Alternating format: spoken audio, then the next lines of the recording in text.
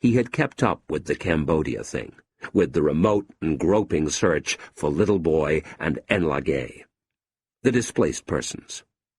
Making his calls each morning at the office, it was his only reason for going in, Guy was by now on first-name terms with various contacts, various telephonic entities at the American Refugee Committee, the British Refugee Council, and the UN Border Relief Operation. His limp fingers regularly sought his brow as he sat there and listened to the war stories. Guy had grown up in the age of mediated atrocity. Like everyone else, he was exhaustively accustomed to the sad arrangements, the pathetic postures of the dead. But you couldn't see Cambodia, the torturee nation whose redoubling sufferings took place behind a black curtain or a slammed door. This darkness seemed to have a pornographic effect on the concerned imagination. You just couldn't escape the excitement in the voices that told tales of Cambodia. Guy himself had been sent copies of the satellite photographs and seen the death silhouette.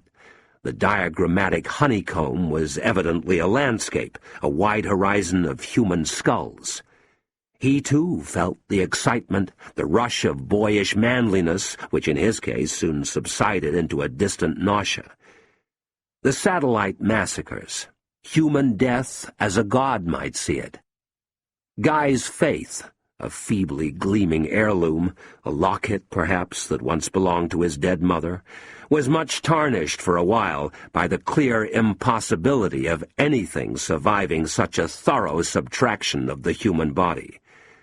Take life away, and all you have is the anatomical torment of a single skull. "I was there all through the 80s. One of the telephone ghosts roared at him. He was an American from Umbro, bringing him messages from the other side. "I have an image for you. You all set?" The voice was eager, greedy. "A child's prosthetic foot in a flip-flop marching to war. That's Cambodia, pal." Guy nodded quickly in placation. "And there's no way out." Though, of course, as always, there was a way out, it transpired. There was one way out. Guy had persuaded himself that he wasn't making a hobby of Cambodia. But this research of his remained in some sense a labor of love, a romantic duty, a means of thinking about Nicola in relative and arguable guiltlessness.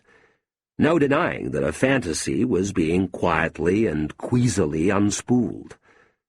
Guy would mount the stairs of her house, against a background of flags and bunting, coolly shepherding the two shy figures. Nicola would be ready on the top landing, her hands tightly clasped, with beautifully viscous tears on her cheeks. How the laughter of Enlage would nervously sound as warming broth was prepared in the small kitchen. How the eyes of Little Boy would burn with unforgettable fire. And down there, at hip height, Nicola's fingers would entwine his own in fond conspiracy. Even Guy could tell that there was something wrong with this motion picture, something awful, something aesthetically disastrous. The scene would have a livid color. The music would roll along in its corrupt or sinister gaiety, the dialogue would feel dubbed, and the actors would simper like charmless children on the brink of being found out. Again, the word pornography came to mind. To Guy's mind, where there wasn't any pornography. Not at all? No, not really. There had been those occasions, increasingly frequent until his operation, when a nurse holding a test tube like a glass condom had disgustedly ushered him into a curtained room equipped with books, torn heaps of men's magazines. Guy had turned the strange pages. In the end, he relied on his wallet photograph of Hope. And there was the sprinkling of stag films he had been obliged to watch half of during business trips to Hong Kong and other Eastern mammons. Always there came a terrible moment in between the carnal sections when the cast stood around pretending to be interesting with all their clothes on, just like proper actors and actresses, obeying a properly inventive director in a proper film. The imposture seemed to be doubly shaming for everyone, including the viewer. Even Guy could tell that his interest in Nicholas VI and his interest in Indochina did not sit well together. With a wag of the head, he thought of a plump pin-up he had once seen fondling a piece of hardware in a weapons brochure. Love and war, love and historical forces did not sit well together. Besides, his musings were on the whole dreadfully tender and tentative. His dreams, which appeared to emanate from the pool of warm pressure in his chest, all followed adolescent storylines of surveillance, custodianship, brilliant rescue, rowing boats, a car's flat tire magically repaired and replaced. He thought of her always, even at moments of sudden stress in the office or the nursery. Her face was like a curlicue floating in his peripheral vision. Daily, co-synchronously, he dogged her through her day, her waking, her light breakfast, her idealized toilet, and so on. He thought of his thoughts as explorers in virgin territory. Of course, he didn't know how much male thought had already gone into Nicholas VI, those millions of man-hours. He didn't know that every square inch of her had been ransacked by men's thoughts. Sometimes, to buy his weekly packet of cigarettes or an extra daily paper, he went to the shop near where she lived. As if round a doorway, he bent and peered up the dead-end street. Seen through eyes of love, how fiercely she would have illumined the ordinary prospect. The trees, already leafless in September, 2 builders eating Scotch eggs on a stoop, a dead cloud collapsing into the fog of dark rain. This day, Guy straightened his dirty Mac with a smile of pain and walked back and round to the Black Cross. Keith was standing by the fruit machine, contentedly picking his teeth with a dart, or with the point of a dart, as Guy had learned to distinguish, flight, shaft, barrel, point, after a few of his early darting solecisms had been menacingly corrected here in the Black Cross.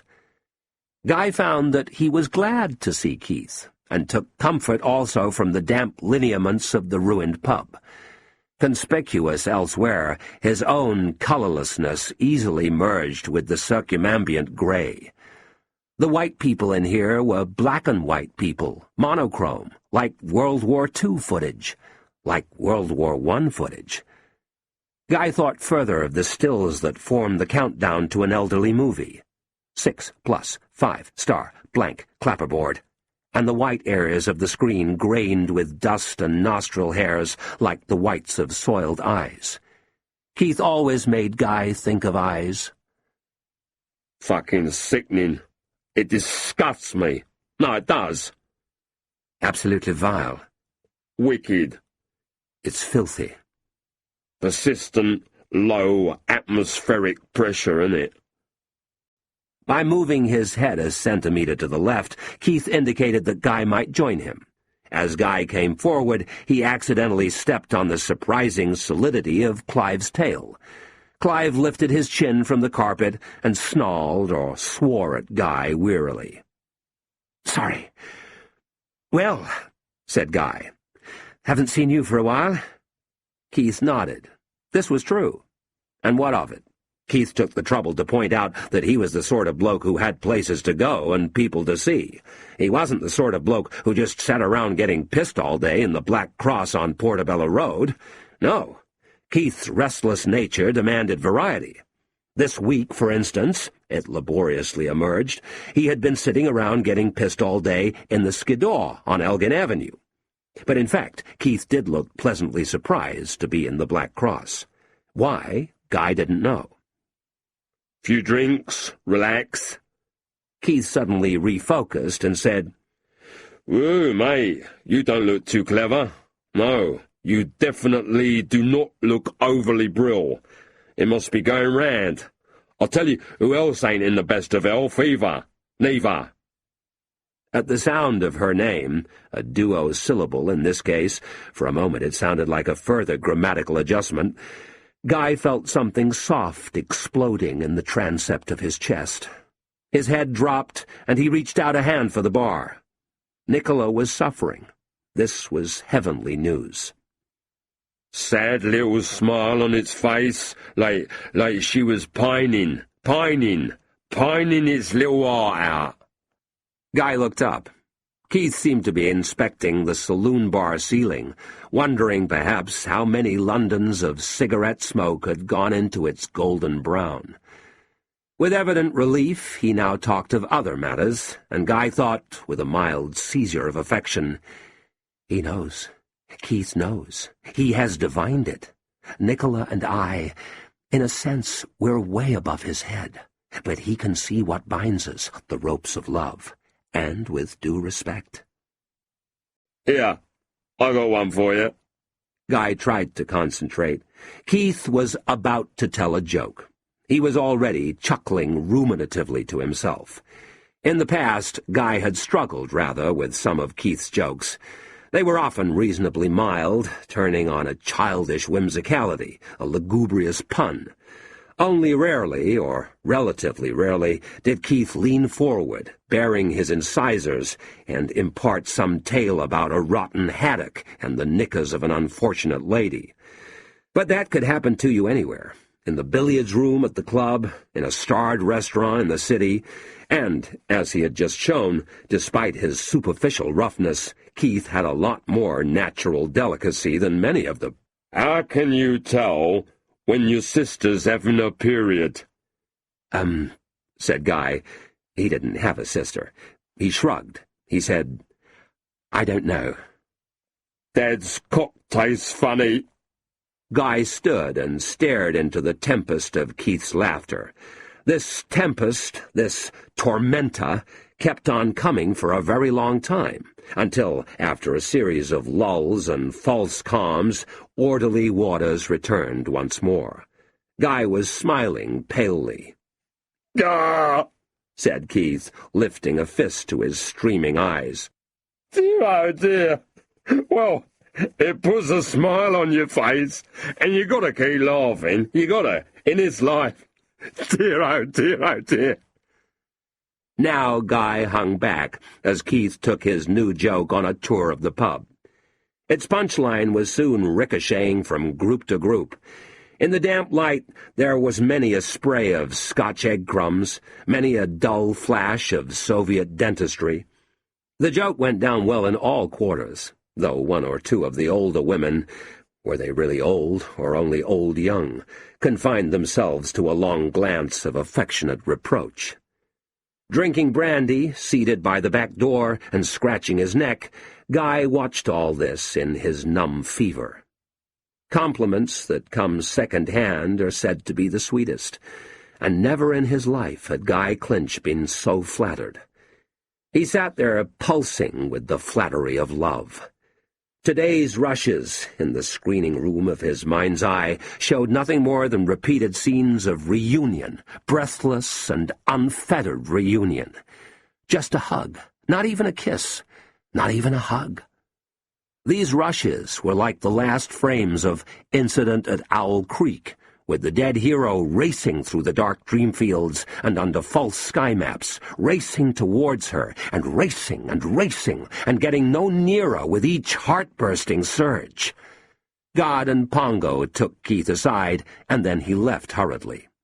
He tried to shovel Clive up with his foot, and then leaned backwards 45 degrees on the lead, like the last man in a tug-of-war team. 20 minutes later, as Guy was leaving, 3 men filed into the saloon bar and asked for Keith. They asked the pub for Keith, as if, Guy mused fleetingly, the black cross were daubed on the door and not on the sign above, and they were telling the pub to give Keith up or to bring him out. If Keith had been trying to avoid this trio, the white-haired one sported 6 earrings per ear and had the blue lips of a cold child, then Guy didn't blame him. They did look extremely tiresome. The ceiling of Marmaduke's nursery swarmed with strange shadows, Medusa heads, beckoning goblins. Children love their toys, don't they? It's so obvious, but why? Why do they? "Please, don't do that, darling," he said. Guy was sitting on a low chair, surrounded, like Joan of Arc, by kindling. In his case, the scattered planks of a wooden train set, together with a few torn picture books and eviscerated teddy bears. Turning from the wrecked mobile, Marmaduke was now playing with his toy castle. It was 5:45 in the morning. Children love to touch their toys because their toys are the only things they can touch, the only things they can touch freely. Man-made objects, blunted, detoxified, with pleasure possible and pain counterindicated. Or that was the idea. Marmaduke could find mortification almost anywhere. A fluffy birdling was cute enough until a child engulfed his own larynx with it. "Milt," said Marmaduke, without turning round. "Bigot." Guy looked at his watch. He went and unlocked the crammed refrigerator on the landing. He returned with a full bottle and 4 whole wheat biscuits, which the child now repulsively dispatched. "My God," said Guy. "No bigot," said Marmaduke out of the corner of his mouth, its center being occupied by the bottle. "No bigot." "No." "No bigot." "Absolutely not." The teat slid from Marmaduke's lips. "Bigot. No bigot." Instead of raising his voice, Marmaduke lowered it. He sometimes got a far more chilling effect that way. "Bigot, Daddy. More bigot. More bigot, Daddy." "Oh, all right. Say please. Say please. Say please. Say please." "Please," said Marmaduke grudgingly. Toys were symbols of real things. That toy monkey stood for a real monkey, that toy train for a real train, and so on, in miniature. But there seemed to be a disturbing literalism abroad in Marmaduke's nursery. That toy baby elephant, for instance, pink and gauzy and 5 feet high, with its imperial tassels and convincing little howdah, the launch pad of many sickening falls, the baby elephant was about the size of a baby elephant. And the same sort of thing could be said for Marmaduke's howitzers and grenade launches and cartridge belts, not to mention all the plastic broadswords and cutlasses and scimitars, and his cudgels and knobsticks and battle-axes. Marmaduke's latest deployment, part of a permanent modernization program, a DID, or Deep Interdiction device, a puck-like booby trap which could take out 3 or 4 toy tanks at a time, was certainly far larger than the actual contrivance now fielded by NATO. NATO, a salt breaker. How old it all was. Though Marmaduke himself would unquestionably favor first use, Marmaduke was a definite first-use artist. Fight like hell for 3 days, and then blow up the world. The door opened. Hope stood there in her small-hour glow, a sentinel in a white nightdress. One arm was raised, as if to hold a candle. He became aware of the sound of rain on the streets and rooftops. "It's 6.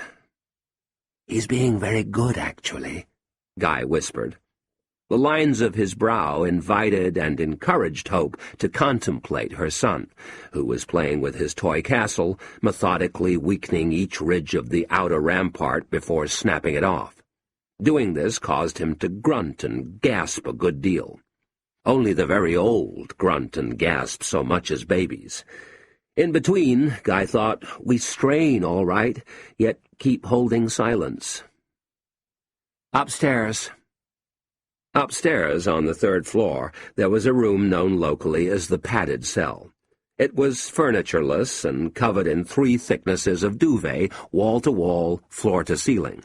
Its only irregularity was a chest-high ledge with an extra duvet and some pillows for attending adults to climb up to and throw themselves down on. Thither they carried the screaming child. Outside, day was forming in terms of rain-deadened light. Guy now joined his wife between the sheets.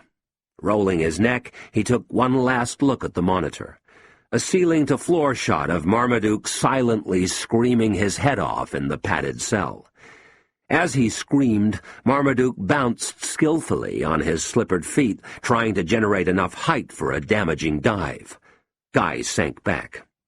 His wife searched him for the reliable body warmth he knew she still needed him for. "It's our cross to bear," she said vaguely. Guy bent his throbbing neck and kissed her mouth, which was half open and half awake and tasted of dreams and fever. He lay there vigilantly, hoping and not hoping. The weak delirium of dawn, when the body is childishly tired and tender, with surprising tangs and hurts and tastes. It had happened during shared insomnias, after summer balls, and, much longer ago, at the end of nights of soldierly study. Is Troilus and Cressida an anti-comedy? Explore the formation of the special relationship. He was, in fact, grotesquely erect. The skin down there was tugged tight as a drum. His auxiliary heart refusing to become disused or taken lightly. Just by pressing into the linen here, one could perhaps quite easily— "I'll do it," murmured Hope, sliding from the bed in quiet animal obedience, for Marmaduke's great cries were by now of the volume and timbre that no mother could sleep through. It was morning. Today was another day. He turned onto his back. He had this toy of Nicola in his head, oval, blue-backed, like a Victorian miniature, symbol of the real thing. The real thing. 3 brutal jolts would certainly finish it, but all kinds of considerations, including squeamishness, another kind of amour-propre, and the thought of all the mess it would leave, combined, as always, to stay his hand. You wouldn't want to play with it like that. 2 days later, Guy did something ordinary, and then something strange happened. He helped a blind man cross the street.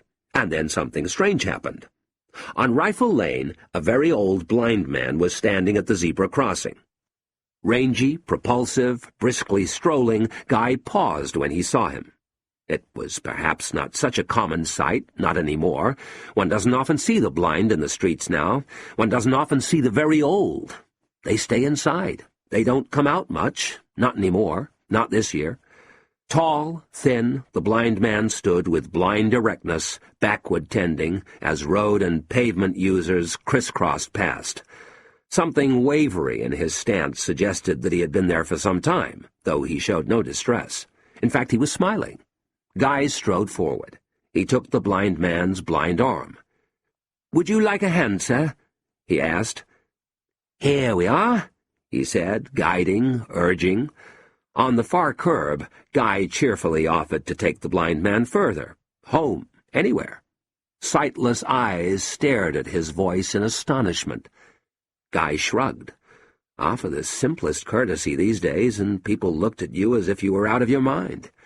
And then astonishment became general, for the blind man tapped his way to the nearest wall and dipped his head and used his eyes for something they were still good at.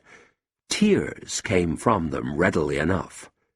Guy reapproached the blind man with embarrassment and some panic. "Leave him," said an onlooker.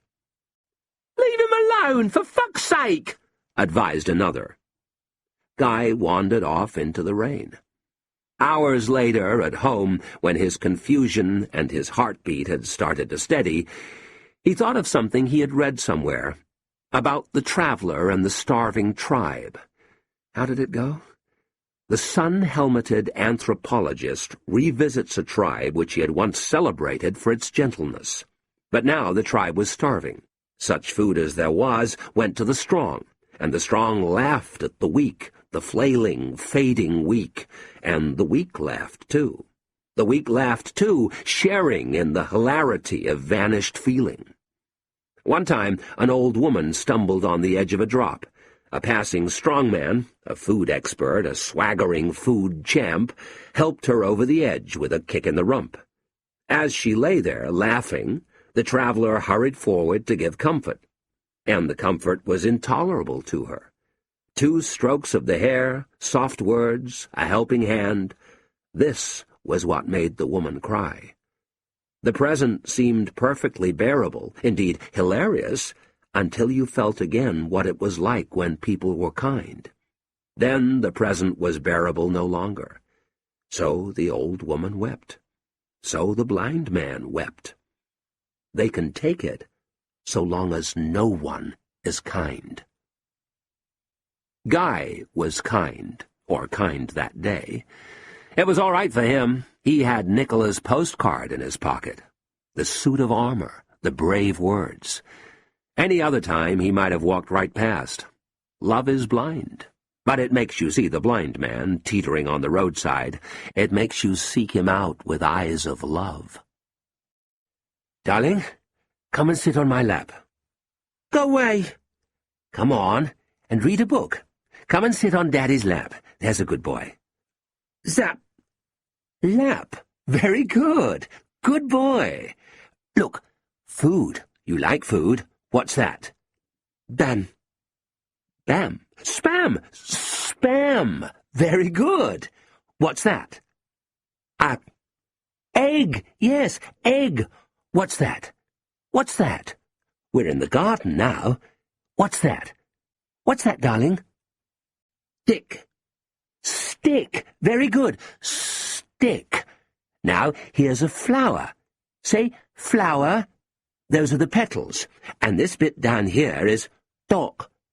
Very good, darling. Excellent.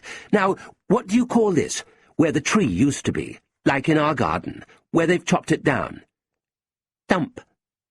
Marmaduke, you're a genius. What's that? A tree. What's that? Grass. Don't do that, darling. Ow! Wait, look, animals.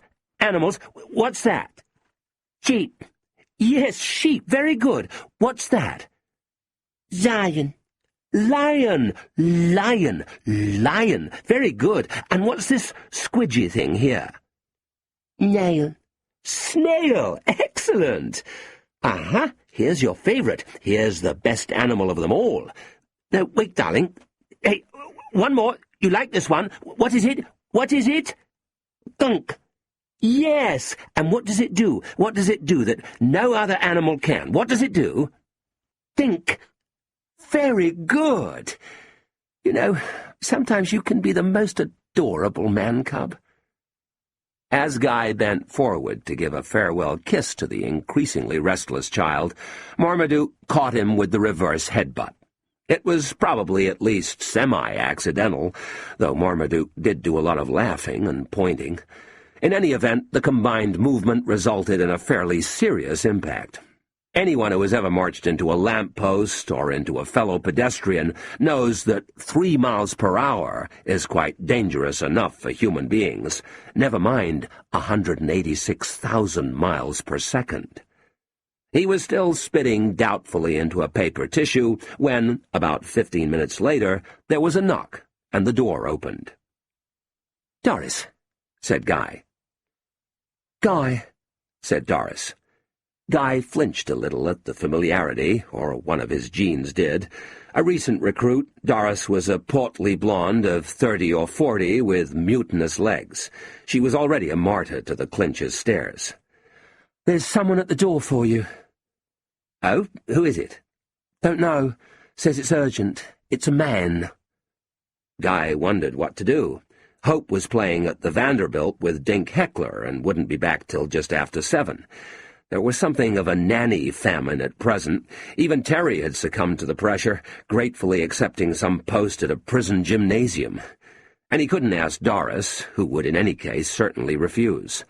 Alone with Doris, within range of Doris, Marmaduke spent every moment trying to kick her swollen shins or jeeringly punching her breasts. "Bring him up. Sorry, Doris. Show him up. Thank you." In due course, Keith sailed into the room, in his sailor trousers with their spinnaker flares. His hair was flattened by the rain, and the soaked tabloid hung from his armpit like an extra limb of little utility. He gave a confidential nod and said, "Howdy." Guy thought for a moment and said, Howdy, Sup, Turbo? Keith went on. Fuel injection. Listen, mate. Keith glanced over his shoulder and then at Marmaduke, who peered up with interest from the remains of his toy castle. Listen, I popped round there with some stuff, and, Nicola, between you and me, pal, it don't look too shrewd. Guy stared at him with earnest incomprehension. I mean, you seen them marks on her wrist? No? The left wrist. Little white scars. You know, tried it once, might try it again. Christ! Says to me, don't fix that, don't fix this, no point, what's the point? Why bother, what's the point? No point. All this. Face like a... She's really down. Emotionally withdrawn. Showing suicidal tendencies, innit? I'm just worried she's gone do itself an injury. You really think? With a craven expression on his face, Keith said, Go round and see her, mate. She's been very good to me, she has. You know, a really nice lady. And if she... I'd never... Yes, of course.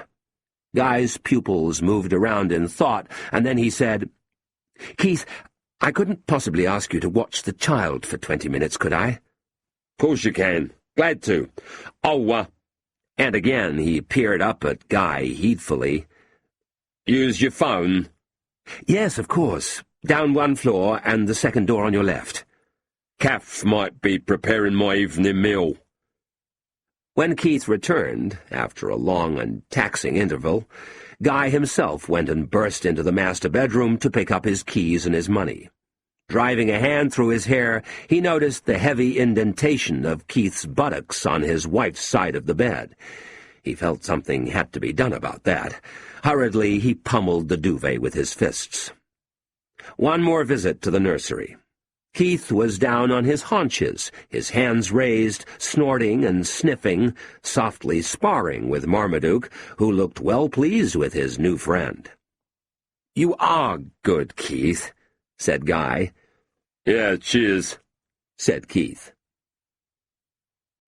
Intense, but more or less disinterested concern prevailed until he rang her doorbell.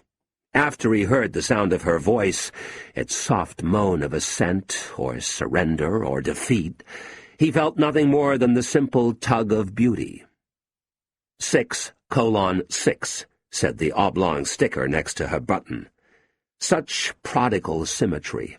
Even her telephone number was somehow minutely glamorous, with the curves of its 8s and 0s like an erotic cipher. With mighty bounds, he scaled the stairs.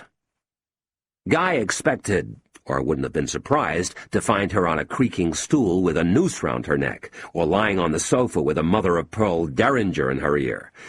In reality, he found her standing over her desk and leaning on it capably with her small fists, and for some reason staying that way for a couple of beats after he had chased his chariot hard into the low sitting room. The sitting room meant nothing to him. It was just the place where certain things could happen. Then she turned. "You shouldn't have come," she said warmly, "but I must admit I'm terribly pleased to see you." Guy knew that he would never forget the varieties of light in her face, the prismy clarity of the eyes, the smile with all its revelatory whiteness of tooth, and those tear tracks, their solid shine like solder on her cheekbones. When women cry, what was that line in Pygmalion? The hay fever russet is part of the pathos and the whole snotty helplessness. But with her...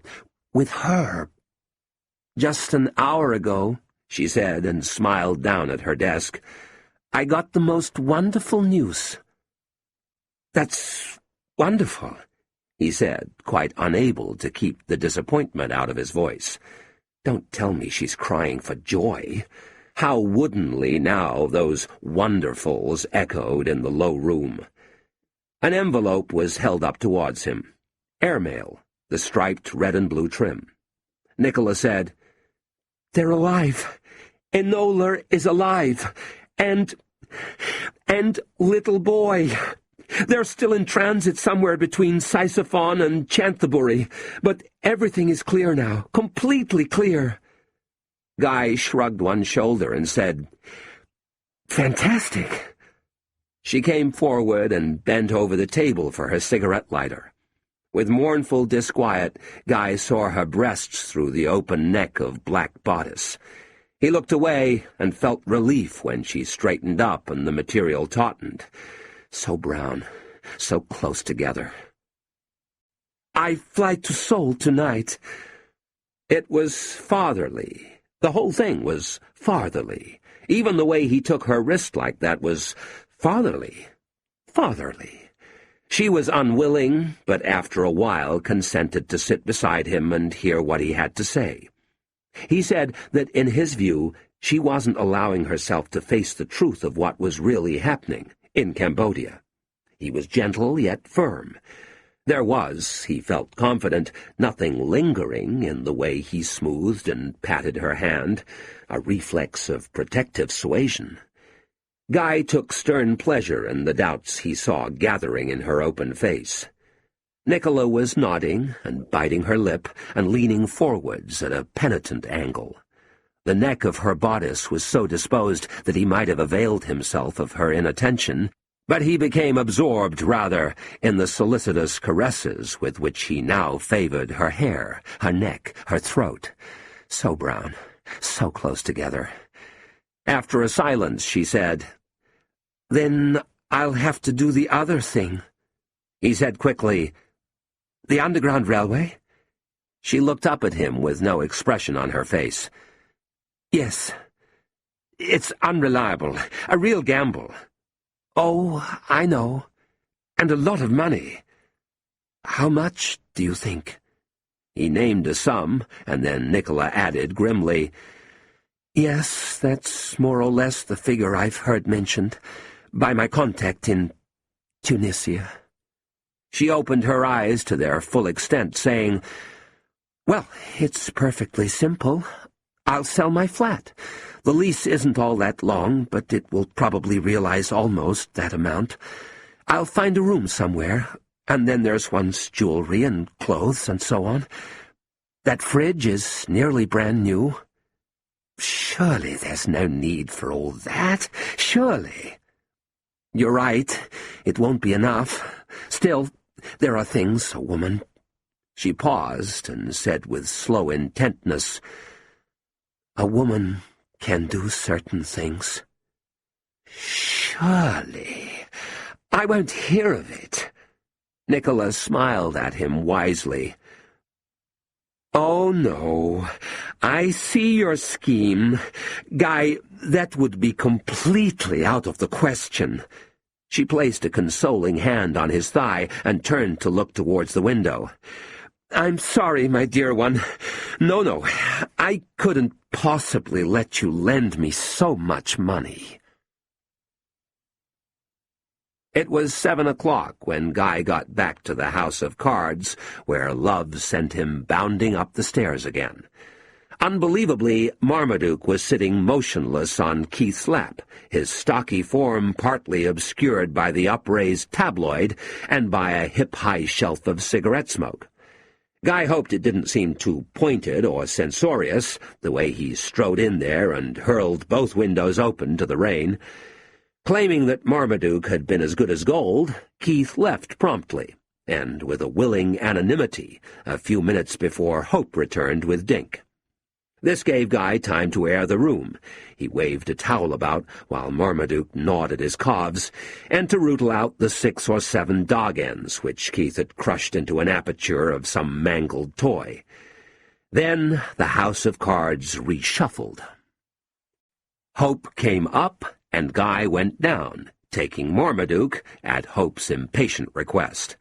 Lizzyboo was in the kitchen, and so was Dink Heckler. The South African number 7 sat at the table in his fuming tennis wear. As usual, he was passing the time in calm inspection of various portions of his arms and legs. Perhaps, Guy speculated, it was their incredible hairiness that held his attention. As he warmed the yelling Marmaduke's half-hourly bottle, Guy could hear more yelling upstairs. a reckless exchange of voices that rose to the abrupt climax of the slammed front door. Then Hope skipped down the stairs, resplendent from her tennis and from her latest domestic achievement, sacking Doris. "She stole my earrings. They were right there on the dresser," said Hope. "Come back," said Marmaduke. "Can I get a shower?" said Dink. "Which ones?" said Guy. "They're worthless, or I'd have strip-searched her," said Hope. "Come back," said Marmaduke. "You hear that? That's Doris. She's been teaching him new swear words," said Hope. "And he wants a hug. Ow!" said Lizzie Boo. "Could I get that shower?" said Dink. "Isn't it amazing, the way he always gets you bang on the nipple? I mean, what's the point of anyone if they're so fat they can't even walk?" said Hope. "Guzzball," said Marmaduke. "Listen to him. I mean, his chest. I knew it. Doris has been smoking in the nursery. He'll have to be nebulized," said Hope. "Intel or Ventolin?" said Guy. "I'll help hold him down," said Lizzie Boo. "No way," said Marmaduke. "Can I get that shower?" said Dink. There was a big mirror in the kitchen, and a big kitchen in the mirror, and Guy kept glancing secretively at himself, a singular figure in this busy world of glass. Figures swept to and fro on its surface. Dink Heckler, with his one hopelessly repeated question, was the room's only pocket of rest. Guy explored his lips with a slow tongue. He now barely noticed the swelling where Marmaduke had butted him. That night he decided he would forbear to clean his teeth. The meeting of mouths.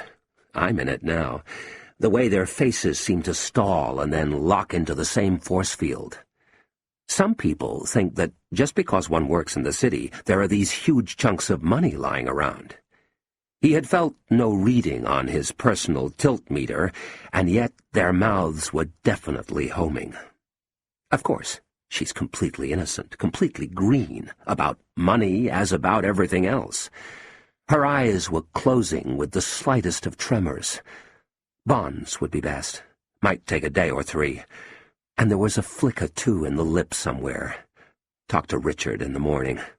When it happened, he could sense the tongue behind the teeth, stirring or cowering like a wounded bird.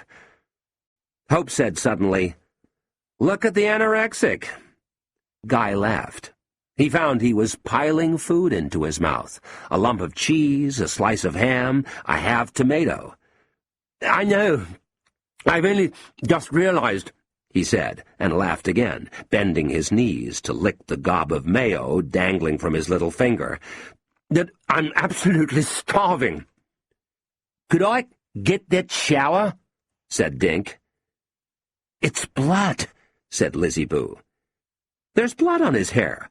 Guy, there's blood on his hair," said Hope. "Don't worry," said Guy. "It's only mine." Outside, the rain stopped falling.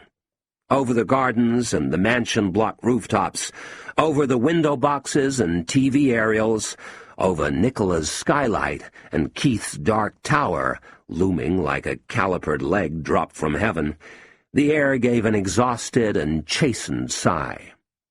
For a few seconds, every protuberance of sill and eave steadily shed water like drooling teeth. There followed a chemical murmur from both street and soil as the ground added up the final millimeters of what it was being asked to absorb. Then a sodden hum of silence. 2 days ago, I changed Marmaduke's diaper. It was right up there with my very worst experiences. I'm still not over it. I guess it had to happen. There are nanny lulls, still centers in the hurricane of nannies.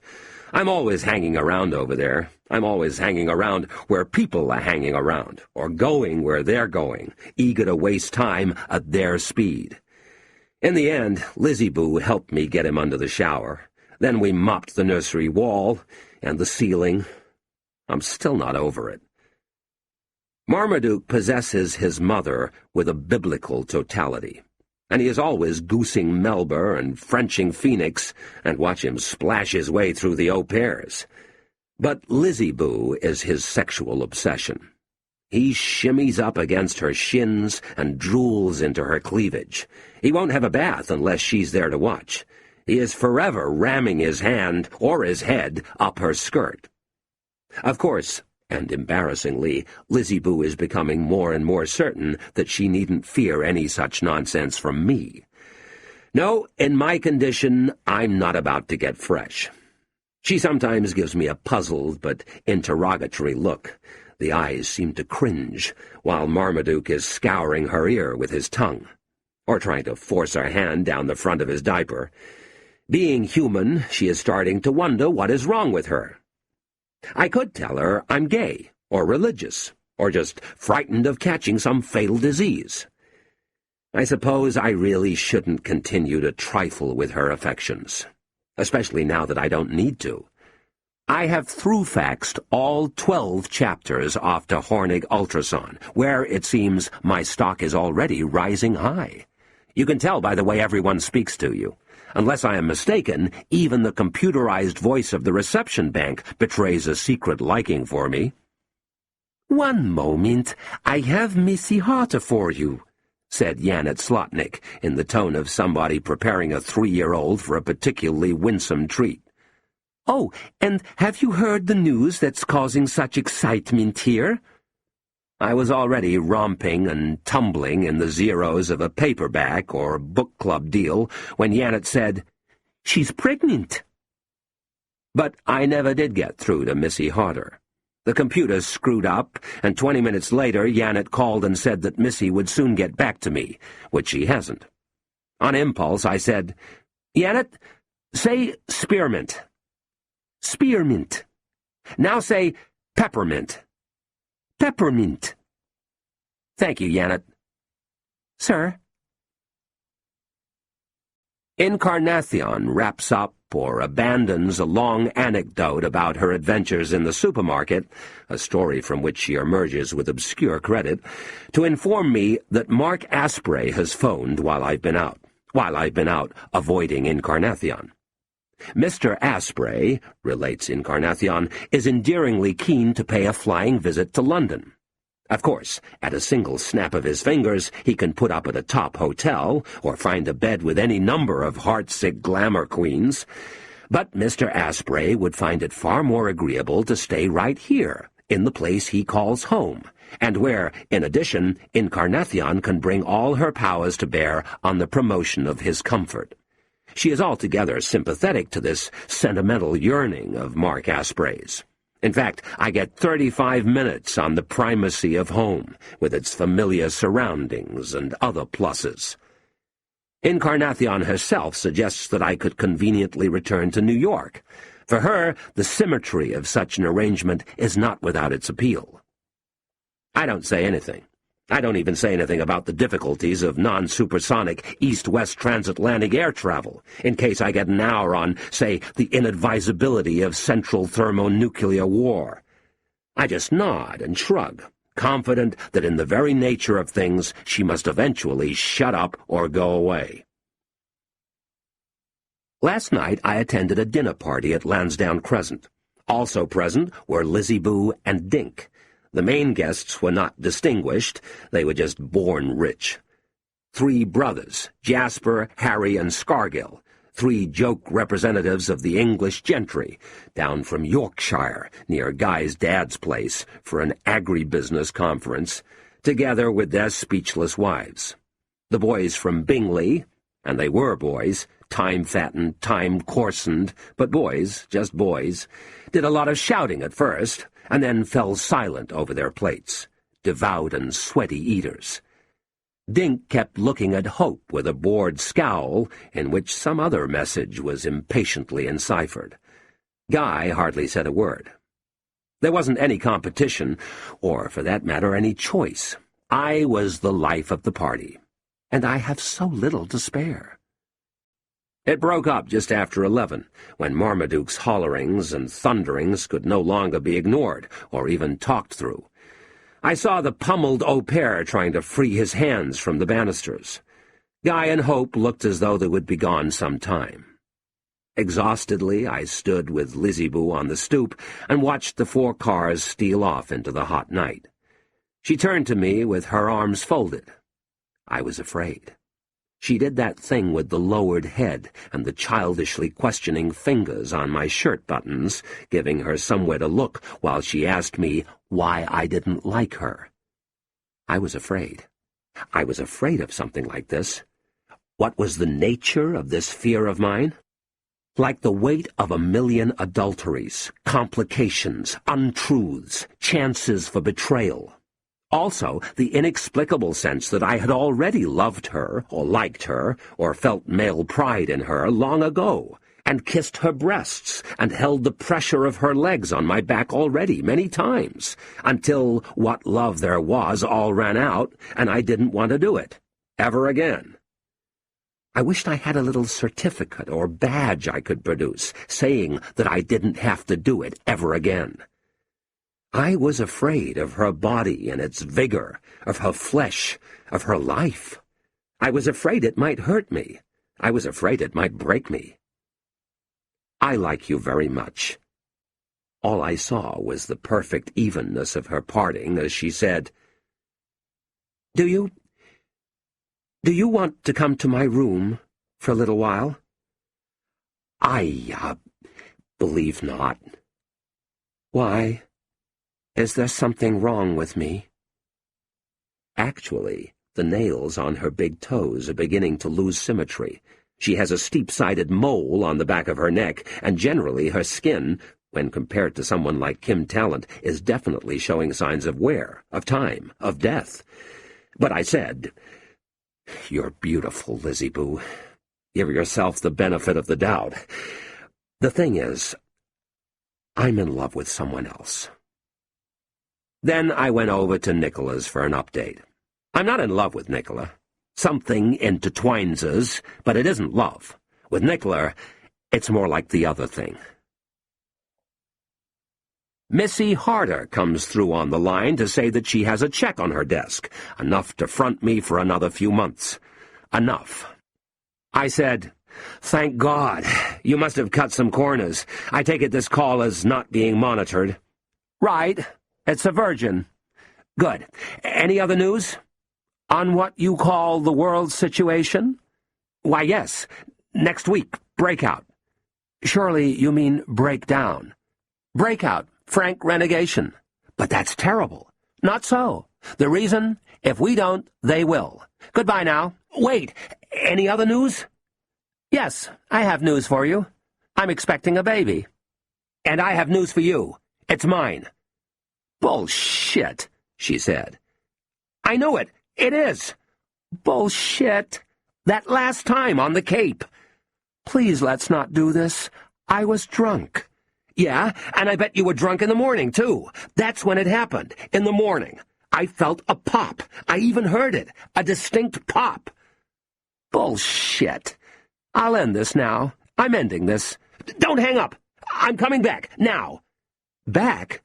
To America? She laughed sadly. Haven't you heard? There's no way in. It is with ineffable, it is with the heaviest ambivalence that I don't want to go. I don't want to go. I'm not in good enough shape to take on America. I'm not up to America. I want to stay here and see how it all turns out and write it down. I don't want to go. But I'm going. Not even I could live with myself if I stayed.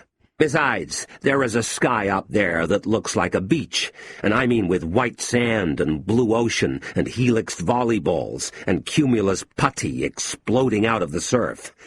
Good for flying, maybe good for love. So I'm sitting here now with my bag packed and waiting for a car that doesn't show. I just called the minicab people again. Their proud slogan, You drink, we drive. A taped message, followed by 3 Engelbert Humperdinck numbers, followed by the slurred evasions of a guy who speaks no English. Hard to believe that in this hovel of stopgap there yet abides a smoldering genius who knows the way to Heathrow Airport. Still, no doubt someone or other will make some kind of attempt to get here in the end. The sky is telling me that I might just get away with it. Oh, hey nonny nonny, or however it goes. Having failed in art and love, having lost, I may win through with both, even now, so late in the goddamn day. My affairs are in order. My actors are on hold. But where's my cab? I called Guy and told him not to do anything rash while I'm gone. I don't want him to do anything rash until after I get back. With luck, he'll have a quiet time of it, or a noisy time of it. I foresee a recurrence of Marmaduke's bronchial troubles. Left in sole charge of the child for over an hour, Keith Talent, I happen to know, did more than fulfill his normal quota of 1 cigarette every 7 minutes. On top of teaching Marmaduke how to box and swear and gurgle over the pin-ups in the tabloid, Keith taught Marmaduke how to smoke. Keith himself, of course, I couldn't do anything about. All his life, people have been trying to do stuff about Keith, and they never got anywhere. They've tried locking him up. I'd lock him up, too, if I could, just for a couple of weeks. Like me, like Clive, like the planet, Keith's debt is getting old, and Keith will do whatever Keith needs to do. Anyway, I went over. I trudged up the concrete stairway through the pinged obscenities. Christ, even 10 years ago in London, it was quite an achievement to get past 2 men talking in the street without hearing the word fuck or one of its cognates. But now they're all doing it. Nippers, vicars, grannies. I let myself in, Kath having wordlessly presented me some days ago with a single gnarled key. Mother and child were at home. No dog, no cheat. Kim was pleased to see me. So pleased, in fact, that if I didn't have this love mission to blind and dizzy me, I might have to admit that something serious is seriously wrong at Windsor House. An hour of Keith's parenting is enough to hospitalize Marmaduke Clinch. And so Kim Talent. On the nature short, the adult crocodile reaches for the baby with its jaws. You fear the worst. But that ridged croc mouth is delicate enough to handle newborn flesh, cat and kitty style. On the other hand, reptiles don't normally tend their young. And when Daddy gets mad, big jaws will stretch for other reasons, for other hungers. Kim cried when I said goodbye. She cried when I left the room. I think she must love me very much. I've been loved before, but no one ever cried when I left the room. Incredibly, Missy used to cry when I left the apartment, and so did I. Before I went, I wrote a note for Keith, plus £50 for the skip darts lesson, and left it on the kitchen table, unmissably close to the October Darts Monthly. Jesus, I could drive to the airport myself. The bigger question is, could I drive back? And Mark Asprey will want the use of his car. I couldn't ask you, could I, Nicola, I said on the phone, to be prudent and keep activity to the minimum while I'm gone? She was eating something. She said, What takes you there? Love. Ooh, what a shame. I'm planning some hot moves. You're going to miss all the sexy bits. Nicola, don't do this. She swallowed. I could hear her inhaling masterfully. Then she said, You're in luck. In fact, I just told Guy I'm going away for a few days, to my retreat. Your what? Don't you love it? A place with a couple of nuns and monks in it, where I can think things over in a sylvan setting. It's good, and I'm grateful. Why are you stalling? No choice. So don't worry, you've got a few days' grace. What is it? Guess. Oh, come on. The thing I can't control. I give up. She sighed and said, It's the fucking curse. A lordly Indian has just chewed me out for even expecting a cab to show up anywhere definite in the calculable future. He seemed to feel I was living in the past. Things, he told me, just aren't like that anymore. But he'll see what he can do.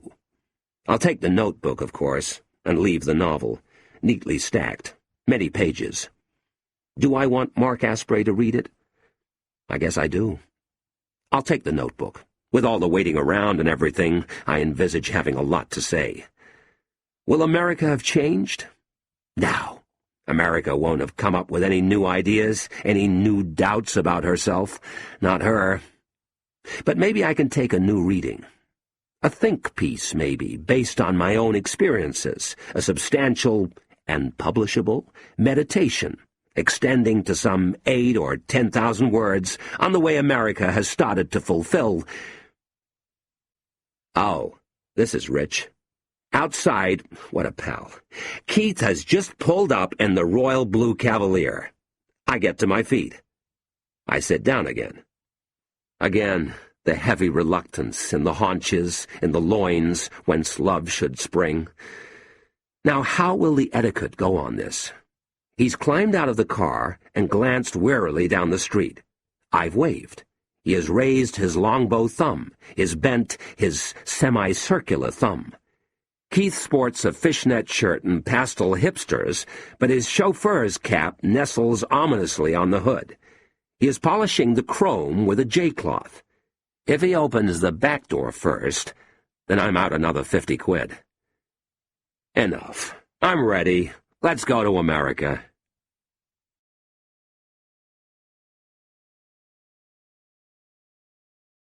Well, I'm back. I'm back. 6 days I'd been gone. I didn't write a word. The way I feel now, I might never write another. But there's another, and another. I lost. I failed. I lost everything. Unlucky 13. Jesus Christ, if I could make it into bed and get my eyes shut without seeing a mirror. Please don't anyone look at me. I really took a tumble. I really took a tumble out there. Oh, man. I'm in bits. Apart from the fact that, on account of the political situation, they and their loved ones might all disappear at any moment. This sentence needs recasting, but it's too late now. My protagonists are in good shape and reasonable spirits. They still form their black cross. They look a bit different, but not as different as I look, catapulted into my 70s and still recovering from the fall. I go into the Black Cross and nobody recognizes me. I'm a stranger, and it all has to begin again. Perhaps because of their addiction to form, writers always lag behind the contemporary formlessness. They write about an old reality, in a language that's even older. It's not the words, it's the rhythms of thought. In this sense, all novels are historical novels. Not really a writer, maybe I see it clearer. But I do it too. An example, I still go on as if people felt well. I look to the kids, who change quick too. Marmaduke, so far as I can tell, is exactly the same, except in one particular. He has stopped saying milt. He now says, and he says it often and loudly, muke, or mauk, or mulk, or, more simply, milk. All right, if we're going to go on with this thing, there'll have to be some changes around here. Apart from anything else, I think I'm going blind, so let the colors run. Actually, Nicola herself, with her recent outrages, has already forced this on me. Who says these people need so much air and space? We're all in it together now. Kim has stopped saying Enla. She cries normally, humanly, complicatedly. No longer does she pay homage to the sudden, the savage god of babies. Enla. We're all in it together now. As is the case with the world situation, something will have to give, and give soon. It will all get a lot woollier, messier. Everything is winding down. Me, this, Mother Earth. More. The universe, though apparently roomy enough, is heading for heat death. I hope there are parallel universes. I hope alternatives exist. Who stitched us up with all these design flaws? Entropy, time's arrow, ravenous disorder. The designer universe. But it was meant to give out all along, like something you pick up at Good Fix. So maybe the universe is a dog, a pup, a dud, slipped our way by the cheat. Milt, I reckon I can live without. But Enla? Already I miss it. and I'll never hear it again. Nobody will, not from her lips. How did it sound? How well can I remember it? Where is it gone?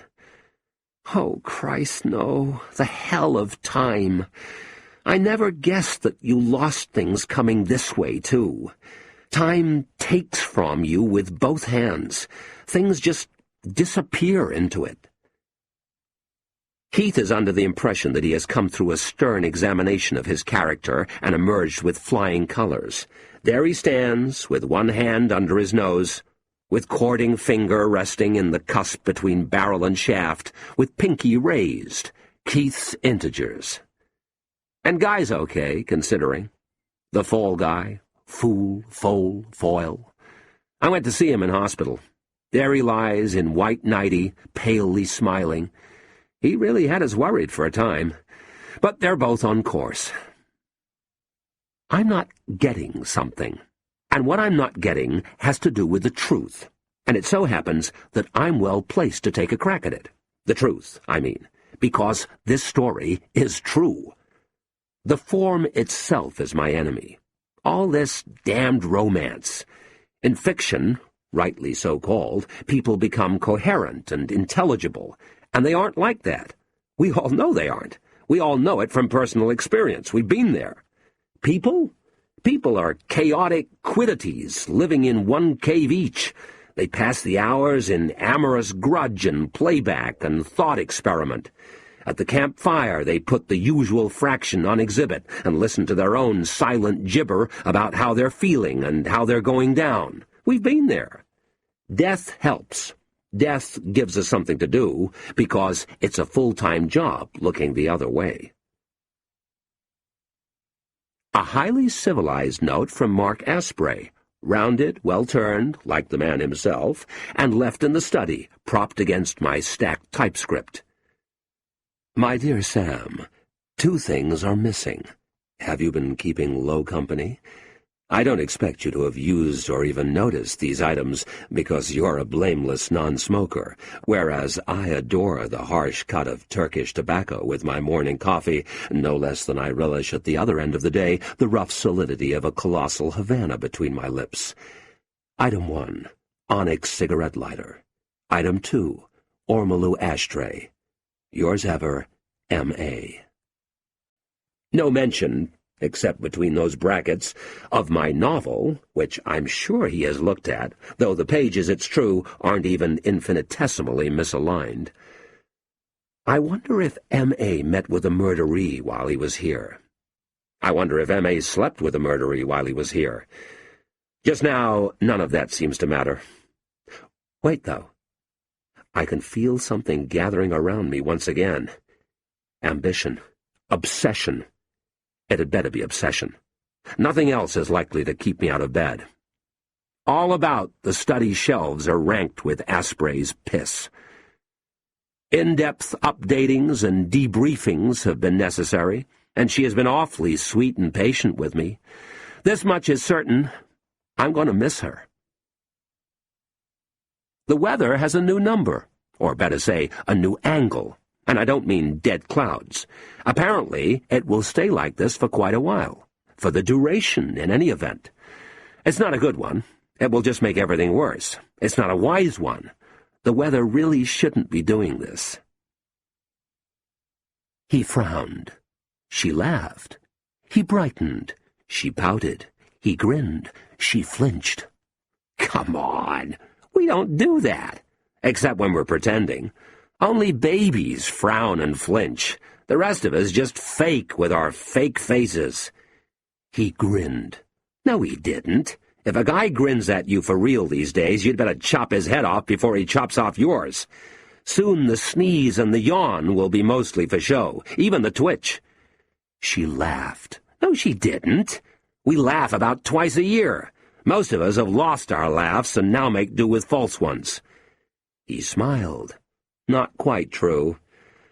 All that no good to think, no good to say, no good to write.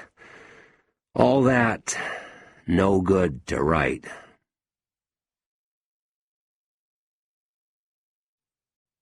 Chapter 13.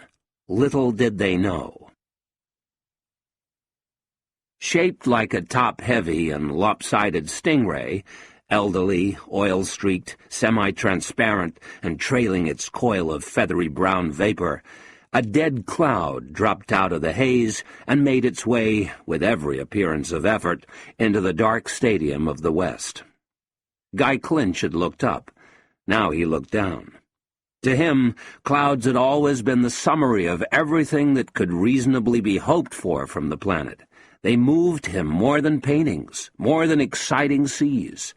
So dead clouds, when he saw them, brought a strong response also. It was much worse since fatherhood. Dead clouds made you hate your father. Dead clouds made love hard. They made you want and need it, though, love. They made you have to have it. This was how things stood with Guy. Or this was how they swayed and wavered. On the night of the wounded bird, the kiss when his lips had strained to meet or shun the lips of Nicholas Hicks, Guy had checked into hospital a little after 10. He felt fine himself. If anyone had asked him how he felt, he would have said that he felt fine. Apart from an itchy left eye, a sore throat, his mild mono and controllable colic, all of which fell within the ever-roomier parameters of feeling fine, plus his more or less permanent height-related lower back pain, and the numerous rumors of whatever else was in store for him mortally, Guy felt fine. Marmaduke's asthma attack, on the other hand, it developed suddenly that evening, had every appearance of severity. The doctor came and admired from a distance the desperate inflations of Marmaduke's belly. It's not that they can't get air in, they can't get air out. Many telephone calls were made, light sent probing into the nooks and crannies of the health system. Now, of course, Guy and Hope had a system, too. If the best care available was private, then Hope went in with the child. If non-private, then Guy did. Such an arrangement, said Hope, answered to his egalitarian convictions, his interest in life, as she called it, with all due contempt. By 11 o'clock, at any rate, Guy had his pajamas and toothbrush ready in a briefcase and was soon backing the car out into the street. Guy went in the next night, too, straight after he finished at the office, relieving Hope, who pulled aside the surgeon's mask she was wearing long enough to inform him that inch-high eczema had broken out across Marmaduke's chest and was heading, at a speed almost visible to the human eye, for his neck and face. With a gesture of quiet challenge, she lifted the sheet. Guy stared down in wonder at the jeweled child. Even more strangely and frighteningly, Marmaduke lay perfectly still and was quite silent. During past hospitalizations, when Guy had arrived with his flowers, his bananas, his toys and cuddly animals, his overnight bag, Marmaduke had reliably climbed out of even the deepest troughs of weakness and disorientation to give his father a weary swipe. But today, not the smallest gob of spit. Not so much as a snarl. Marmaduke's red-smudged eyes stared up in bafflement and appeal. When the child suffered like this, it was as if Guy himself, or Guy's little ghost, were hawking and writhing somewhere lost in an alternate world. Looking down on him now, Guy felt the familiar equidistance between tears and nausea. The latter impulse he managed to resist. But then Hope wept, and then Guy wept. They embraced each other, and together, and very carefully, they embraced the child. That night, Guy thought about Nicola a good deal, but unwillingly and without pleasure, and he cleaned his teeth with some violence, abolishing from his mouth the last memory of her lips. As he lay on the camp bed in the sweltering cubicle and jerked to his feet every few minutes to review the red rubies which fantasticated the surface of Marmaduke's drugged sleep, her image flapped in on him in little coronaries of self-hatred and dismay. That stolen hour, Keith and his cigarettes. If Hope knew, her anger, rightful and limitless.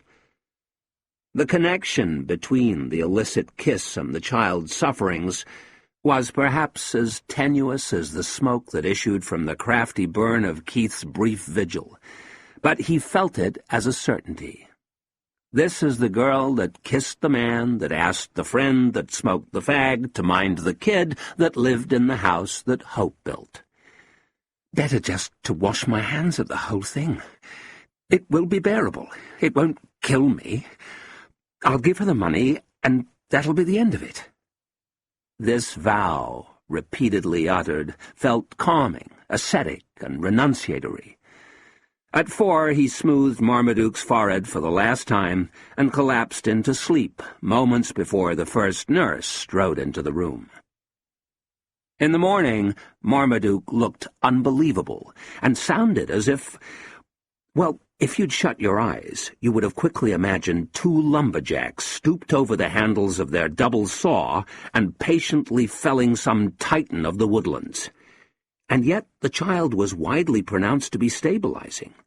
The cutaneous vesicles, for instance, had already started to weep. Guy stared at the face on the blood-stained pillow and was unable to imagine that this was anything even a child could really recover from. But Marmaduke would recover from it, and Guy would recover from it. Actually, he knew, to his shame, that recovery was near because Nicola's face was back, and no longer half averted. It was candid and aroused and voluptuously innocent. Being in a hospital anyway, Guy felt the urge to ask around, to find somebody who could get this face, this image like the sun's imprint but never fading, surgically removed. Of course, doctoring hadn't worked for the Macbeths, and it wouldn't work for him. When Hope arrived at 10:30 with Phoenix and Melba and the odd au pair, Guy slipped away and called the office and got Richard, who said he could go for the money at noon. He returned just as the doctor, the in-house asthma expert, was taking his leave. Guy asked, "What did he say?" "Him," said Hope. "I don't know. Part allergenic, part reactive." "When he's better," said Guy, who was thinking, not too far. Anyway, she could meet me at the station. "We'll move out of London." "Oh, yeah? Where to, Guy? The moon? Haven't you heard? Everywhere's a toilet." "Well, we'll see. You can go now." But he stayed for a while, the good father, and watched the child. My God, Guy thought, he looks like Io. He looks like Io, Jupiter's molten moon, covered in frosty lava from cold volcanoes. Io's volcanoes, caused by sulfur dioxide boiling at many degrees below zero in contact with sulfur. Just then, Hope unbuttoned her shirt and bared a breast and offered it to the boy for comfort. Of course, Io is connected to the mother planet by a kind of naval string, a flux tube of electrical energy, 10 million amperes. Later, as he bent to kiss Marmaduke's lips, the only part of his face unaffected by the popping swamp of the inflammation, the child flinched and gave a definite sneer. Pretty feeble by his standards, but Guy was heartened and emboldened to find his son capable of even such a spiritless grimace. He was wearing plastic handcuffs to stop him scratching. A mile to the west, Keith Talent lit a cigarette with the remains of its predecessor and then pressed the butt into an empty beer can. In this way did he scorn the ormolu ashtray and the onyx cigarette lighter, two recent acquisitions which lay nearby. He reached for a full beer can, tussling with the six-pack's elastic yoke. He swore. He coughed. He straightened up in bed.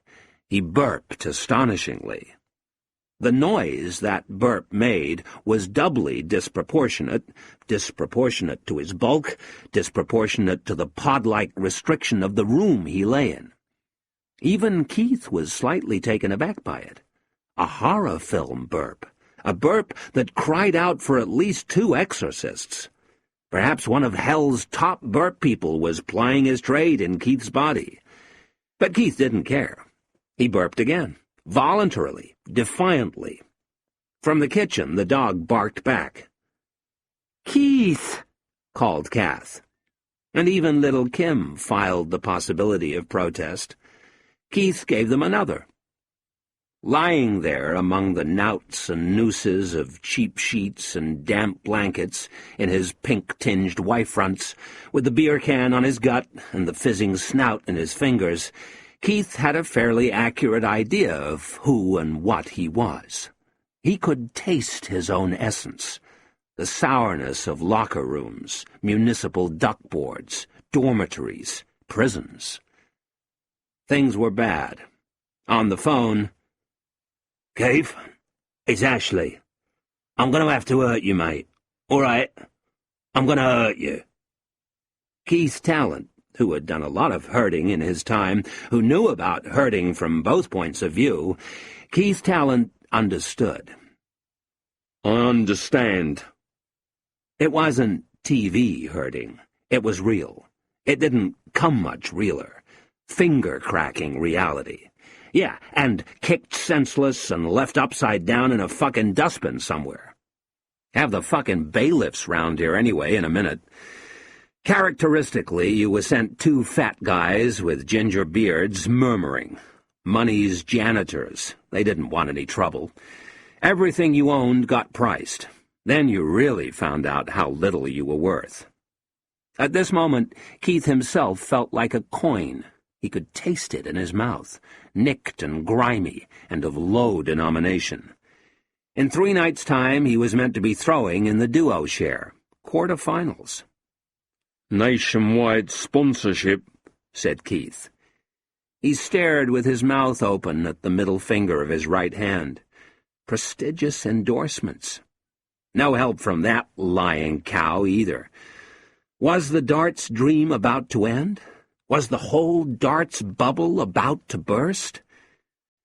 "Keith, what's the matter?" The truth was that in addition to his usual woes, Keith happened to be suffering from the after-effects of violent crime. You can almost hear him saying it in moody explanation.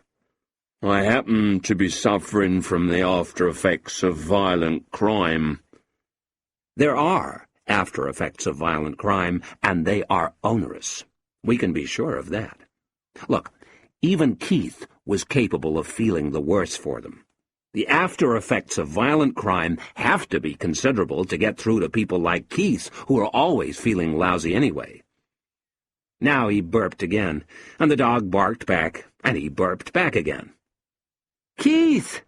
called Kath, and it all felt as ragged as that, trying to out-burp an old dog under a blanket of fag smoke in the low sun. By his participation in violent crime, Keith had worked a little gamble.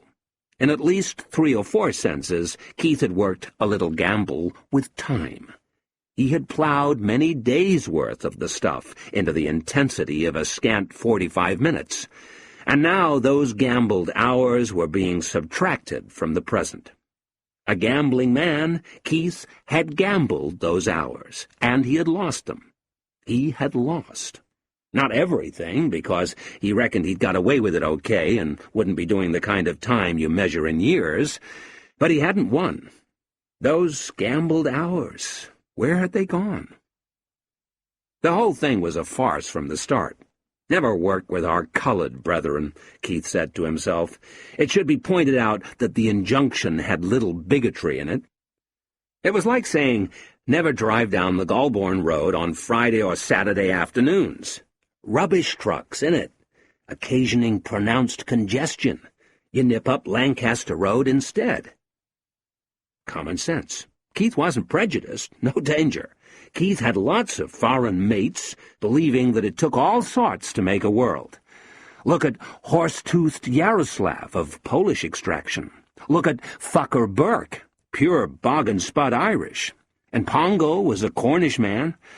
No, Keith liked all sorts of men, just as he liked all sorts of women, all colors, all creeds. Look at Balkish, and Mango and Leeser and Iqbala. Look at Thelonious. In the end, though, he felt the wisdom of the traditional view that when it came to work, your average bongo will be as much use as an ashtray on a motorbike. Same difference with the Black Daughter. All the sincerity in the world, but no clinicism. Their plan was deceptively simple. Thelonious's baby mama, Lilette, worked as a cleaning lady, but never for very long. As soon as any household felt the time was right to entrust her with a door key, Lilette felt the time was right to entrust it to Thelonious, who had it copied, and then quit the following day.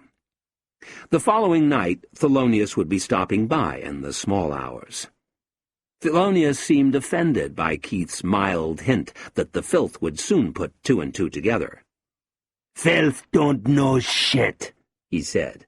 "This is the big one. It have long bread, man." "Bingo," said Keith. As planned, Keith showed up at the Golgotha shortly after 9. Thelonious was there as planned. Quite untypically, and not very encouragingly, Thelonious was drunk. "Stovio," said Thelonious. "Svodio." He was trying to say videos. Another stretch of time passed while Thelonious tried to say digital. Well, in for a penny, thought Keith, prophetically enough. Outside, Thelonious opened a trembling palm in presentation of his new car, a souped-up, low-slung maroon Mini with rallying lights, customized chrome fenders, and celebrity windows. Not discreet, thought Keith, as he bent to climb into it. "We won't be getting too many digital videos in here, mate," said Keith, pleased at least to be sparing the Cavalier from such a mission. "What happened to the BMW?" "Had to let it go, man. Had to let it go." Keith nodded. That's how it went. Thelonious had committed every last fiver of his most recent windfall to the purchase of the BMW. He had bought the BMW off a cheat. A couple of days later, he was without the means to buy the car a liter of petrol, let alone the repairs and spare parts, item new engine, that the BMW cried out for. So he had sold it back to the cheat at a heavy loss. And what does he do with such funds as remain? Gets this eye-catching minge wagon, plus a new fur coat. The new fur coat would already be gathering oil in the Mini's boot, and Thelonious would be without the means to get it cleaned. That's how it went. 15 minutes, Thelonious was saying sleepily, and we back in a Black Cross, rich man. Son of a bitch! What? The car contained no petrol, and neither of them had any money. So it was upon the Cavalier that they relied to take them to the dark corner off Tavistock Road. On the way, Thelonious rehearsed his dreams of early retirement, the ticker-taped, blonde-flanked return to St. Lucia, land of his fathers, the ranch-style villa, the private beach, the burnished helipad. No moon, no street lamps, and a low ceiling of cloud. The lock gave slickly to Thelonious's key. "Bingo," said Keith.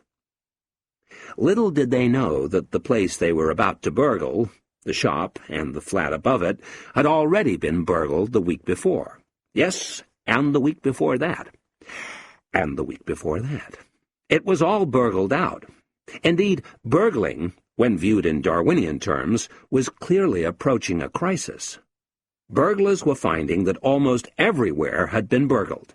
Burglars were forever bumping into one another, stepping on the toes of other burglars. There were burglar jams on rooftops and stairways, on groaning fire escapes. Burglars were being burgled by fellow burglars, and were doing the same thing back. Burgled goods jigged from flat to flat. Returning from burgling, burglars would discover that they had been burgled, sometimes by the very burglar that they themselves had just burgled. How would this crisis in burgling be resolved? It would be resolved when enough burglars found burgling a waste of time and stopped doing it. Then, for a while, burgling would become worth doing again. But burglars had plenty of time to waste. It was all they had plenty of, and there was nothing else to do with it. So they just went on burgling.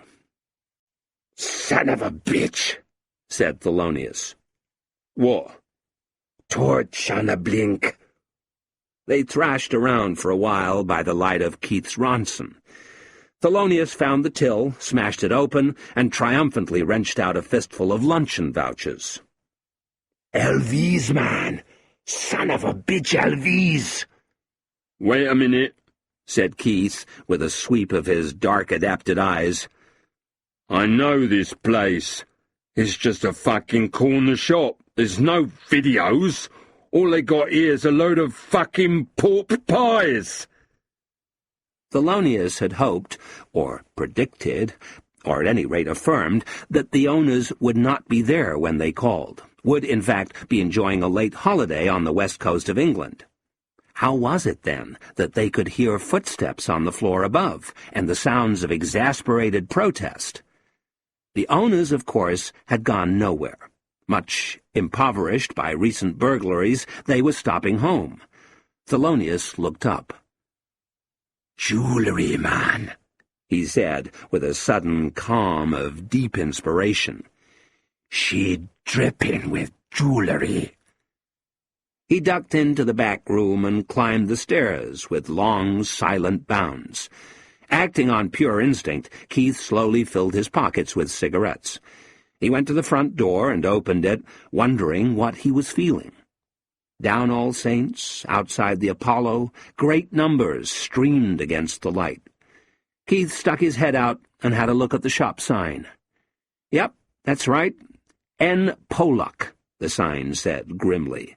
"Cornish Dairy, confectioner and newsagent. Yeah, tabloids, packet cakes, and milk cartons.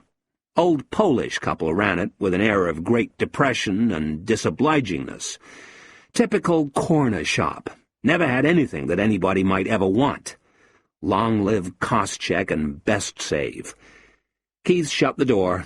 Then, having checked the eat-by date on the cellophane, he ruminatively consumed a pork pie.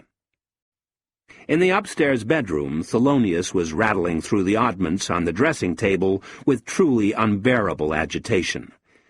Keith had never watched Thelonious at work before. A grave disappointment, with none of that relaxed concentration you're always hoping to see.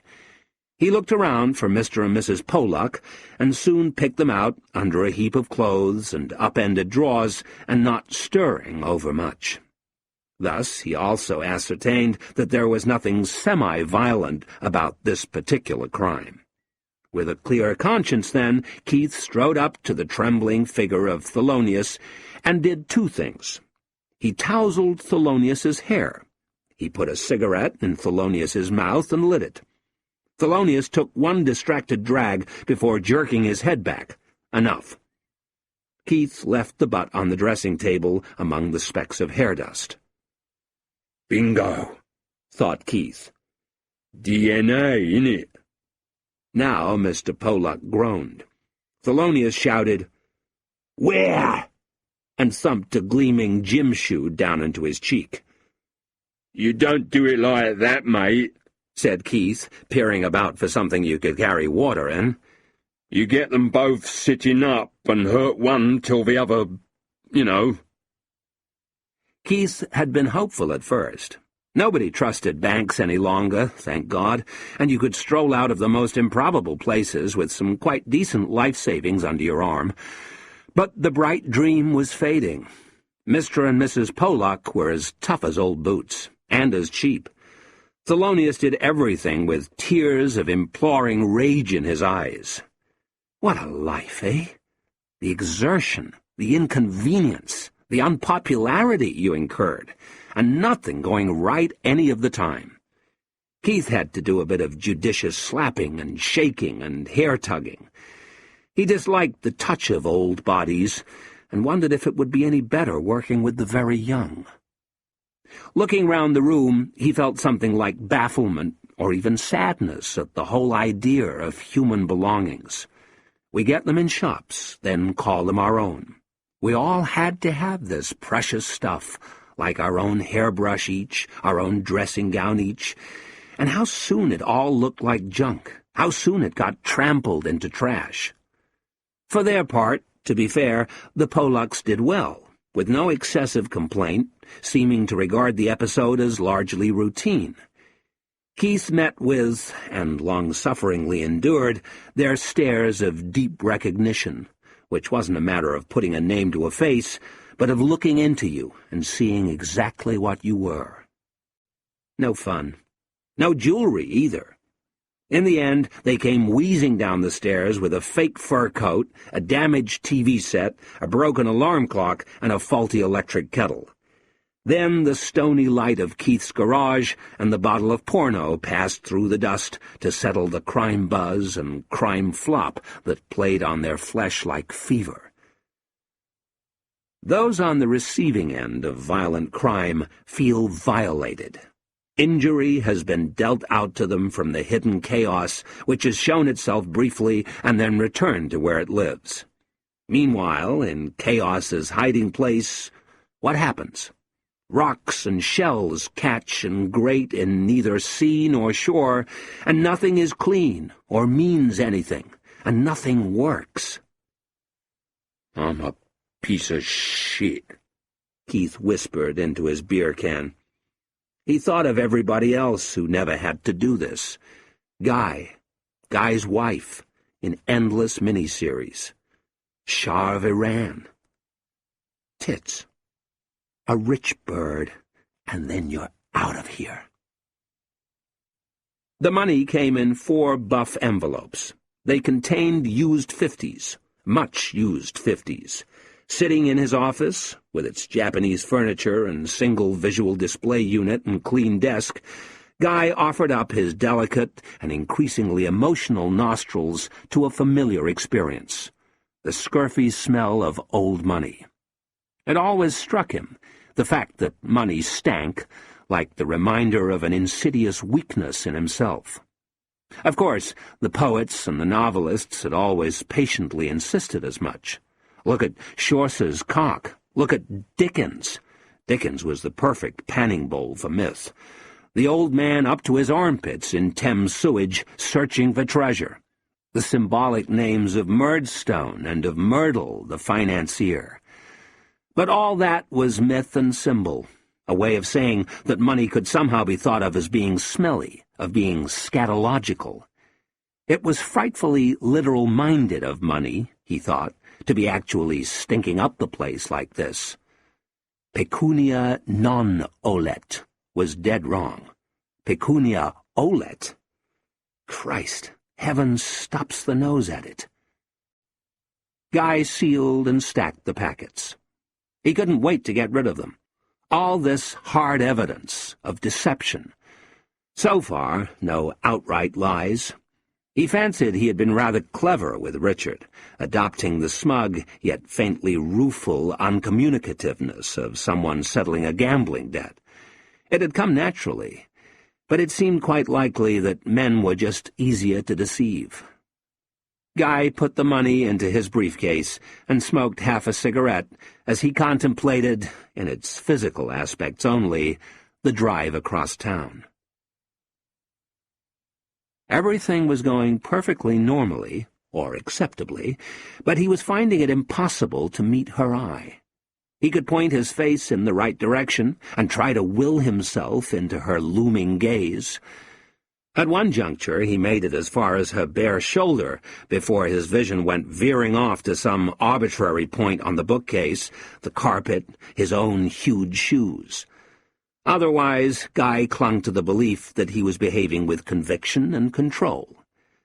The tremendous snaps of his briefcase locks seemed to underscore his worldliness, the briskness of all his dealings. This was certainly one way of doing it. You gave the money, as it were, disinterestedly, and then the adult verdict. Guy laid out the envelopes on the low table and mentioned one or two of the slight difficulties he had encountered. Directing a rictus smile towards the ceiling, he spoke, for instance, of the tenuous connection between the endlessly malleable symbols on the display screen and the hard cash in one's hand, with all its bulk and pungency. "Will you do me the kindness," said Nicholas Six, "of looking at me when we're talking?" "Yes, of course," said Guy, and steered his stare into the sun of her face. "I do apologize. I'm not myself." "Aren't you?" With a limp hand half hooding his eyes, it was all right so long as he concentrated on the cleft between her chin and her lower lip, and with his legs crossing and uncrossing and recrossing, Guy ventured to speak of the recent struggles of his son Marmaduke, of the successive nights in hospital, the sleeplessness, the serious thinking. By now, Guy was staring at the bookcase again. As he began to outline the chief theme of all this serious thinking, Nicola said, "I'm sorry to hear that your little boy's been ill, but I must say I think it's rather tactless of you to bring that up now, if not downright cruel, under the circumstances." This promised something inordinate, and Guy was duly alarmed. He couldn't help feeling the pathos of her formulations, how theatrically we speak when we're moved. At the same time, he couldn't help feeling that her choice of outfit was perhaps a trifle unfortunate. Well, not choice. Arriving several minutes early, he had caught her, she said, between her exercises and her shower, hence the little tennis skirt, or tutu, or whatever it was, at the brim of her bare legs. Hence the workout top, which was sleeveless, also backless. The effect was altogether inappropriate, what with those girlish white socks she must have quickly slipped on. He looked her in the eye and said, "Under the circumstances?" Now it was her turn to look away. "I see," she said with deliberation. "I see that once again I am a victim of my own inexperience. It's an awful handicap. You never know what other people might reasonably have in mind." She hugged herself and gasped softly and said, "You want to go, of course. You want to be safe again, away from complication. I understand. May I, before you go, may I say something?" She stood up with her eyes closed. She came towards him, loose of body, with her eyes closed. She knelt and folded her arms to make a pillow for her cheek on his knees, with her eyes closed. The room darkened. Guy felt that intimacy could actually kill you, that you really could die from all this pressure on the heart. "It's sad and ridiculous, but I make no apologies, I suppose. We can't help wanting what we want, can we? It may have sometimes seemed that I singled you out for a purpose. You were to take me out of my life, take me to the other side, through love, through sexual love. But really my plan went deeper than that. I'm 34. I'll be 35 next month. The body ticks. I wanted to bear your child." "But this is too much," said Guy, sliding his knees out from under her and trying to clamber himself upright. "I'm speechless. I can't breathe either. I think it— No, go. Go at once and take your money with you. It's yours, and good luck. No, it's yours. Please, don't be silly." "Silly? Silly? I can't accept it." "Why?" "Because it's tainted." How incredibly lucky that everyone was at the hospital. Let's hear it for hospitals, and for asthma, and for eczema, and for infant distress. By the time he got home, Guy was in no condition to dissimulate, to act normal, whatever that was. He was in hospital shape himself, cottony, lint-like, as if his torso were just the bandage on an injured heart. In the second drawing room, he threw off his jacket and watched himself in the mirror as he raised the brandy bottle to his lips. Then a cold shower and the welcome coldness of the sheets. How exactly had the fight started? It started when she threw something at him, something so small that he barely saw its passage or felt its impact on his chest. Then she was on her feet and thrusting the envelopes at him, and he held her slender wrists, and then the staggered collapse backwards onto the sofa. And there they were, in clothed coition, with their faces half an inch apart. For a moment, Guy could feel the hard bobble at the center of everything. "What did you throw at me?" he said. "A Valium." He snorted quietly. "A Valium?" "A Valium," she said. With relief, almost with amusement, Guy readjusted his shocked body, and even his peripheral vision managed to renounce all but the quickest glint of her leggy disarray. Soon he found himself lying on his back, with Nicola's head resting on his chest, his nostrils tickled by her hair as she wandered weepily on. Here she was, giving him the detailed confession, how she had hoped to step with him into a world of physical love, how they might, if he, the perfect man, agreed, and after a lot of practice, try to make a baby. How, thereafter, she would be content if he looked in once a week, or perhaps twice, to play with his little daughter, and, the suggestion was, to play with his little daughter's mother. This dream, of course, she now cancelled and cursed. A lot of practice. There was something pitiably callow about the phrase. There was plainly something else about it, too. Callow or not so callow, the words entrained a physical reaction, one that tended to undermine his murmured demurrals and tender mewings. Guy hoped she hadn't noticed the ignoble billy club which had now established itself athwart his lap, and when she accidentally rested her elbow on its base, turning to ask if this was all just sentimental tosh, Guy was glad he couldn't see his own archly agonized smile as he slid out from under her. They parted. Yes, Guy and Nicola were to part. She stood. She stood there, corrected. She was mistress of herself once more. As Guy moved heavily towards the door, he looked down at the velvet chair and saw the Valium she had thrown at him. Not much of a missile, not much of a weapon, a yellow tranquilizer the size of a shirt button, and partly eroded by the sweat of her fist. "I thought I might need it," she said, following his eyes, which were misting over at this comic poem of female violence. "For after you left. But then I lost my temper. I'm sorry. I'm absolutely all right now. Go to your son. Don't worry. Goodbye, my love. No. Oh, be gone." Well, he was gone now and wouldn't be back. Guy was in his own bed where he ought to be. He wouldn't be back, except perhaps in circumstances of great extremity. He found that the current situation, or the crisis, had a way of prompting the most shameful fantasies, discrepant, egregious, almost laughably unforgivable. What if you survived into a world where nothing mattered, where everything was permitted? Guy lifted the single linen sheet.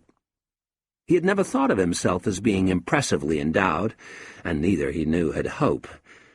Who, then, was this little bodybuilder who had set up a gym in his loins? So, in his own way, Guy Clinch confronted the central question of his time.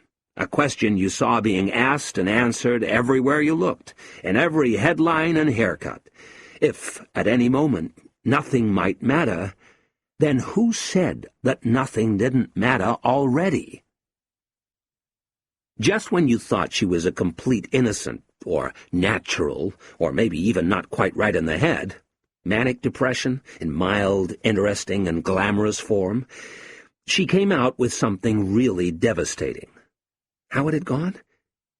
tainted. The money was tainted. Certainly those fuming 50s had quite a genealogy. Privatized prisons under Pitt, human cargo from the Ivory Coast, sugar plantations in the Caribbean, the East India Company, South African uranium mines. This was all true. Sweatshops, sanctions busting, slain rainforests, toxic dumping, and munitions. Munitions. But none of it was news to Guy. As Nicola talked, he had sat there listening to a kind of commentary on the last 10 years of his life. The horrified discoveries, the holding actions, the long war with his father. For 10 years he had been dealing with cruel greeds and dead clouds. Nowadays the company was a good deal cleaner, and a whole lot poorer. Hope's money stank too. Everywhere, vast bites out of the planet. Go back far enough, and all money stinks, is dirty, roils the juices of the jaw. Was there any clean money on Earth? Had there ever been any? No, categorically. Even the money paid to the most passionate nurses, the dreamiest artists, freshly printed, very dry, and shallowly embossed to the fingertips, had its origins in some bastardy on the sweatshop floor. She'd taken it. Nicola had taken it.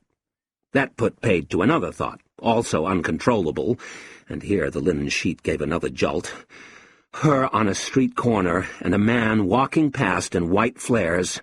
Hello, sailor. And the woman on her knees in the alley, and the money dropped onto the wet concrete.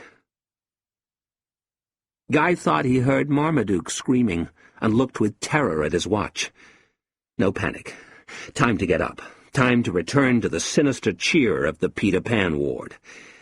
He heard the sound again, from the street, but he was accustomed by now to the auditory trick valve that turned a fizzing pipe or a tortured gearbox, or even birdsong or Bach, into a brilliant imitation of his absent son's screams.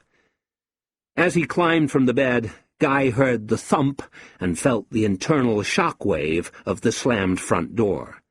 5 seconds later, he had hopped into his trousers and was veering round the doorway with a whiplash of shirt tails. The child was home.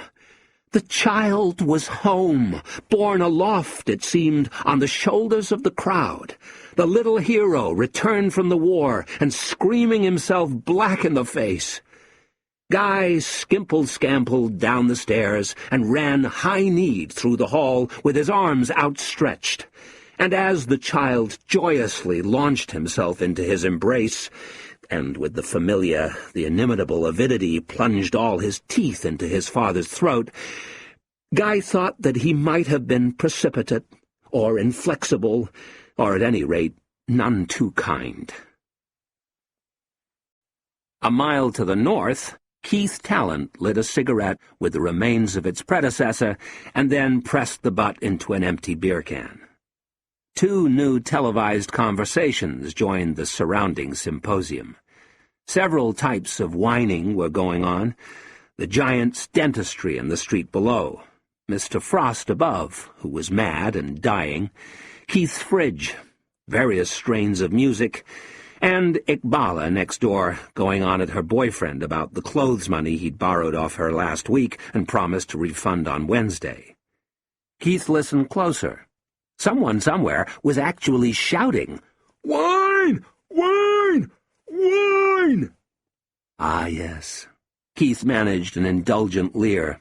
That would be little Sue, down below and to the left, calling to her son, Wayne. There came another repeated shout. "Sue!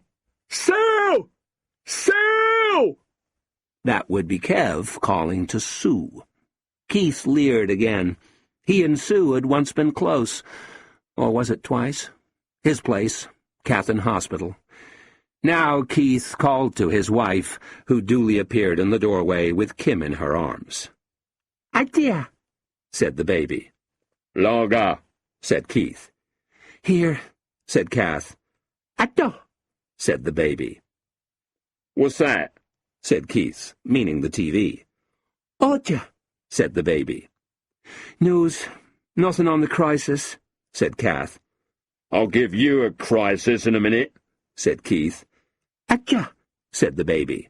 "Lager," said Keith. Atcha, ojo, oja, atcha.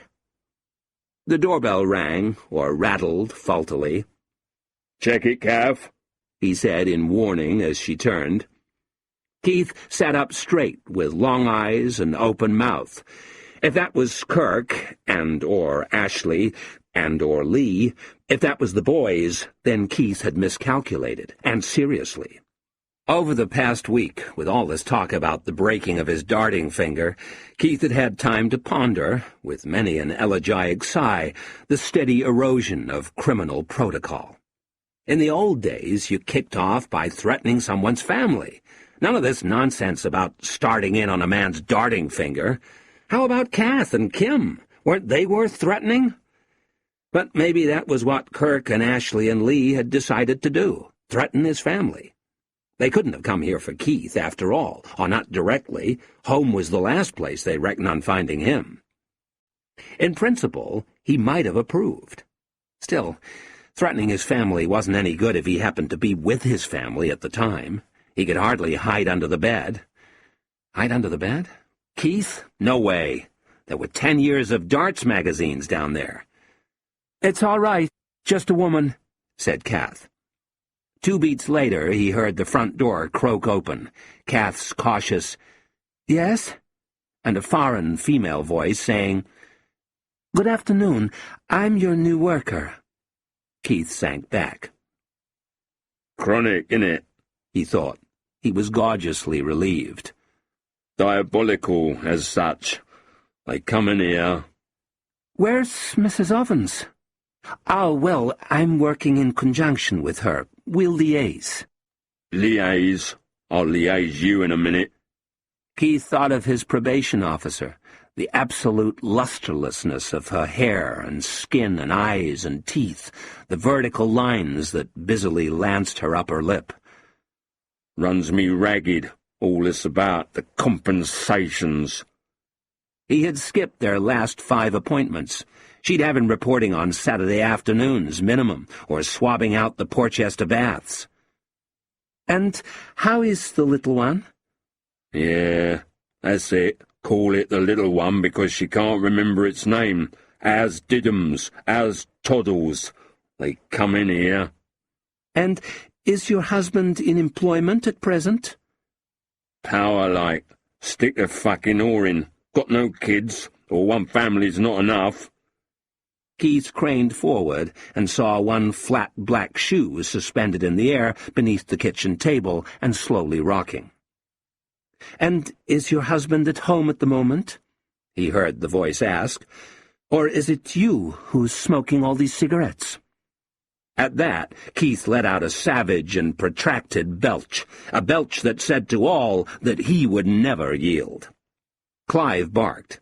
Kath said, "He is, yes. He's not been well." "So it would appear." "The child, you're aware, no doubt, of the harm caused by passive smoking?" "I smoked passively every day of my life, and it never did me any harm." "Didn't it?" Keith was now burping in varied and horrid volleys. "I'm afraid I might have to see about a hygiene order." "Hygiene? Listen, I mean, we haven't got what some have. We're just trying, you know?" "You tell her, Kath," shouted Keith. "I mean, you come in here." "Speak your mind, girl," shouted Keith. Kath said, "I'm starting to wonder about what you're doing and how you're feeling. There's nothing I wouldn't do for my baby, nothing.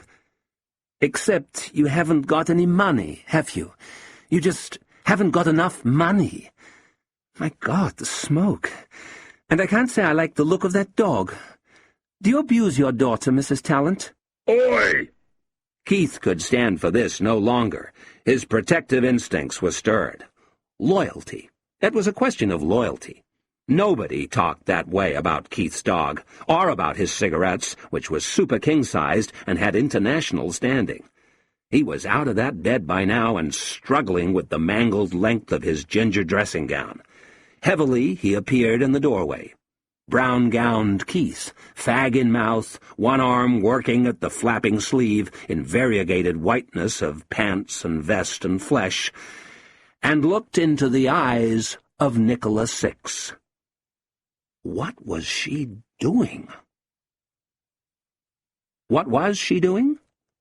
If the intelligent eye could lift off and climb past eaves and skylights and speed over rooftops and settle as it liked where people thought they were alone, what on earth would it see? Nicola, backing towards her bed with a glass of champagne in one hand and the other raised and beckoning, in black elbow-length gloves and a cocktail dress the color of jealousy, and on her face an unrecognizable smile. Now she sat and placed the glass on the bedside table with a languid stretch of her wings, and remained for a moment in perfect profile, facing the window, pensively. Then her black gloves began to take rapt interest in the presumably exquisite texture of her dress, that bit that housed her breasts. Oh, the look of young wonder! She shook back her hair and started to unclasp. Who was watching? Who saw her stand and lower the dress to her feet and step out of the lily bed in her high heels, and turn and look up sleepily and blow a little kiss and wiggle a black finger? Nobody. Or nobody now. Just the single eye of the pistol-grip camera, placed on the chest by the door. This would undoubtedly be for Keith.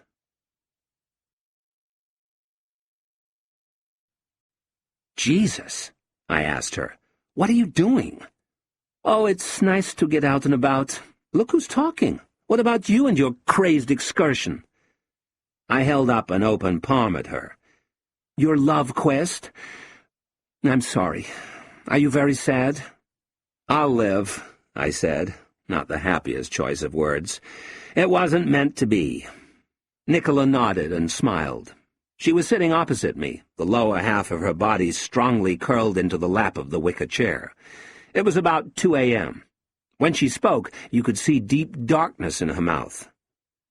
"Your nerve went," she said. "Listen, we're not all puppet masters like you, and even you need the run of the play. You need accidents, coincidences. I happen to know there's a nice little accident that'll help speed things up with Guy." "I do need real life, it's true. For instance, I need the class system. I need nuclear weapons. I need the eclipse." "You need the crisis."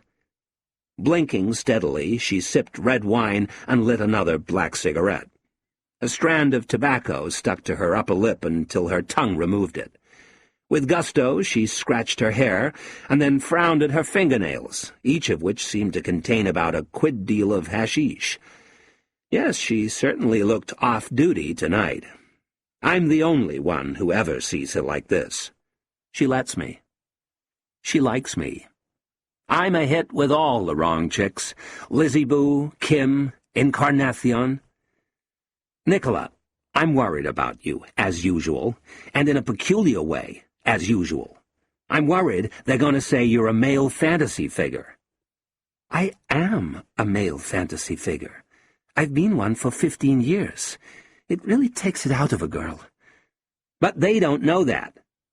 "I'm sorry, I just am. You should see me in bed. I do all the gimmicks men read up on in the magazines and the hot books." "Nicola!" "So they'll think you're just a sick dreamer. Who cares? You won't be around for that." "You neither." I was thinking, you're hard to categorize, even in the male fantasy area. Maybe you're a mixture of genres. A mutant, I went on. I love these typologies. You're not a sex bot, not dizzy enough. You're not a hot lay either, not quite, too calculating. You're definitely something of a sack artist, and a Matahari, too, and a vamp, and a ball breaker. In the end, though, I'm fingering you for a femme fatale. I like it. Nice play on words. Semi-exotic. No, I like it. It's cute. A femme fatale? I'm not a femme fatale. Listen, mister, femme fatales are 10 a penny compared to what I am. What are you, then? Christ, you still don't get it, do you? I waited. "I'm a murderee." We went out walking. We can do this. Oh, what you see in London streets at 3 o'clock in the morning, with it trickling out to the eaves and flues, tousled water, ragged waste. Violence is near and inexhaustible. Even death is near. But none of it can touch Nicola and me. It knows better and stays right out of our way. It can't touch us. It knows this. We're the dead. My love quest did something to me. Heathrow did something to me. I can still feel the burning vinyl on my cheek. What happens when love thoughts go out and just meet vinyl? Now, I've had some bad airport experiences. I've been everywhere and long ago stopped getting much pleasure from the planet. In fact, I am that lousy thing, a citizen of the world. I've faced utter impossibilities, outright no-can-dos, at Delhi, Sao Paulo, Beijing. But you wait, and the globe turns, and suddenly there is a crevice that fits your shape. Heathrow provided no such fuel for optimism, or even for stoicism. Zeno himself would have despaired instantly. The queues, cross-hatched by the extra frantic, the extra needing. Too many belongings, too many people, all wanting to do the same thing. And now the dreams have come. Something happened to me. I fell down, down, tumbling end over end. The dreams have come right on schedule, as Dr. Slizzard warned. And if the dreams have come, then can the pain be far behind? I always thought I was up to anything that dreams could throw at me. I'd just sleep right through them and get some much-needed rest. But these dreams are different, as Slizzard said they would be. After Incarnation has been here, the bed is plump and impeccably uniformed, and I repose trust in its square-shouldered pride, its bursting chest. On most nights, though, it looks about ready for me, intricately coiled, waiting for the stripped creature on his hands and knees. As Slizzard foretold, the dreams are not recuperable by memory, or not yet, anyway, and this suits me right down to the ground. I have the impression that they deal with the very large and the very small, the unbearably large, the unbearably small. But I can't remember them, and I'm glad. Bad news for me, these dreams turned out to be bad news for Lizzie Boo, too. I always used to think how heavenly it would be, at least in the abstract, to wake up to her, to wake up to all that honey tone and health. The sun lights this scene gently, her back bears warm creases from the press of her fanned hair, and then she turns. No longer. I'm not going to wake up to anybody ever again. I couldn't let Lizzie Boo wake up to me, a gaunt zero, zilched by death. I can feel the unslept hours and the unremembered dreams queuing in waves above my head. Quaintly, Slizzard advises me not to eat cheese. This from his office in the Pan Am building in New York, the envy of the universe. I heed his words. Cheese? No thank you. I stay right off that shit. Don't grate no cheese on my pasta. Not a single Dairy Lee's split with Kim. At the Black Cross, I take a pass on the cheese and onion crisps. Offered cocktails at the clinches, I don't touch so much as a cheese football. And yet, when I sleep, what reeking Stiltons, what slobbering camemberts and farting gorgonzolas come and ooze across my sleep. Lizzie Boo says she eats too much when she is unhappy. She tells me this between mouthfuls in the clinch kitchen. She tells me more over her shoulder from the icebox or the cooker. It's a terrible thing with her. Always the kiddie stuff. Fish fingers, milkshakes, baked beans, sticky buns. Her weight shoots up. Lizzie Boo and her weight. I didn't know. Yes, the slightest sidestep from her starvation diet, and grotesque obesity is at the door with its bags. I wonder if it can be the force of suggestion, but over the past few days a quarter moon seems to have formed beneath her chin, and an extra belt of flesh around her midriff. She takes her head out of the bread bin to tell me that she doesn't know what she's going to do about it. Although I could point a finger at the world situation, I'm clearly meant to take the blame for this. For this disaster also, I am obliged to pocket the tab. "Come on, honey," I say to her. "There are plenty of fish in the sea." Again, a poor choice of words, perhaps, because there aren't plenty of fish in the sea, not anymore. Lizzie Boo shakes her head. She looks at the floor. She gets up and heads for the grill, and sadly makes herself a cheese dream.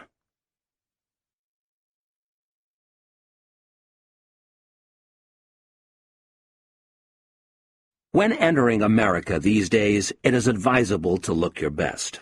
Wear a tuxedo, for instance, or a vicar outfit. Penguin suit, dog collar, take your pick.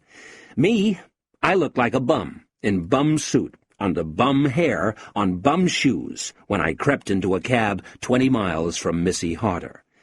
My eyes felt as red as cayenne pepper, as red as the digital dollars on the cabbie's money clock. It was night, but I could see the cabbie's signs as clear as day. Passengers were asked to stow their own bags, driver handicapped, and, of course, to refrain from smoking, driver allergic. Please talk loud was a third notification of the cabbie's many disabilities and cares. Even with 3 of the 4 lanes down, we made good speed into the city.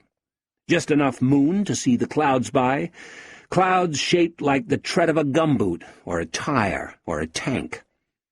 Over the sky's sand flats, the gibbous moon seemed tipped slightly sideways and smiling like a tragic mask. Beneath, half-cleared rust belt. Sherata. Texac. Even the big concerns losing their letters. Then the city, life literalized, made concrete, concretized, massively concretized. Here it comes. And as we passed the Pentagon, the biggest building on Earth, visible from space, I saw that every last window was burning bright. That was my American dream. America? All I did was dream her. I woke up and I was still in Heathrow Airport, with my cheek on the hot vinyl. For 15 minutes I watched a middle-aged man chewing gum, the activity all between the teeth and the upper lip, like a rabbit. And then I just thought, enough. It was hard getting back into London. I nearly flunked even that. Even getting back into London took my very best shot. No danger. You won't get a cab here, pal, no way. Before, I never thought I'd be able to live with myself if I failed to get to Missy in America. But maybe I can. After all, it won't be for terribly long. That dream, so dogged, so detailed, so literal. One of those dreams where things happen at the same speed as they do in real life. It included a convincing 4-hour wait in re-immigration. Missy Harder used to dream like that, always. She used to lie by my side and spend half the night in the Library of Congress or shopping at Valducci's. Something tells me that I won't dream like that ever again. From now on, each night, it'll be special relativity. Einsteinian excruciation. So maybe the American dream was a farewell to dreams, and to much else. What was I doing?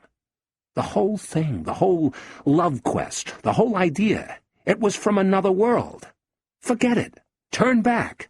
Back to try the art, and dice with death and hate, and not fight for love in some unreal war.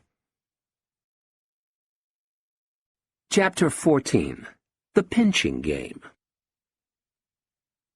If we could pass through her force field, and we can't quite do this, force fields being strongest round the beautiful and the mad, we would know that her stomach wall hurt and weighed heavily, that she felt occasional drags and breakings of nausea, that all sorts of salmon were bouncing upwards against the stream.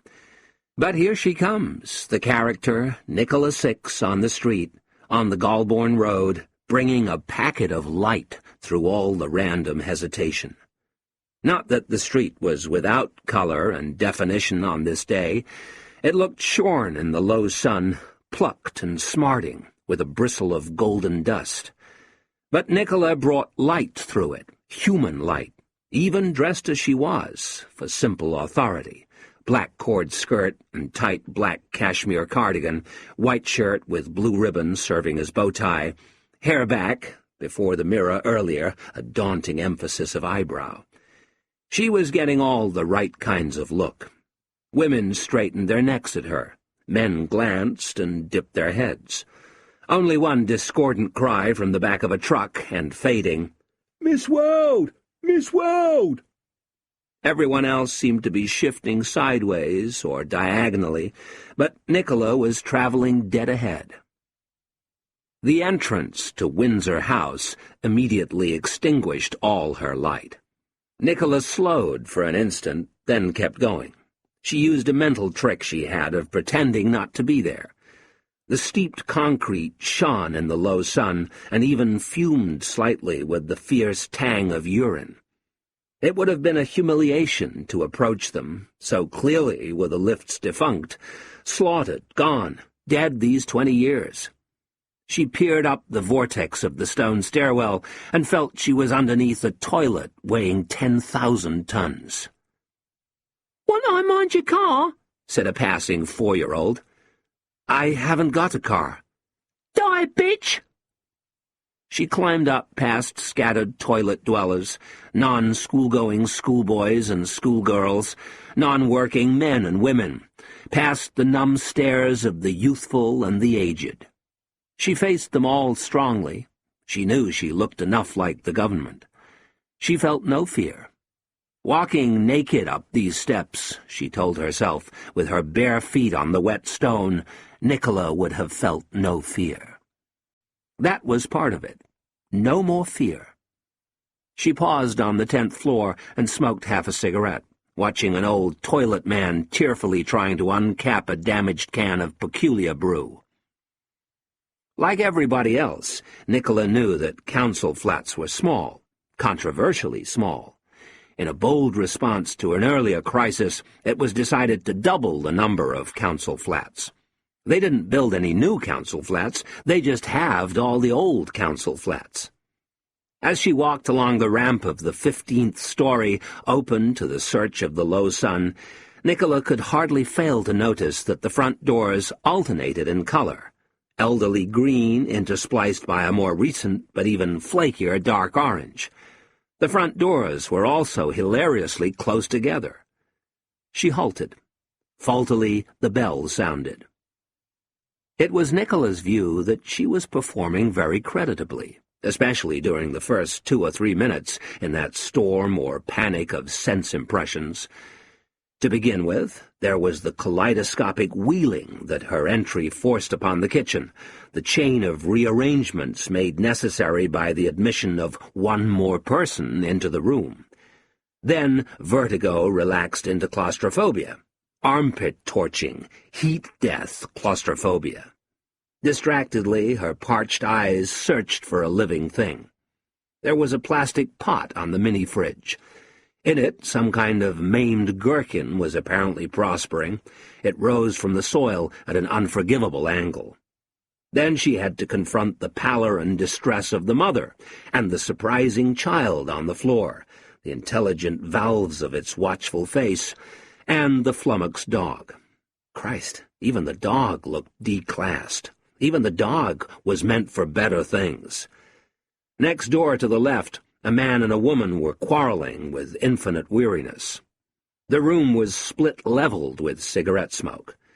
Nicola pressed her thighs together to feel the good silk between her legs. She hadn't been anywhere this small since she was 5 years old. Still hidden from sight, Keith hardly went unnoticed. As the olfactory nerve center of this particular stall or cubicle, Keith hardly went unnoticed. Although he remained at the far end of the flat, he was nonetheless only a few feet away. Keith was very close. Nicola could hear a beer can pop, a lighter worked and sworn at, the severe intakes of air and smoke. Then the inhuman hostility of his eructations. Time to flush him out. Time, because the place could not be borne, was astonishingly unbearable even for an expert like her. Feeling you were in Nigeria was one thing. In Nigeria, and trapped in Nigeria, and not at the scene of a drought or a famine, but of an industrial catastrophe caused by greed. And there for your own advancement, to make what you could of the suffering. The talk was two-way torture. She said, "Except you haven't got any money, have you? You just haven't got enough money. Do you abuse your daughter, Mrs. Talent?" Oi!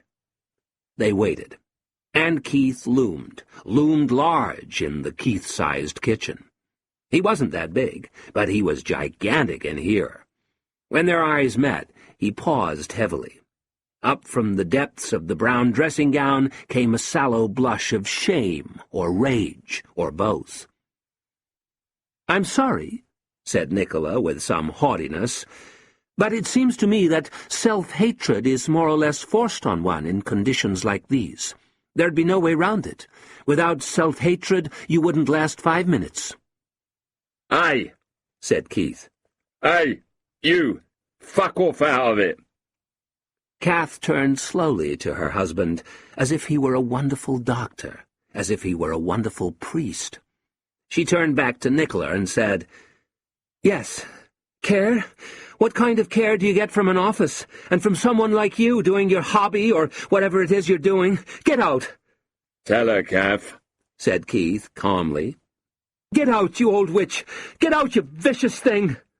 "Well, as I said before," said Nicola, gathering herself and looking up into Keith's considering sneer, inches from her eyes, "it's nothing more nor less than a question of money." She swayed out onto the ramp. Violently yanked from inside, the door gave an agonized creak and then closed almost noiselessly. Nicola found that she was short of breath and taking great bites out of the air. Now to get back and prepare for Keith's coming. As she turned, she heard the voices from the toy house. "Vicious! Purely vicious!" "They can't touch you, girl. You are who you are. Don't ever forget it. You are who you are, girl. You are who you are." So when he rang her bell, when he buzzed and blurted and came jinking up the last flight of stairs, Nicola was ready for this summit meeting, ready to turn all the new energies her way. She had done Keith violence, but she wanted no violence done to her, not yet. She wanted that violence violently stoppered. It was all right. She had the money, and any innocent or idiot could tell that a considerable sex deflection would also be called for. Thinking this, Nicola had breathed in sharply and embraced herself, bristling. Even her breasts had bristled. Love wouldn't do it. Keith wasn't the type. Sex wouldn't do it either, all by itself. Not even Nicola's sex, whose power had so often astonished even Nicola VI. The threats, the reckless bribes, money, marriage, the whimperings, the unmannings and unravelings, the bared teeth, the tendons of the neck so savagely stretched. Keith entered. Nicola stood at the table in the darkened room, counting money under an angle lamp. She wore a black nightgown of candid vulgarity. With her hair freed, and a third of each breast showing, and no smile on her business face, she hoped to resemble a Monaco madam after a hard week in her first tax year of semi-retirement, or something like that, as seen on TV. She removed her dark glasses and looked into the shadows for him. He looked back into the light. Silently, their force fields touched, and said, home was his secret. Nobody had ever been there before. Oh, there had been ingress, rentmen and census people, the police, and cheating electricians and would-be plumbers and so on, as well as real social workers and probation officers, but nobody he knew. Not ever. Only the dog and the woman and the child, the insiders. They, too, were secrets. Home was his terrible secret. Home was his dirty little secret, and now the secret was out. "Once upon a time," said Nicola carefully, "your wife must have been very lovely." You shouldn't have fucking done it, Nick. "And the little girl is divine. What did you say your dog was called?" You shouldn't have fucking done it, Nick. "Such a noble beast. Keith, I understand. You didn't want me to know, did you, that you lived like a pig?"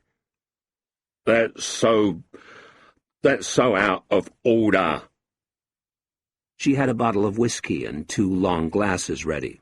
One of the glasses she filled with perhaps a quarter of a pint of neat spirit. She took 2 swallows and came round the table towards him. "Have some of this." And he took 2 swallows. Nicola could be taller than Keith when she wanted to be. She was certainly taller than him now in her 4-inch high heels. Keeping her legs straight, she leant back on the table and dropped her head, murmuring, "I took some of your money and spent it on new stockings and things. I hope you don't mind." She looked up and said, "You do know why I'm doing this, don't you, Keith? You do know what this whole thing is really all about." Nicola didn't feel like laughing, but she did think it was wonderfully funny. What? "It's your darts. Listen." The speech went on for 5 or 6 minutes. She then took him by the hand and guided his leaden body towards the sofa, saying, "I've made a little tape for you, Keith, which, in its curious way, will help show you what I mean." The black elbow-length gloves, the look of young wonder, the jealous dress, the blown kiss, the wiggling black finger beckoning. "Slow it," moaned Keith as the fade began. With a soft snarl, he snatched at the remote. Then Nicola's quarter-clad brown body dashed backwards and became a clockwork mannequin, then a living statue, as Keith froze the frame of choice. "That," said Keith, and sighed, not with yearning so much as with professional sincerity. "That is the real thing." She gave him the money now, negligently tossing handful after handful into a trade-named shopping bag, and then led him into the passage. Every now and again Keith tried to look shrewd and deserving, but his lips kept scrolling into an adolescent leer. Standing above him at the top of the stairs, she folded her arms and appeared to gaze downwards at herself. "The eternal appeal of the cleavage, Keith. What is it, I wonder? The symmetry, the proximal tension." "Prestigious," said Keith. "Looks nice." "In the books they say, rather wistfully, that men want to put their faces there. Return to mother, Keith. But I don't agree. I don't think men want to put their faces there." Keith nodded his head and then shook it. "I think they want to put their cocks there, Keith. I think they want to fuck the tits. Oh, I bet they do." "Yeah, cheers," said Keith. This wasn't the real thing, just a mannequin on the remote. "Remember, next time you see him, mention poetry. I don't care how. And meanwhile, masturbate about me, Keith. Beat off about me, as a form of training. A lot. All those things you wanted to do to girls and were too shy to, or they wouldn't let you. Do them to me, in your head." Keith's eyes seemed to be seeping upwards beneath his lids. "Give me a taste. Come on, doll. Give me a taste." She must touch him. With 3 long fingers she felt his hair, as dry as fire-hazard gorse. One spark and it would all go up. She took a grip near the snagged parting line and pulled back slowly. Then, leaning into his opened face, and already hearing the swill of mouthwash, the twanging floss, "It isn't me doing this, it's Enola Gay. She gave him the Jewish princess. The telephone was ringing. Nicola drank whiskey. She lifted the receiver, heard the panicking pips, paused, and dialed 6. "I'm afraid I'm not here," she said, and she even meant it in a way. "If you'd like to leave a message, please speak after the tone." Of course, there was no tone, and they both waited. Christ, how many seconds? "Hello? Hello, Nicola? God, I'm completely soaked. It's so awkward, talking to a machine. Listen, I've been—" She pressed down with a finger. Carefully, Guy ducked his head out of the telephone cubicle and turned to face the street-wide wall of rain. Music was playing. It came and went beneath the thunder racetrack of the sky. The right music, too. Guy turned. An old black man in the corner with a sax and the fierce melancholy of Coleman Hawkins. What was it? Yes, Yesterdays. Guy would certainly be giving him money. He stood in the steeped emptiness of the underground station on Ladbroke Grove, barely half a mile from the house, where he had recently discovered a live telephone box in a long rank of dead ones. Quite a find. Like seeing a pterodactyl complacently perched on a telegraph wire among the sparrows and worn old crows. Forever intensifying, the rain was now coming down so hard that even the cars seemed to be wading off home. Just buses, like lit fortifications, stalled in the wet night. That song. Such complication, such grievous entanglement. First you go through this, it was saying. Then you go through this. Then you go through this. Life, thought Guy. When at last the man was finished, Guy went over and pressed a 10-pound note into his styrofoam cup. "That was beautiful," he said. No answer. Guy turned and walked. And then the man called out, "Hey, buddy!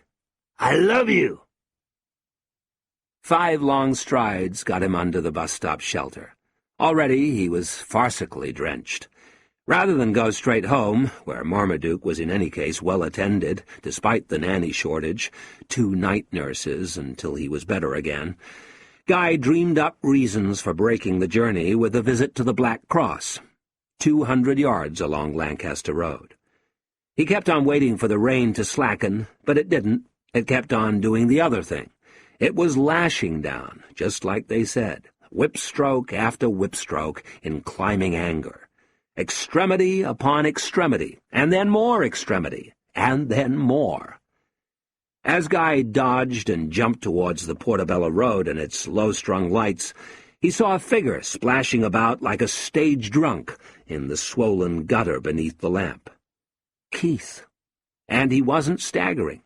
He was dancing, and laughing, and coughing. "Keith?" Yo! "My God, what are you doing?" Keith sank backwards against the lamp-post, his head up, his gut softly shaking with laughter or exasperation, with laughter or defeat. He had a green carrier-bag, crushed to him beneath his crossed arms. "Oh, mate," he said. "You tell me. What's it all about, eh? Because I don't fucking get it." "Come on in. Look at us." "Because I don't fucking get it." "What?" "Life." Now a tomato-red Jaguar jerked round the corner and came to an urgent halt beneath the lamp. "Here comes summer." The back door opened, and a voice said from the contained darkness, "Get in the car, Keith." "Cheers, lads." "Get in the fucking car, Keith." Guy straightened, showing all his height. Keith held up a dripping hand. "It's okay," he said. "No, it's okay. Only messing." Keith stepped forward and stooped. Then he said casually over his shoulder, "We'll have a drink. Not in there, in the Golgotha. I'll—" A hand came out of the shadow, and Keith flopped suddenly into the back seat. 10 minutes.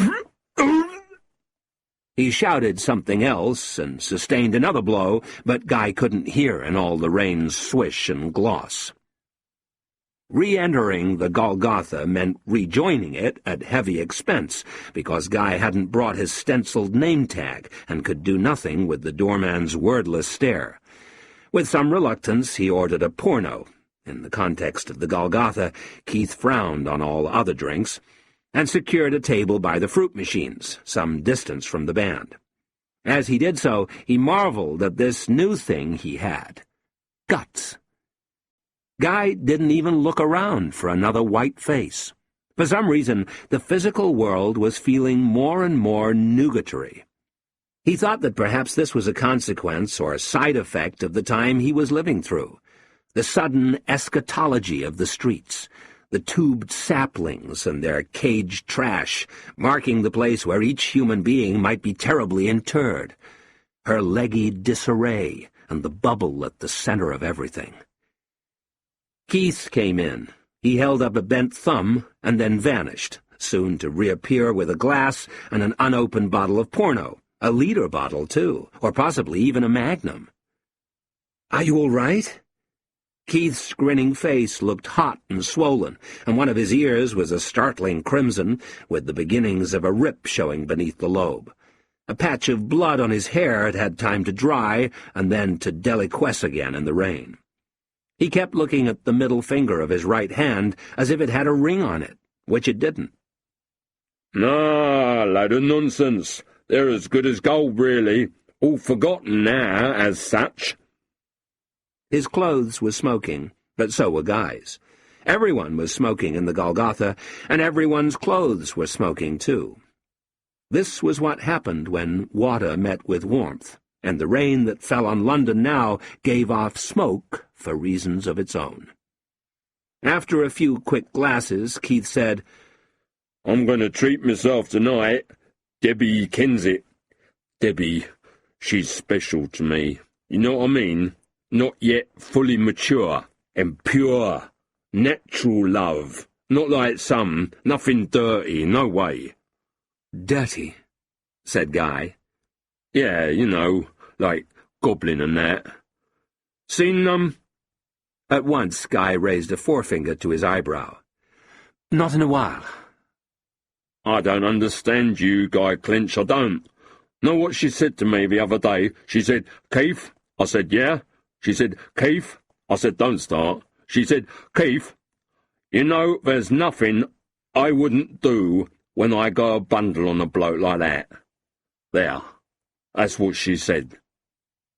Guy was staring at him in addled incredulity. "Wait a minute. She told you?" "All words to that effect," said Keith quickly. "Now, hang on. You're getting off on the wrong foot here, pal. She didn't say it, obviously. Not in so many words." "So, she said what?" "It was like from this poem or something," said Keith with what certainly seemed to be sincere disgust. "Christ, am I supposed to know, eh? I'm just scum. Go on, say it, I'm just scum." "You don't—" "Jesus! Oh, excuse me, mate. No, I'm not sitting through this. I come in here, relax, a few drinks. You try to bring two people together in this world." "Keith—" "I expected better of you, Guy. I'm disappointed, mate. Very disappointed." "Keith, it's not like that. Look, I really apologize." "Well, then. And listen, I didn't mean no disrespect to her either. Neither." "Keith, of course you didn't." "Well, then. Okay. Yeah, cheers.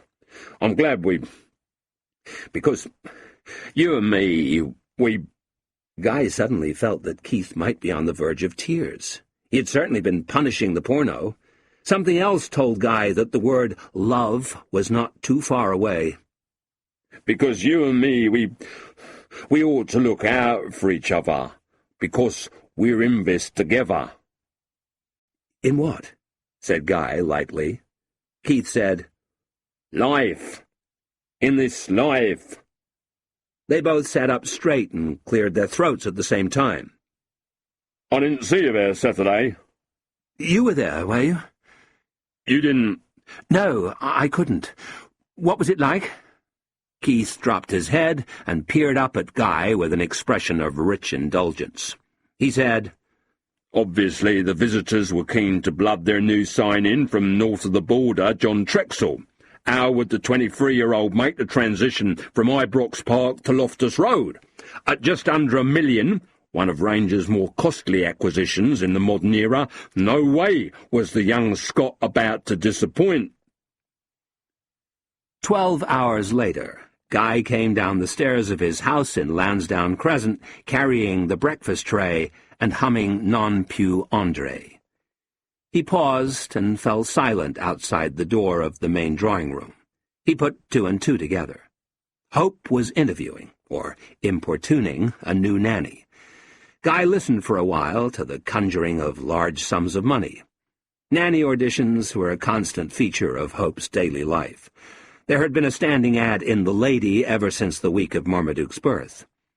He went on down to the kitchen, bidding good morning to a cleaning lady, a maid, a nurse, two elderly decorators, the Cornices, and an outgoing nanny, Caroline, who was openly drinking cooking sherry and taking deep breaths as she stared in wonder at the garden.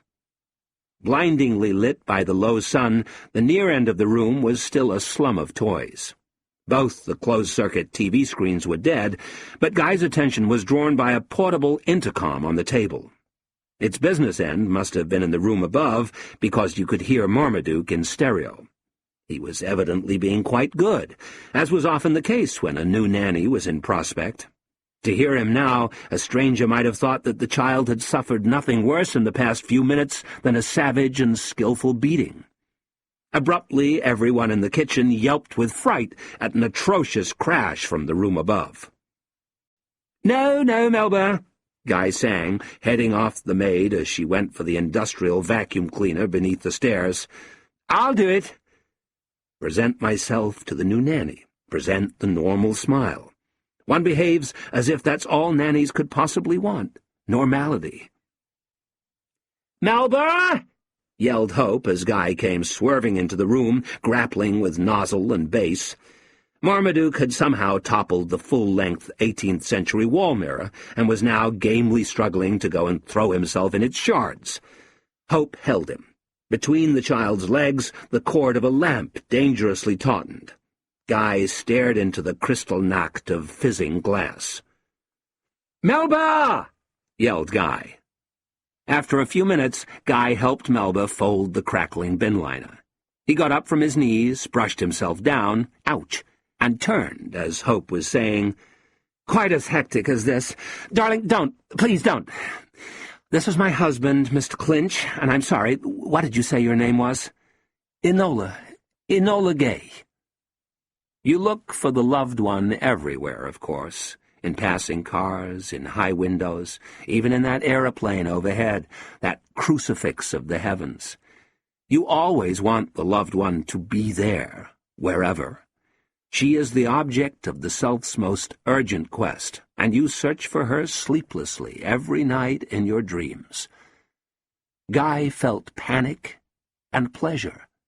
She was here. She was closer, and how gentle she looked in pink. Obeying a lucky instinct, Guy came forward and kissed his wife good morning. Whatever other effects this had, it predictably caused Marmaduke to attack him. Left free for a moment to wander down the room, the child saw the caress and ran back over to break it up. Thus Guy was busy pinning Marmaduke to the floor as he heard Hope say, "The money, I think you'll agree, is extremely generous. I've never heard of anyone paying anything even approaching that. You can wear what you like. You'll have backup most of the day from Melba and Phoenix and whoever. You'll have the use of a car. You get a double rate for any Saturdays you might like to do, and triple for Sundays. You can have all your meals here. You can move in. In fact—" Melba knocked and re-entered. 3 builders or gardeners stood ominously in her wake. "Do excuse me for a moment," said Hope. So then, leeringly chaperoned by Marmaduke, Guy and Nicola sat 10 feet apart on facing sofas. Guy couldn't talk to her. He found, once again, that he couldn't even look at her. But Marmaduke felt differently. He slid from his father's grip. He put his hands in his pockets and sidled across the carpet. Checking out a new nanny, checking out her tits and weak spots. This was meat and drink to Marmaduke.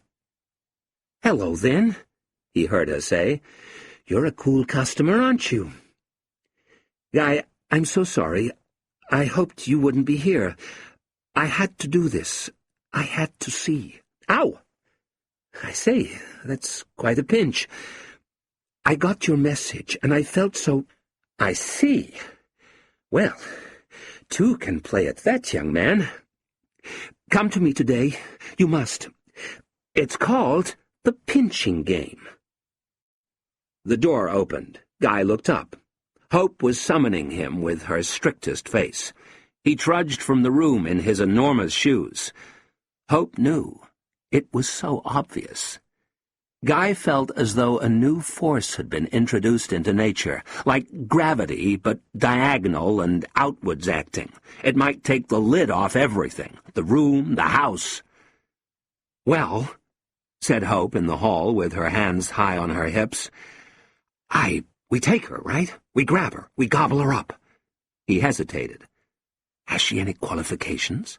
I didn't ask. Has she any references? Who cares?" "Wait," said Guy. At his back he felt the glare of what he assumed to be dramatic irony. "Isn't she a bit good-looking?" "What? It's incredibly quiet in there.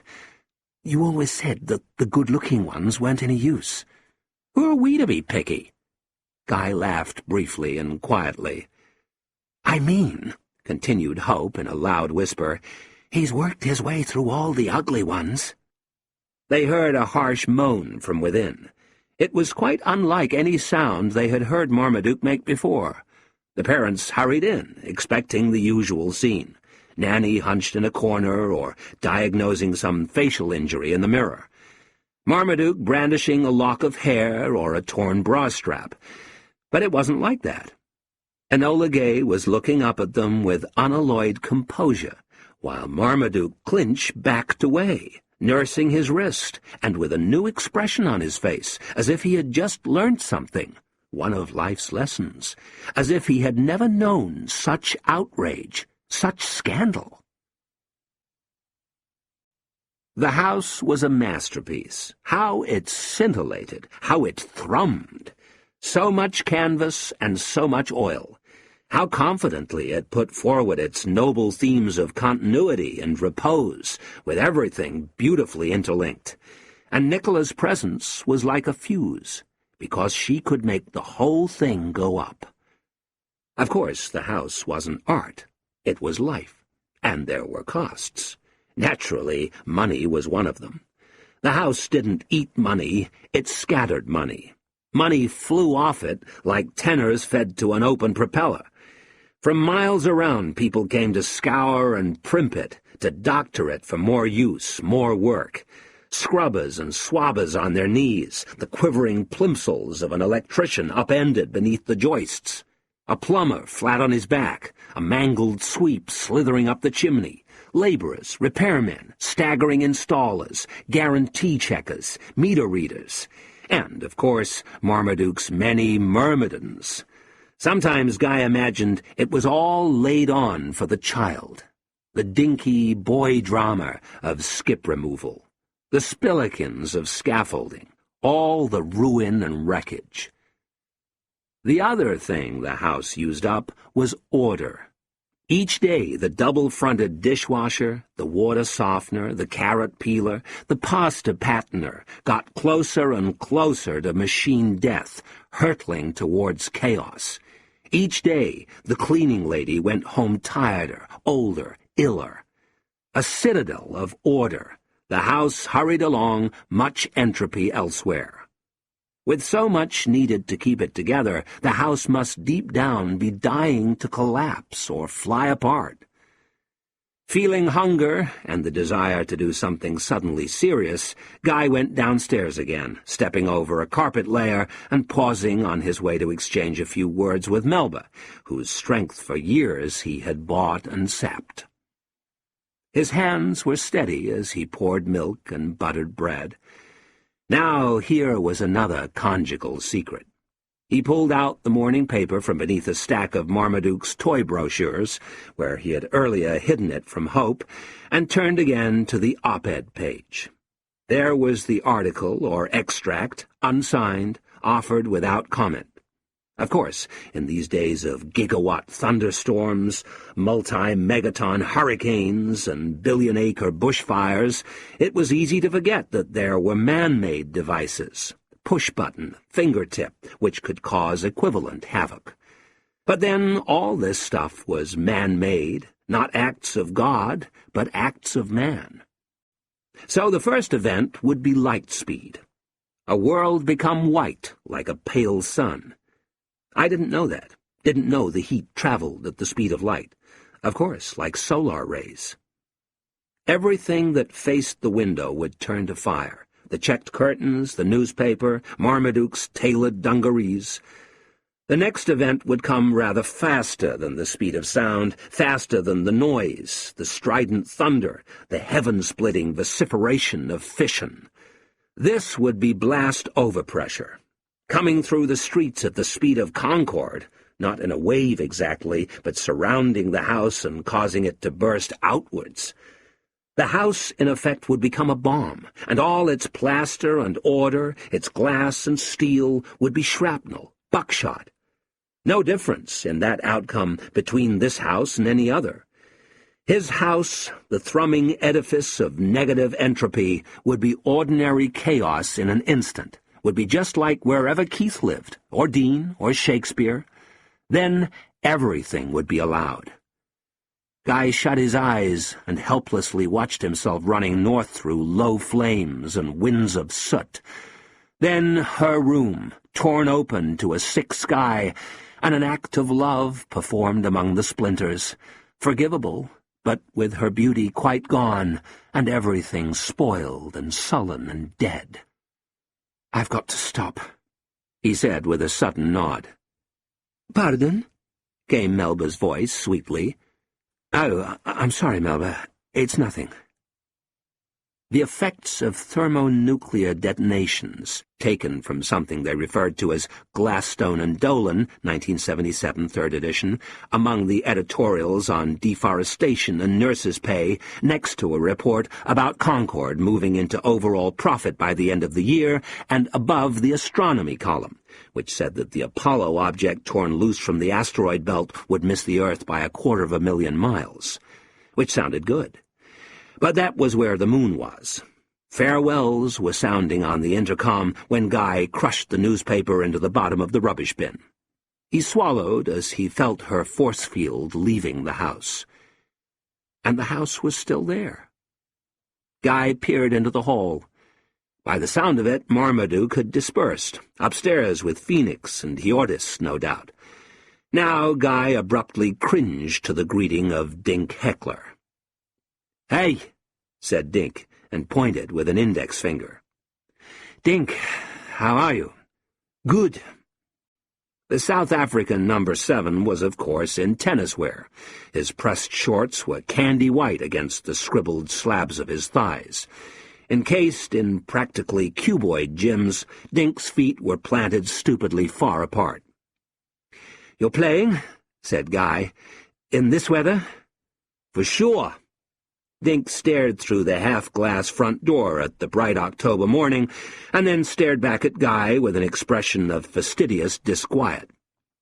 "What's the matter? You see something I don't?" "It's just the low sun. Rather blinding."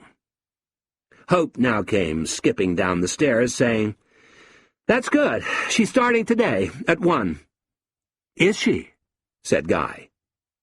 Hope looked at Guy, at Dink, at Guy again. "Are you okay?" "Actually, I'm encouraged. I thought she was amazing. Marmaduke was quite silent with her. He looked completely stunned. She must have this terrific authority. You know he's having a nap up there?" "Amazing," said Guy. Then Hope said with finality, "I'm playing with Dink."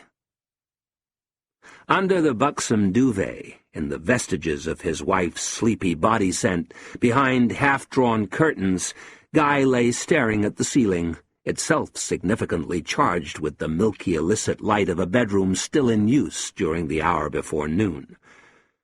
The trouble with love, he thought, or the trouble with this love anyway, it would seem, is that it's so totalitarian. In the realm of the intellect, how idle to look for the answer to everything. Idler still defined it. Yet, with the emotions, what's the big idea? Love. Love is the big idea. With its dialectical imperatives, its rewrites, its thought police, its knock on the door at 3 a.m. Love makes you use the blind man, makes you hope for death in Cambodia, makes you pleased that your own son writhes deep in the Peter Pan ward. Bring on the Holocaust for a piece of ass. Because the loved one, this loved one, really could turn the house into a bomb. He awoke around 2. His mind was clear. He thought, it's over. It's passed on. And he tensed himself, listening for the first whisper of recurrence. Perfectly simple, then. He would tell Hope everything, though not about the money. Are you serious? And submit to his atonement.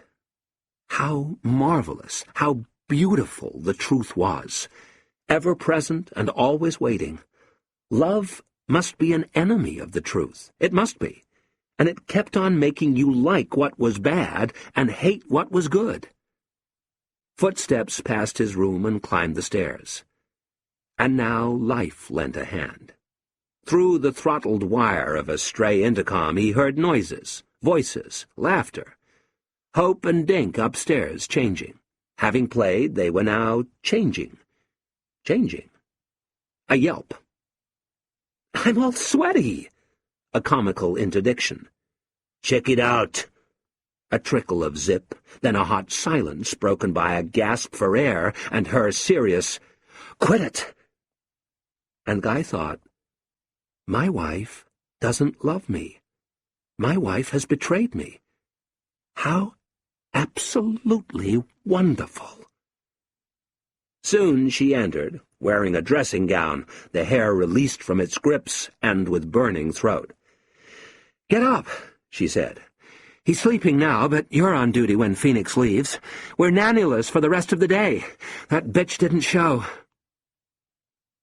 In the next room along, Marmaduke, who had been up all night, lay sprawled in a shattered nap.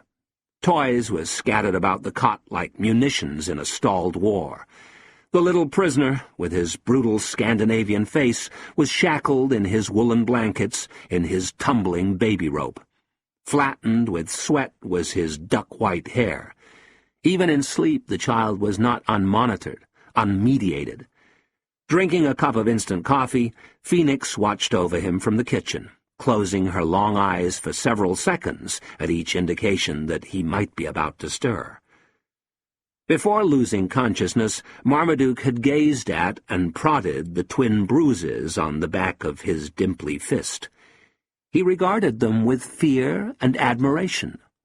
Already he was forgetting the pain that had accompanied them, but something about the way they came to be there would live on gloriously in his mind.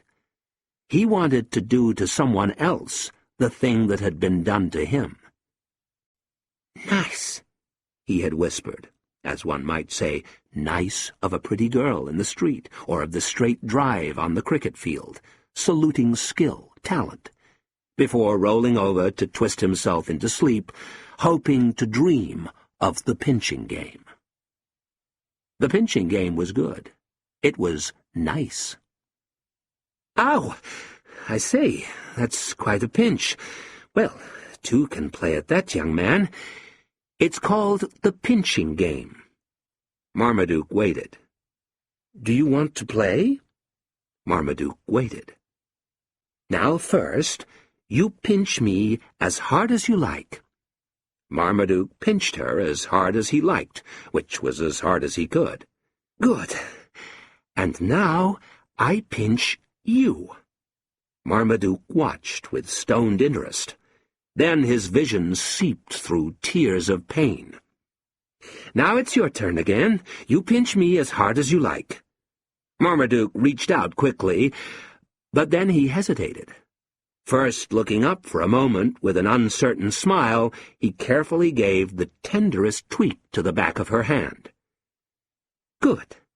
And now I pinch you."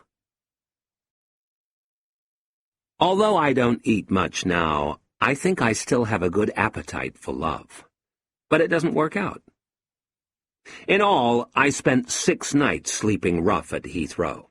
Not much sleeping, but plenty of rough. And I despaired. The other people there were better at it than I was, stronger and quicker in the standby queue, with heftier bribes more heftily offered.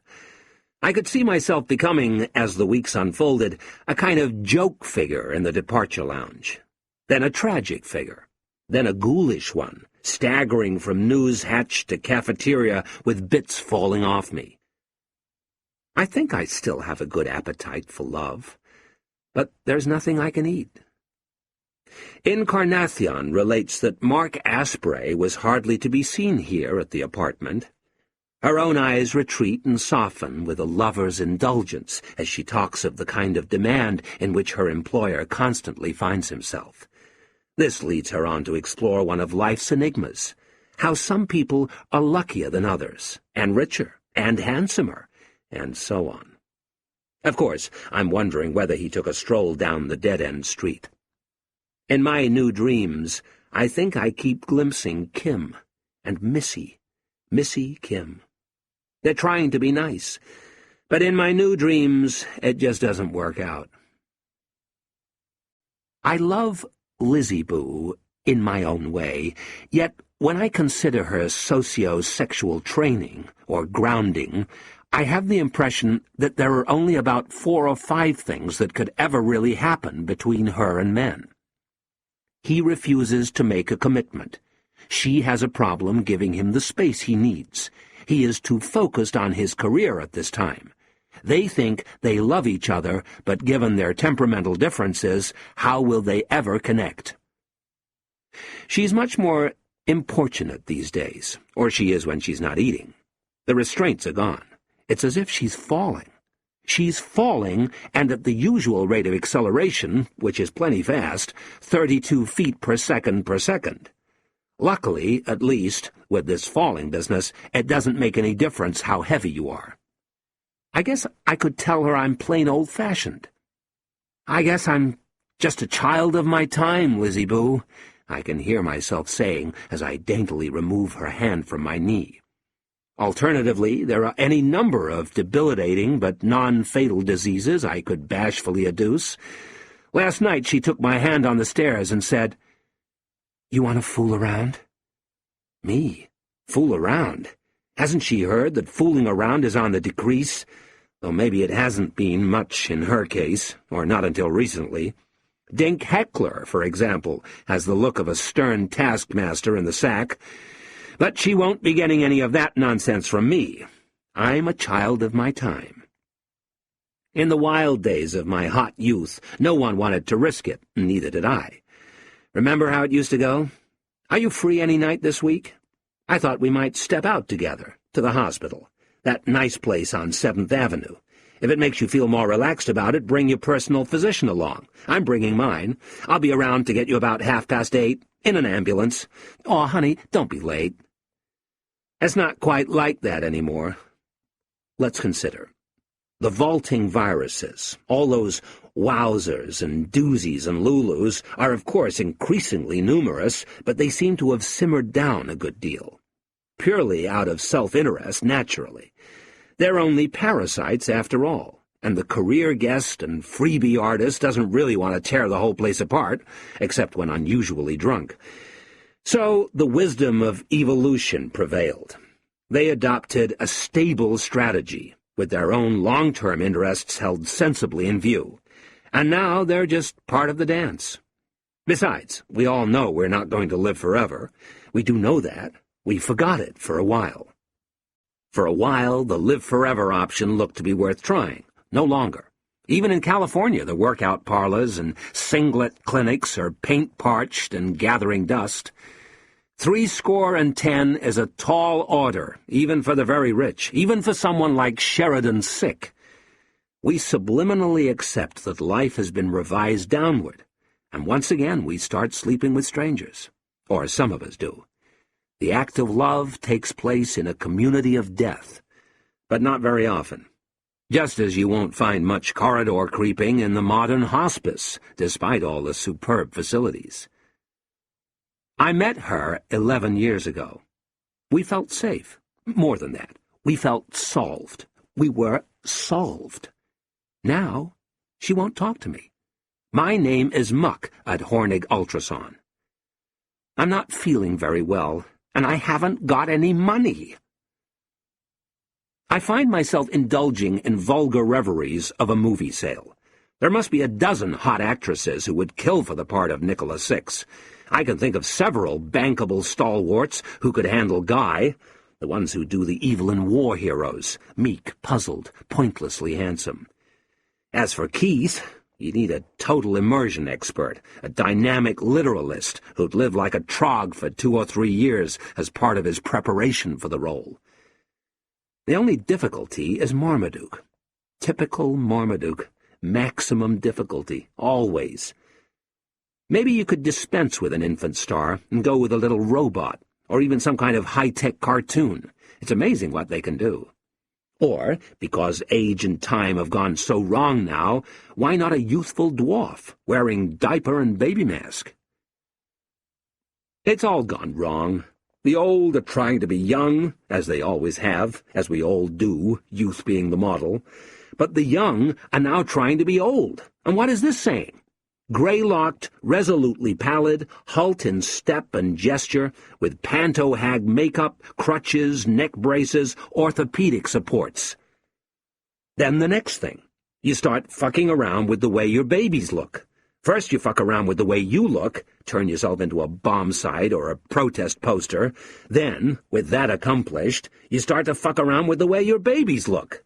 Dumb hairstyles, lacquered spikes, a kind of walnut whisk effect, magentas and maroons, wheat and swede combinations. I saw a toddler in the park wearing an earring, pierced, and another with a tattoo, bruised songbird. There are babies tricked out with wigs and eyeglasses and toy dentures, wheeled in bath chairs. Now, I know the British Empire isn't in the shape it once was, but you wonder, what will the babies' babies look like? Lizzie Boo and I go to the new milk bar on Kensington Park Road. Her treat, she insists. The place is called Fatty's, which strikes me as unfortunate and bad for business.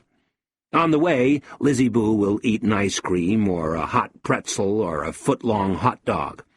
Once there, once actually in Fatty's, she will start on the milkshakes, with perhaps a banana split or a fudge sundae. Over these dishes she will sketch in the prospect of lifelong spinsterhood. This afternoon, a blob of chocolate somehow attached itself to her nose. I kept assuming she would eventually notice it, would feel it, would see it. But she didn't, and I let too much time pass, too much nose time, too much chocolate time. It was a big relief when she excused herself and went to the bathroom. As she lifted herself from the chair, I observed that the zipper on her skirt was warped with strain.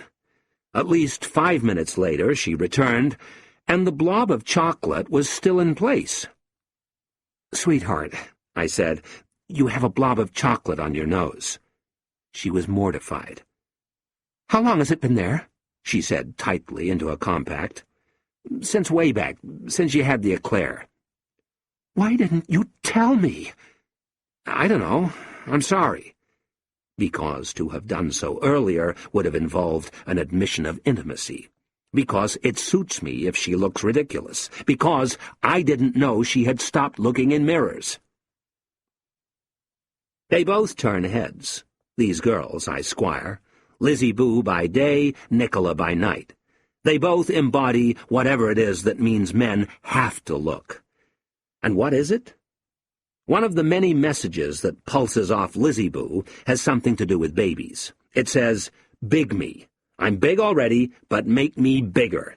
Let the SSCs get to work. Give these breasts a job.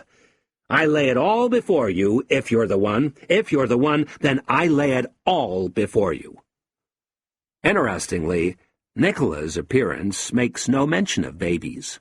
All she has to say on that subject is watertight contraception. I'm not going to lose my figure and get up in the middle of the night. I won't be time-processed, medianized, not by you. It would have to be something special, something unique, something immaculate, like the Virgin Mary. Nobo Daddy's baby mama. It doesn't particularly matter that I'm going blind, because I can't read anyway. 5 minutes with Macbeth on my lap, and I'm in a senile panic of self-consciousness. Mark Asprey's many bookshelves are shelved with books, but there's nothing much to read. It's all stuff like Good Bad Taste, or Bad Good Taste, or Things You Love to Hate, or Hate to Love, or Why It's Frivolous to Be Important, or The Other Way Around. I get stuff from Nicola, but who am I kidding? There are things I'm not seeing, or not understanding. The only writer who gives me any unfeigned pleasure is P.G. Wodehouse, and even him I find a bit heavy. He takes a lot out of me. Scratching my hair with soft whistles, with lips a-quiver, I frown over Sunset at Blandings. Pretty soon, I'll be obliged to ask Nicola to show me what she looks like in the nude. I find I'm looking forward to it. I can't imagine she will deny me this simple request. She knows how seriously I take my work.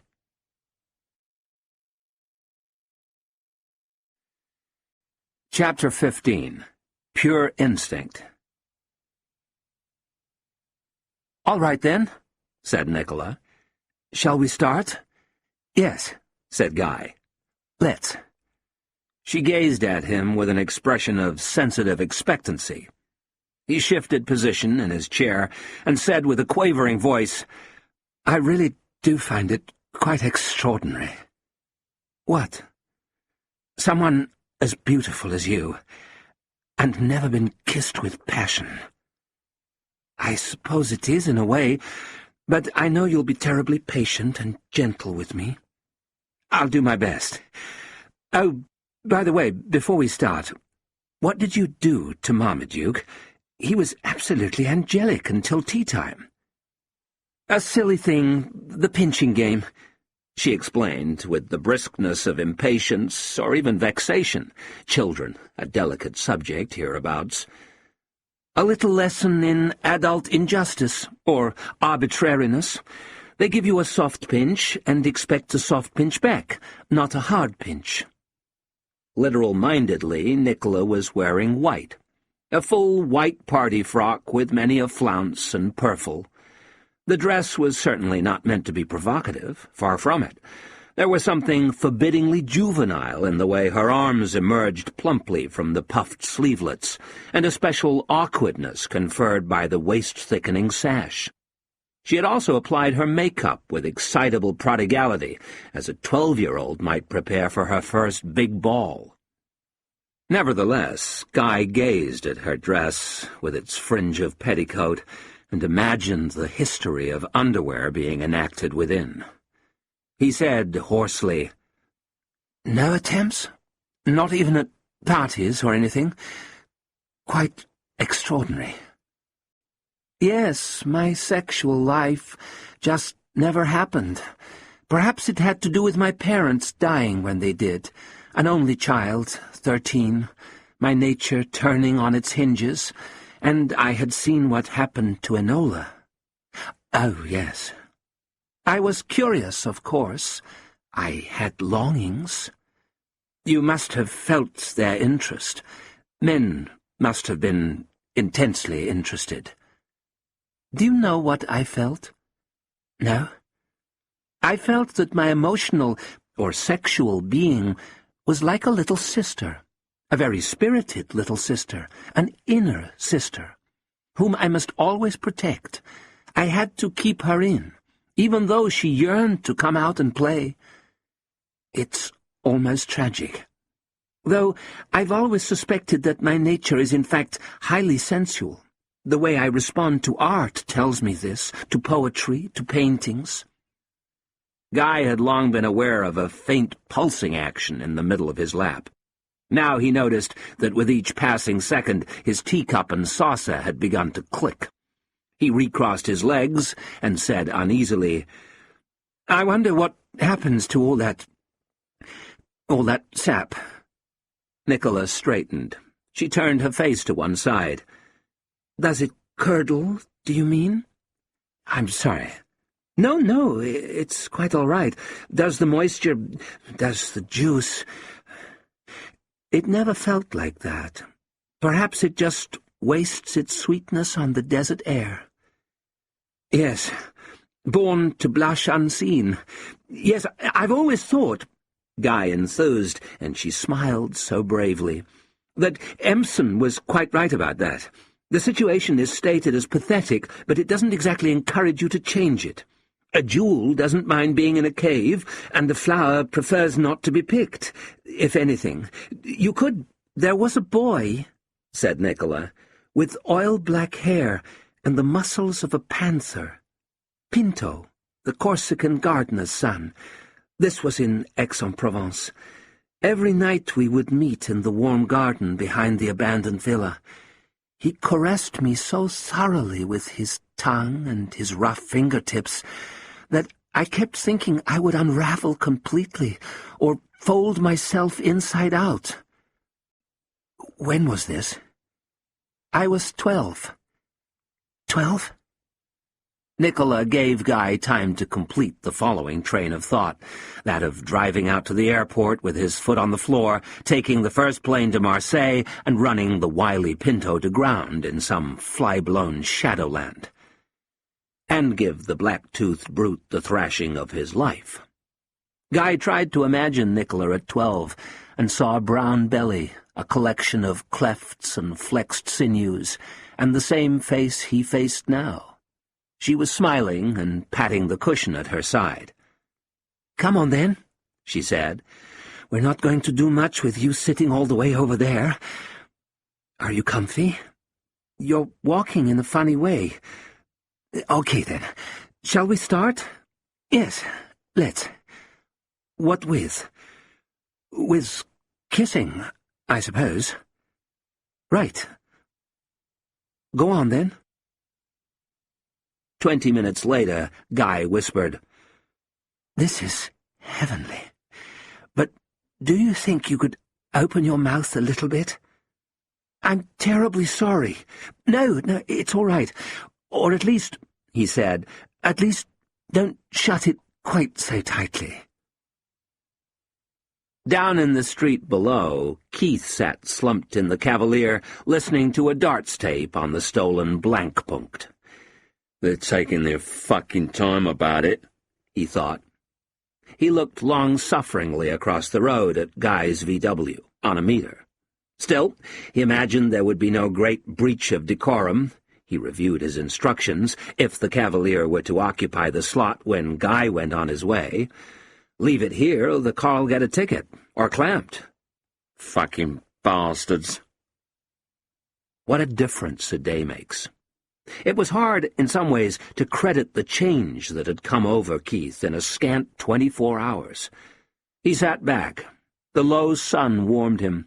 Blinking through the windscreen, whose fuzz and splat now subtly harmonized with the pond mantle and the bobbing tadpoles of his tarnished vision, Keith recalled that recent self, that self of rage and terror, coming up her stairs with murder in its soul, or at least with murder in its brow. "I might have taught her a lesson. Straight. I'd have swung for her yesterday." Happily hungover, Keith snorted and coughed and shook his head with a thick-skinned smile. He comes into her lounge and it was all dark, like a Danish sex club. No, not Danish. Arab. with candles and screens. She was wearing a black gown that was so beautiful. No way here, all that not be an exquisite garment. Not cheap, neither, either. As for the woman that encased, you had to be giving her all kinds of credit for the nick she'd kept herself in, and all the money on the table, like TV as such. You shouldn't have fucking done it, Nick. Keith, I understand. You didn't want me to know, did you, that you lived like a— His eyes opened and flickered. He rubbed them with his knuckles like a child. And then, after that, after saying something so well out of order, she goes and changes my life. Just like that. Magic. Because she understands me. She understands me. She's the only one what really understands me. About my darts. Keith sniffed and stirred and wiped the tears from his eyes with a mahogany thumbnail. Not ashamed to admit it. A whole new life now.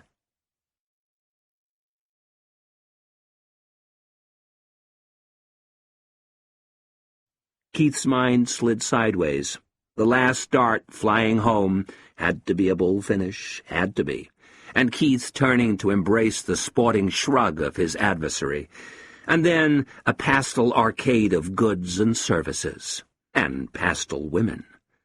The night before, after the quart of porno with Guy, a visit to Debbie Kensett, and a final call paid on Trish Shirt, Keith had gone home and caught up with some of his viewing. American football, and the frame-by-frame analysis of the cheerleaders in their flickety white skirts. You had to hand it to the Yanks. They got the sport groupies all there, and in uniform. How did it go again? Your home life, Keith, is stifling your darting talents and throwing a pall over your darting future. It's a question of darting attitude, getting your darting head right for the big one. I see you, Keith, as a young boy in the street with your face crushed up against the glass. But it's not a shop window. It's a TV screen. We're talking TV stardom here, Keith. Behind the screen is where you've got to get to.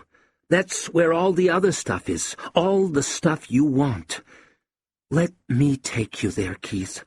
Let me take you to the other side. Yeah, said Keith, as the darts tape achieved its climax. He punched the buttons. Meteorologist Dennis Carr, Hurricane Juanita. Phone-in, money matters. Geopolitics, another scan for the president's wife. Local news, police had made an arrest in the case of the murdered 5-year-old in South London's Camberwell. Keith looked indignant. You never heard anything like that on the news anymore. Said it just encouraged it. Don't ask Keith why.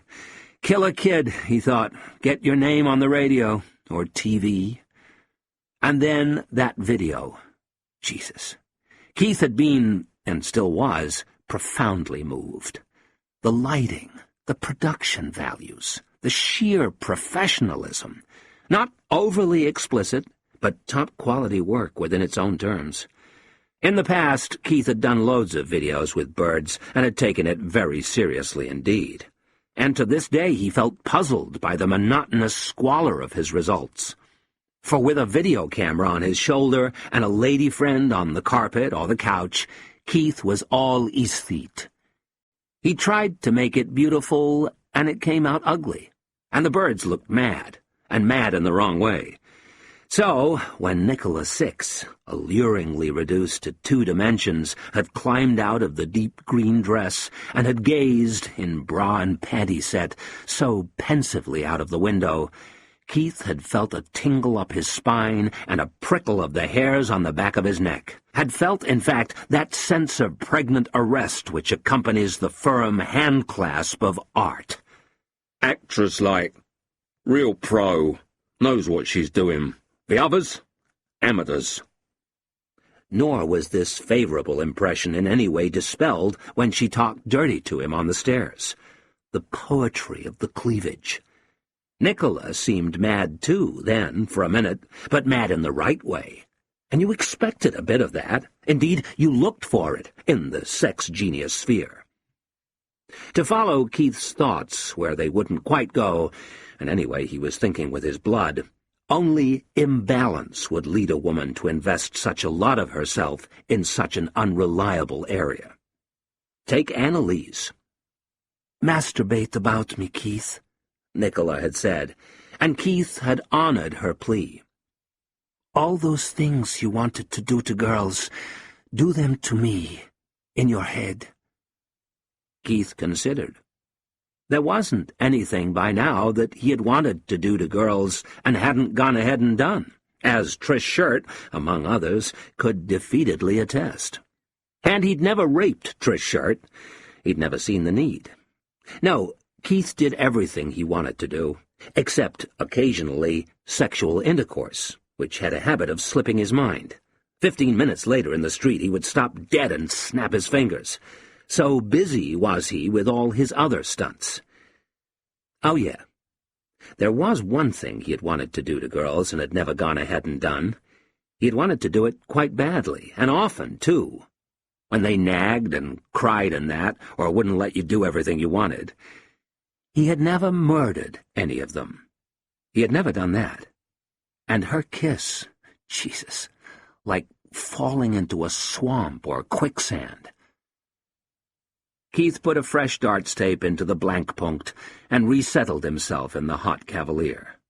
That classic encounter at the embassy between Kim Twemlow and Nigel House. Such darts immersion was, in Keith's view, the ideal preparation for his upcoming quarterfinal at the George Washington on England Lane. He bent his head and looked up, wincing at Nicola's high window. He thought, "They're taking their fucking time about it." Guy felt a fiery crack on the side of his head. His neck jerked backwards into thin air, and gravity tugged him urgently to the floor. After a moment of white flurry, Nicola was kneeling by his side. "Oh, no," she said. "Oh, my darling, I'm so sorry." Guy raised 3 fingertips to his temple. He closed his eyes and then blinked mechanically. "Let's see. Ooh, that looks quite nasty. I'd better get you some meat for it. I must have caught you with my ring. Oh, God, you should have warned me about your tongue." Guy half sat up. He called after her, unable for the moment to keep the querulousness out of his voice. "You said Pancho, or whatever his name was, used his tongue." With swollen eyes and one hand clamped over her mouth, Nicola dropped to her haunches in front of the open refrigerator. Then her face cleared and straightened. "In my ear," she called back. "Not in my mouth.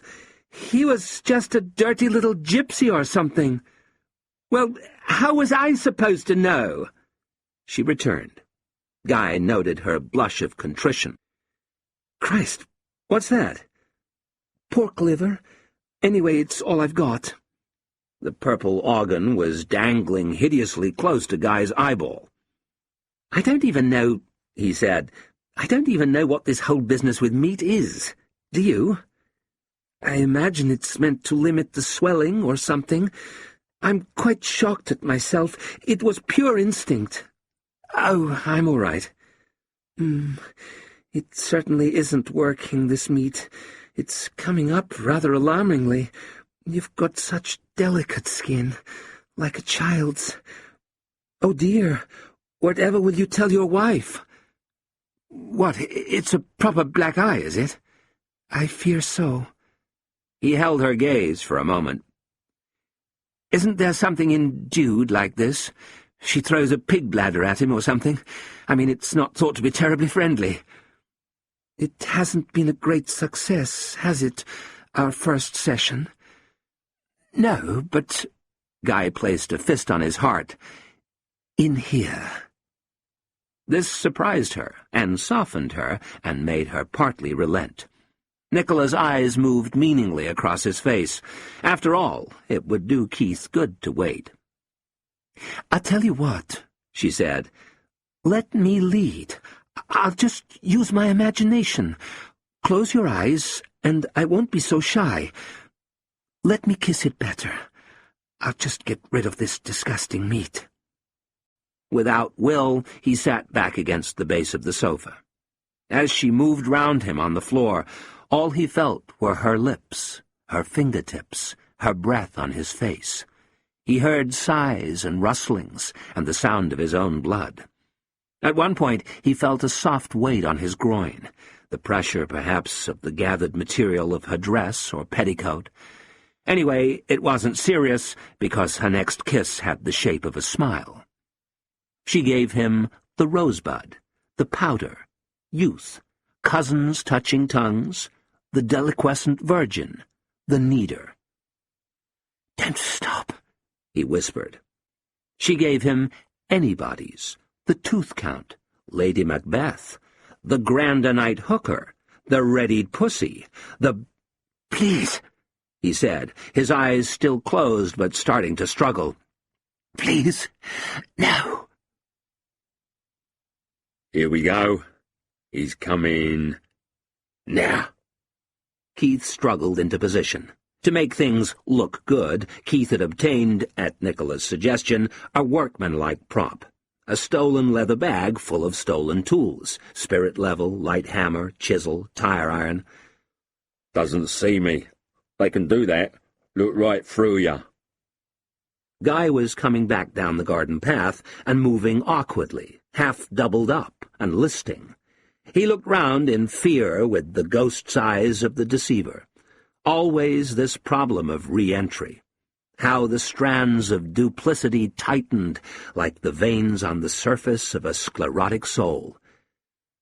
"Why did you come to the house?" he had asked her. "To establish something. Your wife doesn't love you. Poor Guy." Guy couldn't bear to believe this, dink or no dink, but in any case the duplicity was now all double-knotted. One would have to go at it with fingernails, with tweezers. He paused, winded, battered.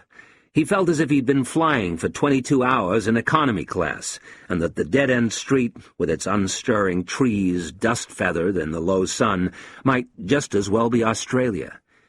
Guy scanned the scene, not for faces, not yet, but for figures with their inimitable weight and outline, as Giacometti might. Phoenix, Richard, Terry, Lizzie Boo, Hope. "Yo!" Guy gave a stark yelp. "Prestigious," said Keith, shuffling stockily across the road with his bag. "Eurobank, motorway contraflow, intercool." "Keith!" "Oi!" "What?" "Woo, that's a bit tasty." Keith's scowl of concern now widened into a friendly sneer. "You come on a bit rough, did ya? Forced to defend her honour, was she?" "No, I tripped on my way up the stairs."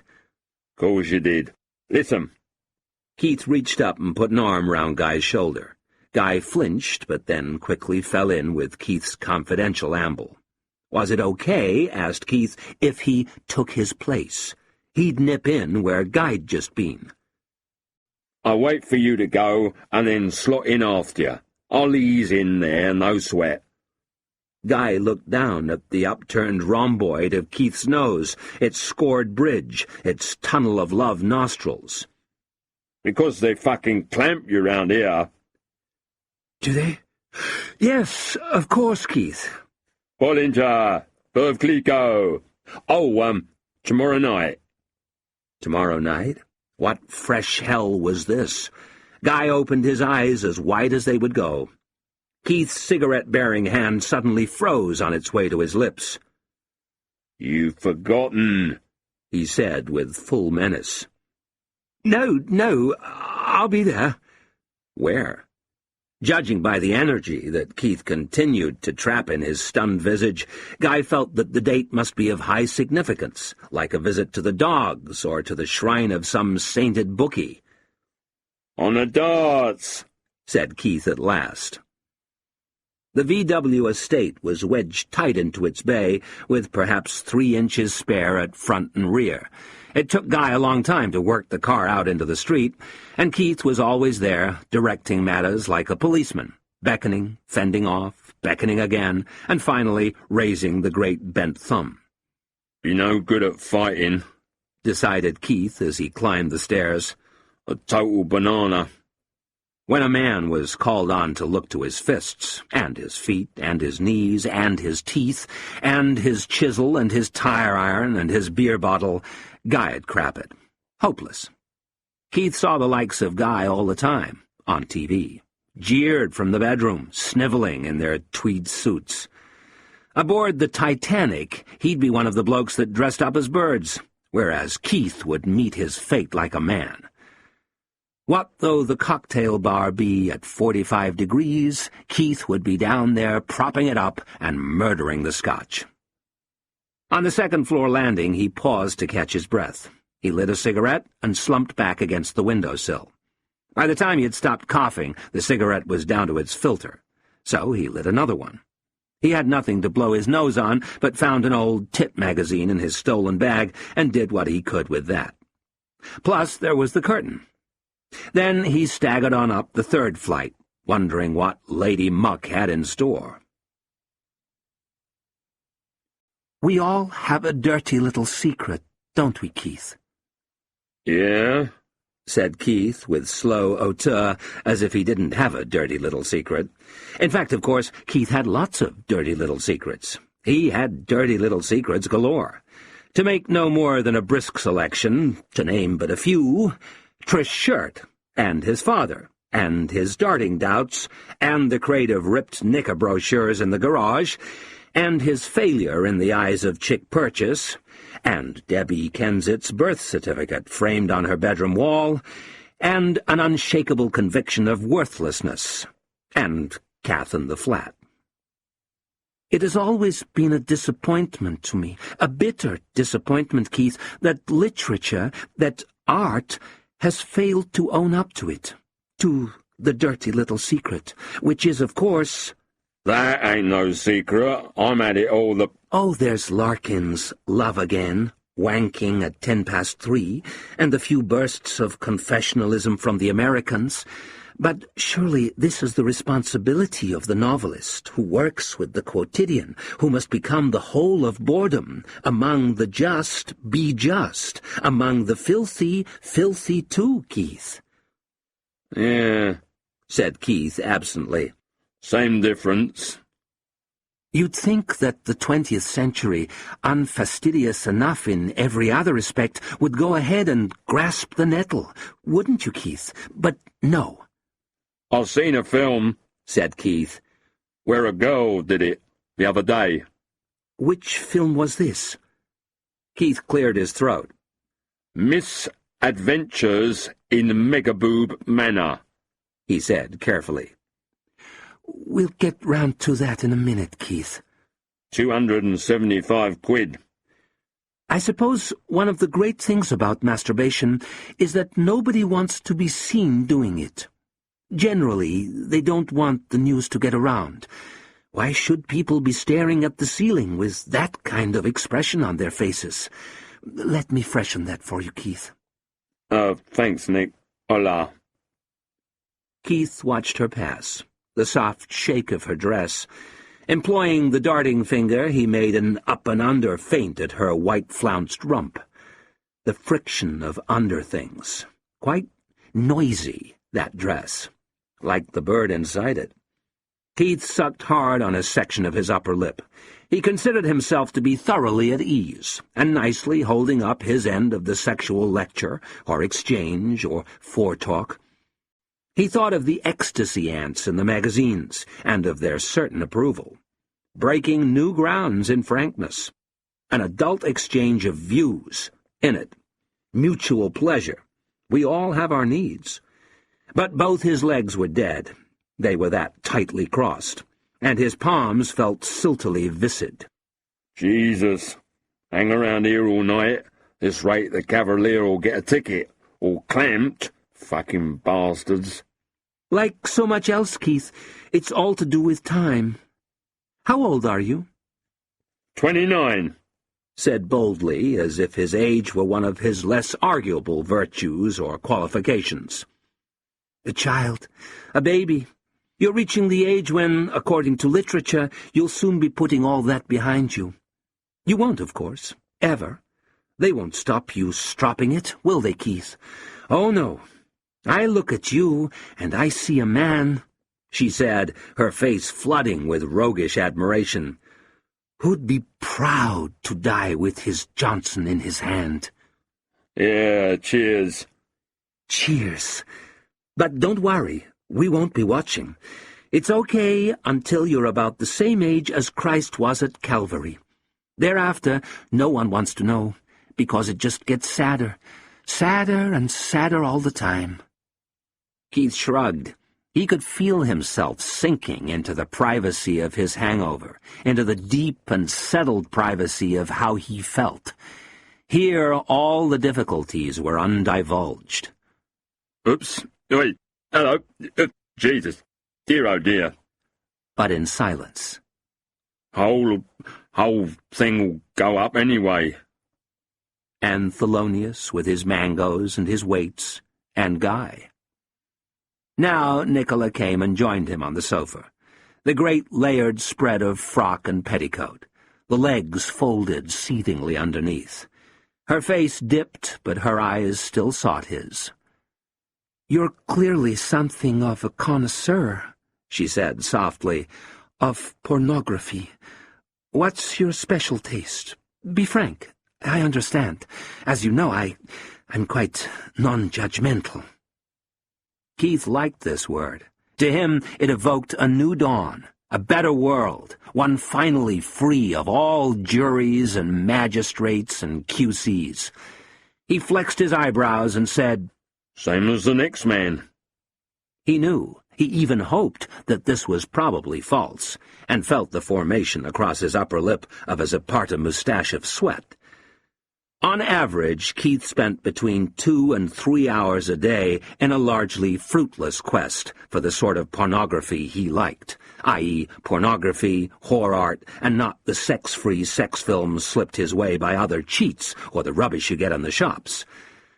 But there was a time when pornography had played an altogether more central role in his life. When he was a bachelor, Keith had done pornography the way some people did heroin. Pornography pauperized Keith and made him fear for his sanity and his eyesight. Pornography was the main reason he had sought Kath's hand in marriage. Videos. From a towelhead, Abdel Razak, in Brixton. Abdel Razak was non-judgmental, too. You could say that for him. 100% non-judgmental was Abdel Razak. Keith knew that he had no resistance to pornography. He had it on all the time, and even that wasn't enough for him. He wanted it on when he was asleep. He wanted it on when he wasn't there. "Just nude birds," said Keith. "Basically, obviously." It's funny, isn't it? The dirty little secret may be neglected elsewhere, but here's a genre starting as samizdat and ending up as a global industry, which is about nothing else. Women don't usually approve of pornography, do they, Keith? I shouldn't think, for instance, that your wife approves of it. Oi, thought Keith. What was the matter with all this? In his head, ideas wanted to be named, but remained nameless. Something to do with sinning singly, invisibly. You locked the door behind you.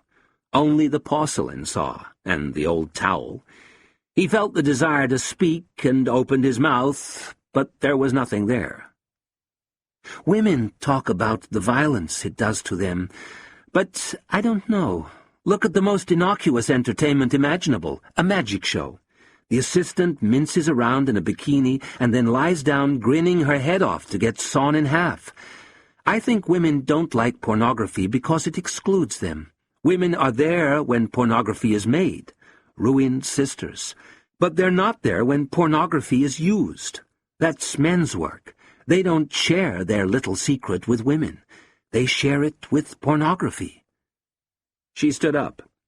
Look, she had the remote in her hand. The TV gave its electric crackle.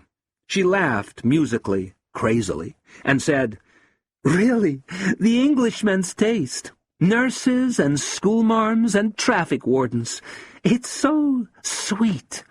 I suppose it all comes from nannies and public schools and things, though not in your case." "No danger," said Keith. He was busy watching. "Still, there are lots of randy plumbers and winking window cleaners and so on." "Yeah, cheers." "I'm going to have a bath. Would you unzip me, Keith? Thank you. I'll be in the tub, for at least 15 minutes. It's the little catch at the top. That's it, thank you. There are some paper tissues on the table there. Let me know when you're done. It's all right, Keith. I understand." She welcomed and applauded the death of just about anything. It was company. It meant you weren't quite alone. A dead flower, the disobliging turpidity of dead water, slow to leave the jug. A dead car, half stripped at the side of the street, shot, busted, annulled, abashed. A dead cloud. The death of the novel. The death of animism. The death of naive reality. The death of the argument from design. And, especially, the death of the principle of least astonishment. The death of the planet. The death of God. The death of love. It was company. The death of physics, for example. Physics had died only the other day. Poor physics. Perhaps 50 people on Earth understood it fully, but physics was over, just in time for the millennium. The rest was mopping up. The rest was funeral direction. They had found proton decay at 10 to the power of 32 years, uniting the strong and the weak atomic forces, giving the strong electro-weak. Then all they needed for the grand unified theory, for the theory of everything, was gravity. And then they got it. They got gravity. She had read the cautious popularizations in the news magazines, and everyone agreed that the theory made beautiful sense. The maths were beautiful. The whole death was beautiful. As she understood it, well, it was very simple. It courted intuition. The key to everything was this. Time was a force as well as a dimension.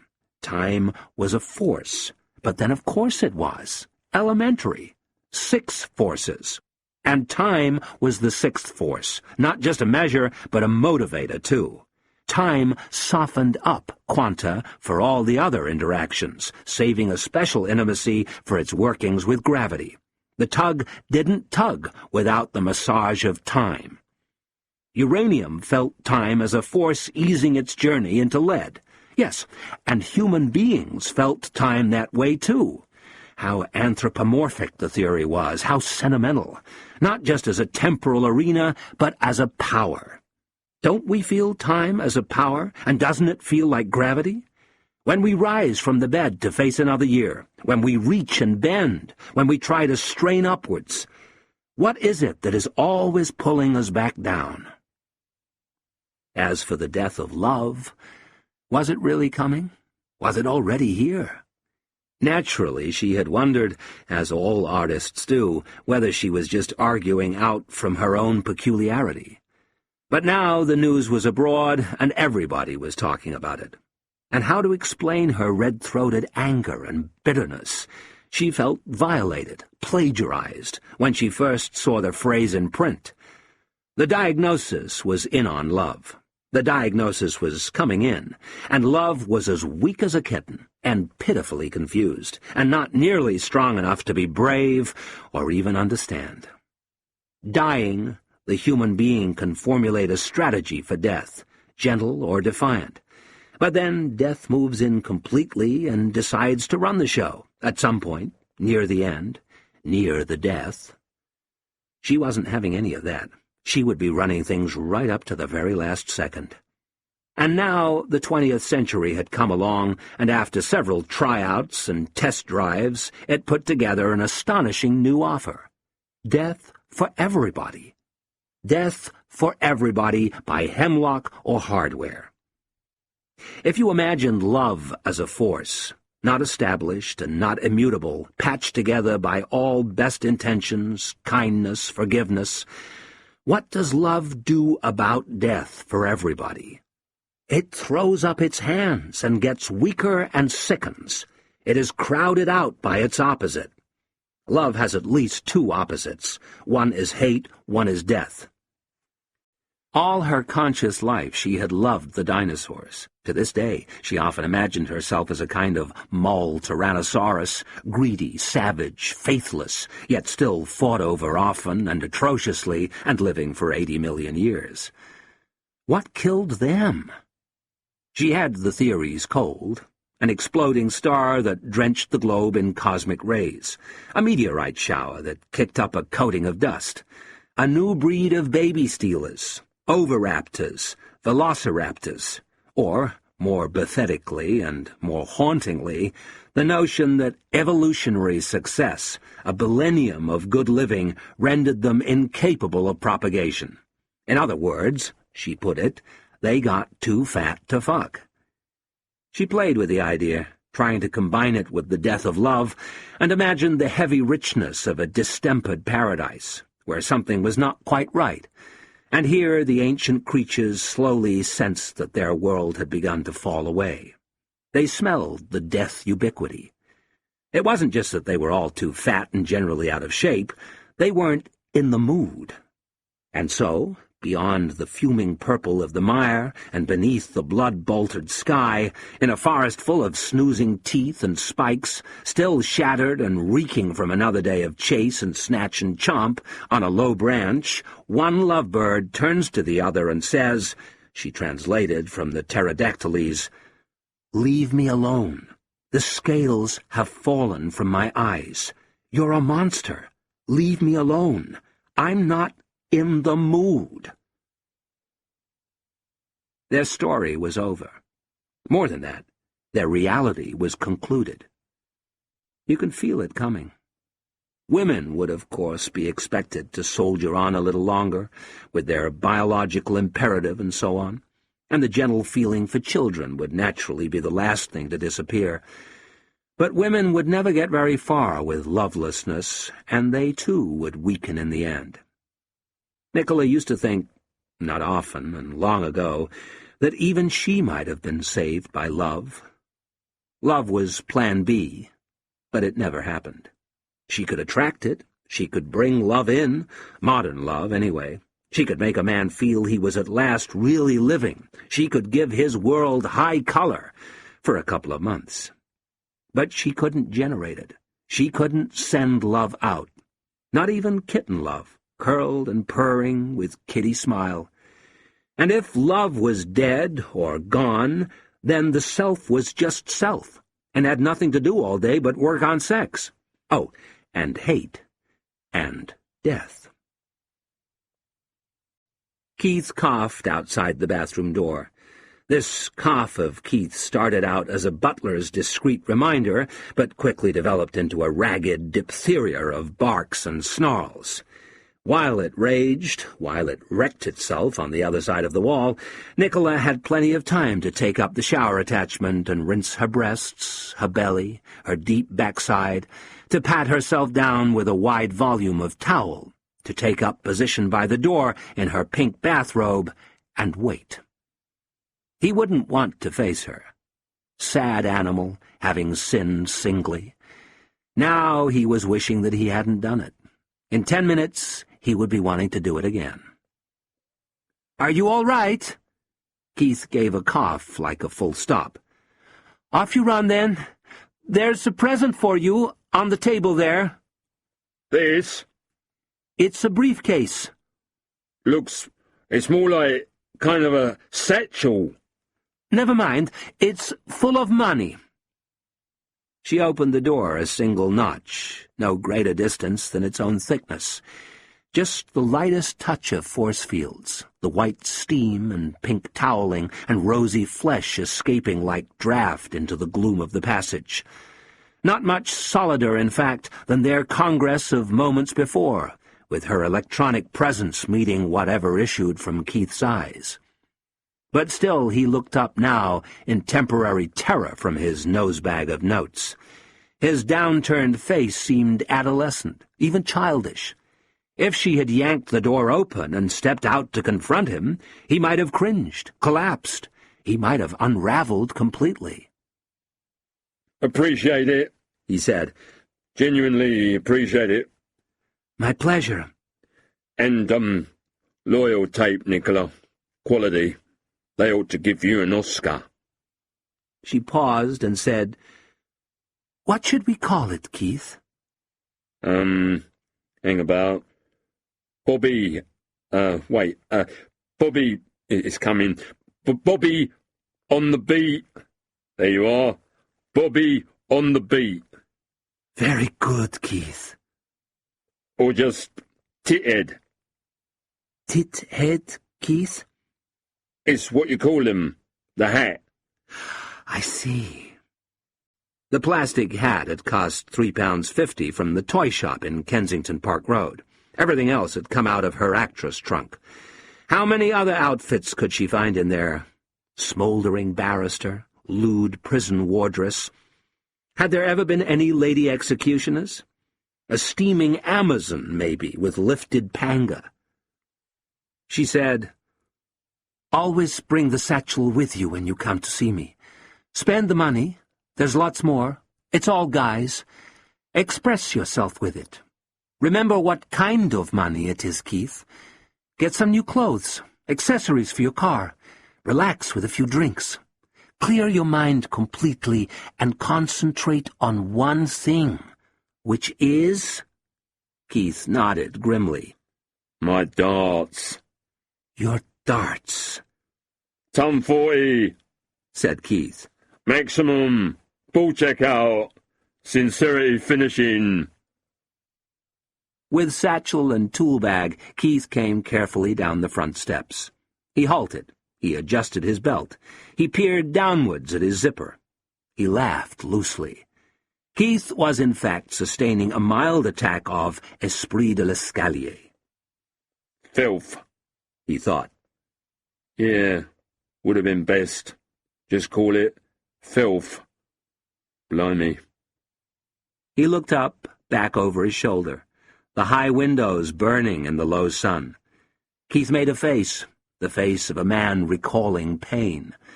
But soon his violently buckled features resolved themselves into a forgiving sneer. Whistling piercingly, some sentimental ballad, Keith started forward, opened the garden gate, and headed for the heavy Cavalier. Behind and to the right, flanked by flaking pillars in a doorway further up the dead-end street, Guy watched him go. I receive a quite fantastically offensive letter from Mark Asprey. I've read it 8 or 9 times now, and I still can't believe what he's trying to do to me. On Plaza notepaper, "My dear Sam, I can't refrain from this hurried missive. Yesterday, after a rather good lunch, I was musing and browsing at Barnes & Noble down in the village. How clean and airy the village is now. Imagine, if you will, my elation on seeing a goodly stack of Memoirs of a Listener by Samson Young. Well, naturally I snapped one up, and seldom have I gained such pleasure from the outlay of a mere 98 cents. I paced the room on my new shtetl legs, my twanging pool cue legs. I tore at my hair. What hair? I phoned the handicraft press. Oh, the fearsome blast I would give Steve Stultifer. No answer. It was 3 a.m. over there.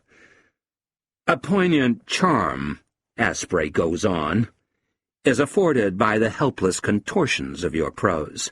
But why do you think anyone wants to hear about a lot of decrepit old Jews? Still, I admire your nerve. An autobiography is, by definition, a success story. But when some pipsqueak takes up his pen as the evenings lengthen, well, full marks for Gall. And the remainder shops do deserve our full support. Of course, I knew that sales of my book were modest, but this is a savage blow. And the reviews were good, both of them. And they printed so few. I mean, they can't have sold any at all. You should turn to fiction and the joys of the unfettered fancy. I had rather a hectic time in London, seeing friends old and new, and clinching that book deal you might have read about. I gather you spent the entire week at Heathrow. Why didn't we link up? You could have treated me to a wad and char, or I could have smuggled you into the Concord Lounge. Yours ever, Mark. P.S. Oh yes, always thinking of ways to amuse you, I have left a favorite of mine on the bedside table, Marius Appleby's Crossbone Waters. Now that's non-fiction. There goes my confidence. I could feel it leaving. I could even hear it. It rushed out the door and whistled through the street. Until this morning I was, as they say, up and down about this project of mine. Half the time I mentally polished my Pulitzer acceptance speech, the other half I planned incendiary suicide with the murderee in my arms. Let me soberly state that I don't think my book is really prize-winning material, though the panel might feel differently about it if they knew it was true. Christ, it's only just occurred to me. People are going to imagine that I actually sat down and made all this stuff up. For now, I devote myself to the small concerns. I go where even I feel huge and godlike. My new project, teaching Kim Talent to crawl. I am her crawling coach. Kim and I are really working on her crawling. Crawl, crawl, crawl. And it isn't easy, in Keith's joke pad. I wait until Kath is asleep or out pacing the walkways with the alcoholic housewives, the tranked mums, the bingoid single parents. I shove at the squat armchair until most of it is wedged into the hallway. Then I lay out a towel on the floor and plonk Kim down in the middle of it. I scatter rattles and squeaky toys at an inviting distance from her nose. In training shoes, in tracksuit bottoms, with my stopwatch and my steroids, I cheer her on from the touchline. Come on, Kim, you can do it, baby. Get out there and crawl. With tiny grunts and pants, with sublime patience and resolve, she squirms and edges and inches. The expression she wears is one of demure audacity. Do you really want to see something? Well, watch this. Watch that. I'll show you. On she shoves and shoulders. She licks her lips. On she inches and edges. And what happens? She just goes backward, and not very far. How like life. How like writing. All that effort, and the result is just a small minus. She starts to frown and wince. She starts to see that it's a poor deal, and no one gave her fair warning. She starts to cry. After some comfort, some juice, some deep breaths, she is ready to go again. She nods her head. She is ready. I cheer her on from the margin of the towel as her frowning face recedes from the rattles, the squeaky toys, as her face recedes from me. Next door, the mother rests, teaching Kim to crawl. Kath doesn't let me change her anymore. I wonder why. Some Irish imperative as the child's first birthday approaches. I keep thinking I see bruises, welts in the shadowy cracks of her baby grow. Yesterday I arrived on the walkway and stood there fidgeting with the key, wondering if I'd need it. I peered in through the window. Keith at the table, humped over his tabloid. Kath at the sink, and Kim on the floor in her bouncer chair. But she wasn't bouncing, and she wasn't sleeping. Her shiny head was bowed, the shape of the shoulders. I thought of that terrible phrase, and I thought, Kim has what Kath has, what Keith has. It is called failure to thrive. I hope I'm just imagining this. I'm waiting for the pain, and it hasn't come. Slizzard is amazed it hasn't come. I'm wired for pain. My eyes are wired for pain. Vladimir Nabokov, encouragingly, was a champion insomniac. He believed that this was the best way to divide people, those who slept, those who didn't. The great line in Transparent Things, one of the saddest novels in English, "Night is always a giant, but this one was especially terrible." Fee, fi, fo, fum, goes the giant. How did VN ever slay the thing? I wander. I write. I wring my hands. Insomnia has something to be said for it, in my case. It beats dreaming. God knows why, but I've started Crossbone Waters. Travel, Borneo. Handsome Marius Appleby and the glamorous photographer who's been assigned to him, Cornelia Constantine. It's an awful little piece of shit, but there's the adventure and the love interest, and I have to admit, I'm hooked. Now wait a minute. How did Asprey know about me holing up at Heathrow? I don't think I said anything to Encarnacion, with whom he is in constant and sinister touch. I don't think I've ever said anything to Encarnacion except, really, and you don't say. So, who does that leave? Perhaps, in a sense, I'm being wise after the event, though wise might be putting it a bit high. Just now I was sitting at his desk next door. I noticed, on the expanse of green leather, some new displays of trinketry, the altered disposition of the mail stacks. I imagined Asprey pottering here with his plumed pen and his calculator. Idly, I reached out and tried the locked drawer. It opened smoothly to my jerk. Notes, letters, cards, photographs. Well, there's no longer any very pressing need for me to ask Nicola to show me what she looks like in the nude, but I think I'll ask her anyway. "It's too adorable," said Nicola. "And did you both have little animal nicknames?" "You have to realize," I said, "that I was a tremendous sweetie before all this started."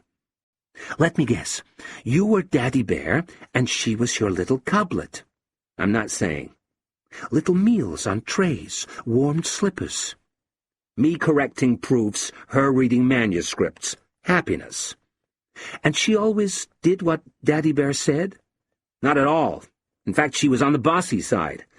I used to call them the Hitler sisters, her and Paige. Another tomboy. They were always pouring with blood from some fight they'd just had, like you and M.A. "I'm getting the picture. You were Goody Two-Shoes, and she was little Miss Bossy Boots. What did she look like? It's too adorable." I got to my feet and went and stood over her. I produced the wallet photograph, Missy 8 years ago, brightly lit, the tidal drifts of down from temple to jawbone. She said. "Still, you must have hardly dared to pinch each other in case you woke up. To the 20th century. I couldn't resist it. I produced the second photograph and held it up to my face. "What kind of camera did Mark Asprey use? One with a time delay, or did you employ some sniggering third party?" Nicola took a time delay before she said, "Time delay." And she said it softly. I said, "No dreaming here. Plenty of pinches. Fully awake." She flinched as I tossed it onto her lap. She straightened and said, "I suppose you and Missy never went in for any of that." "Actually, we did try spanking once. It hurt. My hand, I mean. I even said, 'Ow.'" "I can see it does look rather ugly," she said, and her long fingers began to tear. "It was what he liked, and one will do things for—" "Yes. Well, you did say you were stupid for him." "For a genuine artist." "Come on. It's shit. Oh, come on." "I absolutely don't agree. There's a purity in his work that reminds one of Tolstoy." "Tolstoy?" I just couldn't take this. It was like the world. It was like fundamentalism. The planet was insane. The truth didn't matter. As I picked up my coat, I said, "Did you see him when he was here?" She made no reply. "It's over between you two, isn't it?" "Some things are never over." There is a woman who stands in the middle of the Tavistock Road for an hour every evening just after dusk, with her head up and her arms outstretched, cruciform. Not old, not shabby, not stupid-looking. She stands right there in the middle of the street. She smiles fixedly at the oncoming cars, which slow down as they pass, and the drivers stare, but few shout out. Actually, it is terrible, this smile of hers, guarded, trusting, admonitory. Why doesn't somebody come and drag her off somewhere? One drunk is all it would take. When you drive by, and especially if you approach her from the rear, you always think of car metal meeting female flesh and blood, the forced and instant rearrangements of collision, with flesh and blood going where it suddenly has to go. She's perfect for the book, but I can't think of any good way of getting her in. She's out there now. I can see her from the window. Why don't they come and take her away? Oh, why don't they come?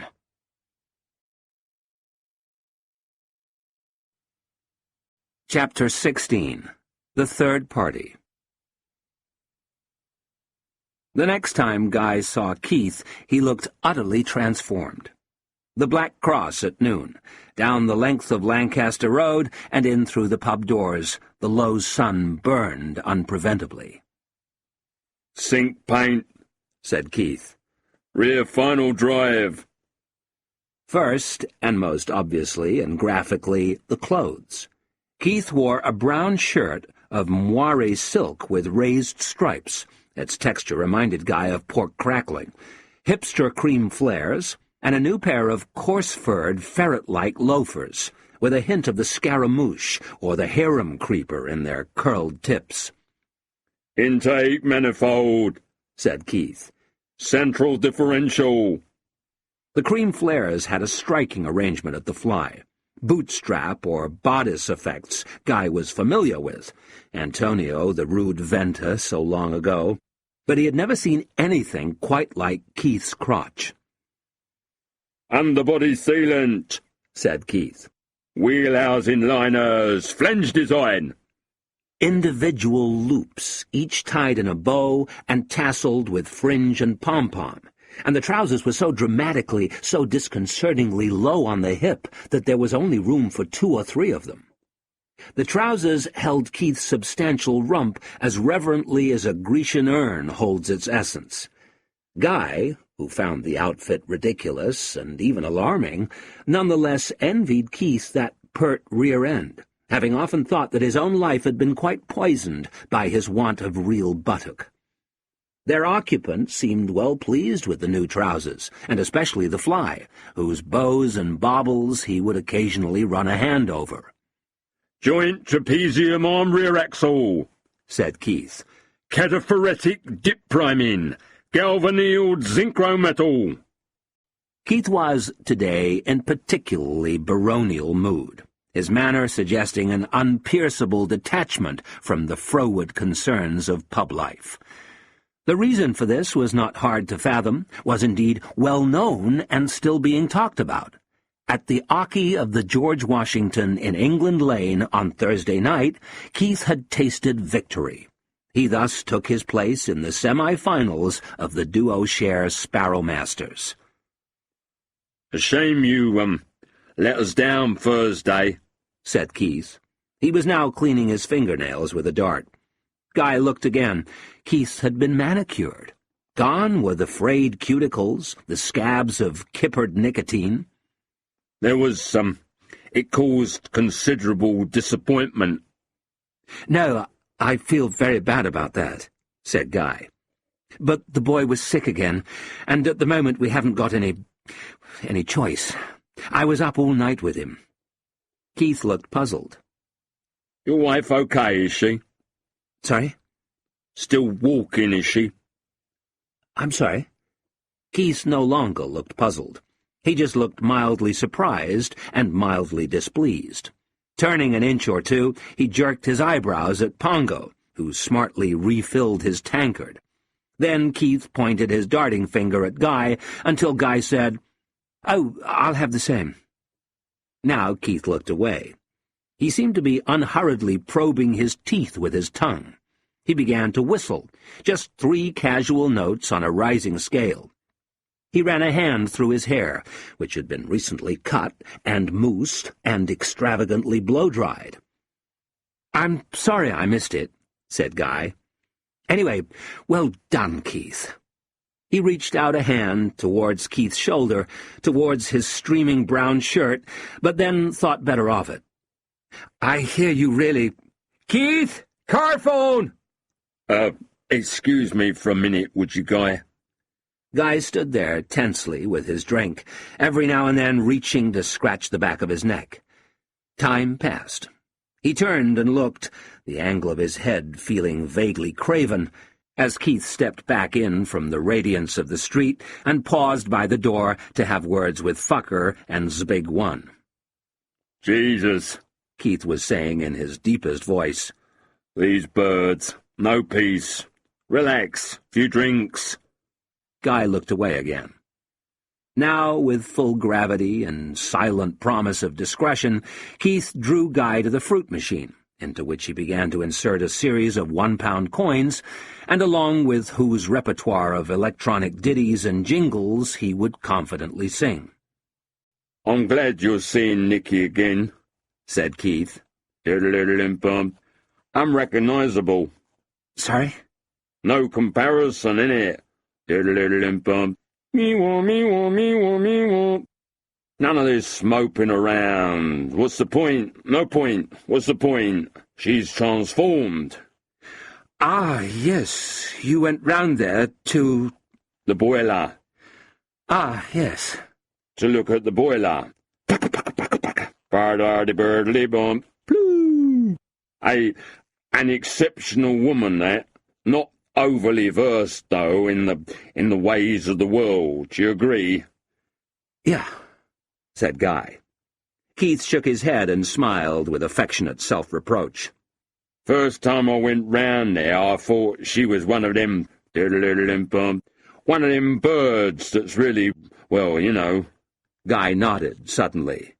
Me-wah, me-wah, me-wah, me-wah. Oozing for it, you know, dripping for it, sliding all over the floor. You're in there, 5 minutes, minding your own business, and suddenly, bird-ardy-birdly-bump, ploo. I know the sort. Not been in there 5 minutes, and she's smacking your cods all over the park. Pucker. You come through the door, you take off your coat, you look down, she's got your gun in her gob. Diddle-diddle-lim-bump, bird-ardy-birdly-bump, ploo. Diddle-diddle-lim-bump, diddle-diddle-lim-bump, diddle. Yes, said Guy. Yeah, well, not a bit of it. No way. Keeps herself to herself. The real article. A lady. Look at this fucking thing. After several shoves and slaps, Keith left the fruit machine rocking steadily on its base and led Guy back to their drinks. Keith positioned himself comfortably, inclining backwards with his elbows on the bar. Yes, said Guy, who seemed somewhat calmer. She's quite naive in some ways. Doesn't surprise me. Almost otherworldly. Same difference. That's right. Guy's face cleared further. He even began on a smile. She's not. The angle at which Keith was leaning afforded him a rare glimpse of his waist. He appeared to become absorbed by the tasseled loopings of his groin, weighing each bauble in turn with his clean fingers. For a moment, a look of amusement or fond memory crossed his face, but then his solemnity returned. He raised his hand to his hair and looked upwards at the ceiling. He said, She's not just some fucking old slag like some... Out on the street, Guy groped his way into a lamp-post and stood for a moment with his forehead pressed to the damp rust. He kept casting his mind back. No, his mind kept going there under its own power, with great sudden backward vaults through time. Guy kept thinking of his very first visit to her flat. Keith coming down the stairs. Hello, mate. And Nicola lingering or recovering in her bedroom, and then emerging. He glimpsed the tousled linen in the mirror, walking awkwardly, bow-legged and bent in the middle, with her lewd and feverish face. It's so hot, and a welt or graze on her temple, as if, perhaps, in their rough passion. Oh, my dear, Guy found himself whispering, to whom, with an incomprehensible smile on his lips. "Such repulsive thought. Cannot be. Simply cannot be." He moved off, but soon paused again, and always with fingertips poised near his eyes. And so Guy headed home into the low sun. Quite uncanny, the sun's new trajectory, and getting lower all the time. Seen from the rear, I must look exactly like I feel. A silhouette, staggering blind into the photosphere of an amber star. And just as the sun burns off mist from the warming land, so the cumulus and thunderheads gave way as Guy walked to cores of silver and even spots of blue in the sky of his mind.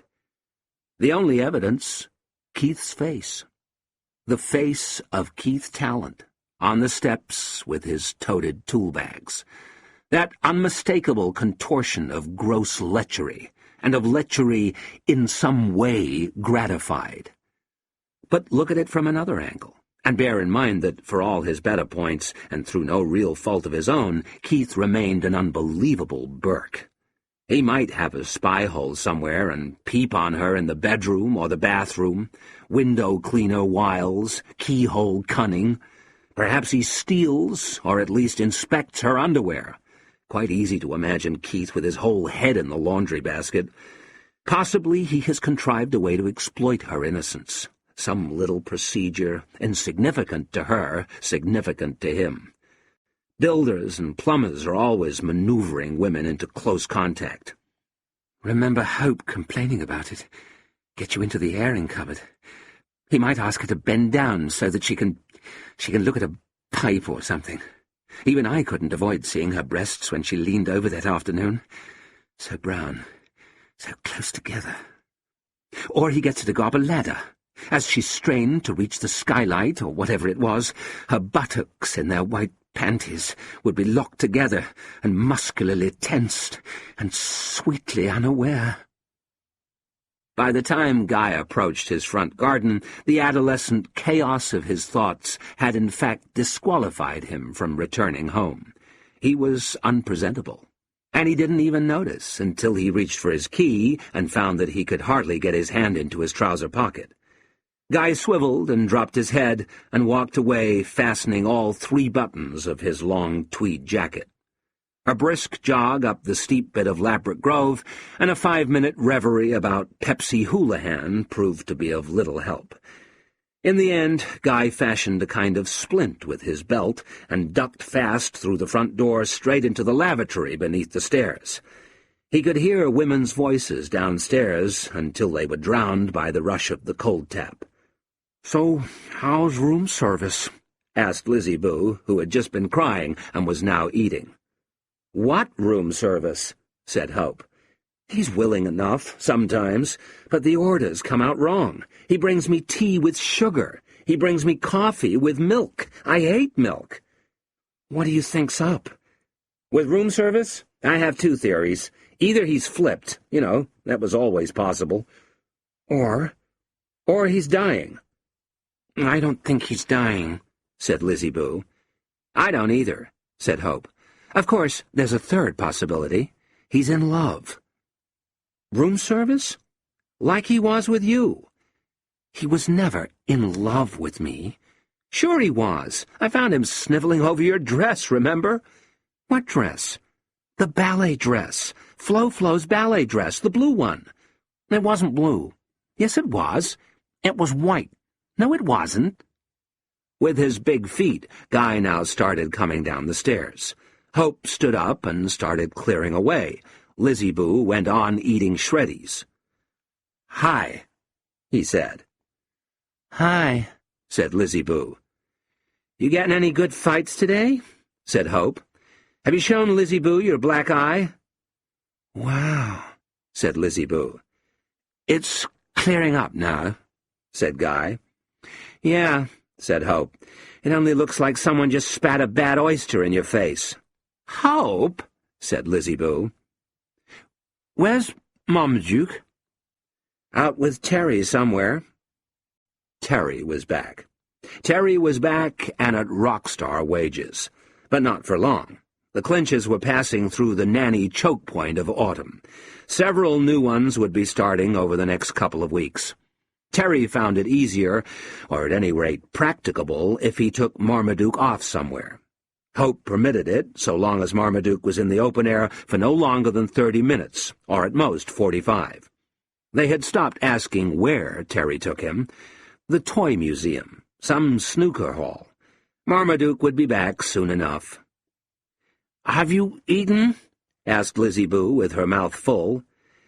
"Yes. No. Anyway, I'm not hungry. Feeling rather weird, actually. I think I'll just go and lie down for a bit." And up the stairs he went on his big feet. The sisters stayed silent for quite a time. "Flipped?" said Lizzie Boo. "Dying," said Hope. These, then, were the terms in which Keith encapsulated his Thursday night victory at the George Washington on England Lane. "In the final analysis," and Keith had said this often by now, leaning backwards on the bar of the Black Cross, the shrewd sweep of his eyes including Dean, Norvis, Bogdan, Fucker, Kirtley, Netharius, Shakespeare, Zbigwan. "the senior player could find no answer to the fluency of my release." In truth, there were other things that the senior player could find no answer to the fluency of, namely the whispered taunts and threats with which Keith had regaled him immediately before the match, during the announcements, and in between every leg and set, while the two darters stood solemnly side by side, marshalling their thoughts.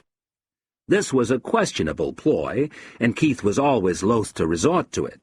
"I mean, you tell your opponent you're going to rip his ear off and flop in the hole, then you step up there, breathe in hellfire, lose your concentration, and throw 26. It rebounds on you, defeating its own purpose." But when Keith laid eyes on Martin Permain, the 55-year-old ex-county thrower, with his exophthalmic stare, his wary smile, and his village idiot physique, not to mention the darting medals on his breast, had some phenomenal averages in his classic seasons, well, he decided to give it a try.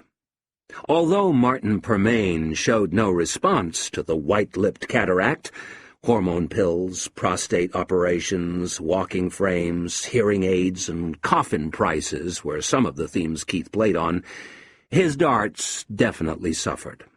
Let himself down, did the senior slinger, failed to throw to his full potential.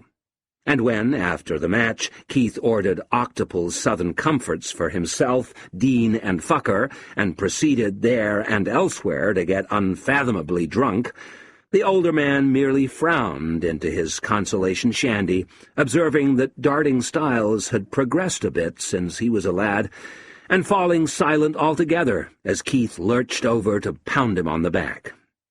No matter, all that was in the past. You take each match as it comes.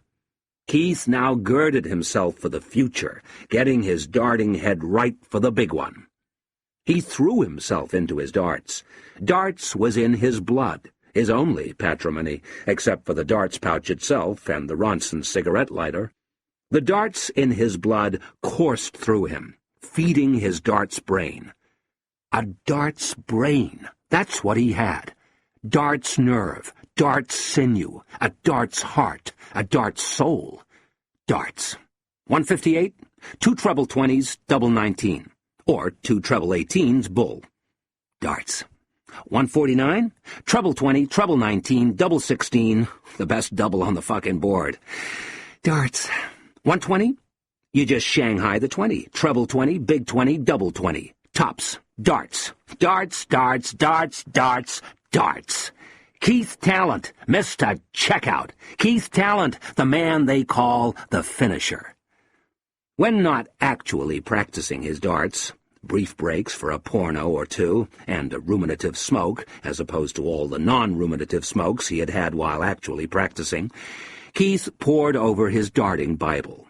MTD, Master the Discipline, Darts. If your opponent does a bad shot, like 26, punish him, capitalize, kick him when he is down with a maximum or a ton plus. If you do that, no way will he get back in. Yeah, Thought Keith. you capitalize. Never ask about an opponent. You play the darts, not the man. Never ask about an opponent, Thought Keith. You play the darts, not the man. Those Pilgrim Fathers are said to have thrown darts while sailing to America in 1620 on the so-called Mayflower. 1620, Thought Keith. Christ knows how they managed it, as they only had a small boat as they were tossed about on the Atlantic Ocean. King Arthur was also said to have played a form of darts. Heritage, Keith murmured. Following an unwanted but enticing train of thought, Keith saw himself as a key figure at the court of King Arthur, hailed initially for his darting skills, but going on to win more general acclamation for his dirty jokes, his ability to hold his ale, his frenzied wenching. Not King Keith, granted, no way, but Sir Keith? Possibly. Tall-backed chairs, and a great pile of Clives by the fire. Had enough? Sleep there, if you like. Once a simple country lad, of humble extraction, sings for his supper, as such. And then, until the wonderful lady with her hanky and her fan and her heaving bosom takes his hand and leads him up, up to the great tower. All this the girl in the dead-end street was making possible.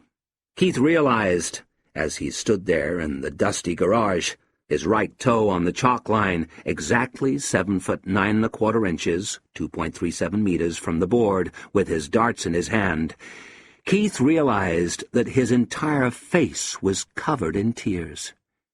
Gratefully, exaltedly, he raised the cigarette to his lips. A falling teardrop, here was more marksmanship, landed on its smoking coal. But by puffing hard, Keith succeeded in keeping the fire alive. Tears at the dartboard, lacrimae at the oche. This was Keith's personal vision of male heroism and transcendence, of male grace under pressure. He remembered Kim Twemlow in the semi of last year's World Championship. The guy was in agony up there, and now Keith flinched as he saw again the tear tracks on that Trek's white face, trailing 4 sets to 0 and 2 legs down in the 5th. No one, not even Keith, had given him a fucking prayer. A burst gastric ulcer, they said later, brought on by a few curries and a late night out. But what does the guy do? Calls a 10-minute medical delay, sinks a few scotches, wipes away his tears, picks up his darts, and he throws. And he throws. 5-4 it was in the end. And the next night, he only goes out there and butchers Johnny Kentish in the big one. 7-0. In it. Kim and Keith. They were men. Men, mate. Men, all right? Men. They wept when they wept and knew the softnesses of women and relished their beer with laughter in their eyes and went out there when it mattered to do what had to be done with the darts. Take them for all in all. That was what the Guy Clinches of this world would never understand. Keith had often wondered why Nicholas Six was doing him all these favors, and the thing or area known as his character was the last place he had looked for an answer. But now, the tears, the darts, the sawdust, it all seemed possible. We're talking success. And I can handle it. A guy like Keith, and she must have sensed this, there was nothing he couldn't do. There was nothing beyond him. A guy like Keith could go all the way.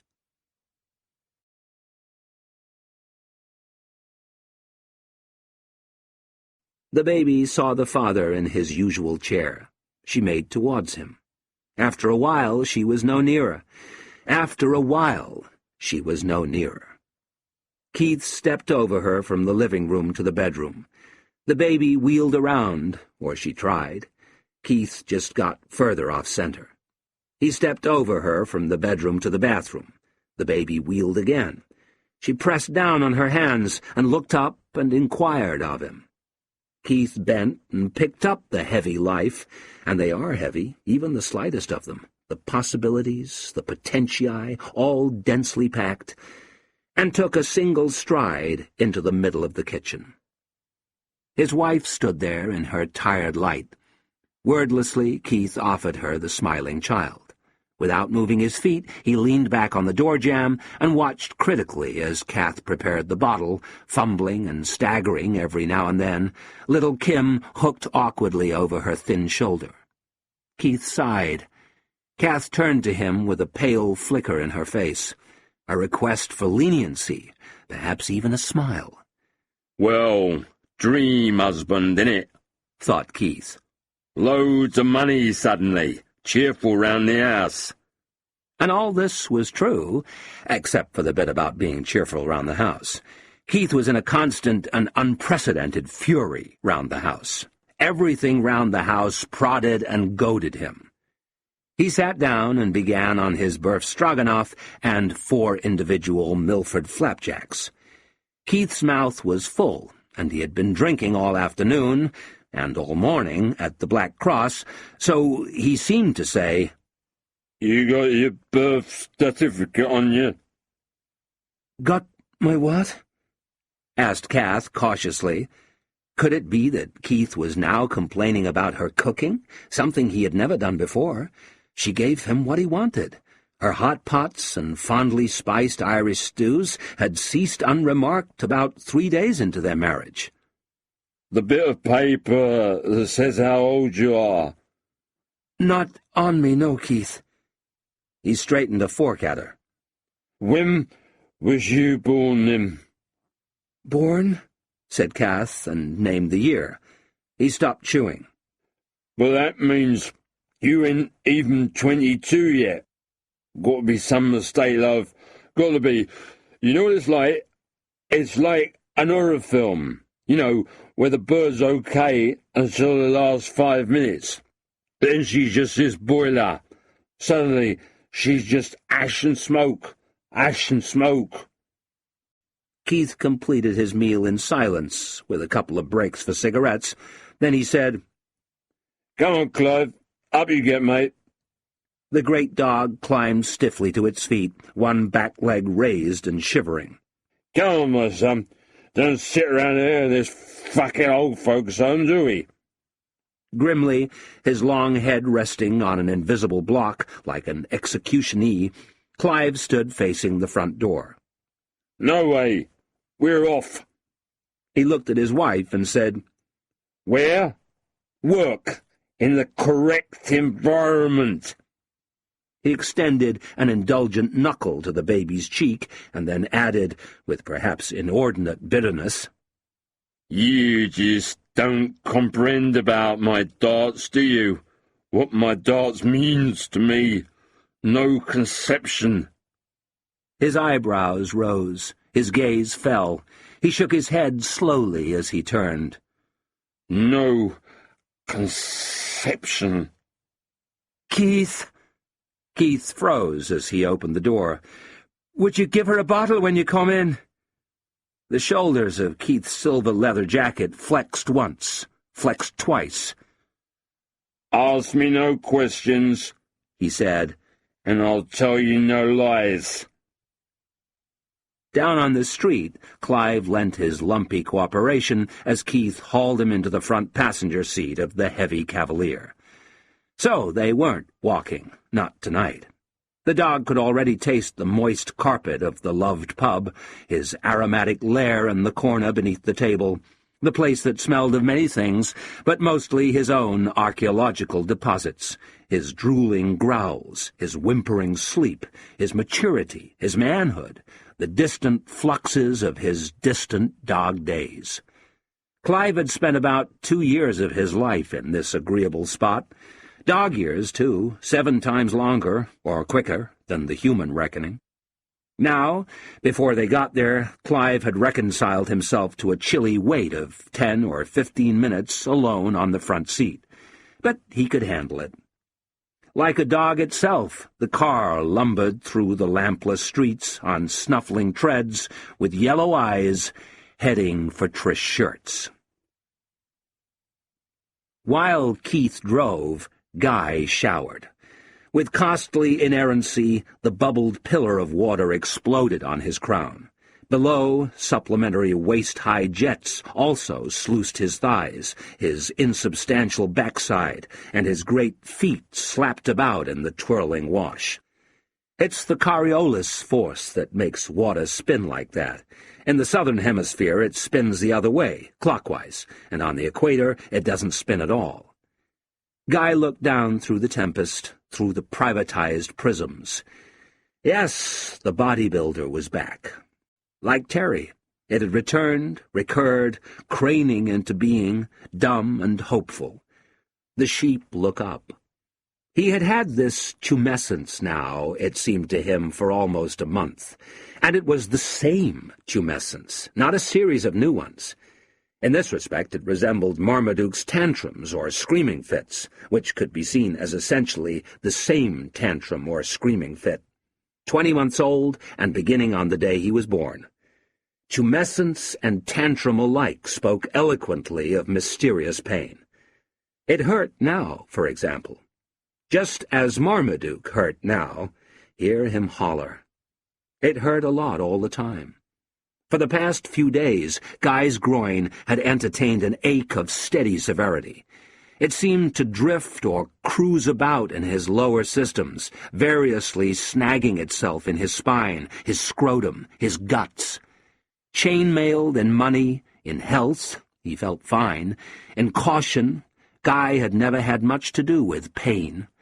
Except that shiner, pure instinct, the dear fist. How could pain ever find him? So, in a way, he welcomed and honored it, the pain. It was like the pain in his heart, in his throat. It was love. It was life. He didn't want to touch it, the pain, didn't want to disturb or molest it. No, you wouldn't want to touch it. And now it juddered before him like a vacated diving board as he strode from the shower to the billow cloud of the Turkish towel, and he tented it tenderly in white cotton shorts, and dressed the pain quickly, and looked for a way out of the house on his taut leash, past the quiet wall of his wife's contempt, a contempt not doubled but squared or cubed by the presence of the sister, silently eating. "Is the milk on?" said Hope. By averting her eyes a quarter of a degree, Hope might have seen for herself that the child's bottle was indeed warming, like a missile in the silo of its Milton. But this was an expression of her higher responsibility. She was measuring medicines. So might the brain surgeon tell the lab char to give her mop a good squeeze. "Yes," said Guy, "the milk's on." On the steps, the double-fronted house looked down on him proudly, the masterpiece, the swelling arsenal of neg entropy. All around, the pressure was gathering in pounds per square inch. Nicholas Six had just got Enola Gay out of Phu Quoc and was in the process of ferrying her to Kampot when Guy said suddenly, "So really you see quite a lot of Keith?" "Yes, he's in and out a good deal. The boiler, and so on." "The boiler? And the pipes?" said Nicola, who in truth knew even less about this kind of thing than did Keith Tallant. Does he ever have you go up ladders or anything like that?" Guy crossed his legs and realigned his buttocks. He was, he realized, succumbing to a reckless agitation. Not that the evening had, on paper anyway, provided much excitement so far. A 2-hour one-man play, translated from the Norwegian and performed in a Totteridge coffee bar, about the demise of the reindeers. Then a simple, though no doubt perfectly nutritious meal in a vegetarian Bangladeshi restaurant in Kilburn. There had certainly been no anxiety about running into anyone he knew, but Nicola at night was a novelty and a revelation, and in the city money was moving in strange ways, and Guy felt again that the time was short. Short was the time. The sun does many things, but it's far too busy to flatter the human being with its light. Human beings do that with their light. Guy didn't quite say it to himself, but human light made Nicola look experienced. The thinness or fineness of the skin round the hollows of jaw and cheekbone, the dark breadth of the mouth, and how incontrovertibly illicit were the shadows of the apartment, the folds of her silver-grey cashmere dress, the glaze of her legs. At 11 o'clock at night, at her place, love was no allegory. Let me think. Does he have me go up ladders? No, he goes up ladders. He doesn't get you in corners, by the sink or something. In corners? No, I don't think so. How does Keith strike you? Generally, I mean. She shrugged minutely and said, I suppose he's rather an attractive character. Of course you know, Guy heard himself saying, that in some ways he's little better than a common criminal, or worse. Or worse? Guy, I'm shocked. I think it's so unkind to judge people by hearsay or by their backgrounds. Just so long as you know. I mean, you haven't found anything missing. Cash, jewellery, clothes. Clothes? Scarves, belts. He might give them to his girlfriends. He's got lots of girlfriends, you know. Underwear. Whatever would Keith want with my underwear? These questions will seem quite pointless to you, but has he ever got you in the airing cupboard? Nicola did a slow frown and said, It's funny you should mention the airing cupboard. Guy sat back. He stretched his neck and looked along his nose at her. The other day there was some sort of problem to do with the airing cupboard, some pipe thing. Well, it's awfully cramped and stuffy in there, and I was wearing my short blue thing I do my exercises in. Go on, said Guy regally. Well, he told me to read the nipple gadget on the stopcock. Are you sure you want to? It's all rather shaming. I had to strain upwards to see the dial. I had one foot on the chair and one on the towel rack, rather an undignified sight, and very uncomfortable with my legs stretched apart like that. And then she gave a secretive smile. What? You'll never guess. I think I can. Keith did something, didn't he? No. Keith was in there, in the bathroom, testing the temperature level in the bidet. No, the towel rack slipped, and I tumbled to the floor with all the sheets and everything coming down on top of me. Guy smiled palely. Fortunately, I was able to collect myself completely by the time he hurried along to help. No, the real reason I need him here so much, and you're not to be cross or tease me, the real reason is the little one. I'm sorry?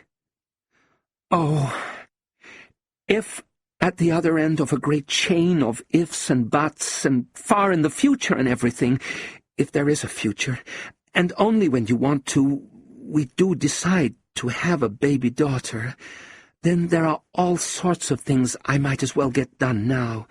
And if we're going to make any progress this evening, then do please come and sit over here. I'm dying to do some kissing. Guy left about an hour later, soon after midnight.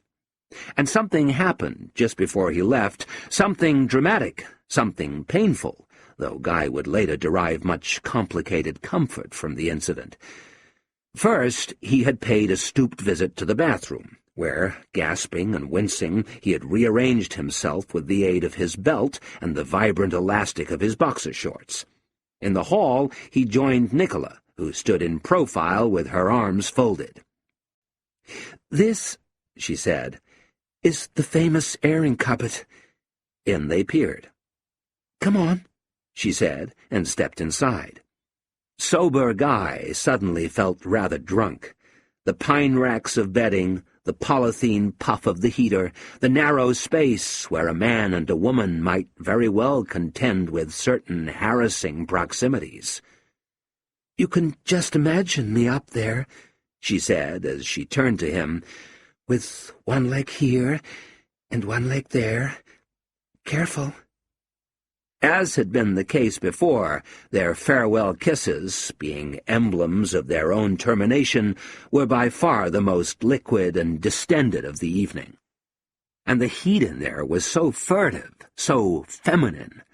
Not that their bodies were actually touching or anything like that, but Guy could feel the ghosts of various contours, of promising pendencies, or perhaps just the electric field, the cashmere nimbus of her dress. To further this delicious calibration, he slightly bent and parted his legs, urging himself forward half a famished millimeter.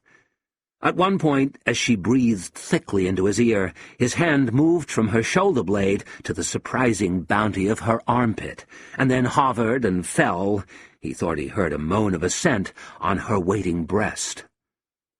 Later, Guy could never finally decide whether he had in fact lost consciousness, though Nicola would always regretfully assert that he had. When the world's lineaments returned, in any event, he was lying in the fetal position, with his head on the passage carpet and with both hands cupped and trembling over his groin. The color of his face, Nicola would remark, had some interesting affinities with the color of his healing black eye.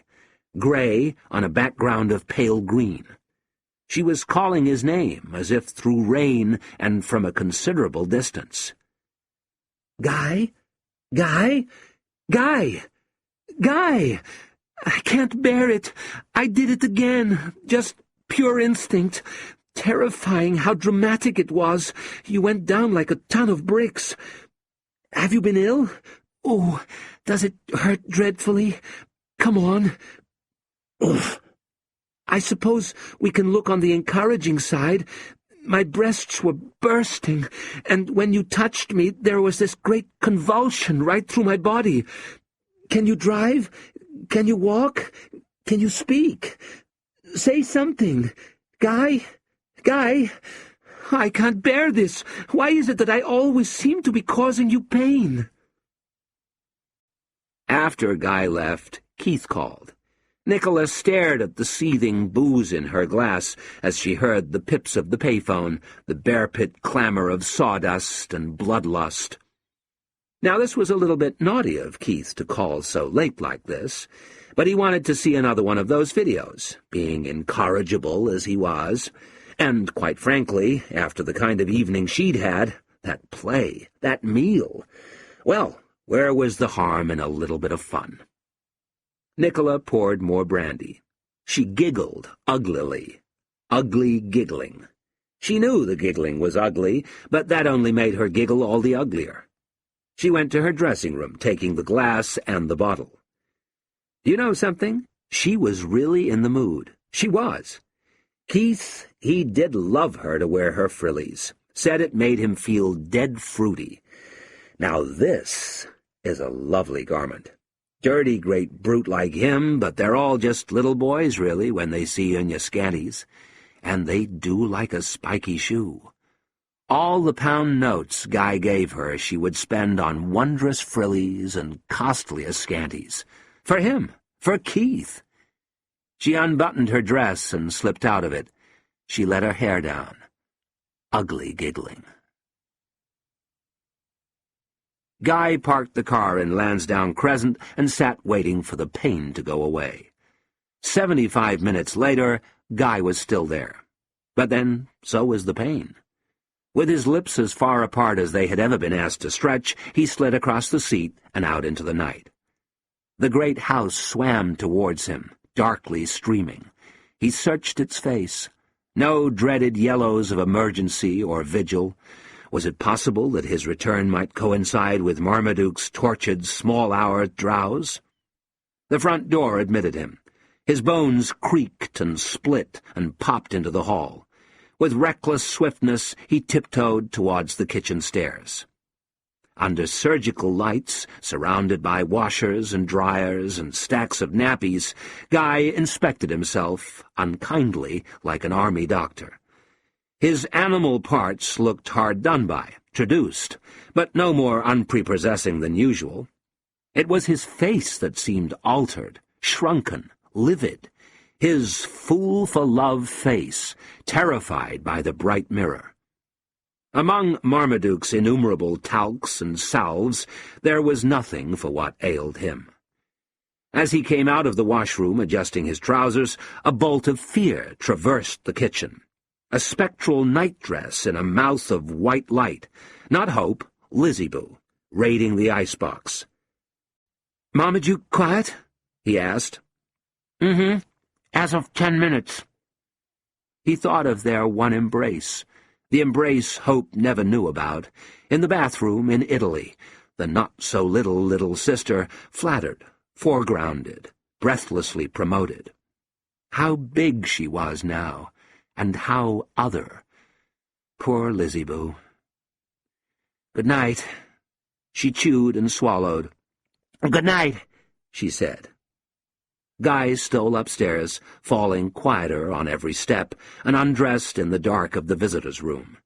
Naked, he stole across the passage on the balls of his feet. The furious physics of the door fought him every inch of its way, its croaks and twinges, its rasp against the carpet's nap. When you're trying to be quiet, you see that everything is dying to be noisy. And Guy twanging there with the physics of everyday life. Hope lay in the darkness, curved like an S or a Z or a query. When Keith got back that night. Okay, easy does it. Where's the light? Okay. No way was them lost pornos too clever. Ditto going again to shirt Trish again. But Nick said okay to drink what felt okay. Demar said it. Demar. Man is the hunter.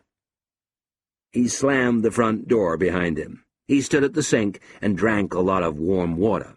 Then he felt better. Then he fell over. Suddenly, and in no particular order, Keith burped the wife, took the baby outside for a pee, and fucked the dog. Kim Twemlow's lifestyle. Still strolling about in his white shoes, even up here on the ceiling there were lights of cars. The house, the circular drive, and selected guests for luncheon. Why, Cynthia, Amphia. Generally find a glass of champ munch quite refreshing at this hour. Smintha, Corinthia, my dear Aramintha. Keith, you could have a lot, mate. Yeah, you could. You could do it, son. You could. Yeah, you fucking could. What was it? Driving back like that, what was it? In the car, and Clive sleeping, the moon, and London like it used to be. Many moons of the street lamps, many moons ago. TV, Jesus, coming up on me now. Felt young, innit? Uh-oh, what goes down must... Yeah, that was the thing.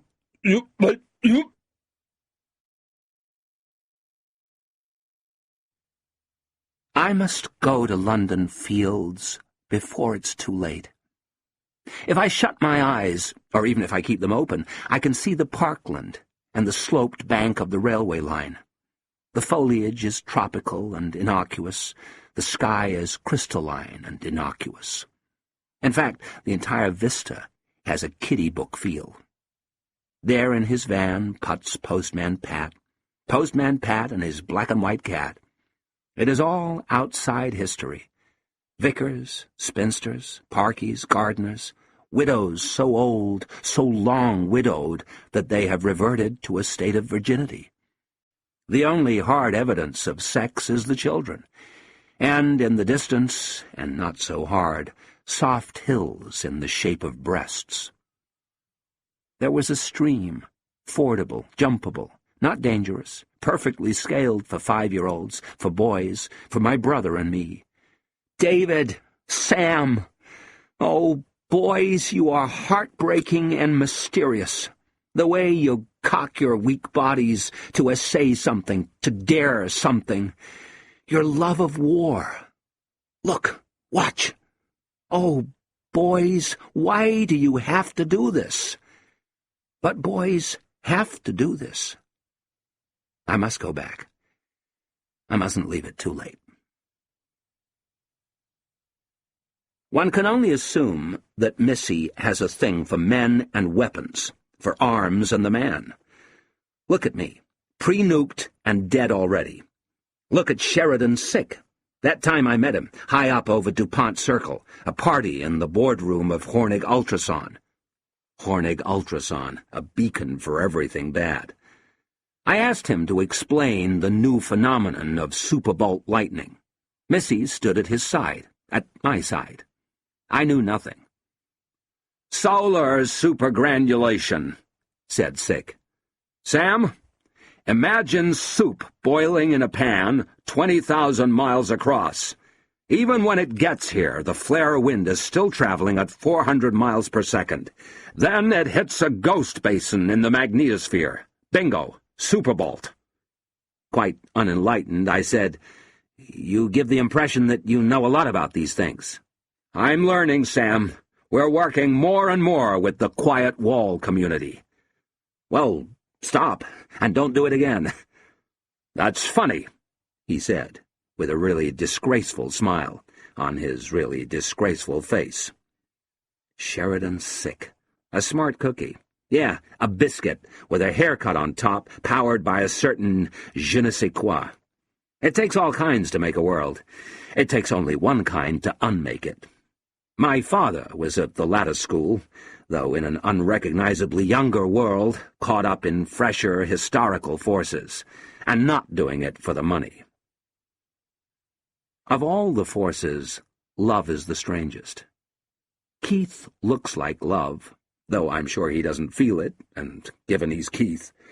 The spring in the step, like Johnny head in air. And Guy looks like death. Love can make a woman pick up a bus, or it can crush a man under the weight of a feather, or it just lets everything go on as it was yesterday and will be tomorrow.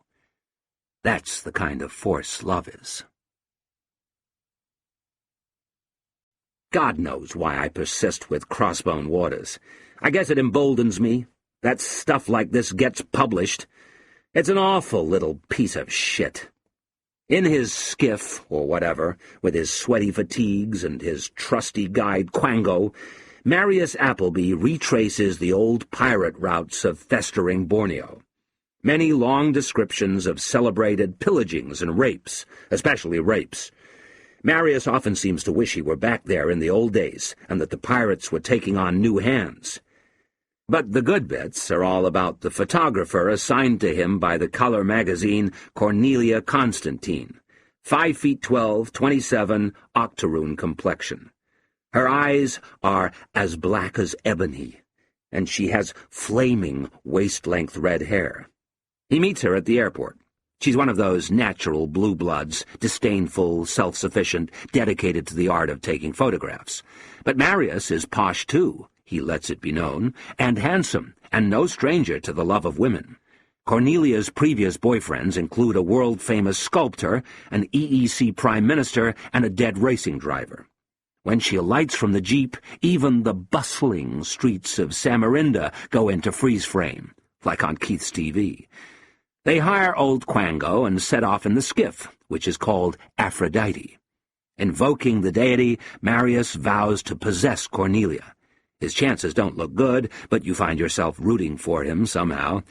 As he awakes on the first morning, he sees her standing naked in the Cerise lagoon, her flaming hair perched on the crux of her muscular buttocks. On her way out, after her swim, she faces the travel writer boldly, without shame, as noble beauties will. And he raptly notes that her breasts are proud, and her hair color natural. Oh yeah, a story of natural love. The whole thing is like this, a thesaurus of miserable cliches. It's an awful little piece of shit.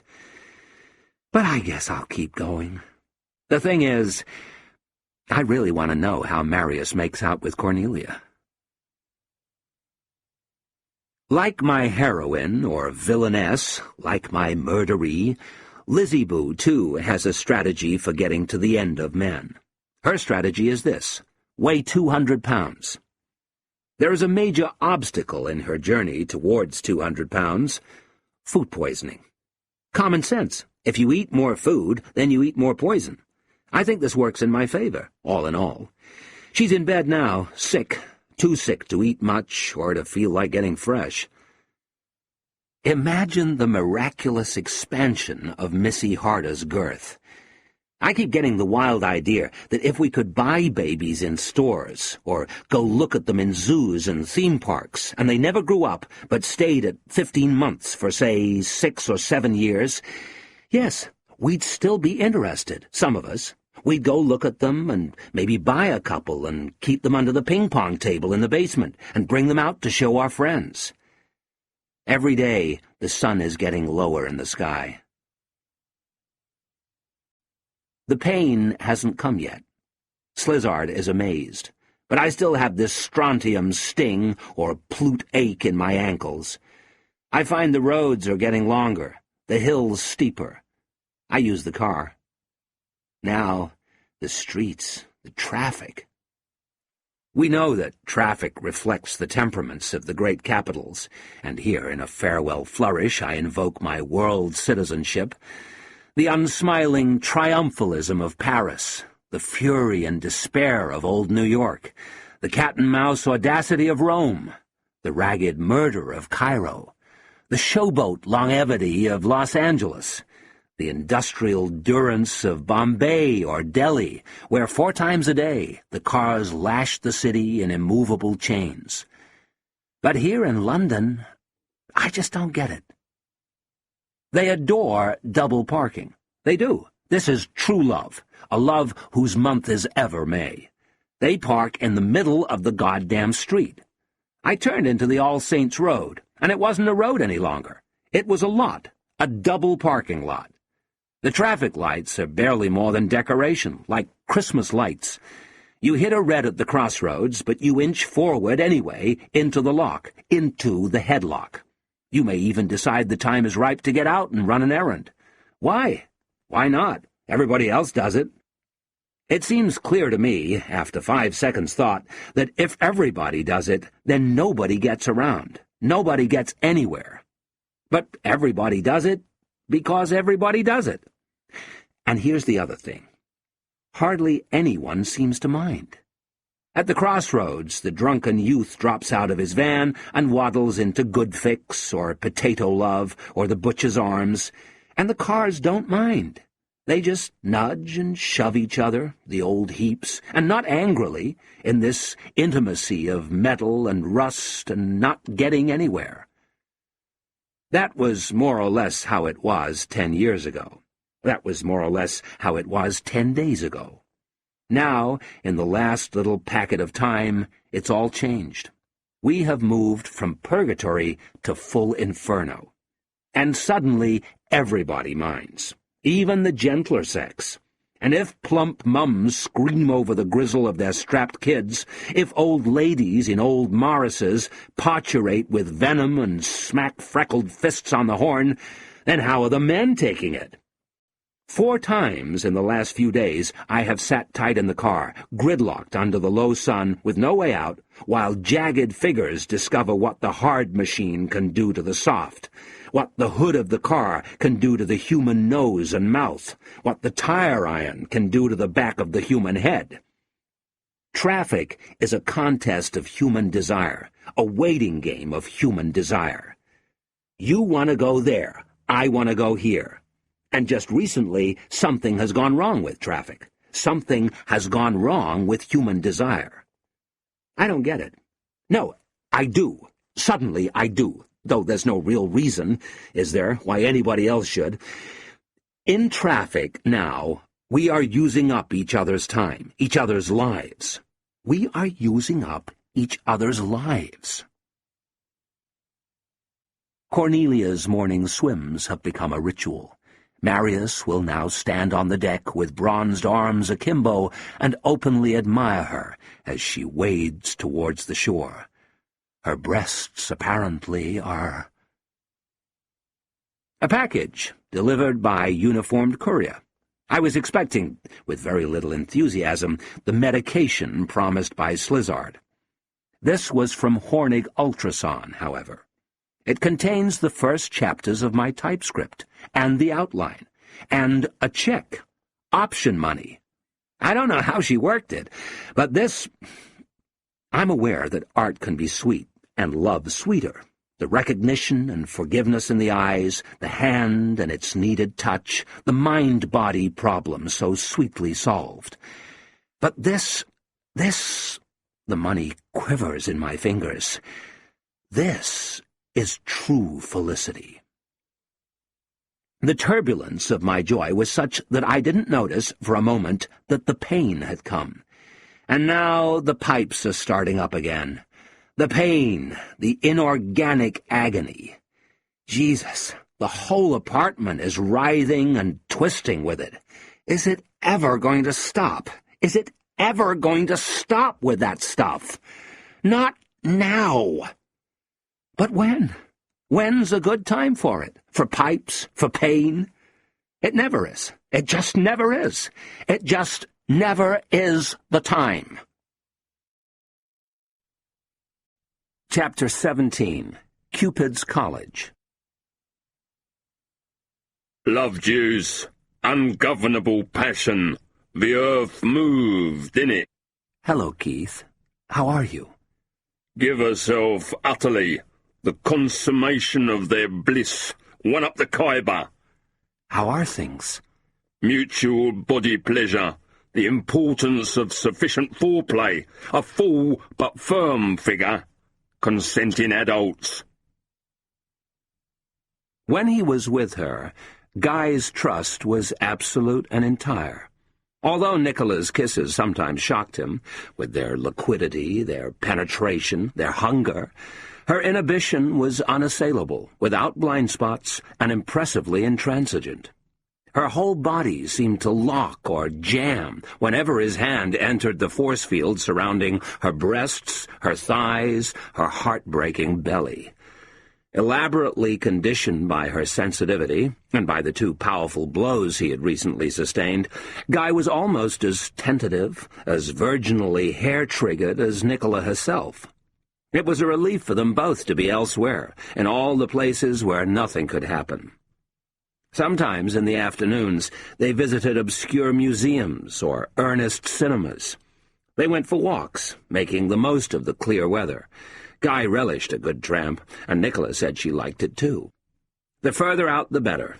Guy in his big wet shoes, Nicola in her dark green wellies, her patched blue jeans. They held hands and walked with their joined arms swinging.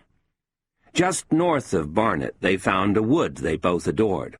The muffled rustling, the way the trees husbanded moisture. Of course, there were little tricks and japes. She would knock his hat off into a puddle, then run and hide. Guy would scamper after her. She once wrote, "I love you," with a stick in the phlegmy mud of a dried stream. There were many delicious kisses under the branches of the tinkling trees. Birds stirred and damply flapped, but they saw no animals, no small woodland creatures, not even a squirrel or a rabbit, only the animal fawns of the light cast by the low sun. Nicola said that these moments were especially precious, away from the city and its sense of approaching catastrophe. When they got back to her flat, Nicola would serve tea on a tray, usually with biscuits, and for a while they would carefully neck on the sitting-room sofa. Yet when the time came for him to leave, and the kisses at the top of the stairs became kisses of farewell, they also became wanton, and she would now squirm with vivid appetite in his arms. Smaller than him, and shoeless by this stage, Nicola would seem to be climbing up his body with the aid of various points of suction. Now, as he went on his way, his chest bore the fudgy imprints of her breasts, his belly was embossed by her culverts and contours. Further down, all was muscle memory, the tilt and camber of her excruciating pith. And she would soon be braver, she said. "Soon I'll be braver," she whispered hotly into his humming ear. Still, Guy counted himself pretty lucky if he managed to get in and out of there without bumping into Keith. As Guy staggered down the stairs, bent, breathless, coated with electricity, Keith would be staggering up them. Alternatively, when Guy rang the buzzer on the porch, it would be Keith who personally yanked open the front door, looking glazed, lordly, propitiated. Something like this happened slightly more often than not, and once it happened twice, on the way in and on the way out, as if Keith were just politely and briefly vacating the eminence that was rightfully his. There were also other visits, Guy knew. Sometimes, when he was passing by, or at any rate in the general neighborhood, or when he had nothing better to do, a surprisingly capacious time frame, Guy would haunt her dead-end street. On one occasion, he saw Keith pull up and stolidly hoist satchel and tool bag from the boot of the heavy Cavalier. On another, and this was more or less pure accident, Guy's Volkswagen was involved in a minor delay, close to the significant junction. The delay was caused by Keith, who, at some risk to himself and others, was backing out into the main road. A few minutes later, Keith drove past, sneering volubly into his new car phone. In the early mornings, Guy would lie in bed next to the shape of his sleeping wife, so distorted now in all his feelings about her by the weight of what she didn't know, and stare at disgusting tableaux vivants, coarse grey travesties of potting shed and parky hut, of elderly nurseries, with Keith saying, "The doctor told me I have to do it once a day. Just lie down there." Or, more coaxingly, "You just put it in your mouth until it's just a funny game, really." Stealthily, Guy drained himself from the bed. Next door, he sat on the edge of the bath and moaned and shouted into the towel's cumulus. Then he looked down at his own loins with amazement and humiliation. There was the farcical animal, the winking elf. Godlike and archaic, he rose and began to cover the wound. In the mirror, a pale warrior, visor-boned, bodkin-browed, the starved lips. The two corners of his jawline had grown sharp rivets. His hip bones stuck out like the handles of a cooking urn, an urn that contained the stew of all his stewed love. And the century so close to its ending. The trouble was, what it came down to was... No, Guy never dared think it. Set free, the thought would have gone like this. You could imagine Nicola, someone like Nicola, someone in her position, someone so placed, so cloistered, at the end of the 19th century, or at the end of the 18th century, or any other century that had a number, but not the 20th century, which must leave its mark on everyone. Not the 20th century. Not looking like she looked. Keith said, "What do you do with Guy, then?" "What do you think I do?" said Nicola. "I tease his fucking cock off." Keith nodded slowly at her with genuine affection. Then he stretched. "Yeah, he went to the university. Okay, but he done no fucking nothing." "It's a paradox, isn't it, Keith?" "Nothing." "Whereas yourself, Keith, a student at the University of Life." "Up the hard way, street smart as such. No, okay, he was born into a life of wealth and privilege, like." Keith lifted a finger. "But he never lifted a finger for it. For me, that's like unbelievable. Half the time, he must think he's fucking dreaming." "Keith, may I demur? Happiness isn't relative any more than suffering is. No one's going to feel grateful that his life isn't any worse. There's always enough pain, Keith, and the rich baby cries as lustily as the poor. Yeah, cheers. Keith was lying on Nicola's pretty bed in his trousers and vest, thoroughly relaxed. His plump feet seemed to quiver lightly in their brown socks. Beside him rested the silver tray, the dregs of the devilish espresso, the saucer frilled with cigarette ends. Talentedly, Nicola was wearing a charcoal business suit and a white silk shirt fastened at the throat with an antique brooch of high formality. Her nails were varnished ovals. Her linked bracelet stirred and settled with delicate distinctness. She sat on a straight-backed chair, in simple and streamlined authority. She corporate, he corporeal. The power breakfast. "I'll leave you alone for a little while," she said, standing and smoothing herself down. "It's a rather glossy little piece I've prepared for you this morning." She handed him the remote control and reached for the tray. "You'd never guess what these lady executives get up to in their offices. On a warm day, perhaps, after seeing some handsome window cleaner going about his rough work. Oh, Keith, how discreet are you being these days?" Cross my heart and hope to die.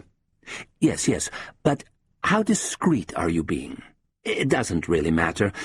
Of course, you don't say a word to Guy, but otherwise just do what comes naturally. He'll just think you're lying anyway. Let me know when you're done." She drifted into the body of the flat, the sitting room, the kitchen. She placed the silver tray on the wooden draining board. She made another cup of coffee and smoked another cigarette and read Time magazine. This week's cover story was about the weather, as usual. It was hard to believe that the weather had until quite recently been a synonym for small talk. Because nowadays the weather was big talk. The weather made headlines all over the world, every day. On TV, a full reversal had taken place. The handsomest newscasters and the brainiest pundits were all weathermen now, and the whimsical, tweed-suited eunuchs who used to point rulers at charts and apologize about the rain came on at the end to give the other news, or what was left of it. Meteorologists were the new war correspondents. After John on hurricanes and Don on glaciers, you got Ron on tropospherics. Rhythmically flicking the nails of her thumb and forefinger, Nicola read about the low sun and the latest explanations. The change of angle was apparently caused by an unprecedented combination of three familiar effects: perihelion, when the Earth is at its shortest distance from the sun; perigee, when the moon is at its shortest distance from the Earth; and syzygy, when the Earth, sun, and moon are anyway most closely aligned. The confluence made gravity put on weight, slowing the planet's spin and also slowing time, so that Earth days and nights were now fractionally but measurably longer. "Yeah, cheers," murmured Nicola, who had only 20 days and nights on Earth to go. She tossed time over her shoulder and arrived at her own explanation. Love made the world go round, and the world was slowing up. The world wasn't going round. Still, the Earth's new tilt meant that London would get the full eclipse. London would witness totality on November 5th. And already there were boys on the street with their guys begging, "Penny for the guy?" The guys themselves were insultingly perfunctory. So little thought had gone into them, so little care, so little love. They weren't worth a penny, and a penny was worth nothing. After a long limbo, neglect, oblivion, she knocked on the bedroom door. Normally, he alerted her with a confidential cough, but Keith's urbane throat clearings, once begun, could rage on for over an hour. "Yeah," he said thickly. The moment she ended, she was angrily aware that Keith had not availed himself of his solitary treat. Quickly, she followed his gaze to the television screen.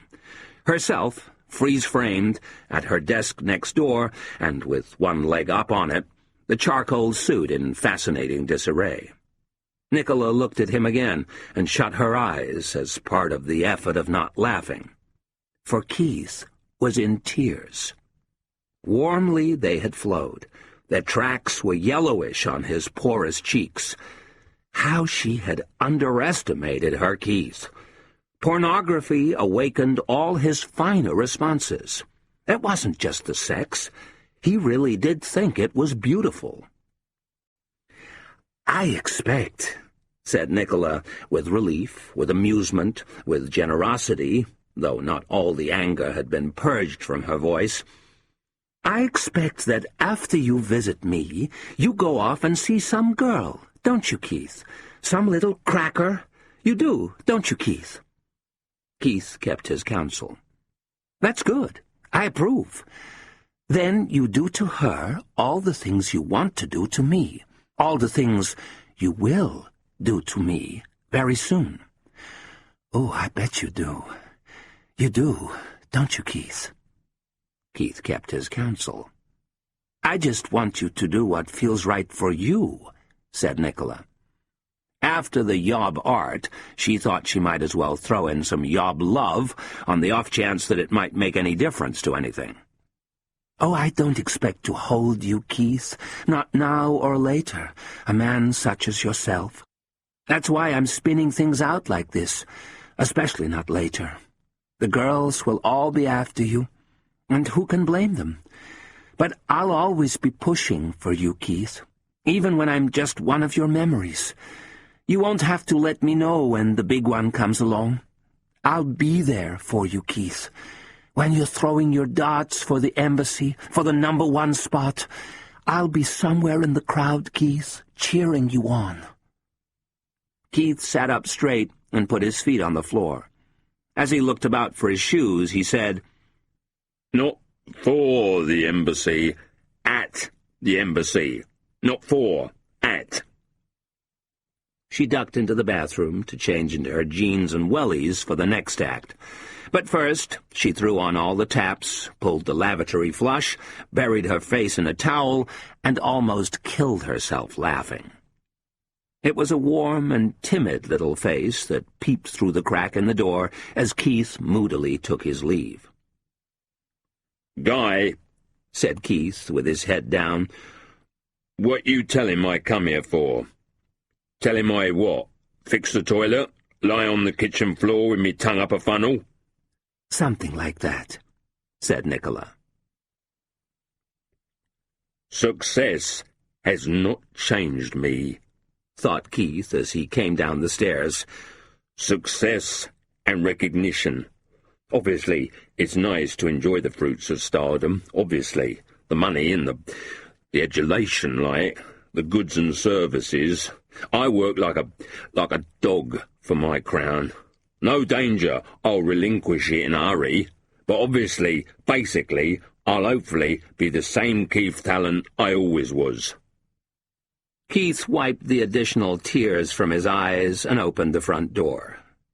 That sticklebrick of pallor, money, invented pain, and good teeth, known as Guy Clinch, was feeding coins into a parking meter. His smile flickered up at Keith, who stood on the steps with his legs apart, shrugging into position the strap of his stolen tool bag. "Good morning," said Guy defeatedly. But Keith moved past him with just a glazed wipe of the eyes and crossed the road for the heavy cavalier. Nicola was right. After he visited her, Keith went to see a lady friend. Moreover, Keith visited a lady friend before he visited her. Only certain unrepealable physical laws stopped him going to see a lady friend while he visited her. Nicola was right again. The girls were all after him, or at least they weren't getting out of his way. And Keith was really putting himself about, with an urgency, a cart-wheeling canine frenzy he'd never known before. Was someone putting something in his larder? It couldn't be healthy. Even Keith was sure of this, and he genuinely feared for his darts, not to mention his sanity. Compulsive behavior, innit? But the birds were as bad. Indeed, over the great city, or in those flues and runnels where Keith scampered and paused, his whiskers working, a sewery fever seemed to be abroad, all waste pipes and floodgates and gargoyles, rat-born. For Keith, it was sharp and brackish, like the ever-present smell of urine in the streets. Of course, you had to be persistent, and having nothing to do all day unquestionably helped. After he'd fetched her milk for the 9th morning running, Iqbala consented once again to turn the telly up loud. Popping in on Petronella Jones with a series of high-octane gifts to celebrate her recent marriage to the oil rigger, Keith had found that one thing led to another. Since Thelonious' arrest, Keith had been doing the right thing, making regular and glad-handed visits to Lilette and the kids, and he could all too easily see himself developing an obligation there. Lilette okay for a baby mama, and not pregnant, or not very pregnant, just now. Give the kids a tenner, get lost for 20 minutes. It was getting so bad, he hardly had time to hang around for hours on end relaxing over a few drinks with his colleagues in the Black Cross. While he performed, in bed, on the couch or the carpet, up against the radiator, while he jerked and stabbed and fought for breath, his thoughts, his desperate presentiments, were all of money, transformation, Nicola, and, for the first time in his life, his own death. And here was one final proof that all was not well. He'd stumble in at Christ knows when, after doing Christ knows what to Christ knows who all day, followed by 9 hours of darts, and rounding it all off at Trish Shirts, and find himself elbowing Kath awake at 4 in the morning. Now, why would he go and do a thing like that?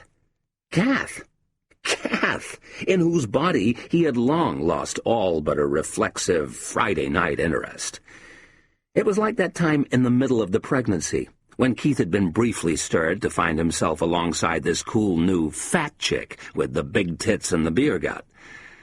I don't know what's got into me, he now thought, as he pressed her shaking shoulders down the bed. Really and truly, I don't. Keith pulled off in the heavy Cavalier. Being a professional, he drove with some sedateness, keeping his concentration and his temper, as you had to do. The thick fingers depressed the indicator and flashed the lights in warning, in sufferance. The meat of the hand came down on the horn in brute denial, or tapped it twice to say hi to a cheat, or make a woman swivel and show her face. Mind you, Keith wasn't complaining. Complain? Keith? Not the type. Got on with it. Just as he imagined the world being held together by blind and hidden forces, so everything generally rested easy in his reptile mind. And guess what? Annalise Furnish had moved back into town. Keith accelerated, then braked, then traumatized a learner with shout of horn and glare of lights. What they doing on the roads? Annalise, with her poems, her crushed flowers, her newspaper clippings, our secret love, her Caramac hair, her bountiful summer dresses. Tired of Slough, tired of mildly scandalizing the blighted dormitory estate, Annalise had dropped her Heathrow baggage handler, packed her many suitcases, and dramatically appeared on the White City doorstep of the unemployed violinist in whose love she knew she could always trust. "After you, darling," said Keith. Come on, come on, come on, come on! Jesus! Come on!" Yeah. Picked up sticks and moved back into town. I don't know how he wears it. Ah, but Annalise unquestionably had a knack or a power when it came to love of a certain kind.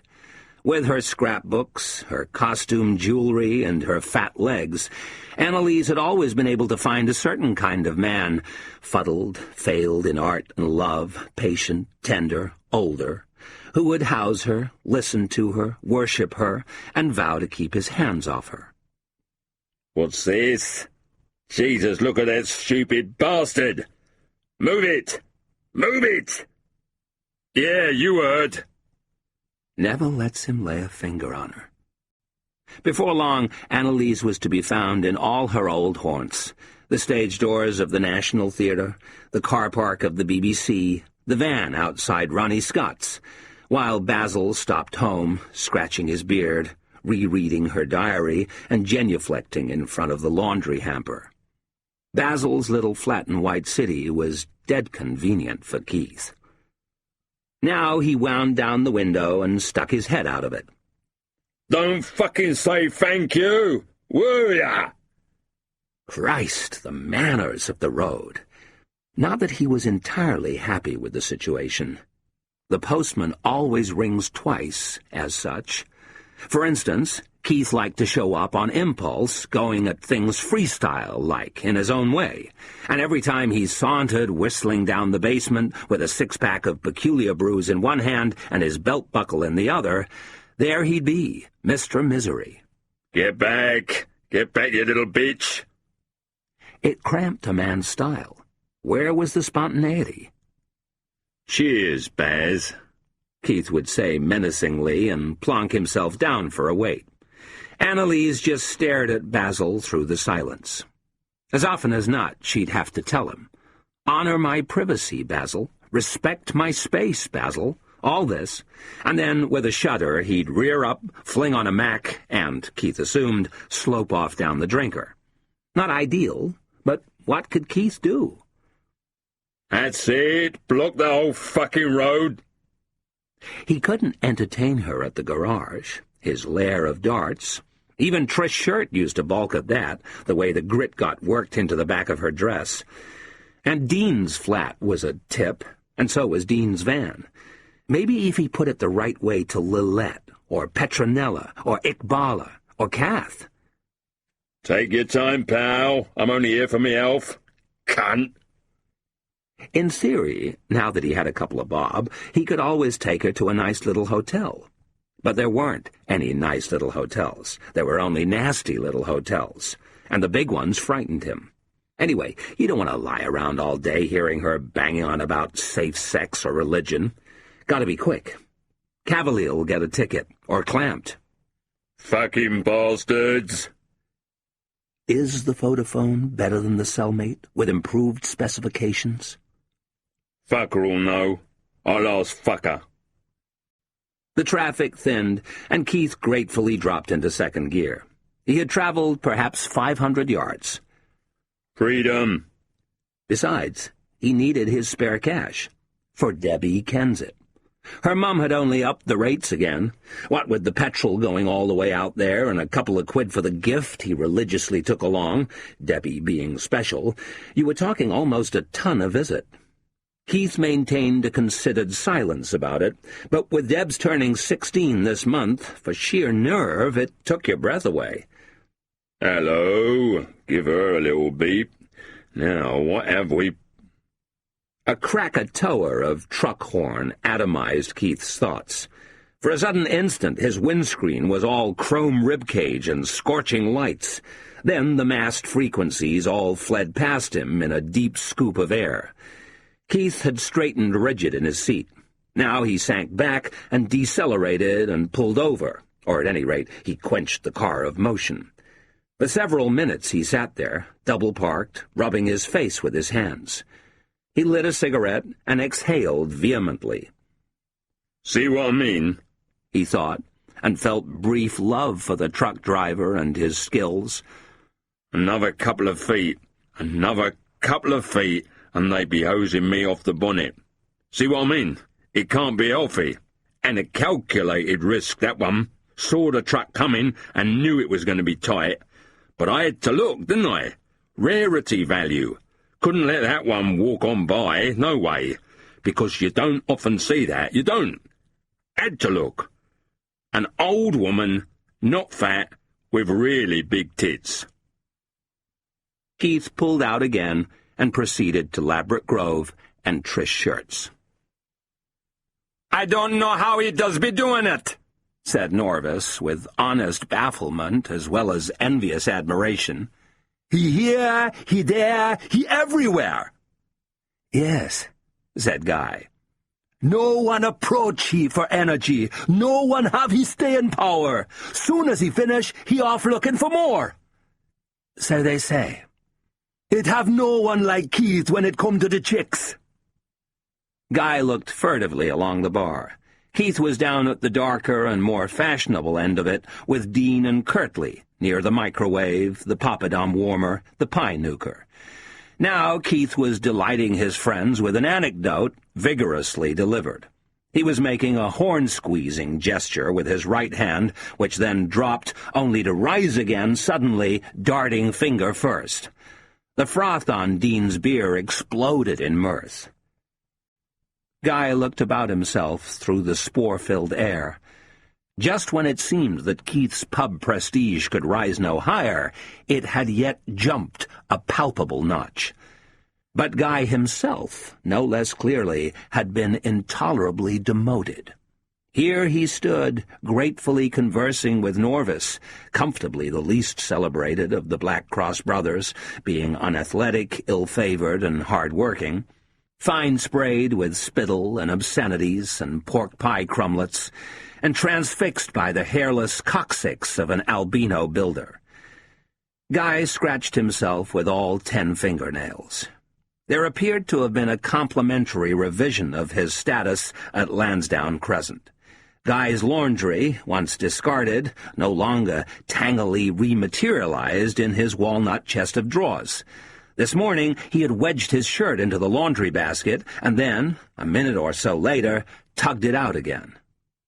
"As I say, it beat me how he does be doing it." "Excuse me for a moment, Norvis, would you?" With his head up, impelled by nothing more than inevitability, Guy squeezed and sidled his way forward, deeper into the pub's horn and hide and boiling fangs. Finally he gained the little clearing which always formed near where Keith relaxed with his favorites of the hour. Keith now stood in conference with Dean and Kirtley. The tabloid was stretched open in his grip as he proudly showed the lads what Hurricane Keith had just done to Philadelphia. Sea surge and devil wind, one of the worst in history, even in recent history. That morning, Guy had himself read up on Hurricane Keith's depredations. 7 feet of water dumped from the sky in 24 hours. A day when all the weather gods rush for the bathroom. Dean and Kirtley straightened slightly on Guy's approach. Keith offered them both a last glance of silent facetiousness, and then assembled his most solemn stare, like a sergeant turning from his corporals to face the gawky lieutenant. "Morning, Keith. How have you been?"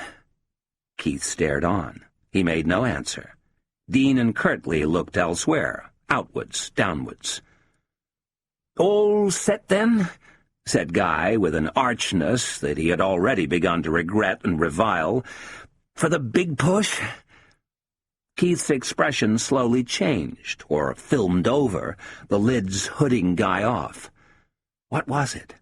The eyes were in their pre-fight glaze, their search for animal severity. No, they looked like they looked after some stunning feat at the hockey. Airless concentration, self-love, a darts trance, Keith's trance of darts. "Bidding fair for the semi-finals?" said Guy, half raising a pale thumb and turning jerkily to the bar. Here he faced Pongo. Guy indicated his empty tankard, which Pongo registered without interest, finding other instructions to attend to, while Guy continued with his musical excuse-me's. "Right, Comfort," said Keith in a low voice. "Anti-knock rating." Guy couldn't tell where the words were going, so quickly did he abort his turn of head and stricken smile. Maybe Keith was talking to the pub itself, its smoke, its dust. "Aerobank. Her sobs of pleasure. Higher take-up. Veritable wildcat. Anti-perforation warranty. Love juice." There was some delay getting out, caused by an altercation near the front door. Things seemed to settle down. But then a blood-striped figure lurched up again off the floor, and it all began again. At this point, Guy re-encountered Norvis, who shouted, He got another one now! Sorry? He got another one now! Really? Yeah, oh yeah, she rich. Just round the corner. He go around there every morning and does be doing she ass off. And she make she videos. For he, dark bitch, they're the worst. Zabig, too, who was standing nearby, abandoned or otherwise brought to an end a joke he was telling Manjeet, one that featured, as did all Zabig 2's jokes, a prostitute, a policeman, and a purulent mackerel, and turned round and enthused, "The first time he gone round there, she came on like Lady Muck, but Keith smart. He patient. Next time, bingo." Yeah, oh yeah. Frankly, it get me how he does be doing it. "And this one pays him for it. He she toy boy. Pays him for it." They sounded ready to go on like this indefinitely, the information being so fresh in their minds. It seemed that Keith had just held a press conference on the subject, here in the Black Cross. Guy could imagine him. The tabloid rolled and raised. "Another question from the back there. I'm glad you asked that. Yes, she..." Grinning at the floor, Guy listened on.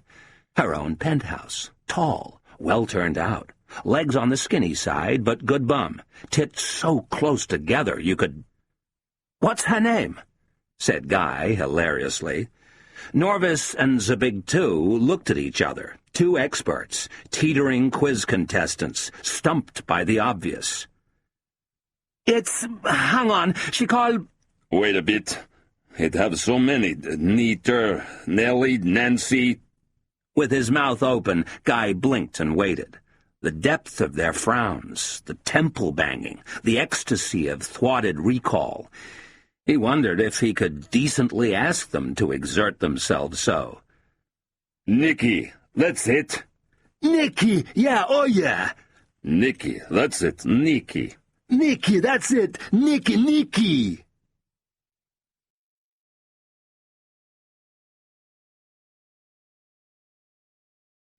The compact opened, and Nicola's enlarged face filled the round mirror. It stared back at its mistress. It bared its teeth and licked its lips. With a sweep of wall and dimity and velvet, the mirror closed again. She looked up. "There you are," she said softly, and got to her feet. "Are you all right? You sounded rather miffed on the telephone. Let's take off your mac." "No, I'd rather not, actually." Nicola backed into the sitting room. As Guy followed her, she looked up at him with humility and concern. "Darling, what is it?" she whispered. "Sit down. Can I get you anything?" Guy shook his head, but he did avail himself of the low armchair. He raised his hand in a gesture of placation, a request for silence, for time. Then, gently, he rested the palm against his right ear and closed his eyes. That morning, as he lay in bed, and as Marmaduke pried at his clenched lids, Guy felt an odd sensation, inappropriate, balmy, sensual. In fact, a trail of Marmaduke's hot drool was gathering in his ear. It hadn't bothered him at first, but now half his head was blocked and pulsing. Some glutinous, or possibly sulphurous, property of the child's spittle had done its maleficent work deep in the coiled drum. The room tilted, then swayed. Maybe everything is so mad now, he thought. "There's something I must ask you."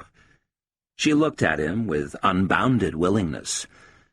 "I'm probably a complete idiot," he went on, for her house, her windows, her curtains had seemed so blameless from the outside. "But there's something you ought to know, too. Now you must promise in advance to forgive me if I—" Guy hesitated. Quite clearly, he could hear the sound of a toilet flushing nearby, too near to be anywhere else. Then Keith came out of the bathroom. He had a silver leather jacket held over his shoulder and was saying, "That was my favourite, that was. I like them when you..." "Ah, Keith," said Nicola lightly. "I'd almost forgotten you were still here." Freeze-framed, italicized, caught absolutely red-handed, Keith's figure began to inch back into life, to move and breathe again, and to shrink to nothing, as Guy rose reflexively to his feet. "Hello, mate." The leather jacket, held a moment ago insouciantly shoulder-high, Keith now gathered into his hands, where he could crease and crumple it. A strong interaction was taking place between the men, the power of class at its strongest over short distances. Guy looked at Keith with contempt, and this was the Knight of the Black Cross. "I expect you'll want to be on your way," said Nicola. "Here's your case. I put something in it for you." A coughing fit seemed about to free Keith indefinitely from the obligation of speech, but then he gulped suddenly with a thickening of the neck and said, "Appreciate it." "Oh, and Keith, you couldn't bear to have another go with the grinder, could you? It's there. It's packed up again, I'm afraid." "Wilco," said Keith, gathering his things. "Same time tomorrow?" Keith looked at Nicola, at Guy, at Nicola. Yeah." He nodded and tubed his lips and shuffled sideways towards the door. "Goodbye, Keith," she called, and turned to Guy. "I'm sorry. What were you saying?" He waited. Keith's strained whistle started up and retreated down the stairs. "Is he—" asked Guy, sitting and looking around. "Is he here all the time?" "I'm sorry?" Guy said readily. "I mean, if he's not actually in here, it's quite a rarity if I don't see him on the stairs." "Keith, I mean, what does he do here, day in and day out?" "Does he say anything to you?" "What, on the stairs? No, he just says cheers or in it or something," said Guy, as his hand sought his brow. "I mean generally. He hasn't told you our little secret?" "Whose little secret?" "Keith's and my little secret." Nicola smiled at Guy with rueful mischief. "Oh, well, I suppose it's got to come out. I'm afraid I've deceived you, rather." "I see," said Guy, and raised his chin. "He'd be horrified if you knew," she said, and looked closely into Guy's crippled face. Its weakness she identified for the 100th time as something predetermined, already etched, something made for a specific purpose, but too long ago. "And of course he's very worried that his wife will find out about it." "I think," said Guy, "I think you'd really better tell me." Well, in a minute, she thought. A few more choice ambiguities, perhaps. No, all right. Okay, one more. "I mean, what does it matter if he's only a common working lad?"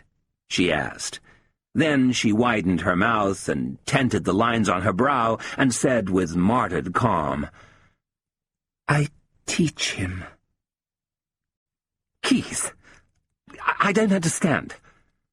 "Of course, he's only just literate and a complete dunce in all sorts of ways, but the desire is there, as it so often is.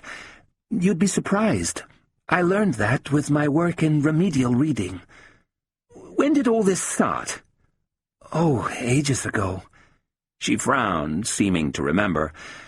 "I gave him a copy of Wuthering Heights.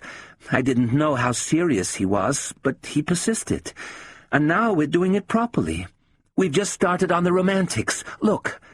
And she held up her Longman's Keats. "I'm wondering if it's wise to start him off on the Odes. Today we had a quick look at Lamia. The story helps. I was thinking perhaps La Belle Dame Sans Merci or Bright Star. It's a favorite of mine. Do you know it? Bright Star, would I were steadfast as thou art." "Nicola, has he done anything to you?" Even she had her doubts about the look of radiant puzzlement she now gave him, doubts about its supportability in any scheme of things. I'm sorry. Has he ever tried to make love to you? Slowly it formed, the pure incredulity. After a moment, she put a hand over her mouth to catch a silent hiccup. Then the hand moved upwards to her eyes. Guy got to his feet and came forward. In no uncertain terms, and with his mind half remembering some analogous recital, some previous exercise in illusion-shattering, when, how long ago, what about, he told her what Keith and his kind were really like, how they thought of women as chunks of meat, their dreams of violence and defilement. Why, only today, in a rough tavern, Keith had been blustering about the uses he had put her to. Yes, her name shared and smeared in gross fantasies of enslavement, humiliation, appetite, murder. Nicola looked up. He was standing over her with his feet apart. She said, "Oh, does it mean that much? They believe in each other's lies just like they believe in television. What's that? What?" She drained her face of all experience and raised it towards him. Then her head leveled again, and she pointed with a finger. "That. Oh, that. Yes. What is it? What is it? Yes. You must know. You must have read. Yes, but why is it so protuberant? I don't know. Desire. May I? It's like a rock. No, like that stuff that some dead stars are made of, where every thimbleful weighs 1 trillion tons. Neutronium. That's right, neutronium. Would I bleed? I don't know. You've gone on horses and things. And this bit under here is important too, is it? Oops, sorry. This is fascinating. And in some circumstances, a woman will take this in her mouth? Yes. And suck? Yes. I suppose the idea would be to suck absolutely as hard as one could. What a strange thing to want to do. Yes. So regressive, she said, and briskly stroked and patted him, as one might dismiss a friendly but unfamiliar animal. Though I can see it might be fun for you. She was smiling up at him, her mouth like a split fruit. What's the line in Lamia? As though in Cupid's college she had spent sweet days. That really is the worst thing in all Keats, so vulgar. But Cupid's college is where you'd better send me for a while, until I know all the tricks. He left about an hour and a half later. His ear was worse. At least 3/4 of his face was unrecallably numb, and heavy, too, to the muscles of the cheek. That was Marmaduke's work. But his good ear had also received a lot of attention from Nicola's lips and tongue.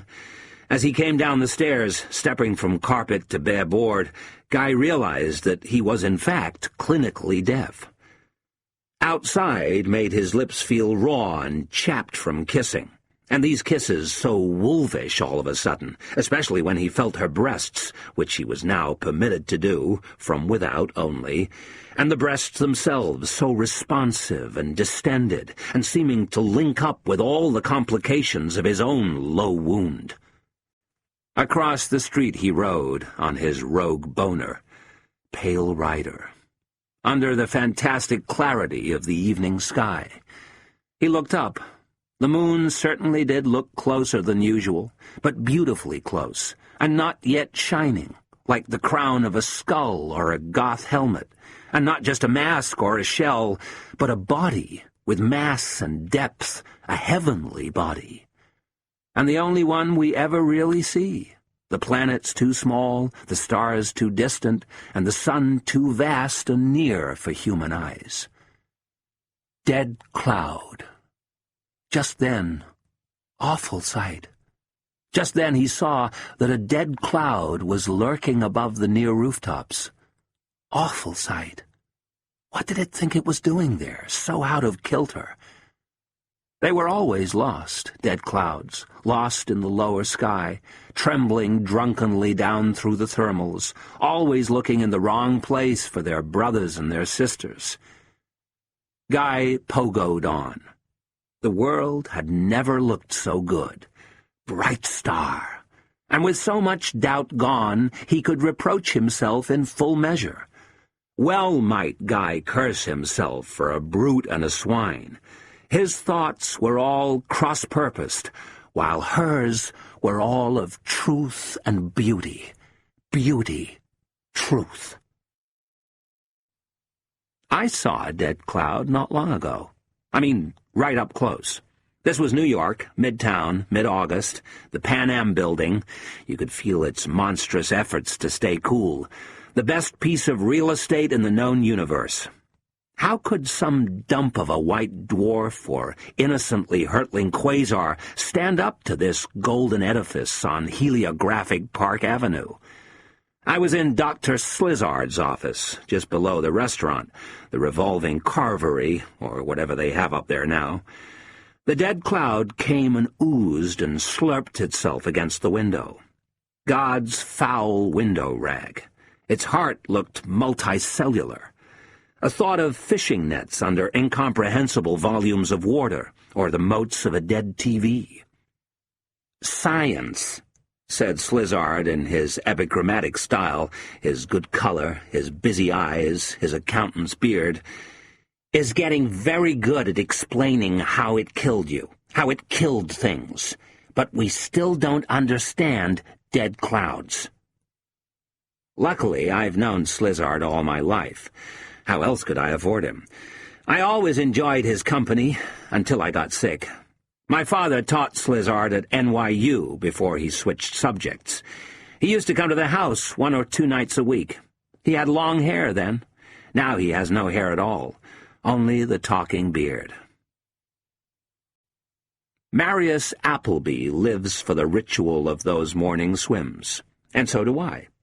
Cornelia's breasts, apparently, are magnificent, splendid, awesome, majestic, and all the other words that mean big. And we're only on page 59. Cornelia has Afghani blood. She rides a horse like a crazed Ghazi. She shaves her legs with a Bowie knife. Marius has yet to win a smile from her, a civil word. Old Quango, bent, pocked, muttering, himself deeply roused by her for all his years, suggests the time-honored and locally popular strategy of rape, where a man must roughly take what he claims to be his. Marius demurs. He's watched her with her bullwhip. But he also sees the need for something butch, some act of manly valor. Oh, it's tough, with Cornelia striding about so proudly and nobly the entire time. And she seldom has a stitch on. The weight of her head and the plumpness of her cheeks cause Kim to pout while she sleeps. Her arms are arranged in one of her Spanish dancer positions. If you could take 20 snaps of the sleeping child and flick them in a booklet, she would perform the movements of the castanet artist, one hand aloft and curved, one hand lowered and curved also, and always symmetrical. She stirred. Every time now, I'm frightened she won't recognize me. People don't. People I haven't seen for 3 days look right through me.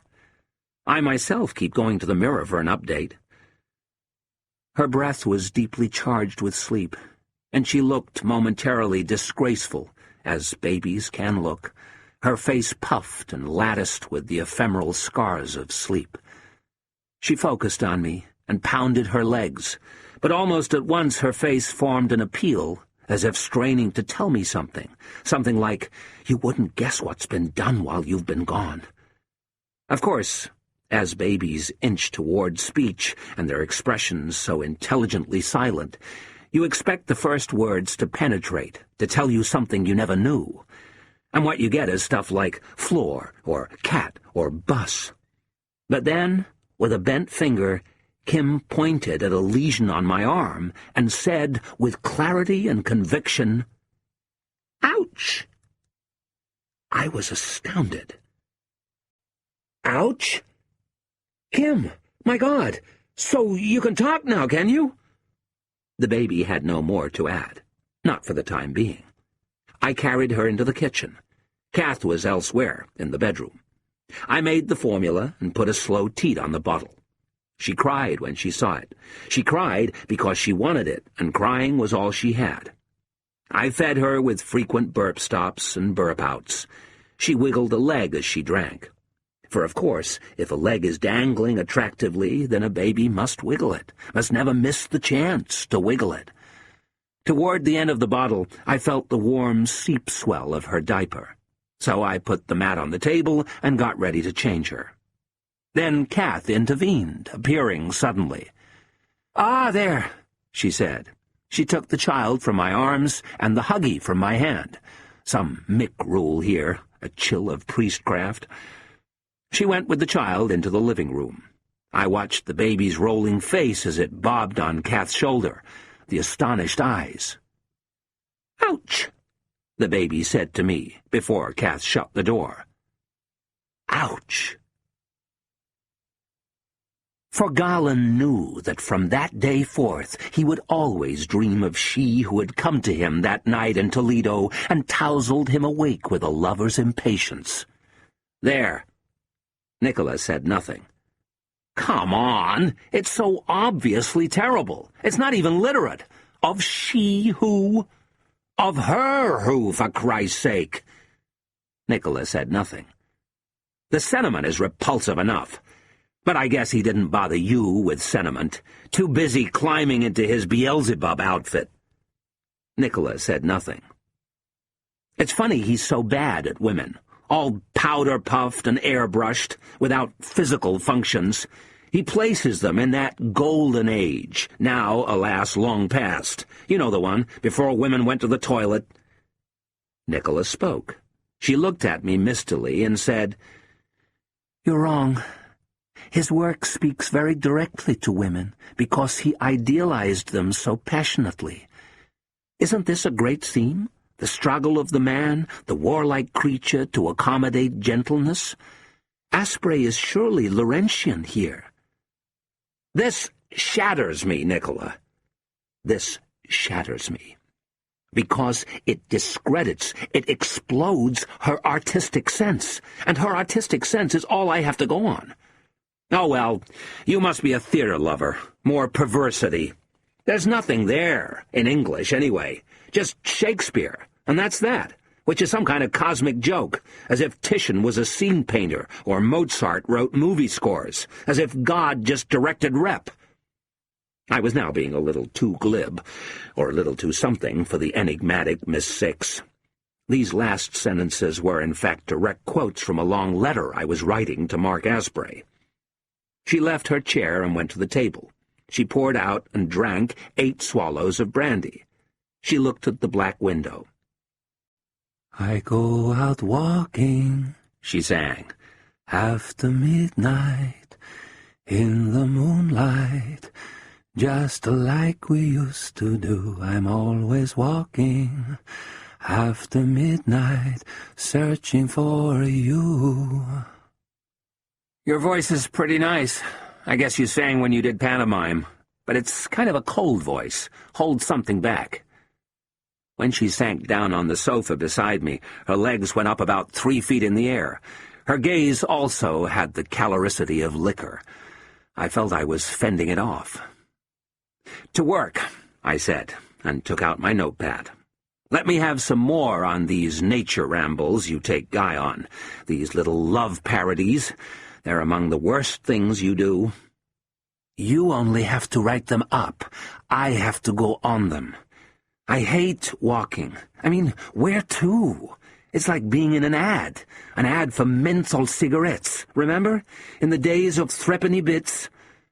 She thought for a moment and said, "No, it's like being in an ad for love. An ad for love." I still don't get it. The Guy torture. But I'm expecting some cool twist. "Oh, yeah, it's about time I saw one of these videos, one of these ads for sex." "There aren't any. I don't keep them. I hate them. How very disappointing. I take it Asprey's snaps are a little out of date. How disappointing. How am I meant to describe the delights of your body? She reached for her top button and said, "I'll take all my clothes off." She paused. She leaned closer. "Don't you feel we could be like terrible little cousins and show each other everything? All the sticky, smelly bits. Look at you. You don't fancy it, do you? In flesh and blood? Listen, I have a confession to make. I have this shameful habit. Every day I go to a bad place and do a bad thing. Well, some days I manage not to, but then the next day I might do it twice. I go to the toilet. Come on, Sam. Help me beat this thing. You be my bathroom buddy. Every day, just after breakfast, when I feel the temptation, I can call you up, and you can talk me down." "Nicola," I said. I got to my feet. "At least tell me this terrible thing you did to Asprey. It might cheer me up." "I put a brick through his windscreen. A big un, too." "Oh, sure. Come on. That would be no more than routine." "I'm not saying." "Why?" Why? Why do you think?" "Because it's too painful." She's right in a way. There is no language for pain, except bad language, except swearing. There's no language for it. Ouch, ow, oof, gah, Jesus. Pain is its own language. The pain kit arrived in good time. It came by courier mid-afternoon, so I was able to call Slizzard immediately. "It's beautiful," I croaked. "Like a box of liqueurs or a chemistry set." He knew I'd like all the labels. "When it comes to pain classification," he said, "we're back in the Middle Ages, or the nursery." Suddenly I asked him, "Hugo, what's happening? Worldwide, I mean. I called some contacts in Washington. It's all leak and spin. Where's the information? How are you seeing it?" "It's serious." "How so?" "It's like this. The pressure is coming from two directions. Do you go in now and take the chance, or let the system degrade further? The Pentagon is for going in. State would prefer to write it out. The NSC is torn. There is hypertension, also dyspnea. There may be embolisms. Me, I'm for write out. They must get past the millennium. They can't risk it now." "Hugo, what are we talking about here?" He sounded surprised. "Faith," he said. "Excuse me?" "The President's wife." Our world of pain, as here arrayed and classified. How like life it is, how like childhood, and love, and war, and art. Shooting, stabbing, burning, splitting, tugging, throbbing, flashing, jumping. Dull, heavy, tiring, sickening, cruel, vicious, punishing, killing. "The single pill in the black bottle," I said, "with the modern skull and crossbones.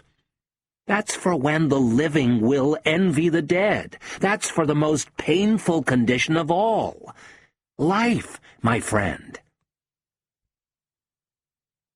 On Aphrodite, Cornelia continues to disdain all congeniality and all clothing. It's driving Marius and Quango crazy. It occurs to me that certain themes, the ubiquitization of violence, for example, and the delegation of cruelty, are united in the person of Encarnacion. There is, I believe, something sadistic in her discourses, impeccably hackneyed though they remain. I wonder if Mark Asprey pays her extra to torment me. She has been giving me a particularly terrible time about the stolen ashtray and lighter, and I'm often too beat to get out of her way. Endlessly, deracinatingly reiterated, her drift is this. Some objects have face value. Other objects have sentimental value. Sometimes the face value is relatively small, but the sentimental value is high. In the case of the missing ashtray and lighter, the face value is relatively small, for one of Mark Asprey's means, but the sentimental value is high, the gifts of an obscure but definitely first-echelon playmate.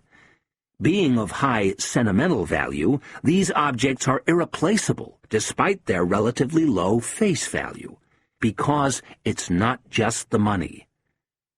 Do you hear her? Do you get the picture? It takes me half a day to recover from one of these drubbings. I'm reminded of the bit in Don Quixote, when Sancho has spent about 15 pages saying nothing but "look before you leap," and "waste not, want not," and "a stitch in time saves 9." And Quixote bursts out, I paraphrase freely, but I really understand, "Enough of thine adages! For an hour thou hast been coining them, and each one hath been like a dagger through my very soul." Chapter 18. This is only a test. Keith frowned and sipped on his cigarette and read these words. It is a definite historical fact that Boadicea played a form of darts. Quite a warrior for a woman, she was thought to have honed her skills by playing darts. Little good it did the queen of the ancient Britons in the end, for she was defeated by the Romans and perished by her own hand in the year A.D. 61. A.D. 61, thought Keith. Early dartboards have definitely been recovered from ancient locations. It is not known for definite what form of darts Boadicea played. Probably not 501, which shapes the modern game, but some other form of darts. Pensively, Keith removed his darts from their purple pouch. Then, with the aid of this same pouch, he dabbed away his tears. A cigarette later, he sat with his pad, his darting diary on his lap, and a biro in his hand. The biro-holding hand waved in the air for a while like a sketcher's. Then he wrote, "Easy on the drink." A cigarette later, he added, "The trouble with darts, they are no good when you are pissed." He resumed his practice session, his darting workout at the hockey. The darts thunked into the board. He retrieved them. He threw again. He retrieved them. He threw again. He retrieved them. He threw again. 8 cigarettes later, he sat down and wrote, "Get the basics right. Lean on front foot, nice, easy follow-through. Indoors, you just get moaned at. Saps a man's ability to concentrate completely on his darts." The darts were thrown, retrieved, thrown again. They thunked into the board, retrieved and thrown again and again. The 6 cigarettes were torched, consumed, ground out on the crackling floor. He threw 26 4 times running. A wave of self-pity went through him. No one outside the sport realized just how tragically hard it was to throw a dart 5 feet 9 1/4 inches with clinicism. He paused and sat and wrote, "Keep throwing fucking 26. Better tomorrow. Don't reckon Nick's scheme."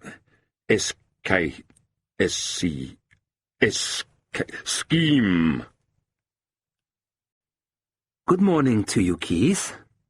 Scheme, thought Keith. TV had not prepared him for anything like this. Or scam. "Good morning, Miss Six," said Keith. Load of nonsense. Nicola, please. Now, just sit in your normal place, and I'll be with you in a minute. Coffee? "Basically, Michael, I'm just the sort of guy who just likes to meet up with his mates down the pisser, down the drinker, down the pub. Basically, I just drink to relax." To relax? To relax, thought Keith, and saw himself, last night, 3 a.m., on his knees in the garage with a bottle of porno in either hand. Gracelessly, Keith sat himself down on the sofa. He was thoroughly out of sorts. Earlier instructed by Nicola not to look at the camera, he looked at it anyway, through his low lids. On the little bookcase there, its twin red lights unkindly glowing. Keith rocked with the pulse of a contained cough, or burp, or retch, then lit a cigarette. Here she comes. Nicola wore a checked grey suit, squarely cut, and flat black shoes. Her hair was swept up from her lightly painted face, the bun rich and grained and Gordian. Looks the part all right, you could say. There was even an apple on the table. Schoolmarm outfit, innit? "Why don't we begin?" she said, "with Keats' Bright Star." Yeah, cheers. Page 86. It is 5 lumps, isn't it, Keith? 86, thought Keith. treble 18, double 16. Or you could go bull double 18. Darts. No. Nicola settled herself erectly at his side.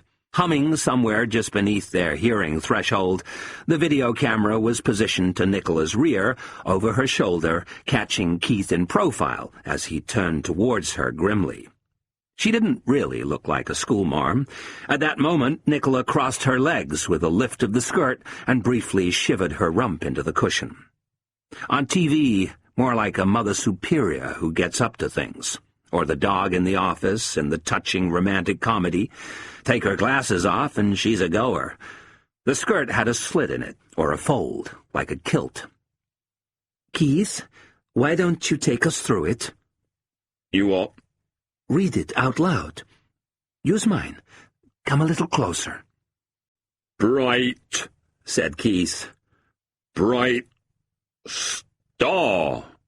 He jolted, apparently rather taken aback by the exclamation mark. Would I were... "Would I were steadfast," whispered Nicola. As "Thou?" art. Keith wiped his toiling brow. Not in lone splendor.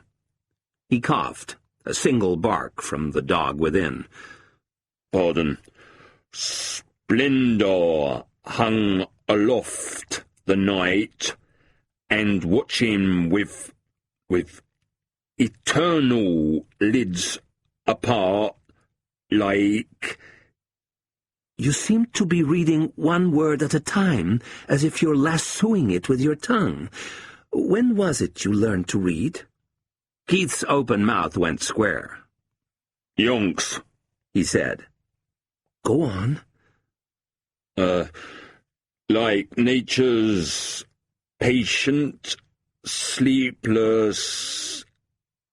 Eremite, hermit, recluse. And patient has the sense of devout, Keith. The moving Jesus at their priest-like task of pure ablution round earth's human shores, said Nicola, and as she read on, she opened up her skirt to the waist, and Keith could see the sheer of the stockings, the interesting brown flesh, the white silken prow.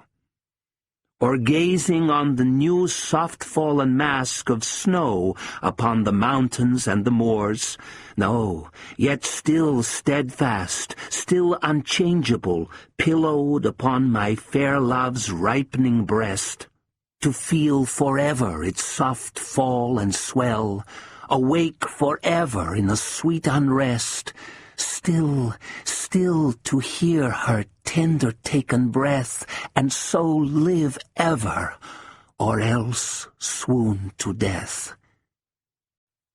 Well, Keith? Yeah? So what does it mean? Take your time. Keith read the poem again. 2 vertical worms of concentration formed in the center of his forehead. The letters on the page seemed as unanswerable, as crammed with silent quiddity, as the impurities in his own eyes. Keith moved through an awful dream of missed connections, sudden disappearances, horrendous voids. He wondered if he had ever suffered so. 3 or 4 minutes later, when he thought he might actually be about to lose consciousness, Keith felt words fighting their way to the surface and the air. "This star," Keith began. "Yes?" "And," Keith concluded, "is with this bird." "Well, that's more or less the size of it, but what is the poet trying to say?" And Keith might have put an end to everything right then and there, but now Nicola turned the page. Keith's eyes were presented with an index card with writing on it, her corpulent, generous, feminine hand. "Now, I may not be an educated man," read Keith with only a little difficulty. It sounded halting, honest. It sounded good. "but it seems to me to go against common sense to ask what the poet is trying to say. The poem isn't a code for something easily understood. The poem is what he is trying to say." "Bravo, Keith." "The lover looks to the star as an image of constancy. What Keats is expressing here is a yearning to be outside time, suspended with his fair love. But I think the movement of the poem gives a little twist to that reading.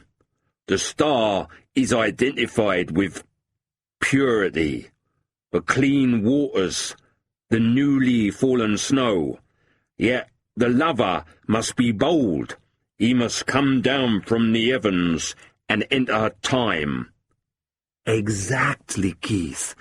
The lover knows he cannot escape the human sphere with all its ecstasy and risk. Swoon to death. For the romantics, Keith, death and orgasm are equivalent." "Yeah, well, same difference." The first 8 lines really are quite beautiful, but I can't help feeling that the sestet is terrible tosh. What now? The odes? I think not.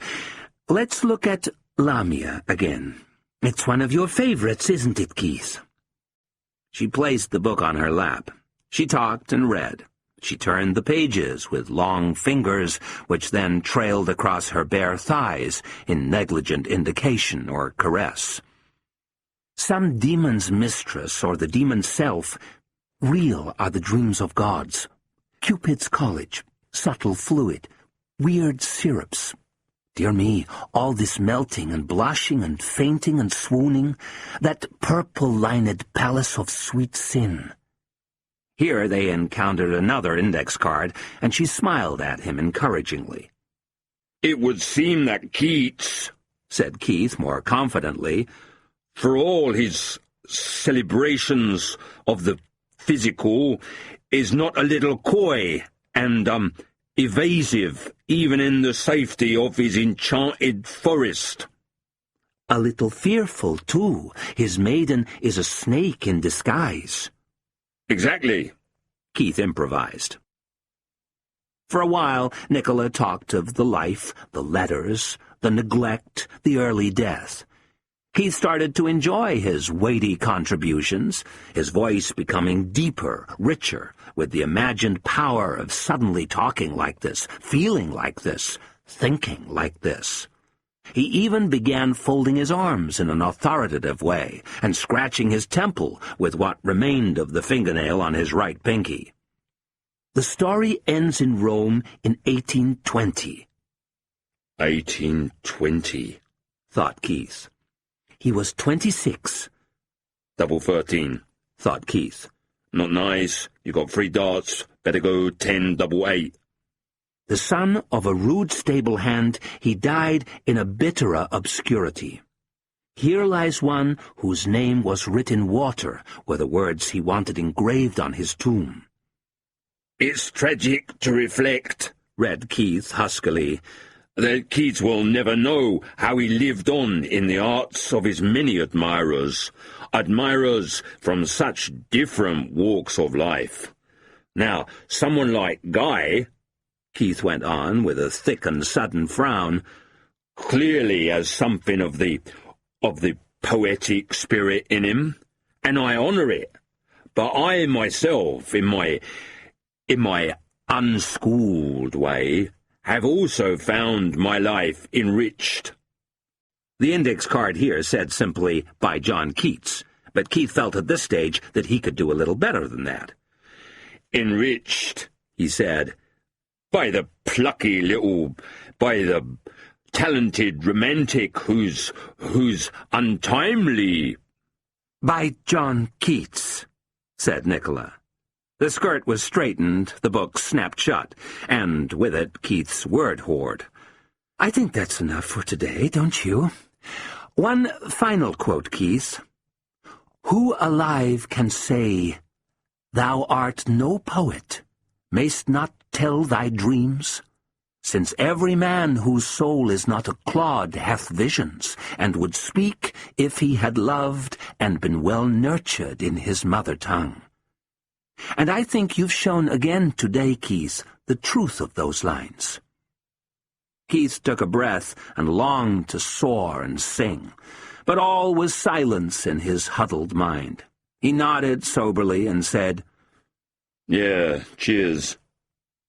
She saw him out. On her return, she walked through the sitting room, across the narrow passage and into the bedroom.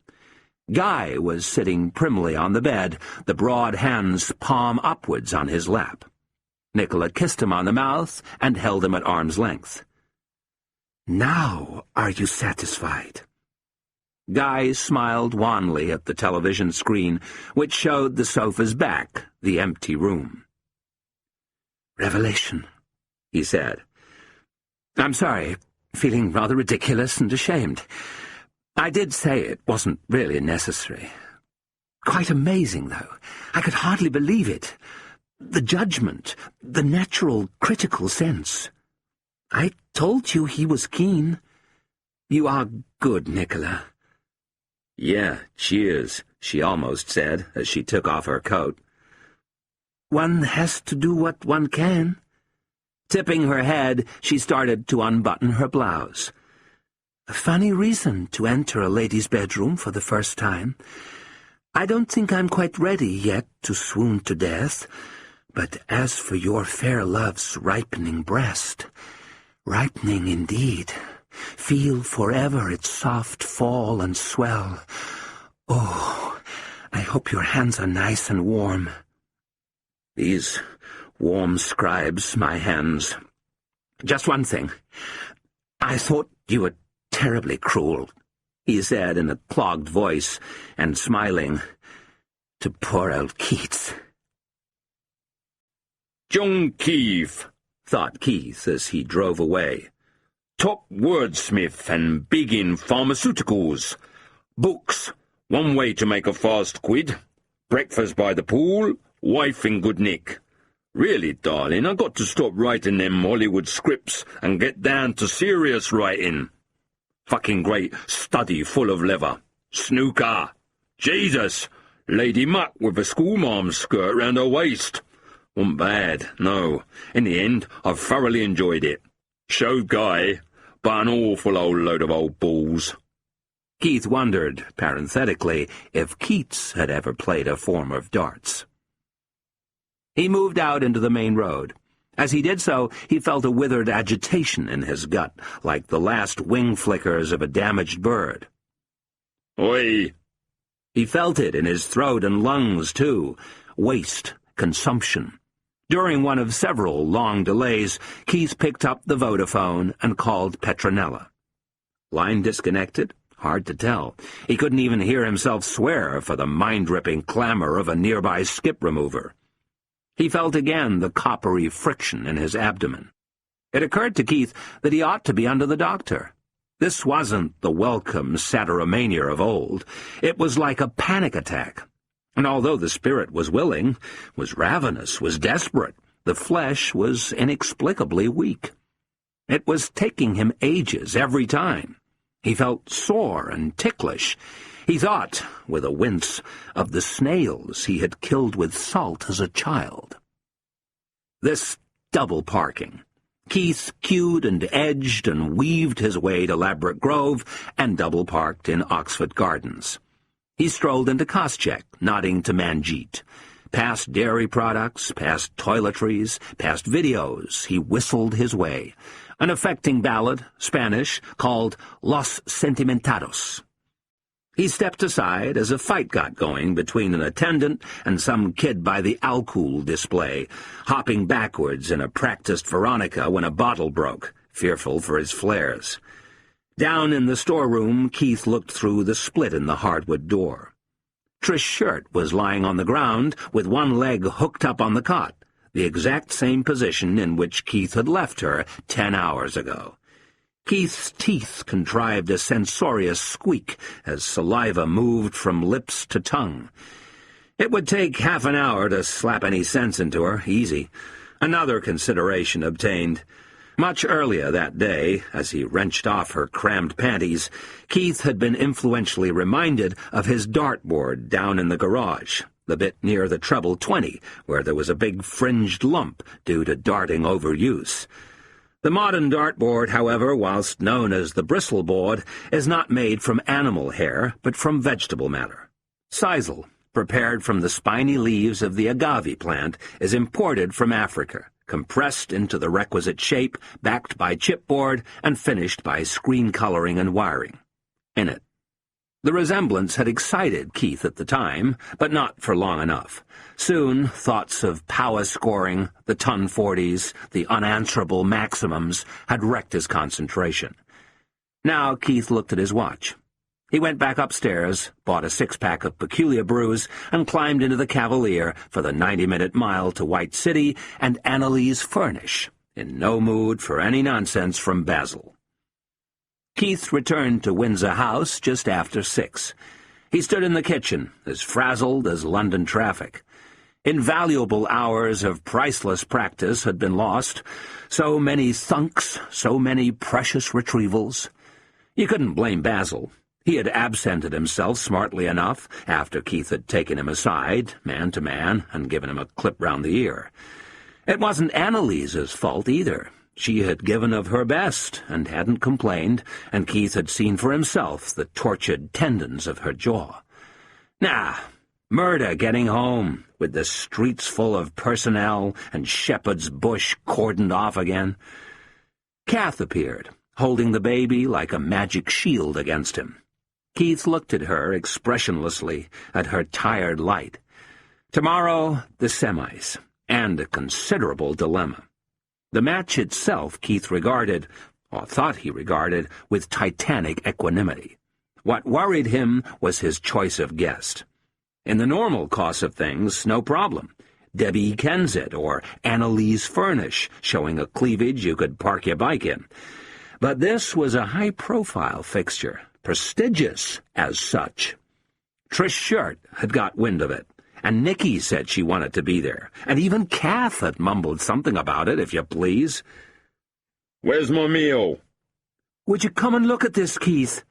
Jesus, what? It's the TV. Keith pushed past her and stopped dead on the brink of the lounge. It's the same on every channel. Keith peered forwards with his lips moving. The screen said, "This is only a test of the emergency broadcast system. If this had been a real emergency, this would show you which channel to turn to for the latest information. But this is only a test." You know something? Said Keith to Kath. You scared the fucking life out of me then. Thought the TV was down. He wagged his head at the screen. That's all right. Look, look, it's back on again now. Where's my meal? As Keith contemplated with relish his Mexican chili and 4 apricot madeleines, Kath said, "I went to the library. There's no newspapers." He took the tabloid from his armpit. What's this then? You gone blind or something? But they... Keith was now staring at his empty teacup. Kath stood, childishly erect, and went next door to put the baby down. She came back and reached across him for the shrouded pot. "That's not a newspaper." His eyes swelled at her warningly. "There's nothing in it about the crisis." "Fuck off," said Keith conversationally. There's always something about it." Over the past month, Keith had kept himself abreast of the crisis by sometimes reading the filler that his tabloid sometimes ran at the foot of page 14. The little headline varied. Yanks, semicolon, and at, phi, asterisk, exclamation mark, or red niet, or Gursky, or, once, in unusually small type, towel-head deadlock. Keith now turned to page 14 with a flourish. There was an article by the slimming editor on the health of the president's wife, but no filler. "Ah, well, can't be anything happening then." "You think not?" Keith fell silent. He was immersed in an item about the movie star Burton Else. Burton's aides utterly refuted the rumor that Burton was bisexual. Since the mysterious death of his young wife, Burton had been entirely occupied in his attempts to make contact with Liana beyond the grave. By way of illustration, there were two photographs, one of Burton, one of Liana, both topless. "They say they'll—" Keith dashed his knife and fork on the tabletop and got to his feet. "Look, mind your own fucking business, okay? Jesus, you call yourself a wife? I got a fucking semi-final tomorrow night, and you're giving me this crap? Sticking your fucking whore in? Come on, Clive, no point standing here. Get to work. Come on, Clive. Come on, me old mate. Jesus!" The baby was awake, but she wasn't crying. Her eyes glittered. At 9 o'clock in the Black Cross, Keith downed his darts and downed his drink and went out the back to the phone. It took ages for Manjeet to get Trish to come to the stockroom. "Been cancelled," said Keith perfunctorily. "Why?" "Question mark over me fitness, innit?" "What?" "Sideline with a finger injury, innit?" "What happened? She crossed her legs?" "Shut it." "I'm coming anyway." "Free country, innit?" said Keith, more or less truthfully for once. "You coming round later?" Keith hung up without saying maybe. Back in the bar, he saw Guy. "Cheers, Keith." "Hello, mate." Keith felt something he didn't feel often. Embarrassment. Or rather, he would have felt it, embarrassment, if he'd had the leisure. In truth, Keith was seldom bothered by embarrassment. A book called Keith and Embarrassment would be a short book, trailing off after 2 or 3 pages. He looked up. Guy was gazing at him with an expression of pitying fondness. "Demands," said Keith. "You got commitments, all these demands, on your time." Guy was nodding. "The big occasion," said Keith, flexing his darting finger. "You dig deep." Guy kept on nodding. He seemed ready to accede to any proposition Keith might put forward. "The big occasion. That's what I respond to. You coming tomorrow night? Of course you are. Yeah, well, could you do me a favour, mate?" "Sure." "See, I can't. Bring Nicky." "Sure." "Nicola. See, I can't." They leaned back for a moment with their elbows on the bar like equals. Then Keith said absently, "I'm up to here in Minge." The bent copper, John Dark, came over. John Dark, the iffy filth. Keith bought the drinks. He owed Dark some money for settling the Thelonious business. More nonsense. Thelonious' name had popped out of the DNA computer smartly enough, but then so had Keith's.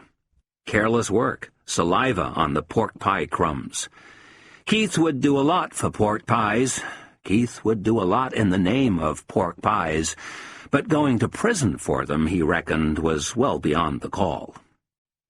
The 3 men spent half an hour talking about the difficulties Rangers were having in asserting themselves up front and translating their aerial superiority into goals. Then the conversation moved on to the depressing attendance figures for the early months of the season. Dark said, with his permanent cheerfulness, It breaks your heart, and it could get worse.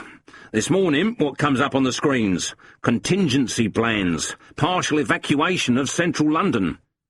Keith looked sideways. Guy looked downwards. Where would Rangers be then, eh?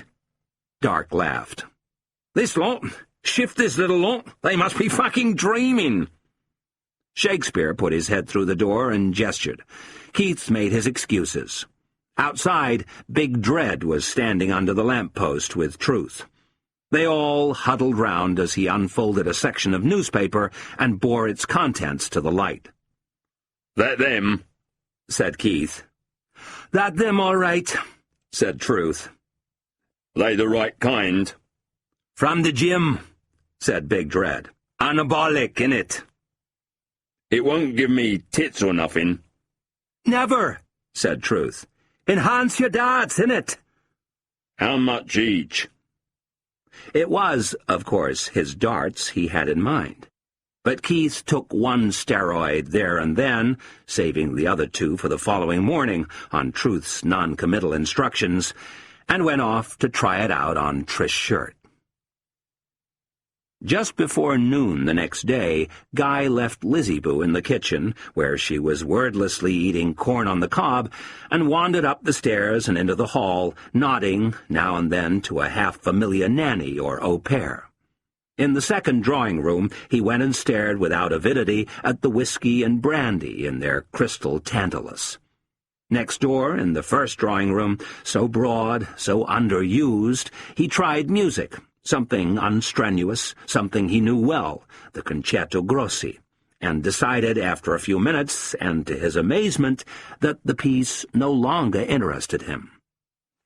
On his way up the stairs, he saw another new nanny, dark-skinned, exotic, serenely slovenly.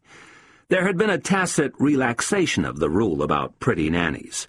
Indeed, when the heat was up and the low sun filled the windows, the place had an air of luxurious ill-fame, languid antebellum. These nannies had come on the market suddenly over the last 2 or 3 weeks, and Hope had snapped them all up. At a time like this, Guy thought, but there had never been a time like this, young girls might feel an atavistic urge to get inside a big house, inside a big cave. Hope was in the bedroom, at the dressing table, brushing her hair. Every time he encountered her now, he saw their past life together flash by, as if their marriage were a person fatally drowning. He managed to take a little low comfort in the spectacle of her tennis gear. Dink had not been as much around as one might have liked. "You're playing?" he said. "With Dink?" "No courts until 6. What's the matter with everyone? Why aren't they working?"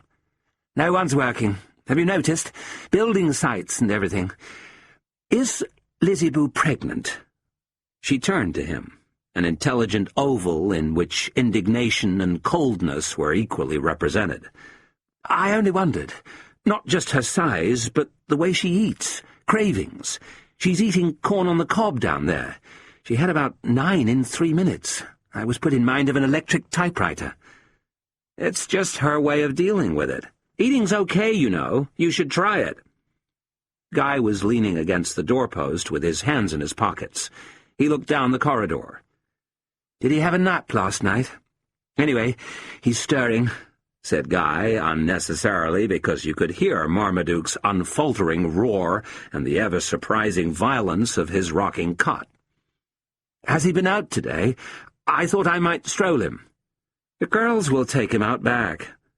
"I'd like to." "What?" "No, I would." This was, of course, a grotesque untruth, but Guy had need of a telephone. Not to call Nicola, whom he was seeing that night. He would squire her to the darts. No, to call Richard at the office. He had spoken to Richard at length, and with urgency 3 times already that day, and didn't want to alarm the household further. That was another thing about deception. Your black lies made your white lies darker. Your stars were all dimming in heaven. "Do you think it's really safe out there?" "Oh, it's all right."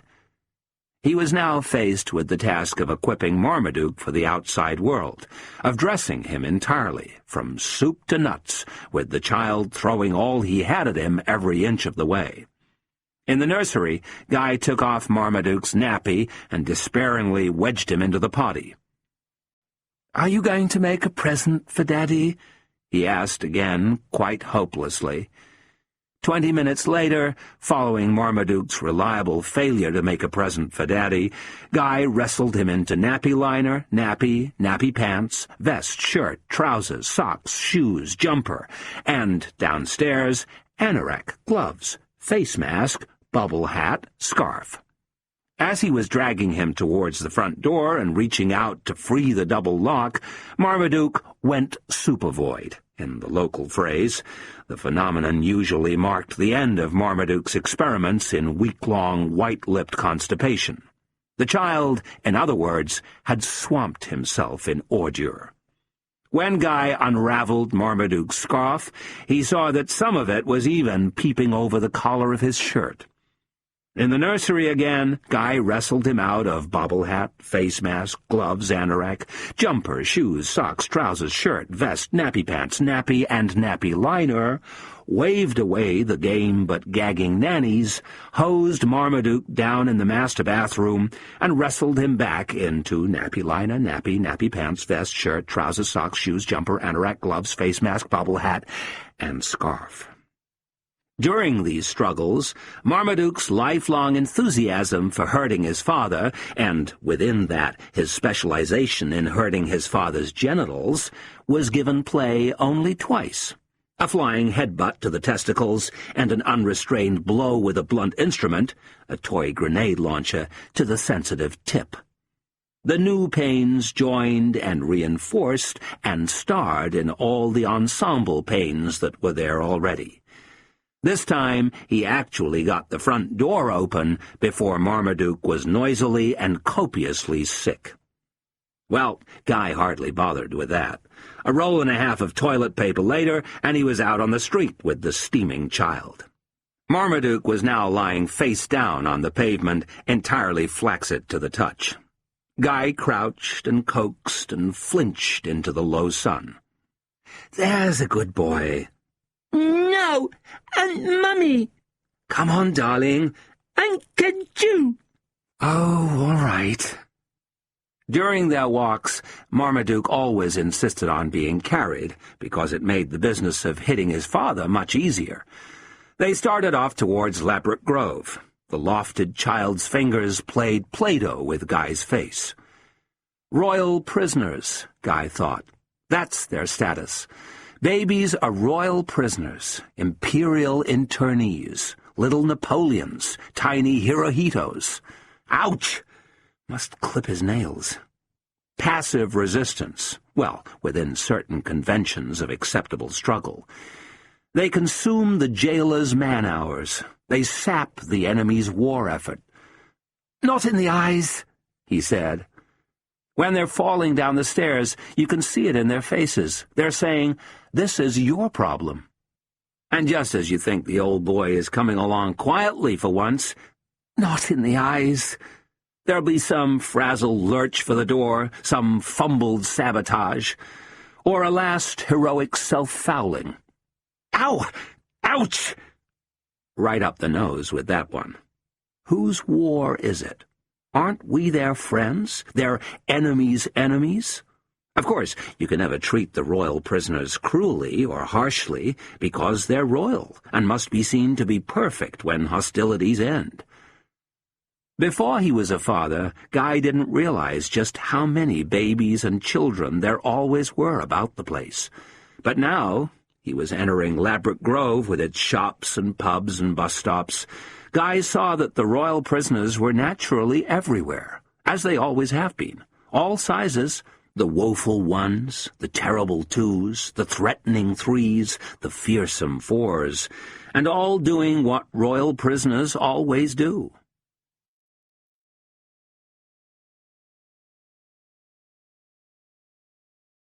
The superior violence everywhere suggested by the flesh and mortar of the street had an emollient effect on Marmaduke, who was perhaps hoping to pick up some tips for use elsewhere. Presiding over the car horns and engine surges and the turning wheels of ordinary commerce, small concerns and the permanent smash and scuffle at the pub's lantern jaws, came the dead notes of 6 or 7 burglar alarms, exasperatedly sounding.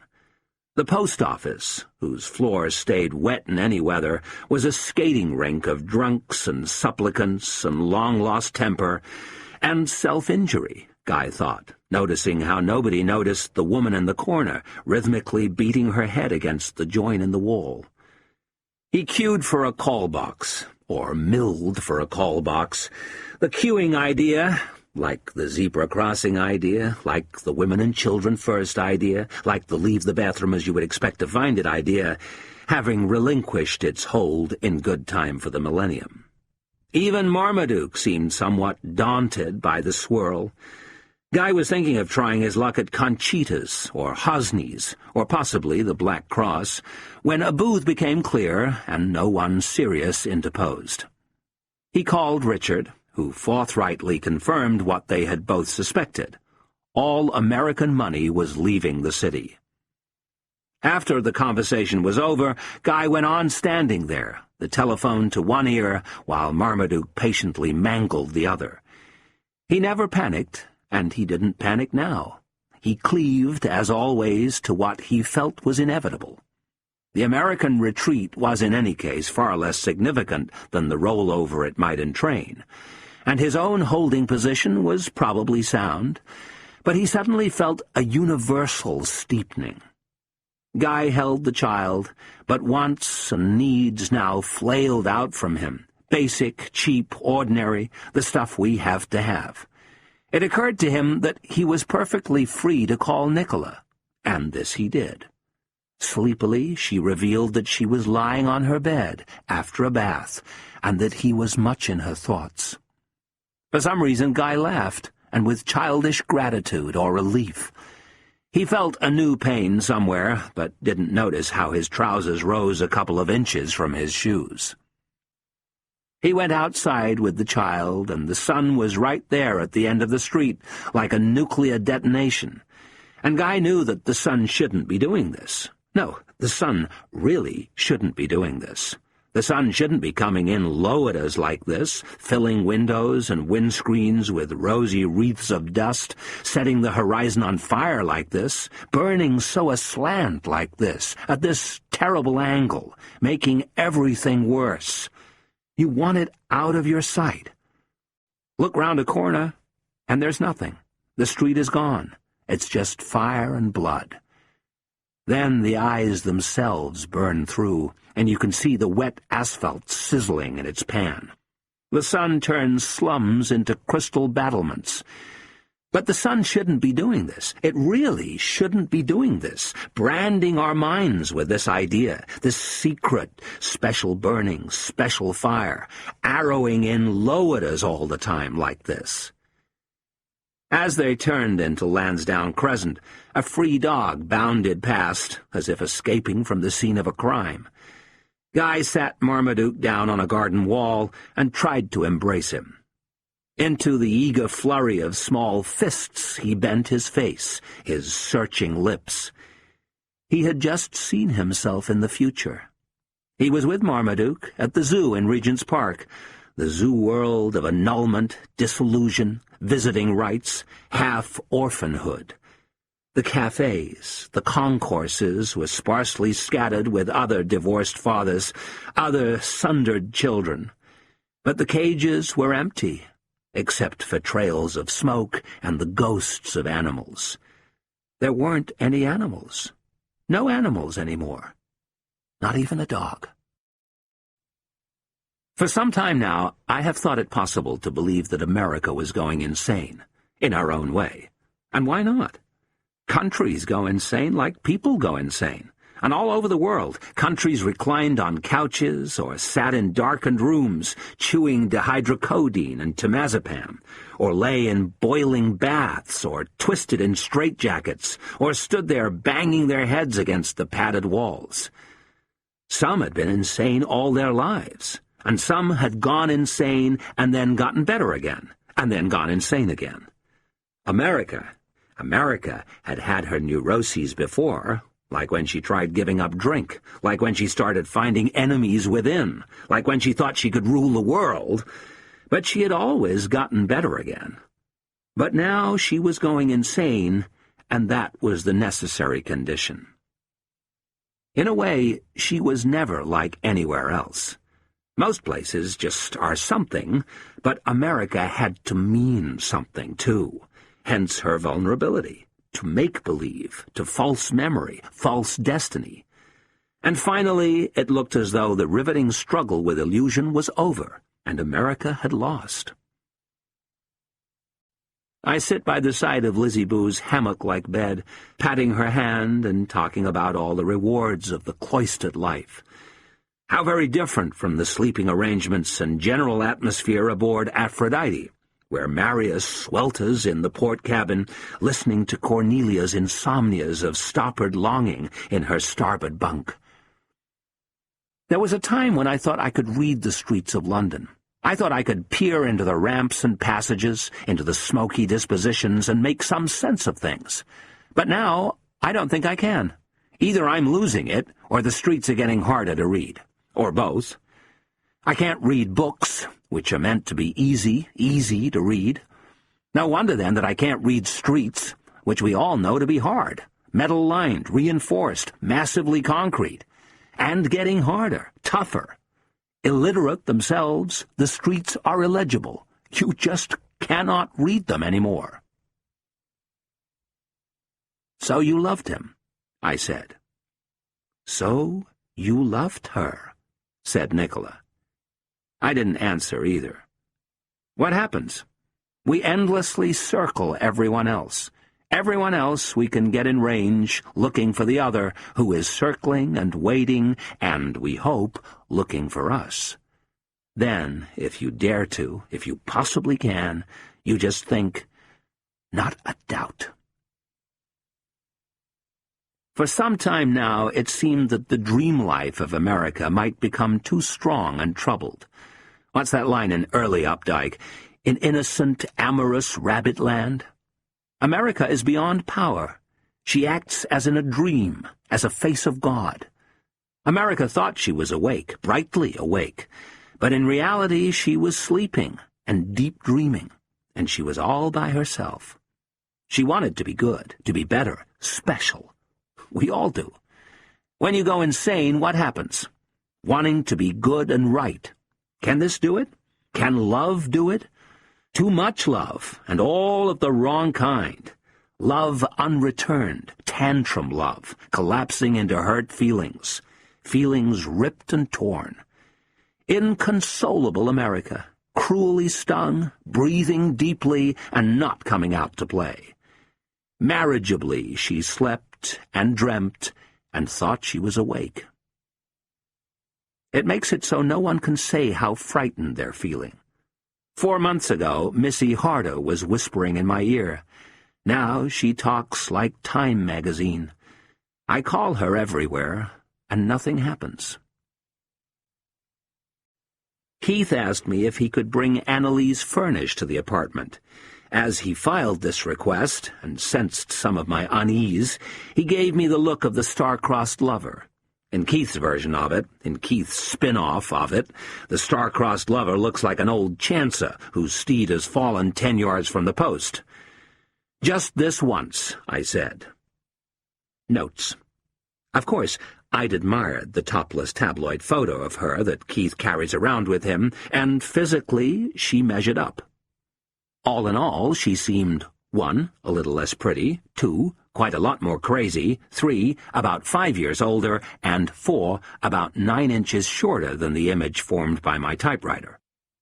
I made ready to leave, but they insisted I stuck around. Long silence from the bedroom. Then the sound of what I can only describe as intense mutual difficulty. Then a dozen furious cowboys finally hit Santa Fe. Later, during the aftermath, I was alone with her in the sitting room. "Tell me something," I said, out of interest. "When Keith comes over, where does Basil go?" "He goes," she said haughtily, "to the park." Air of flusteredness and falsity. Dumb hat. She reviewed the photographs on the walls like an art historian in a gallery. Hair and shoulders seemed to hum in minute response to my gaze. Even her club-like ankles, cringing under the floral print of her dress, seemed to know when I was looking at them. Christ, the expansion of mind, the communications revolution. All survivable, presumably, but Annalise just didn't make it. The mind doesn't expand, it stays the same. Other things fill it. In the book, she stood for something. In the flesh, she was pointless, a complete waste of time. Or not quite. In the flesh, she broke your heart, as all human beings do. I watched her, an older man, failed in art and love. Fat ankles, dear flesh. And now, in the same park, but in different weather, I stand with Basil side by side. Nothing divides us, just a screen of rain. You'd call us stuffed men, but even the stuffing has been knocked out of us. We hug ourselves to hold what warmth remains, and because no one we love will. Basil, the weeping violinist, and no good at that either. You and me, pal. One fails to see how Marius is going to make any progress on the macho front. Cornelia doesn't need it. He keeps trying to protect her and rescue her and so on, but she's never in any trouble. For instance, they encounter a wild dog near a trading shack on some windswept shore. Marius does the butch thing and steps forward to confront it. The dog stares up, yawning and drooling with rabies. Clad, as usual, in only a cartridge belt, Cornelia pushes him aside. Her magnificent breasts are heaving, and blows its head off. She reminds me of someone. I know, Burton Else. And, like Burton Else, like everyone else, Cornelia has her softer side. Marius is definitely doing better on the campfire end of things after old Quango has retired. Here, under the tamarinds, under the throbbing stars, she tells him of her love for Bernardo, the doomed racing driver, his flashing smile, his lustrous quiff. Here is a woman who will not give herself lightly to any man, but when she does, Marius figures, she gives herself utterly. Nevertheless, the sands of time are running out. He only has about 50 pages. Go for it, Marius. The suspense is killing me. Death is killing me. Everything hurts, and I think I'm going blind. My eyes have become such pitiful instruments. In the vampire movie, when the cowgirl or barmaid comes too close with her white throat, and the Count thinks what the hell and really leans in there, and his eyes... That's what my eyes are like. Partly it's all this crying I do. I cry so much. I feel what femininity is. Crying is part of my repertoire, part of my day, my life. I wail and keen. I have sniffles. Oh, Lizzie, boo-hoo-hoo. Sometimes, when I'm at a loose end, I have a refreshing little sob and feel much the better for it. I grizzle and blub. I weep it out. And still I must blow my nose and pipe my eyes and go out into the tear gas of the unreadable streets, the chicanes and the terrible cars. For some time now, it's all been bad timing. Bad timing, and then more bad timing, and then more. The millennium, coming so soon, so hard upon, is bad timing. In the year 999, in the year 1499, in the year 1899, and in all the years between, the millennium is a permanent millennium. It didn't really matter what people felt, or what they felt like saying. The end of the world just wasn't coming. Nobody had the hardware. The end of the world was staying right where it was. Unless... We've all had that funny experience after taking a leak. Pull the handle and watch the bowl froth with sewage. It went out, and now it's coming in again. The human being is standing on tiptoe, head cracked back on his neck, with only nostrils, pouting lips, and a lump of straining forehead visible above the rising tide. They did good to put the weather reports on late at night, after the children have supposedly gone to bed. X-rated weather reports, and the weathermen like jumpy undertakers. Imagine the planet as a human face, a man's face, because men did it. Can you see him through the smoke and heat wobble? His scalp churns with boils and bald spots and surgeon scars. What hair is left is worried white. The face beneath is saying, I know I shouldn't have tried that stuff. I know I shouldn't have messed with all that stuff. I really want to change and straighten out, but I think I went and left it a little too late. I get an awful feeling that this is stuff you can't recover from. Look what it's done to me. Look what it's done to me. In a sinister reversal, I am now established as Keith's darts coach. He doesn't coach me anymore. I coach him. It's easy. I can't help him with the technique side of it. There isn't any. And I can't help him with the tactical side of it. There isn't any. But I can help him with the psychological side of it. And there's apparently plenty of that. Everything depends on the savagery of your desire to get that dart to go where you throw it. Afterward, eerily, the money still changes hands in the same direction. Keith looks elsewhere as he receives the notes. So I was standing there last night, saying things like, "Be accurate, Keith," and "Keep it tight," and occasionally, of course, the supreme accolade, "Darts, Keith." Every now and then, we get into recondite stuff about muscle memory and the destiny of the shaft and so on. But mostly I just stand there saying things like, "Be accurate, Keith." Be accurate, Keith. What kind of advice is that? What does it cost me to say it? I make an effort and say it through the pain.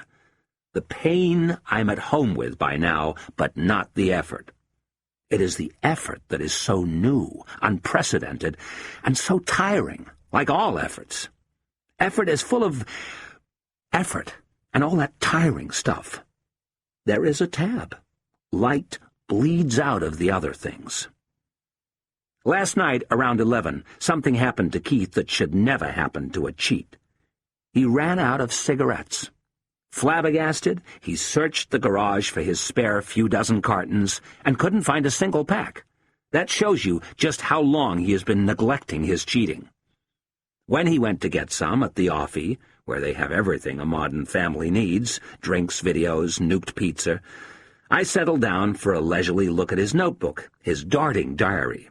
And among the little homilies about the wayward third arrow, the illiterate fantasies of sudden wealth, the grimly transcribed gobbets about how Hannibal probably played a form of darts, I came across the following. Got to stop hurting Kay. No good just taking it out on the baby. Get him gone. Christ, how much longer before we come to the end? Get him gone. Enough. Finish. Over.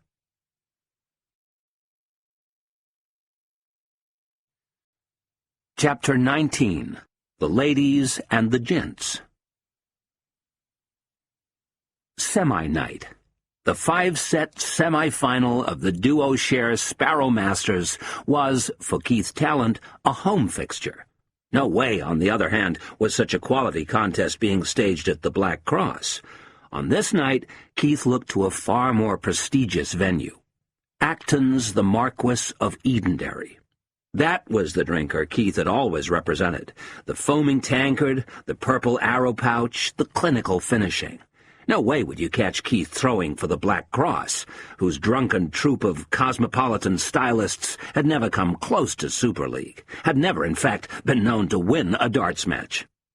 Your more cultured arrow man was always going to be turning elsewhere for his sport. Basically, it was to a more dart-orientated boozer that Keith was obliged to gravitate, where you found the darting dedication.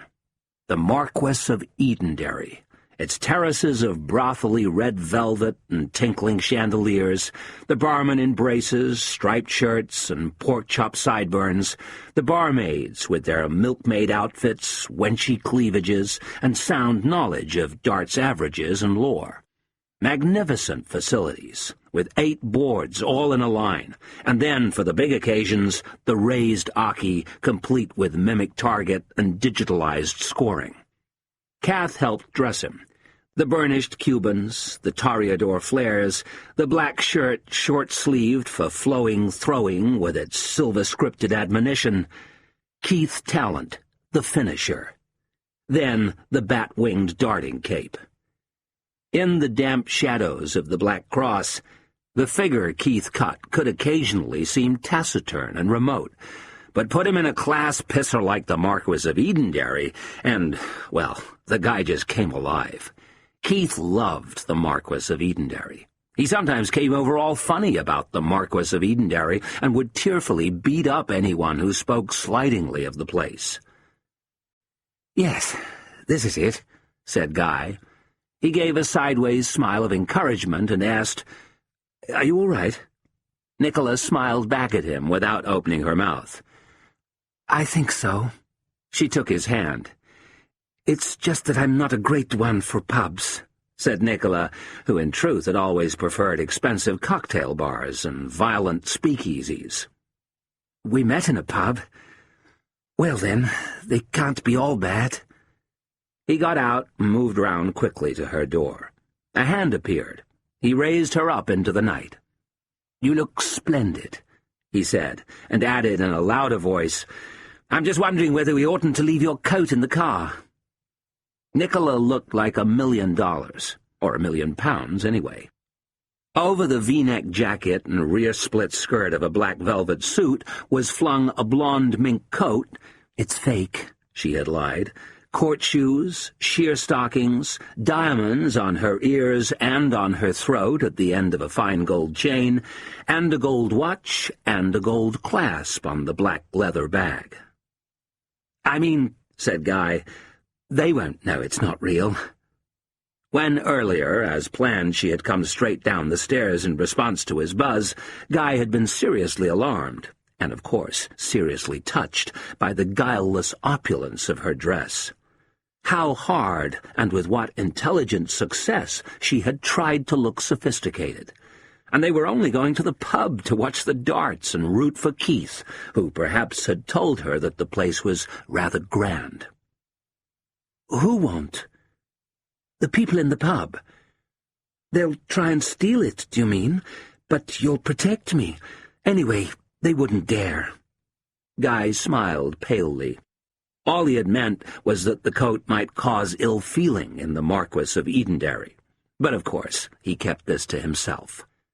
They entered the pub and its loud world of primitive desires, desires owned up to and hotly pursued and regularly gratified. Daily fears having been put aside for the night, that was the idea. The desiderata included goods and services, sex and fights, money and more TV, and, above all, in fateful synergy, drink and darts. A shifting tabletop caught Guy an early and awkward blow, flooding his vision with a familiar distress. So he just squeezed his way through after her, after Nicola, for whom the heavy press seemed to part as far as the tips of her coat's bristles. Hell will be noisy and crowded, he thought. Hell will be busy. Now they reached the body of the Marquis of Edenderry, and here was air and space and tables and chairs. The pub was simply too big to be slaked by mere human beings. They sat and were immediately attended by a uniformed waiter whose erectness and impatience declared that tonight would be high efficiency, high turnover, the managerial team having no doubt set their sights on an epic profit. There were also alert sweepers with long-handled brushes and dustpans to tackle the upended ashtrays and the shattered glass. And when a fight broke out nearby, surprisingly vigorous and sanguinary for so early in the evening, 2 aging bouncers cruised along and floored the likely victor with crisp punches to the nose. They then administered some exemplary stomping, with cross looks cast about. Guy hummed and hawed, and twice apologized to the waiter before deciding on a beer, Nicola having asked, with an air of considerable timidity, for a cognac, which is what she had been drinking all afternoon. The waiter stiffened, wiring himself still tighter, and moved off. Guy was pleased, or at any rate looked pleased, to see some of the same old faces from the Black Cross. They now regarded Nicola with an admiration that expressed itself in frowns of pain, of grave disappointment. The sexual slanders, the lies told in the Black Cross, Guy felt, were somehow active here in the Marquis of Edenderry, but they could never really touch her. He gazed at Nicola, serious and inviolate in her glad rags. He didn't know that her mind was working like silicon, with incredible calculations, as it might be the trajectory of the last dart bisecting the angle of his erection. Arcs, tangents, targets. "I hope Keith wins," he said. "Oh, he'll win," she said.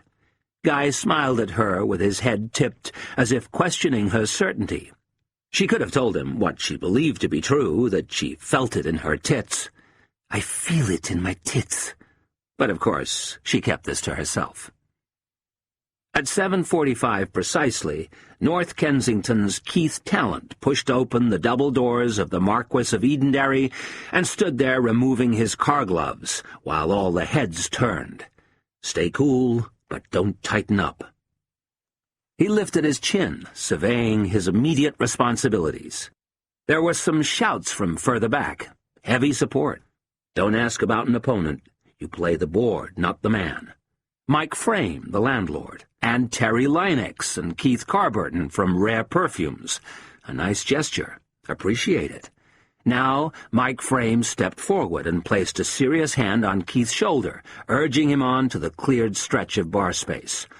2 men in suits, sponsors from DuoShare.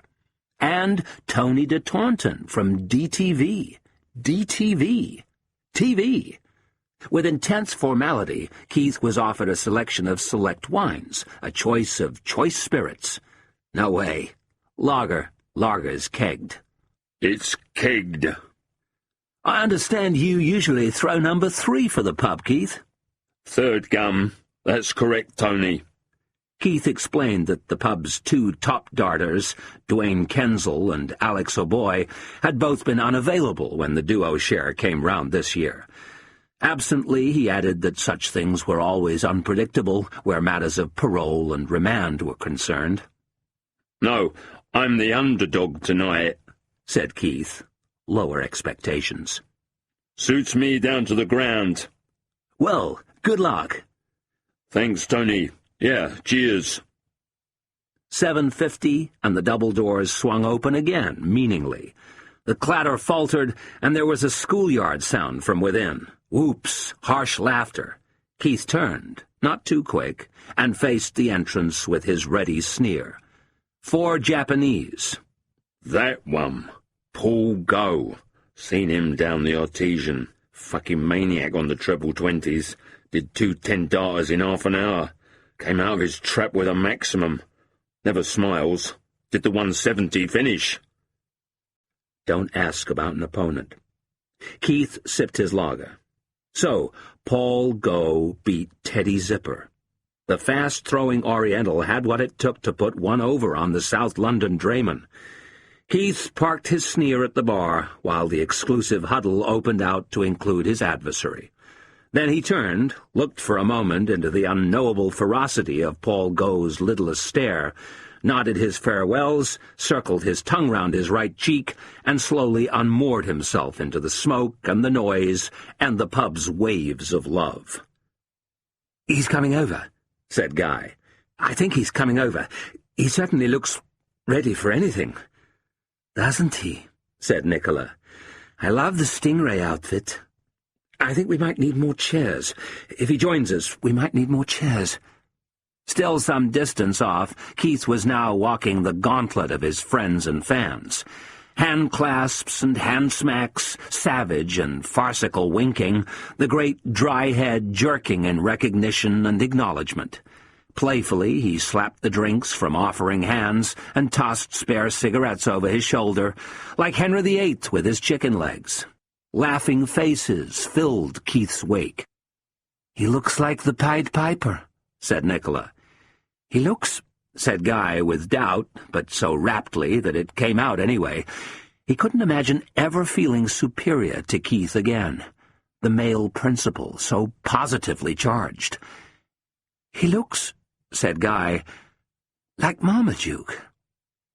Finally, he was nearing their table, back first, and windmilling his arms, at Kirtley, Dean, Fucker, Zbiggs 1 and 2, Bogdan, Piotr, Norvis, Shakespeare.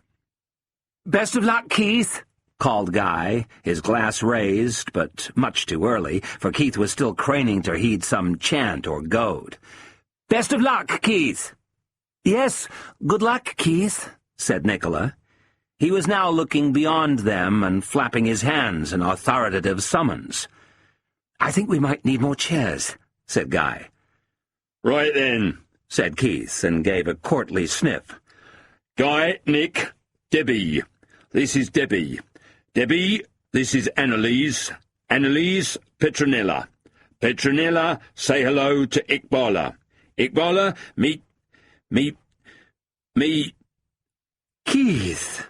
Sorry, darling." "Sutra," said Sutra. "Sutra," said Keith, who had not known Sutra long. "I think we might need more chairs." "Right then, what's it going to be? Glass of milk for you, is it, Debs?" "Keith!" "Jesus," said Keith, closing his eyes in the greatest disgust. "Here comes summer. Look what the fucking cat's dragged in. Look what's just crawled out from under its fucking stone." Guy and Nicola both turned and looked up. Behind them stood a faded blonde, or a blonde's ghost. She stared at Keith with what appeared to be numb yearning. "I'll get another chair." "Guy, don't move a muscle. She's pissed, innit?" said Keith, going over Guy's head. "You, fuck off out of it." "No, I think I shall get another chair." Guy was travelling ever further afield for his chairs. When he returned, having tugged and wiggled another one loose from the surrounding stockades of noise and need, he found Keith in mellow a mood, hospitably waving a hand in the air. "Trish, like," said Keith as Trish slowly sat. "Pint of vodka, is it? Bucket of meths?" And he started to order drinks, at no point and in no wise neglecting the flurry of ogreish winks and pouts and thumb-upping and triple ringing with which he primed the hopes and assuaged the fears of the innumerable followers and disciples and other Keith talent addicts who had filled the place as thoroughly, it seemed, as they would have filled his own apartment. A home fixture. Keith was playing at home. "Blimey, we'll have Kath in here in a minute.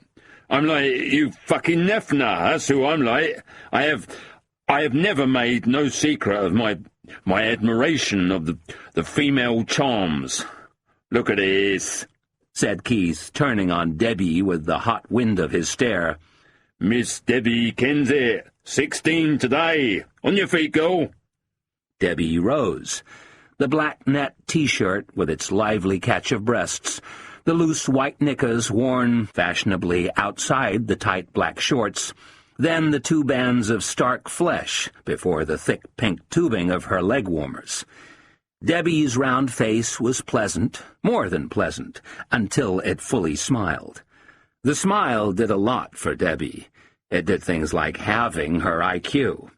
And it took you, if you would follow, into a world of gum and bone, of dismay, and childish deals to do with love and pain, though only Keith knew the touch of the terrible tenors left trembling on sideboard and mantelpiece. Guy, who found himself taking comfort from the vivid sprawl of Keith's commitments, had always believed that you had to be 35 or 40 before you got the face that you deserved. Debbie showed that you could get that face on your 16th birthday. But deserved didn't come into it. No, not at all. 16 as such, Keith was going on. pure as soft fallen snow, a virgin, innit, saving herself for the man of her dreams. Me, I never laid a finger on her, no danger, because she's special, special, special to me. "How is your finger, Keith?" said Trish. "How's your poor finger?" Not that I expect any of you old slags to appreciate something like that. Hey, now, girls, he said with a priestly look. Now, ladies. Around the Marquis of Edenderry, loudspeakers were clearing their throats. Best behaviour, all right? Don't do it for me. I'm not asking you to do it for me. Do it for Darts, okay? Do it for Darts. Apart from feeling that she might at any second black out from neglect, or even die of it and save everyone the trouble, Nicola considered herself to be usefully placed for the time being, and well prepared, like an athlete or an artist, for a necessary audacity in the play. She sat sunk down into the shape of her chair and her coat, with her shoulders combatively flexed, her legs crossed, and one shoe bobbing patiently. Looking from face to face, Debbie, Annalise, Sutra, Petronella, Iqbala, Trish, she felt no jealousy, but rivalry had always roused her. Only Petronella, she had incidentally concluded, would give her any trouble in a fight. Petronella was tall and thin, but powerfully well-balanced in the thighs, and, most crucially, would be hugely and astonishingly dirty, would go nuclear in the very first instant. Nicola had always been both gratified and alarmed by how good she was at fighting with women, on the rare occasions when it had come up. She liked women, and women liked her, despite everything. In the past, she had had many close girlfriends, and one close girlfriend. But in the end, there was nothing you could do to women, and there was nothing they could do to you. Except you could scratch and bite them. You could mark and twist their softness, if the need arose, and Nicola was good at fighting women. She had learned how in a much heavier league, fighting with men. It was Keith who worried her. Keith, she decided, was not at his best. She didn't at all mind his talk, his gruesome presence, his anti-gallantry. The trouble with Keith tonight, in the Marquis of Edenderry, as elsewhere and at other times, was that he was formless. He had no form. He had gathered women round him, or up against him, to make an island of non- or neg-terror, for terror night. And it hadn't worked out. He was terrified. She could see that he was terrified, pitiably brittle, with a disgraceful bad-stomach recalcitrance in the constant flicker of his face. So Nicola was now looking for a hook, knowing that a hook would be there, to get them through it, something to give him courage and lend form to his chaos. She wasn't going to let him be the louser-up of her reality. However, she didn't feel like talking yet, and was glad when Guy showed he had his uses by asking with a frown of interest, "Keith, who are you up against tonight?" Never ask about an opponent. You play the board, not the man. It's a thing between you and the darts. Pull go. Is he Japanese?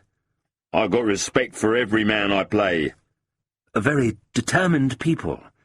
Fucking loan sharks, said Keith, assaying for once a racial slur.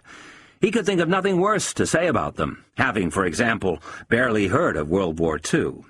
Keith's father, who had certainly heard of World War II and had successfully deserted from it, might have asked if everyone knew the terrible things they did to some of our boys back then. But Keith was reduced to a few half-remembered grumbles from the fillers in his tabloid. They got a big yen for big yen. Tokyo Joe, he'll be stuffing his pockets. Yes, well, they do have their critics. So do I, mate. Oh, yeah, I've heard 'em. They doubt my power, question mark over my temperament, all this. I'm just a jammy bastard, according to some. There came the spit and crackle of another announcement, and again Keith's face flickered huntedly. Well, the shoe will be on the other foot. I'm going out there to silence the knockers once and for all. But Keith stayed where he was, as time kept passing, and despite the general lurch the pub gave towards the streetward side of the arena. The women looked at him from their accustomed state when out on the town with their men, that of more or less frowsy silence. Trish had already gone off and faded away somewhere. "Better be going to the dressing room," said Keith irresolutely. "Compose my thoughts." He smashed a palm into his chest and quickly staggered to his feet. A heart attack? No. Keith was feeling for his darts pouch. Brutally, he yanked it out. "It's not a dressing room, not as such," he went on with a shy smile. "The gents, they cleared a lot of 'em out to allow the two contestants to compose their thoughts. Okay, ladies, wish me luck." The ladies wished him luck, all except Nicola, who excused herself and disappeared in search of the ladies. Where does a lady go in a pullulating pub if she wants to meet a gent and enjoy a bit of privacy? Nicola knew the answer. Not the ladies. You can't have a gent in there. The ladies wouldn't like it. Not the ladies.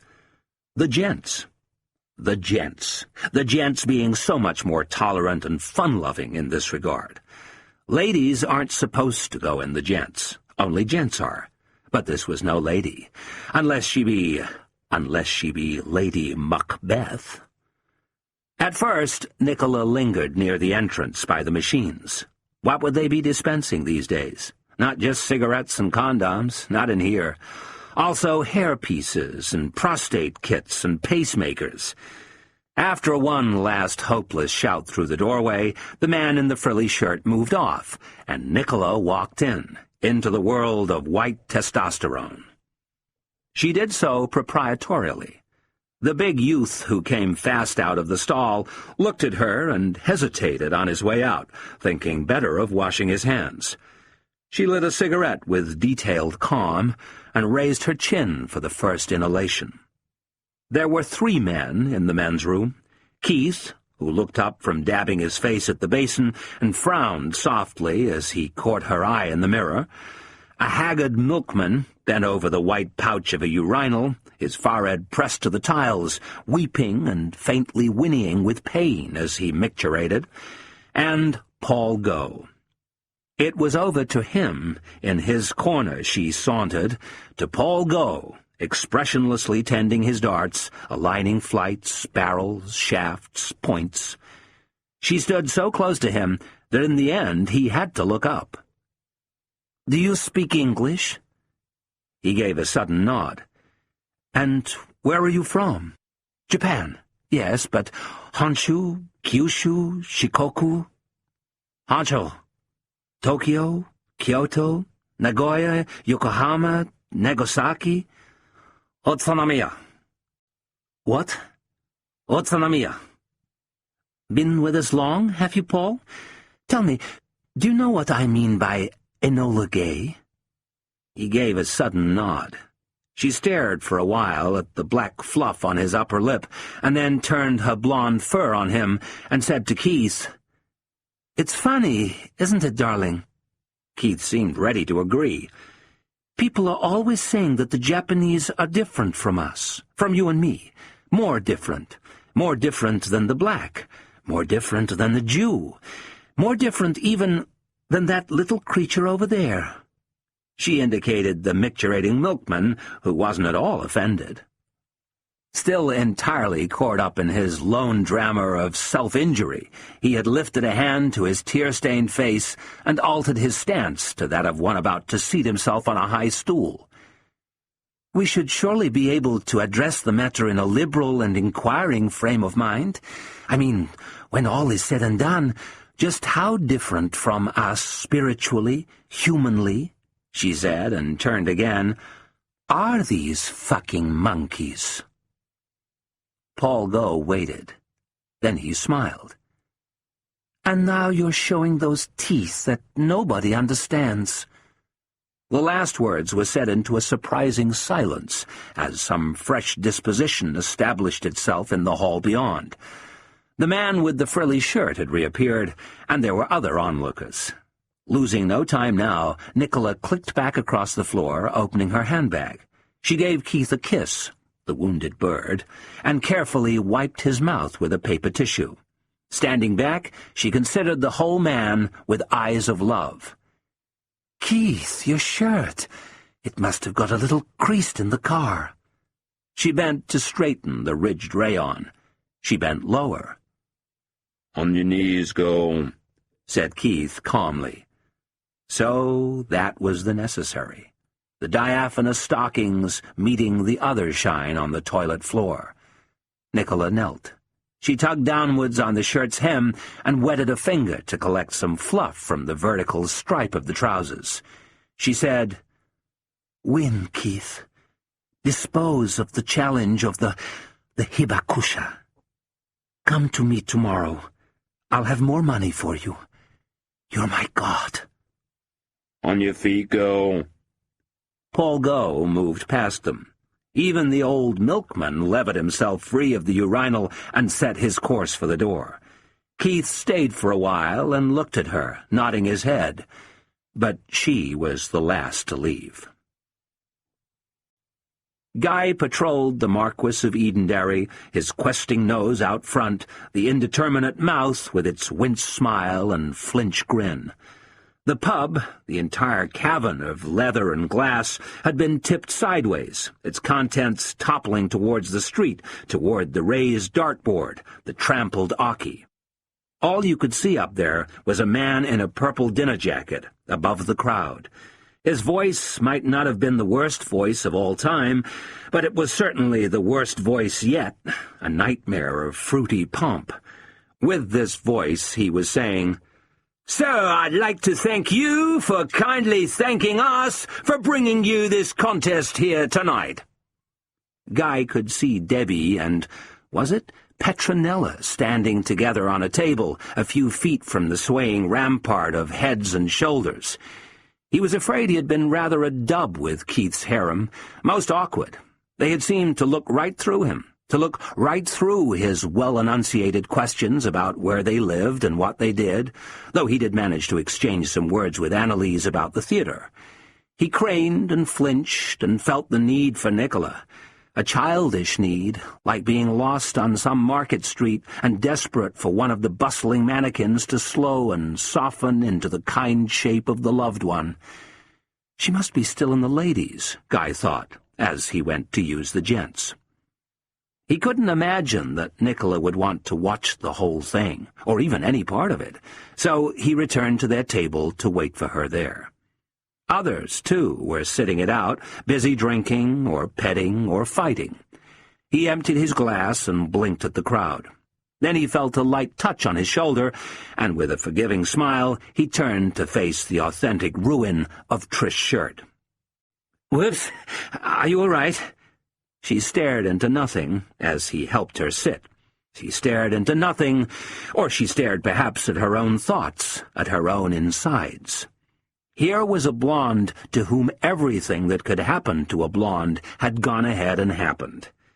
As the darts crowd, the arrow shower, steadily grew in its growling, Trish's shirt said with infinite difficulty, I don't know what the world's going to." This remark seemed to Guy about as shocking as any he had ever heard. He watched her carefully. To attempt so little in the way of speech, of response, of expression, and then to fuck that up. "In the toilet," she said. Guy waited. "He comes round my house. He'll bring me booze and that to my house and use me like a toilet." "Oh, I'm sure not," said Guy, reflecting that even the word house was an exalted epithet for where Trish lived, if, of course, Keith's unsympathetic descriptions of the place were to be trusted. "Keep myself got up like a tip mag in me house, case he wants to come round and lam the yell out of me. In me own house. Where's the respect? Where's the appreciation? Does he talk about me?" Keith. She had asked the question with such total abjectness that Guy was at a loss for the right reply. He thought of straw. Was this the kind you clutched at, or the kind that broke your back?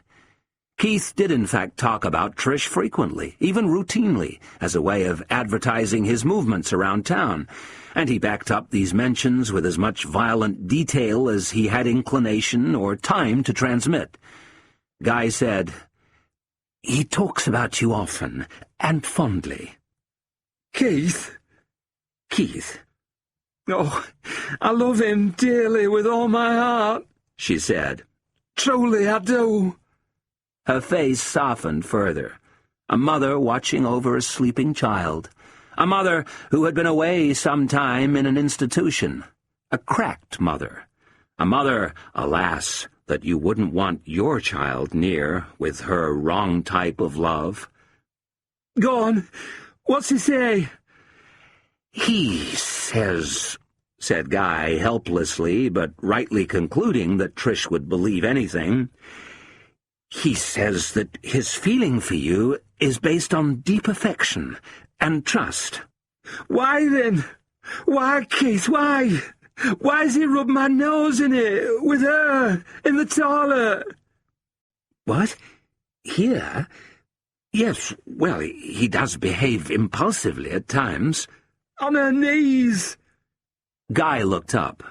What he saw made his shins shiver, like the anticipation and recoil he felt at the instant of Marmaduke's half-hourly injuries.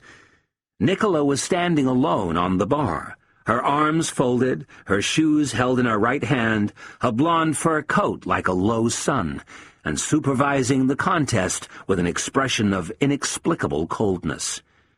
Trish was crying now, and Guy took her hand. "Everything," she said through her tears, and again with infinite difficulty. "Everything's coming to the dogs." And while Trish stared, as it now seemed, into her own eyes, Guy held her hand and watched the crowd. How it bled color from the enormous room and drew all energy towards itself, forming one triumphal being.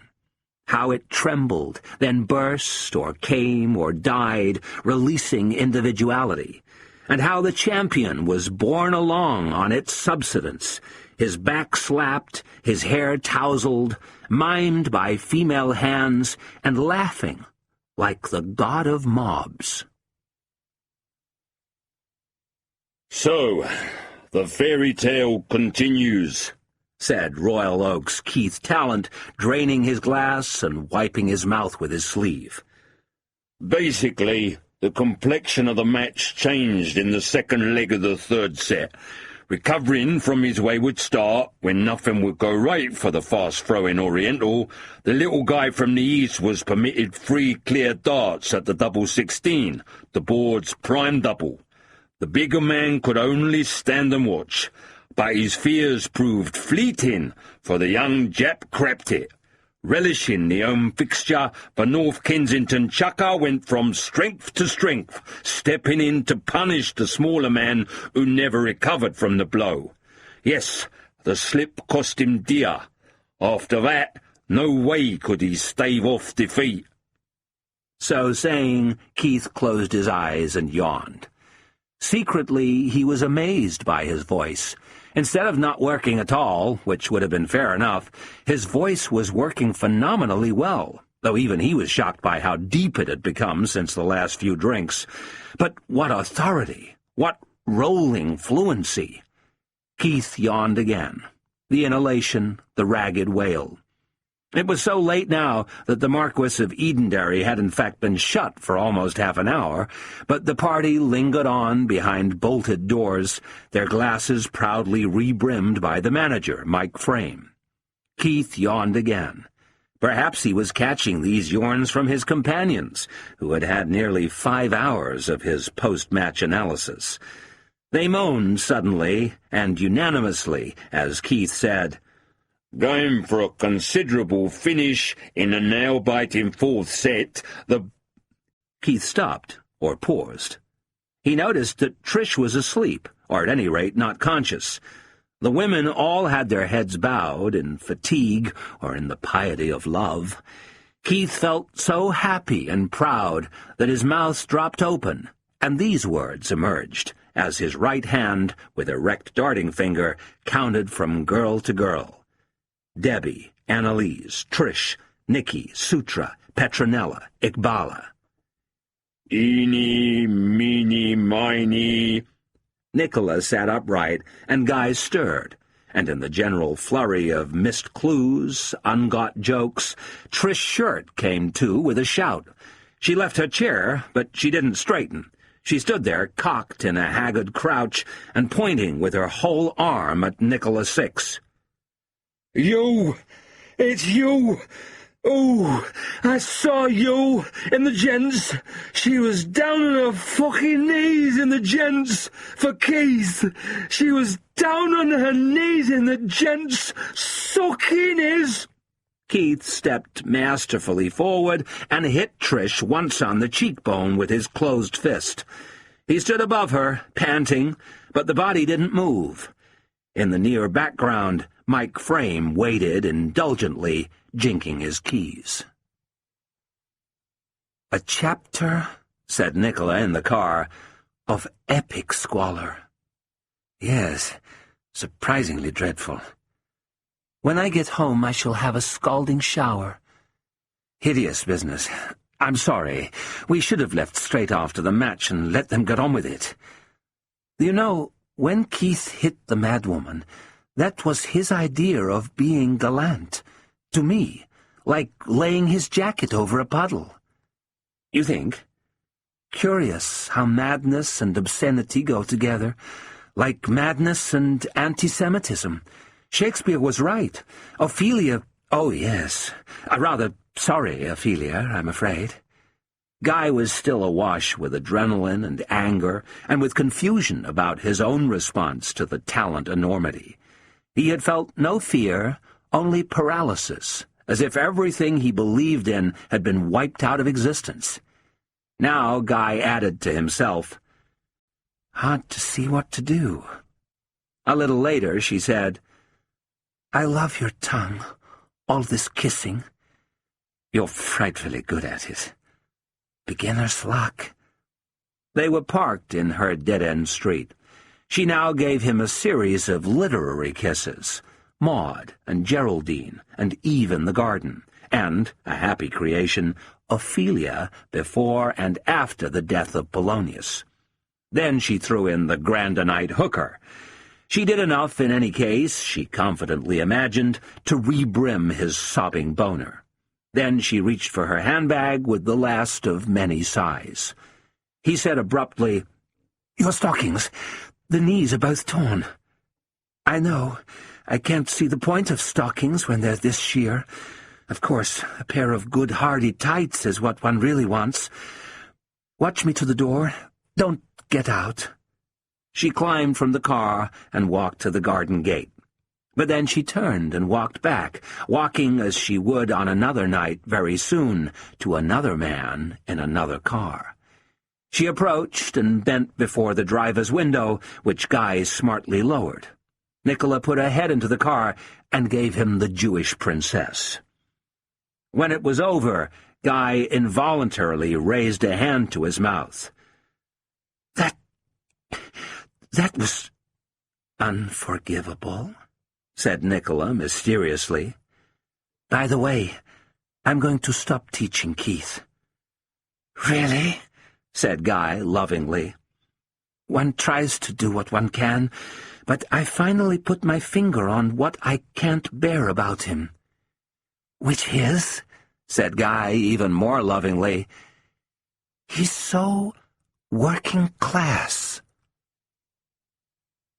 Working class or not, Ken Chell's Keith Talent was still abroad. The night was young.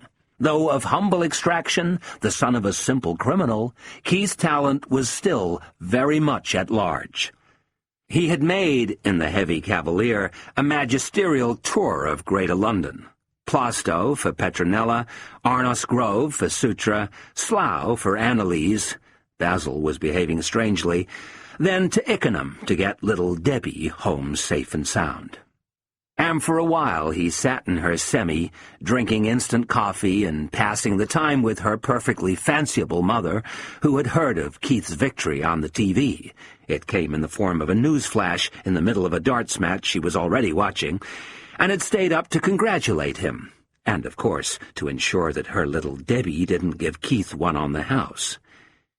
In no way had Keith neglected his responsibilities to Trish Shirt, personally helping Mike Frame to shove her into the minicab, and himself standing there with the cocked 20 giving the driver full instructions. Nor had he forgotten Iqbala, whom he had left until last, her being a neighbor, and who was now fast asleep, he checked, in the boot of the car. The instant coffee was drunk, the cigarettes smoked, the time passed. A new Keith Talent. The taste of victory is sweet. In the old days, Keith and Debs would have slipped away at some point for their little cuddle, Keith later settling with Mrs. K.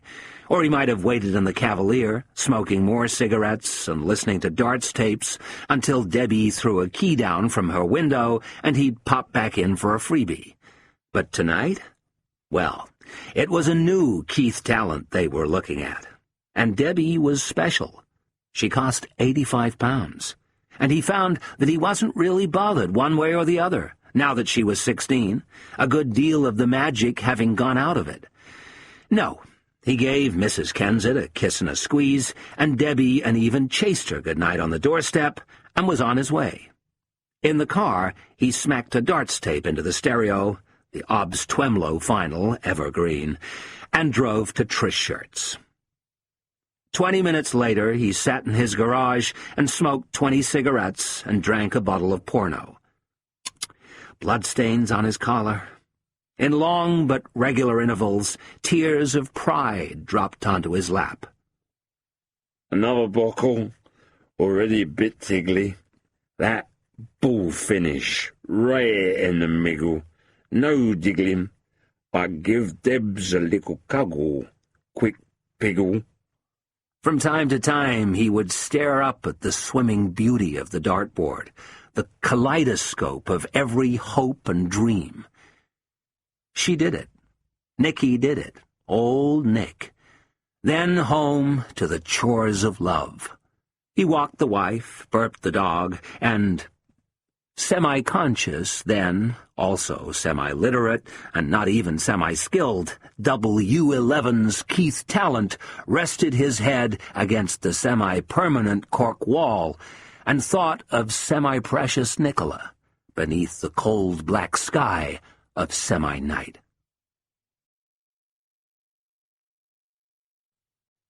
And now, under the low sun, I go to Kim Talent with a lover's impatience, with a lover's tearing impatience, fearful that the world will die before I meet the searching blaze of her eyes. On the way, in the quiet riot of Golborne Road, I see 3 young women walking along together, licking and sucking their fingers. Why? What profane novelty? But yes, of course. They've been eating French fries, eating chips from the open bag covered in vinegar and salt, and now licking their fingers. Long may they do so. Long may they have the freedom, the fingers, and the lips. With a lover's impatience I shall unbutton her baby grow. With a lover's impatience I shall tear at the sticky tabs of her diaper. Kim was sleeping. So was Keith, at 3 in the afternoon. He'd tried getting up. He'd tried the bracing stroll to the Black Cross, and he'd come right back again. His tortured snoring filled the flat, and Kim's sleep, too, was restless, pain-jabbed, caught up in the baby's passionate, eternal, and largely obscure struggle, not just to get through being a baby, an infant, a child, a young one, but to deal rawly with the knots and tricks of being. Even a baby knows that death isn't one idea. It is the complex symbol. Baby, what is your problem? Daddy, it's this, the mind-body problem. I asked Kath why she didn't take the chance to go to the shops. I said it forcefully, or frantically. The resolute colorlessness of her face told me no.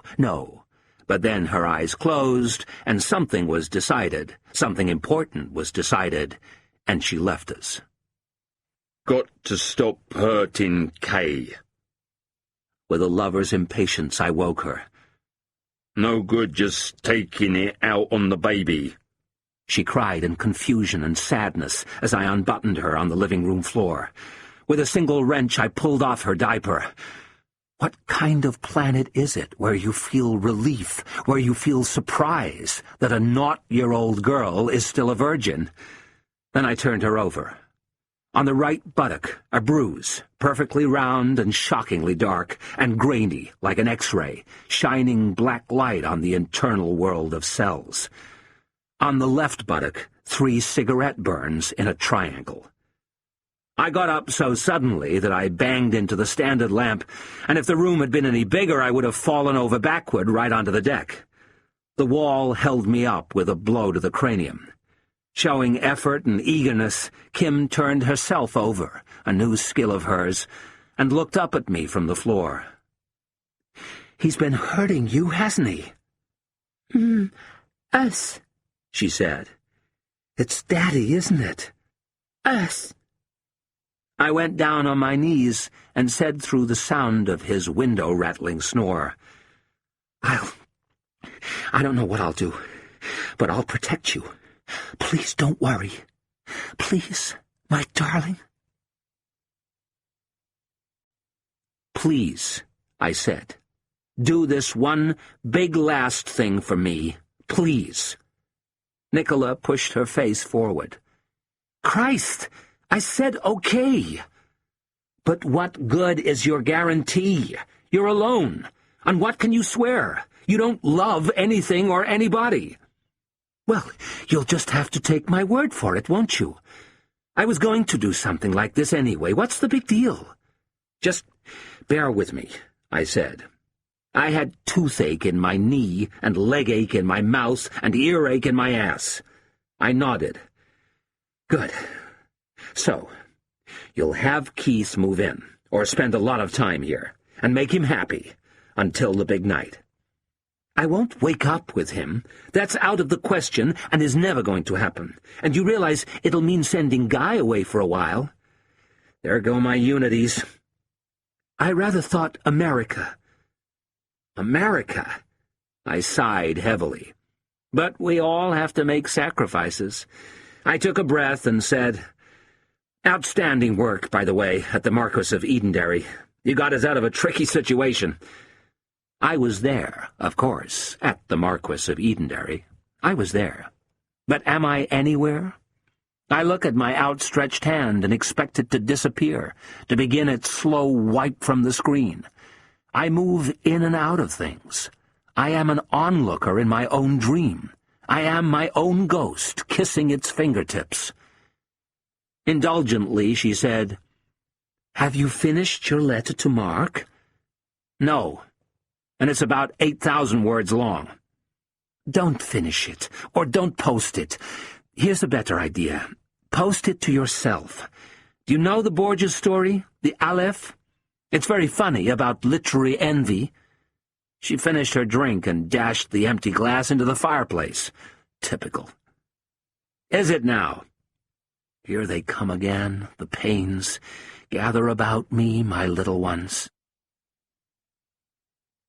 Exquisite tristesse on finishing Crossbone Waters. I can't think why. It's an awful little piece of shit. Marius returns from a crepuscular soul ramble to find Quango packing his meager possessions. Ridiculous conversation. Quango says he will be gone for 3 moons. Why, O Quango? The woman is ready. She waits. How, O Quango, do you know this? How do you know this, O great Quango? The birds whisper it. I smell it in the waters. Nor does Quango speak with forked tongue. Marius hastens to Cornelia's cabin and gets the lot. Or you infer that he does. Marius goes all posh and manly at this juncture. Towards morning I took her again. with much quango and rambling about water, femininity, ebbings, fluxes. I expected her to be manly. I expected her to really strap Marius on. But no, she's a simpering sonnet in the sack. At any rate, the 72-hour debauch concludes with Quango's return and a brisk voyage back to Samarinder, where Cornelia's seaplane is already bobbing in the harbor. No promises, no regrets, just one last kiss. I'm devastated. I really am falling apart. Why the sighs? Why the tears? Why the rich and wistful frowns? It's an awful little piece of shit.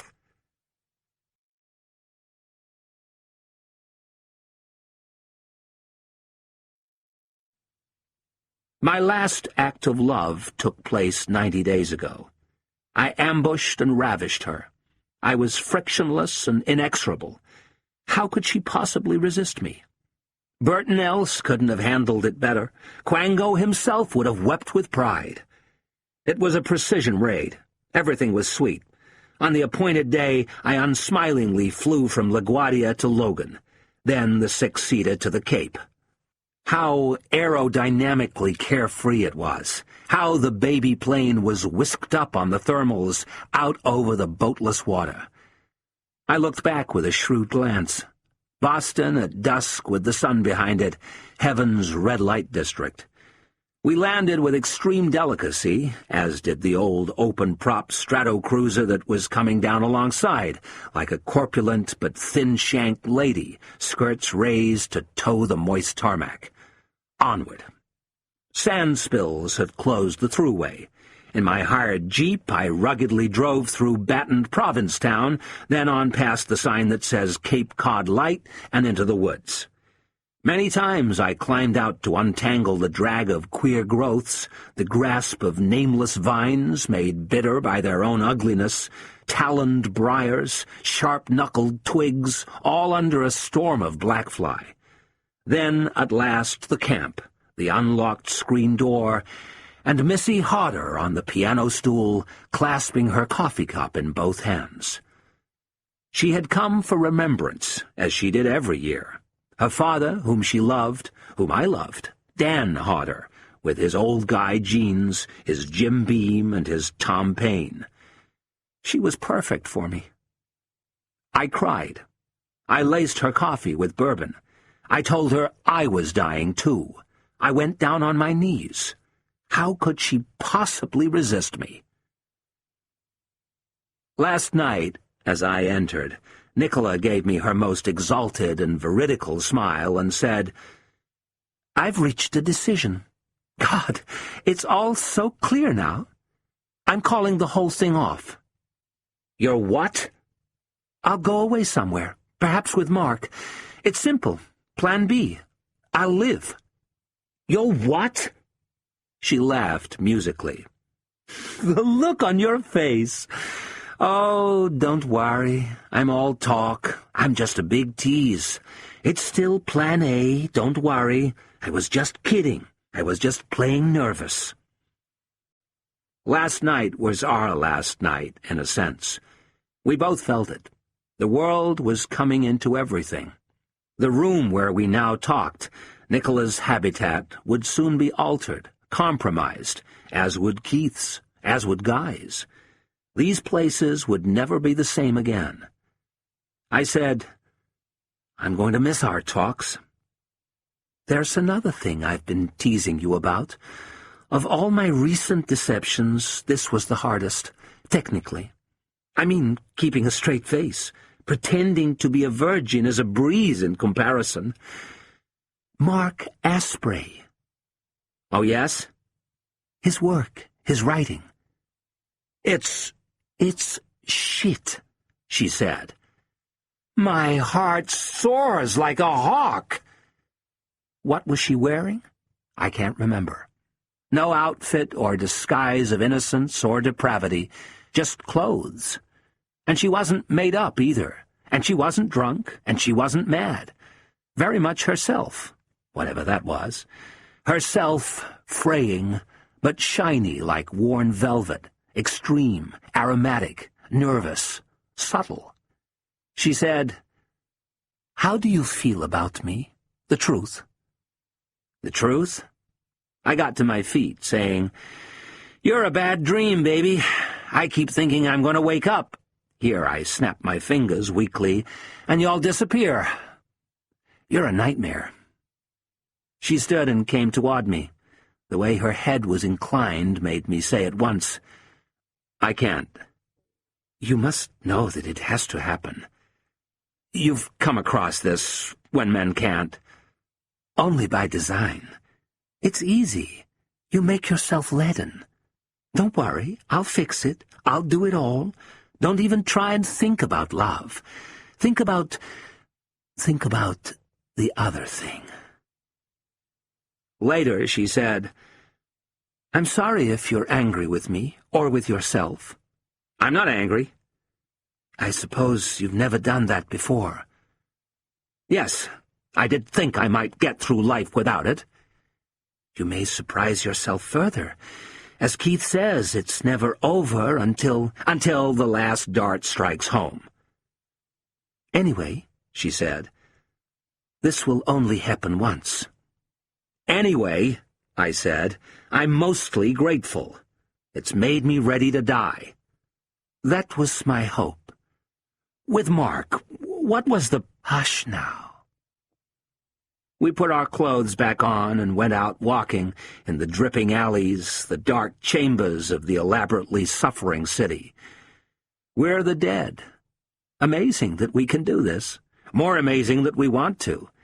Hand in hand and arm in arm we totter, through communal fantasy and sorrow, through London fields.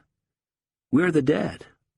Above, the sky has a pink tinge to it, the cunning opposite of health, like something bad, something high. As if, through a screen of stage smoke, you can just make out God's Morse or shorthand, the stars arranged in triangles, and saying, "Therefore and because, therefore and because." We're the dead. Chapter 20. Playing Nervous. Although, for him personally, the future looked bright, Keith was in chronic trouble, as cheats and such like always were, with his compensations. His caseworker, a Mrs. Ovens, was coming down on Keith hard. Increasingly riskily, he had skipped their last 7 appointments, and the 8th, scheduled for the day after his historic victory at the Marquis of Edenderry, he had noisily slept through. Now, if he wasn't careful, he'd be looking at a court appearance and at least the threat of a mandatory prison term. Keith rang Mrs. O the next day on his car phone and ate shit in his poshest voice. For a consideration, John Dark, the iffy filth, would also vouch for Keith's good character. She gave him one last chance, on the morning of the final of the duo share Sparrow Masters, if you please. And Keith hated this like a deformity, because it was part of the failure he would soon be gone from. Turbid cues, and the office breath of afternoons, and a press of difficulty made of signs and symbols that never began to go away. Keith's compensations. They really were a torment. Oh, the things he went through, the suffering he endured. For some people, it seemed a $5 a week, split 16 or 17 ways, just wasn't good enough. Keith's compensations represented the money he paid or owed for the injuries he'd meted out during a career that spanned almost 2 decades. You'd think that being a child prodigy in the violent sphere would have its upside, compensation-wise, since some of the people you damaged and hurt, and naturally you were always going to be concentrating on the elderly, would be dying off anyway. But oh no, now you had to pay their relatives, or even their mates, so only the lonely forgave their debts. Some of them going back 20 years, a crushed nose bridge here, a mangled ear hole there, every one of them linked to double-digit inflation and continued distress upgrade and spiraling medical costs, and no end of a fucking pain all round. "Is it your compensations, Keith?" said Kath, as Keith replaced the car phone. "I'll give you a compensation in a minute," Thoroughly out of sorts, Keith was taking Kath to the hospital for her tube trouble, the ambulance service having been discontinued in their area for the foreseeable future. It was the first time since their marriage that Kath had been in Keith's car. "What's that noise?" Kath asked, and looked more closely at the sleeping baby on her lap. "Whimpering." Keith wrenched his head round to check on Clive, but the great dog was silent. "And banging." Now Keith remembered, and scolded himself for not remembering sooner. Quickly he thumped the darts tape into the stereo and turned it up loud. "It's the next car," he said. They were in a traffic jam, and there were certainly plenty of other cars nearby, and no shortage of banging and whimpering. "All this congestion," said Keith. He dropped Kath and the baby at the gates of St. Mary's. Then he drove round the first corner, pulled up, and got out. Preparing himself for yet more reproaches from the female end of things, even Trish would be having a go at him later, Keith long-sufferingly let Iqbala out of the boot of the car. "Lady Barnaby," said Hope. "Oh, that's awful." "What?" "She's dead." "How did you—" said Guy, lengthening his neck towards her. "There's an invite here to her funeral or whatever." "How frightful," said Guy. They were having a late breakfast in the kitchen. Also present were Melba, Phoenix, Maria, Hiodis, Auxiliadora, Dominique, and Marie Claire. Also Lizzie Boo, bent over her muffins. Also Marmaduke, having spent a lot of time noisily daubing his breakfast all over the table, he was now quietly eating his paint set. "Oh, I suppose we can get out of it," said Hope. "I think we ought to go." "What for? We don't care about her friends and relatives, supposing she has any. We never cared about her much, and now she's dead." "Show respect." Guy finished his bowl of human shit and said, "I thought I might go in." He meant the office, the city, or that's what he would have meant if he hadn't been lying. "Trading has resumed?" "Not yet," he said, "but Richard says it looks hopeful." This was also untrue. On the contrary, Richard had said that it didn't look hopeful at all. Guy felt that he had just about reached the end of his capacity to inquire into contemporary history, into what was going on. He kept postponing that call to his contact at Index somehow, to ask what the chances were that this time next week he would be folding his only child into a bin liner. People were avoiding.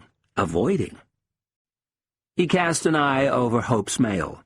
The goodbye to Lady Barnaby was all that was being offered in the way of social life, on which there seemed to be a merciful moratorium. But Richard, unmarried, childless, he loved nobody, was a mine of unspeakable information. That at the moment of full eclipse on November the 5th, as the Chancellor made his speech in Bonn, 2 very big and very dirty nuclear weapons would be detonated, one over the Palace of Culture in Warsaw, one over Marble Arch. That until the cease of the flow of fissionable materials from Baghdad, the Israelis would be targeting Kiev. That the President's wife was already dead. That the confluence of perihelion and syzygy would levitate the oceans. That the sky was falling. Guy got up to go. As he drained his coffee cup, he allowed himself a disbelieving stare at Lizzie Boo, who was now addressing herself to the remains of Marmaduke's porridge. The bent head and the motionless bulk of the shoulders beneath the dark blue smock sent out a contradictory message. The self within was shrinking even as the body billowed. And not long ago, only the other day, in her tennis wear. Hope said, "Before you go, would you do the garbage and bring the wood in, and do the water softener, and check the tank, and bring the wine down, and call the glazier, and the garage?" The telephone rang. Guy crossed the room and picked it up. A brutish silence, followed by brutish phoneme, some exotic greeting or Christian name perhaps, then the dialing tone. "Wrong number." "All these wrong numbers," said Hope. I've never known there be so many wrong numbers, from all over the world. We live in a time, she said, of wrong numbers. Nicola, who loved nobody, who was always alone, stared at the washing up that lay there formlessly, awaiting resuscitation, awaiting form. Dead and dirty now, the cups and saucers and glasses needed clean water, green liquid, brush, rag, and her gloved fingers, and then their pretty redeployment on the dresser's shelves. Excitingly, it was getting to the point where a teacup, say, could be used and put aside unwashed, or thrown away or shattered, used for the very last time. Items of clothing could be similarly discarded. No more shampoo need be purchased now, no more soap, no more tampons. Of course, she had plenty of money for luxuries and non-essentials. She had plenty of disposable income. And in these last days, she would certainly give her credit cards a fearful ratcheting. The week before, her dentist and gynecologist, or their secretaries, had coincidentally called to confirm routine appointments for scaling, smearing. She had fixed the dates, but made no move for her diary. Now Nicola rolled up her sleeves and did the dishes for the last time. Soon afterwards, as she was changing, the telephone rang. Nicola had had several such calls. A loan company wanting to help her with her lease, which had just expired. She didn't care because she had a month's grace, and a month's grace was more grace than she would ever need. She heard the man out. Her lease could be renewed, with their help, he said, for up to 1,000 years. 1,000 years. The loan company was ready, was eager to underwrite a millennium. Hitlerian hubris. From what she knew about events in the Middle East, from what she gathered from what remained of the independent press, contorted comment, speculation, it seemed possible to argue that Hitler was still running the century. Hitler, the great bereaver. Although they were entering November now, there was still time for him to reap exponential murder, because what he had done you could do 1,000-fold in the space of half an afternoon. Was she nervous? Without question, it would be disagreeable at this late date to be upstaged by a Holocaust. If history, if current affairs were to reach a climax on November 5th during the full eclipse, then her own little drama, scheduled for the early minutes of the following day, would have no bite, no content, and absolutely no form. And no audience, no undivided attention. On the other hand, you wouldn't want to miss that either, the big event. I identify with the planet, thought Nicola with a nod as she started getting dressed. I know just how it feels. They say that everything wants to persist in its being. You know, even sand wants to go on being sand. I don't believe that. Some things want to live, and some things don't. As she clothed them, she consulted her breasts, which told her that the big event wouldn't happen, and that the little one would. "It is thought by some," read Keith, "that the secret of Stonehenge lies in darts. The circular stone ruins are shaped in a circle, like a dartboard. This may explain a mystery that has puzzled historians for literally ages, for Stonehenge goes back to 1500 BC. 1500 BC, thought Keith. What is a definite historical fact is that early English cavemen played a form of darts. This is definite from certain markings on the cave walls, thought to resemble a dartboard. Many top darters believe that dart skill goes back to cavemen times. The top caveman would be the guy who brought back the meat every time, employing his dart skills. So, in a way, everything goes back to darts. If you think about it, the whole world is darts. No matter how many times he pondered it, this passage never failed to bring a tear to Keith's eye. It entirely vindicated him, and Keith's plump teardrop might have contained tenderness as well as pride. The whole world was darts. Well, maybe.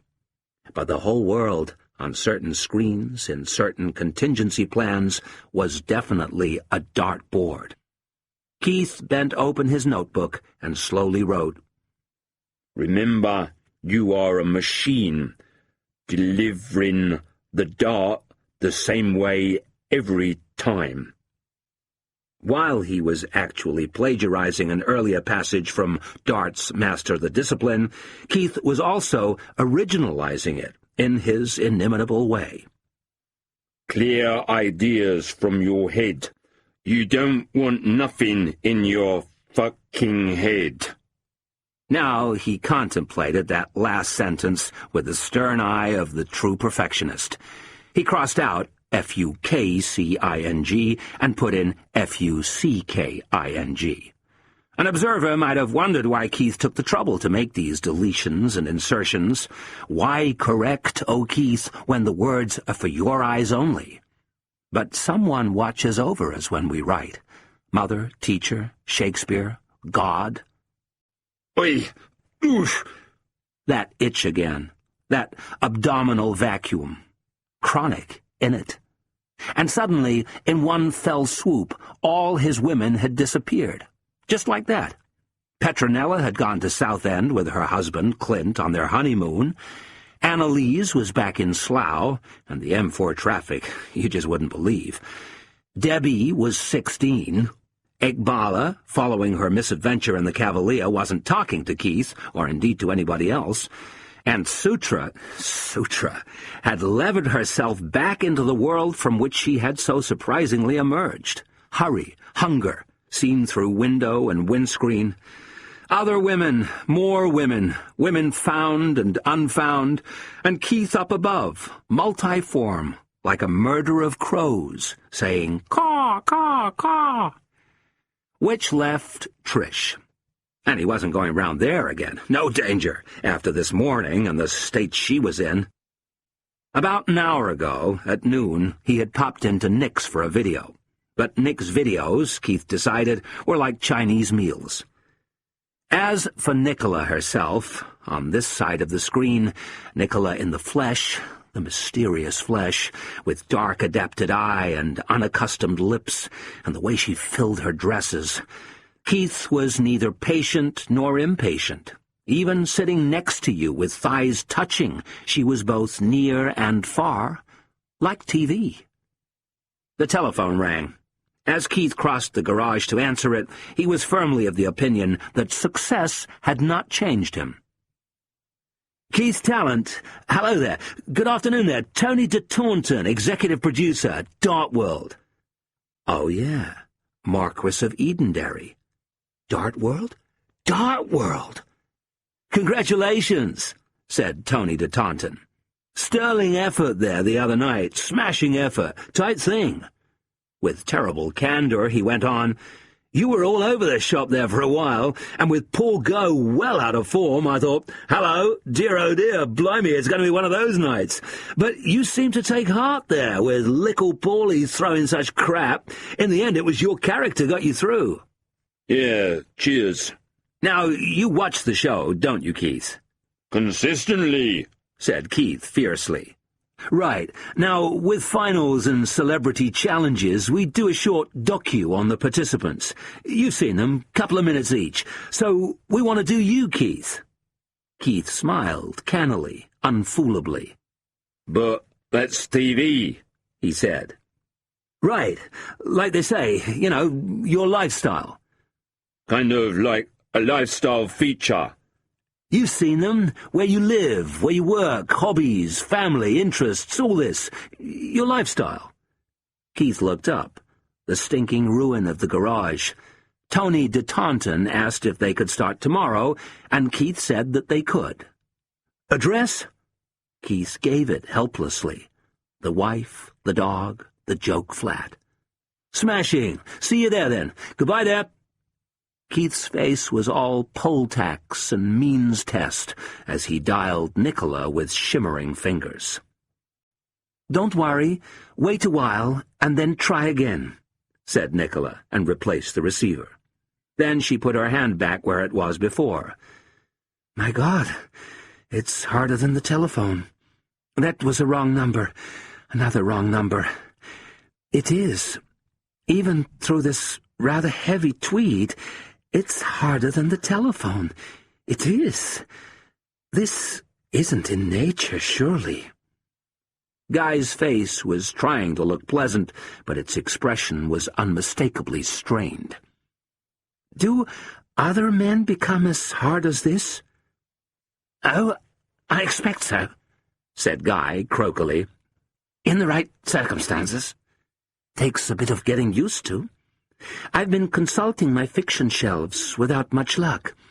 It seems to be the nature of the subject that the writer assumes a general stock of knowledge and procedure from which his characters subtly diverge, in code, usually. No help to me, I'm afraid." "Well, this, after all," said Guy, his head was tilted slightly, "is definitely non-fiction." "Now what? The idea is, I suppose, to move the outer skin very gently against the inner. This tweed doesn't chafe you, does it? I imagine you've got pants on, too, or something. And, of course, there are all these arrangements further down. Do they play a part? I suppose, stroked or squeezed, they might— Guy? Guy, what a ghastly face you just made." He tried to speak reassuringly. "What, is it painful or something?" "A little," he mouthed. "I don't understand. I thought it was meant to be nice." Guy did some explaining.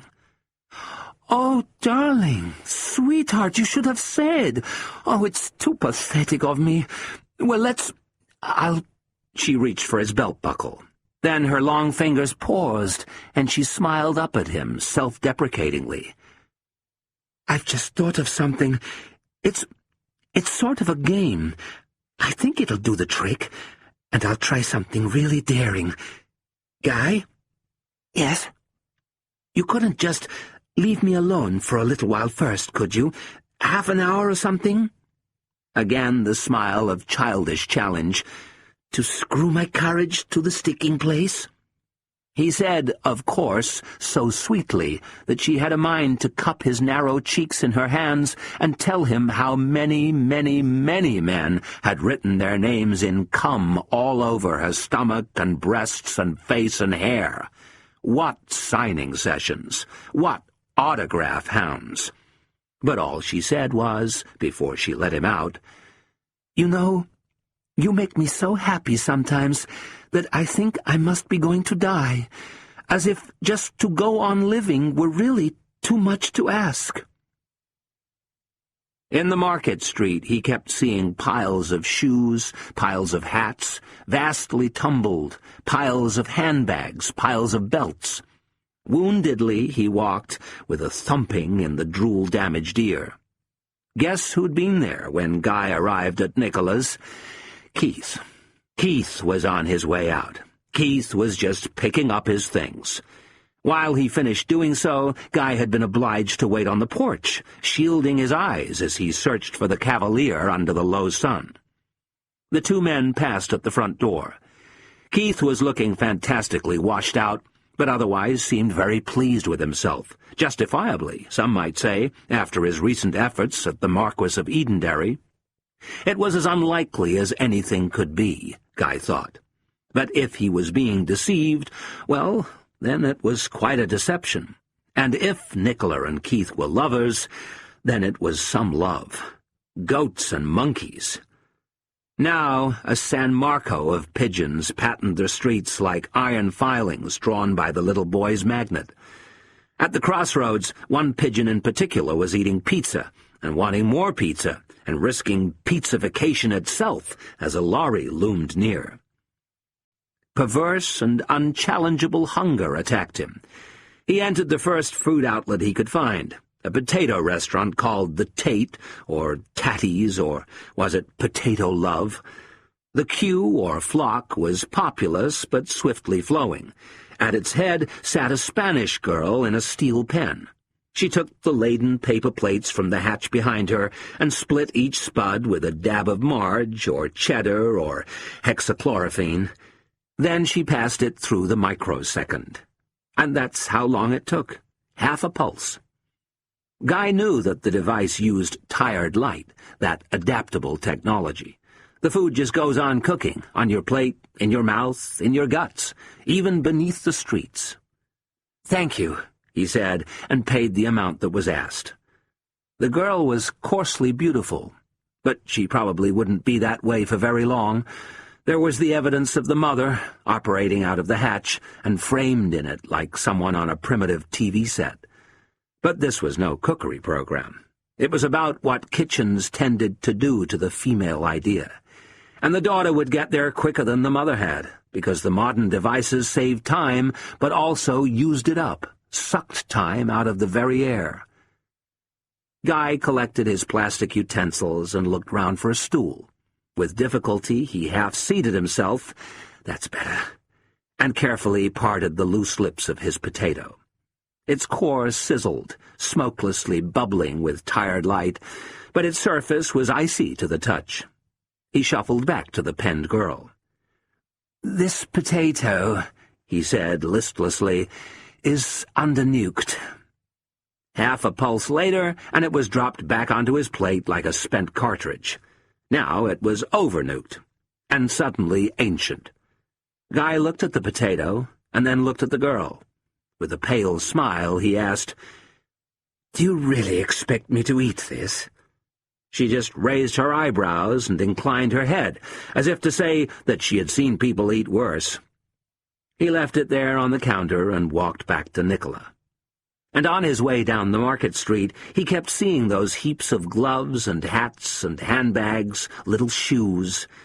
And what was that supposed to remind you of? Guy thought he kept seeing heaps of glasses, heaps of hair. "Now, it's really a very simple game," she began, "and completely juvenile, of course. I learned it from some of the brassier girls at the children's home years and years ago. It's called Dare. It's also known as Nervous.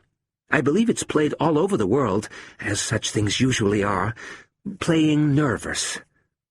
Don't know it. What happens?" She laughed rosily. "Not a great deal. You put your hand on my throat, say, and let it descend until I say nervous, or on my knee, or I put my hand on your tummy and move it slowly downwards, until I say nervous, or until I say nervous. Shall we play? I suppose," she said, revealing the white strap of her brassiere beneath her shirt and producing a blush, "I suppose it would be fairer if I took this off. Turn away." Guy turned away. Nicola stood unbuttoning her shirt. Leaning forward, she unhooked herself and slowly released the brocaded cups. She gave a special smile. Next door, wearing Y-fronts, earphones, and a frogged smoking jacket she had recently bought him, Keith lay slumped on Nicola's bed.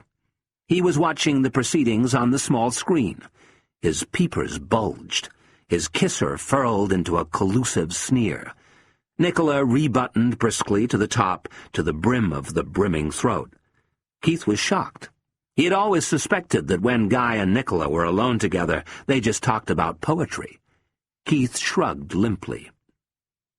"Jesus, some mothers," he murmured to himself. And so they played nervous, nervous, nervous.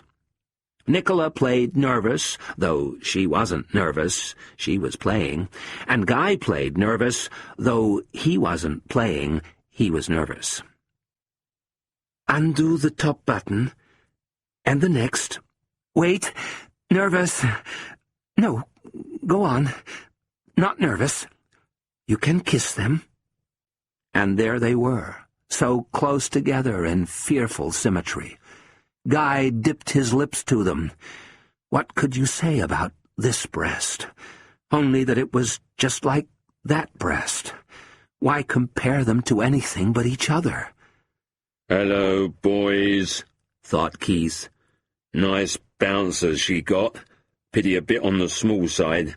Still, you lose respect after a while for the bigger tit. Good laugh at first. Now, Annalise—" He wiped his sniffer.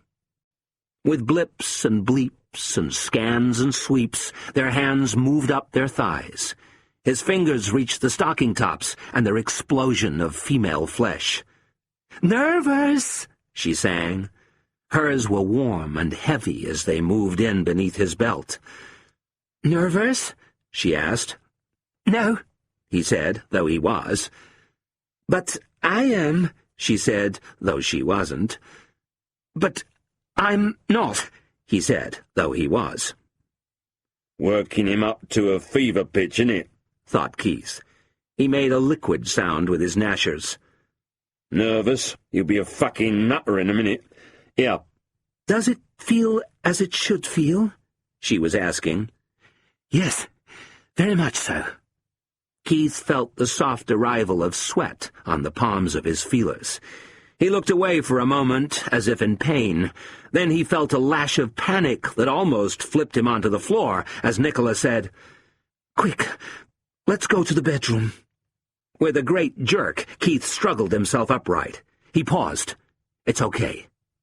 He lay back again, listening to his steadying ticker, and Nicola saying, "No, here, now, stand up. All these buttons, it seems to... I'll have to..." said Keith. He whistled hoarsely, and those blue gawpers filled with all their light. Blimey. No, you don't. You don't do that. Not to a guy. You don't, he thought, as his flipper reached down for his chopper. You don't do that to a guy. "Lie down and close your eyes." So Keith saw it all, and Guy saw nothing. But Guy felt it. Guy did all the feeling. He felt the hands, the odd trail of hair, the hot and recklessly expert sluicings of the mouth, and other strange matters. A suspicion, a fleeting treachery, that now, after this, he could be free and safe and home, the fever past, and her forgotten, and the long life waiting with child and hope. But then, too, there were consequences, immediate consequences. The male animal never lost from thought. Soon, and with embarrassing copiousness, he might drown her. He might drown them both. Physical fear was never wholly absent in his intimate dealings here down the dead-end street with the mad beauty when she was taken by sexual surprise. He held her head. The world was dying anyway. Towards the end, which never came, he said helplessly, I'm... Then something happened, something tiny in the layered swellings. "Enough!" he said, and pulled her clear from the struggle, and at last was lost from thought. She was kissing his eyes. He blinked out at her. "You sort of fainted," she said. "Are you all right? You sort of fainted." He looked down. It was all right. He hadn't made a mess of things. "You sort of fainted," she said again. "Oh, I see I've made another mess of things." No, it was heavenly." As she was showing him out, or rather, helping him to the stairs, he had an eczema seminar to attend, she held him back and said, "You know, you needn't have stopped. I was prepared for your swoon to death." She quoted prettily, though she thought she had timed it beautifully, that tiny reminder of her teeth. "I mean, the other swoon. In fact, I was longing for you to fill my mouth, because I'm prepared for everything now. I want you to make me," she said, and gave him the Grandonite hooker. "There's only one thing you'll have to do first." Guy wiped his dripping chin and said, "What's that? Leave my wife?" She started back. How could he be so wide of the mark? How could you? Guy had begun to apologize for his flippancy when she said, "Oh, no, I don't want you to leave her. What kind of person do you think I am?" And this was asked not in reproach, but in a spirit of pure inquiry. "I don't want you to leave her. I just want you to tell her." In the bedroom, Keith was taking the liberty of savoring a well-earned cigarette. Technically, smoking was banned in the bedroom, although Nicola, a heavy smoker, smoked heavily in the bedroom all the time. Now she stood leaning on the doorframe with her arms folded. "Smoking jacket, innit?" She gave him a slow appraisal, one of fascinated, inch-by-inch detestation, from the feet, red-soled and faintly quivering, to the face, which looked ruminative, grand, prime-ministerial. "That smoking jacket looks great on you, Keith, and you look great in it." "Yeah, cheers." "I do hope you're not going to be spooked by this TV business," she said, and watched his face instantly collapse. Keith's tongue now seemed to be trying to sort things out inside his mouth. "Isn't this what you've worked for? What we've worked for? Well, Keith?" "Invasion of privacy, like." "Or dark stardom.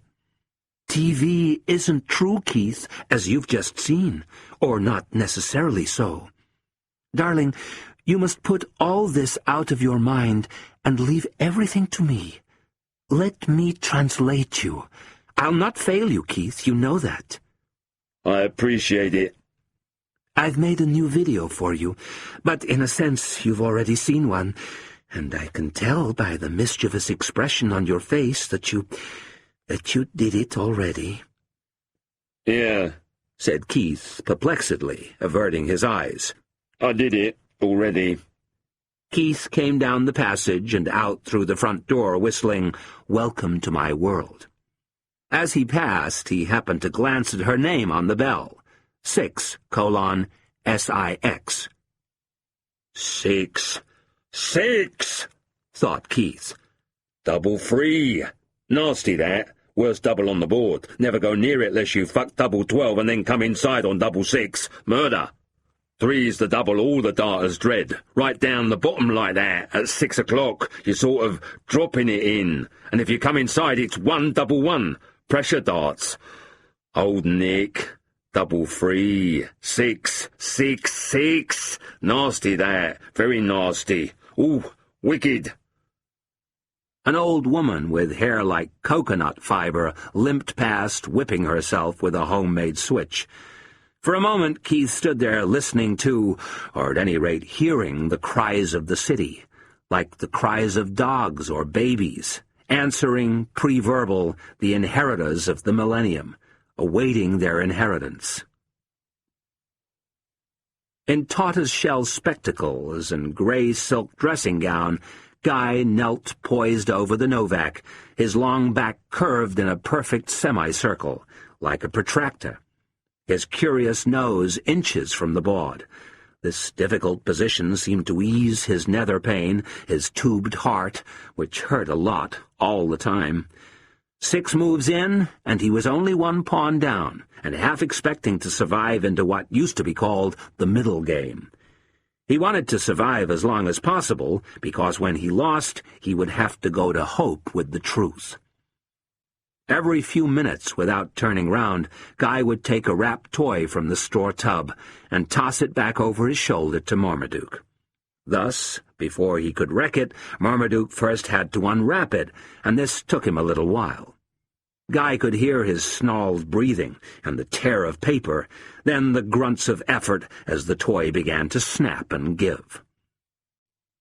One of the troubles was that chess was over. Chess was dead.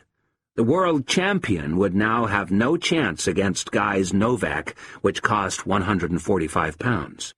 As a human construct, chess had challenged computers for a creditable period, but not anymore. Once a useful sparring partner, chess now jumped off the stool, snorting and ducking in its trunks, and was explosively decked in the very first round. Games between the computers were unfollowably oblique and long-armed, a knight's jump away from human understanding, with all the pieces continually realigning on the first rank, as if there were an infinity of previous ranks, the -1, the -2, the -nth rank, invariably drawing through elaborate move repetition after many days, with hardly a piece being captured. When programmed for win only, the computers played like suicides. Guy's nose twitched as he saw that one of Novak's bishops was unprotected. This wasn't unusual. It was always lobbing minor pieces at him, and even the computer queen was regularly en prise. He could capture, but then what? He captured. Novak replied sharply. Yes, brilliant, Guy whispered. 4 moves later, how pitiless the silicon was, he stared blinking at his wedged king. At that moment, Marmaduke, who must have held his breath as he approached, sank his teeth into the Achilles tendon of Guy's right heel, and by the time his wits returned, the child had forced the Busby end of a toy guardsman down his own throat and was turning an ominous color as he fell backwards onto a bulky personnel carrier. Luckily, Petra was nearby, as well as Hiordis, and together they were able, Mary Claire was also at hand, to straighten things out, with Paquita's help, and the ever-calming presence of Melba and Phoenix. Guy showered and swabbed and dressed his heel. Later, in the kitchen, he inspected the guarantees on the lamb cutlets, the staggered dates, the fine print, and readied them for the grill. It must be true, all that, he said to the room in general. You know, about food and love. Have you come across the idea? He waited with his back turned. When food gets too far from love, the preparation of food has to do with love, mother's milk. And when food gets too far from love, there's a breakdown, like a breakdown in communication, and we all get sick when it gets too far from love. He looked over his shoulder. The sisters were listening, Lizzie Boo with full attention, she had even stopped eating, Hope with patient suspicion. As Guy addressed himself to the cooker, he felt his wife's eyes busying themselves on the breadth of his back, on his hair, on the very prickles of his neck. How strong were their scrutiny and grip? What held them? With a few bags of pita bread and an institutional tub of taramasalada, Lizzie Boo repaired to her room. Now was the time. The time was now. Guy felt powers move in him, but his face, with its rinsed blue eyes, looked especially weak, the weakness that was inevitable in him, the weakness he weakly cleaved to. How beautiful the truth is, he was thinking, because it never goes away, because it's always there, just the same, whatever you try to do to it. Hope was talking to him intermittently about various chores he hadn't done, domestic, social, fiscal. During her next breather, he said intelligently, with his back aimed at her, "I've got something to say." And already he was on the other side. "It'll sound more dramatic than it really is, I expect. I think you've got something to say, too." Here he turned. Here, of course, he was about to introduce the gravamen that Nicola herself had recently stressed, the fact that Hope had, rather sordidly, taken a lover in Dink. But one look at the solar hatred in Hope's eyes, and Guy thought, poor Dink. He's gone. He was never here. He's been unpersoned. He isn't even history. I mean, for quite a long time, it seems to me, there's been a need to redefine our... All I'm proposing, really, is an adjustment. And I do think it's important, very important, vital, really, to be as honest as one can be. And I don't see why we can't just work this out like two reasonable human beings, with the minimum of disruptions all round. There's someone else. Guy experienced a certain amount of difficulty as he checked into the hotel on the Bayswater Road. It was the 5th hotel he had tried. Although the injuries to his face would turn out to be mainly superficial, he must have cut an unreassuring and unprosperous figure at the reception desk with his fat lip, swelling eye, and the dramatic lateral gash across his forehead. Then, too, the top 5 buttons of his steaming, rain-soaked shirt were missing, and all he had in the way of luggage was a plastic bag with a bit of wet Y-front hanging over the brim of it. But finally his osmium credit card prevailed. In his room he cleaned himself up and called Nicola. There was no answer. He unpacked his belongings, 2 shirts and the few undergarments he had managed to pick up off the front lawn, and tried again. No answer, not even her disembodied voice on the soft machine. He went out and plunged through the cabless streets, through the diagonal arrow showers of reeking rain, through the desperate maelstroms of Queensway and Westbourne Grove, the inspired hordes of the poor. He splashed his way up the dead-end street and climbed her porch and rang her bell and then leaned on it. There was no answer. In the bright heat of the Black Cross, he drank brandy and talked to Dean and Fucker, who informed him that Keith was on the town up west with his sugar mummy, a dark bitch called Nick, who gave him cash gifts and who, moreover to recommend her, could suck a lawnmower through 30 feet of garden hose. Guy heard them out with heavily rattled skepticism and returned to her door, where he remained for the next 2 hours. On his way back to the hotel, he went past Lansdowne Crescent. It seemed to him that the house, his house, was already unbearably lit from within, like a house of death, a house where a child had chillingly died. On the other hand, he found 2 drenched pairs of socks in the rosebed, and all his silk ties.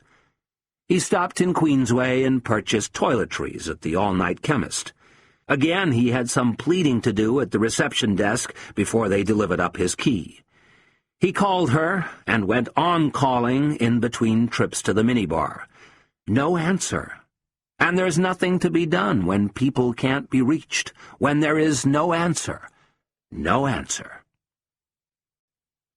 Bright and early next morning, you gotta be quick, Keith stood flapping his arms on the stone stairway to Windsor House. Jesus, talk about a night out. Dinner at the Pink Tuxedo, drinks in the Hilton, the special club with the models up on the ramp, and then back to her place for a couple of videos to round the evening off. Keith spared a bit of thought for Guy, who had tarnished this last chapter with his incessant phoning. Still, now Keith removed the souvenir menu from his inside pocket. He'd had faisant à la mode de champagne, or some such nonsense. Refused the wine, mind, and stuck with lager. Can't go far wrong with lager. Lager's kegged. All the same, Keith wasn't fully convinced that rich food agreed with him. His suspicion rested on the 5-hour visit he had made to the bathroom on his return. At such times you really felt the inconvenience of so compact an apartment. In that kind of spot, in that kind of groaning extremity, the last thing a man wants to hear is the wife and kids scuttling about and creating all night long. A chauffeur-driven 2-door saloon pulled up, followed by a van marked with the famed Darts logo. Slightly dizzy from his first cigarette of the day enjoyed in an upright posture, Keith stepped forward to greet Tony de Taunton, executive producer, and Ned Von Newton, the man with the mic himself. Shaking his head, Keith contemplated Ned Von Newton for a moment, unable to believe his eyes. Ned Von Newton, Mr. Darts. "A true honour," said Keith. "Listen, lads, slight change of plan." "We got the address right, didn't we, Keith?" asked Tony de Taunton, lifting his rippled face to the tower block, which burned in the low sun as if at every moment all its glass were being hammered out of the clear sky. "Moved, innit? Why don't I lead the way in the Cavalier?" We can't stop. She can't stop. Oh, the dollarology of my face, with pains moving into positions like sentries, like soldiers who hate my life. This nuked feeling, the kind of ache you get from a vaccination when the syringe is 6 feet long. And not in the arm or the ass, in the head, the head. The pain can't stop. Christ, even that prick of a wasp prospecting for dust on the glass of the half-open window. It waddles up the pane, then drops and heavily hovers, then climbs again and won't fly clear. Getting in and out of windows ought to be one of its main skills. What else is it any good at, apart from stinging people when it's scared? Just as the pigeon that Guy saw, that I saw, that we all see, faces a narrow repertoire of decisions, to go for pizza now and risk becoming pizza itself, or flap uglily in the air for a second or two and go for the pizza then. I find I have spent the last 10 minutes looking out of the window, watching a 12-year-old boy wearily stealing a car. While he accomplished this, a very old man limped by in running shoes. It wasn't my car. It wasn't Mark's car. He phones me to say that he is coming over for a party on Guy Fawkes night, or bonfire night, as he calls it. He is full of praise for the Concorde. I'm not to worry, he'll find a warm bed elsewhere, but maybe we'll meet. After last night, I don't hate him anymore. I can feel some new emotion waiting to form. What? Asprey asks if I enjoyed Crossbone Waters. I lied and said I didn't. The book gave rise to some enjoyable scandal, he tells me. There's something about it among the magazines on his bathroom floor. This morning, Incarnathian came. Rather than sit around listening to her, rather than sit about listening to Incarnathian murdering the human experience, I went out. But I soon came back. Too many people denying themselves the pleasure or sparing themselves the bother of beating me up. When I see the fights, I resolve to be incredibly polite to big, young, strong people. Incarnathian was in the study. She seemed to be looking at my notebook. Another thing, the toaster-like photocopier. I thought it didn't work, but there it was with its light on. It hummed warmly. Sometimes, I don't know, I take a night's jump out of my head, and I think I'm in a book written by somebody else. The wasp is gone, but not out the window. I can hear it bumping into things. It'll be back. It will turn toward me. Insects and death always turn toward you. Gesture them away, and they turn toward you. All the awful things in the end turn toward you. Now, here's a revelation. Dink doesn't do it. Lizzie Boo told me. I wormed it out of her at Fatty's.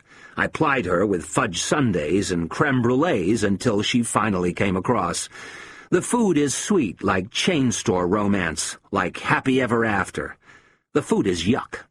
She hates what she's doing to herself, but she can't stop. Can't stop. Nobody can. I can't. Tears run down her cheek. Sauce runs down her chin. We must have looked like the couple in the postcard joke, in the seaside cafe. Jack Sprat would eat no fat. Which is the cruel one? Dink doesn't do it. Dink didn't do it to Lizzie Boo, and he hasn't done it to Hope either. So Hope's clean, more or less, though I won't use it. I don't need it. Dink'll roll around and everything, and neck and pet. You can see him in the nude if you really insist, but he doesn't do it. He fears for his tennis, his roll-over backhands, his wharfing smashes. Dink hasn't come for 13 years, and the hairy basset is still only the world 99. There's also the fatal disease consideration. If Dink caught one of them, he'd stop being the world 99 and start being the world 5.5 billion. Dink's smart. Dink's hip. He knows that dead men don't play tennis. That's how come he has this rule.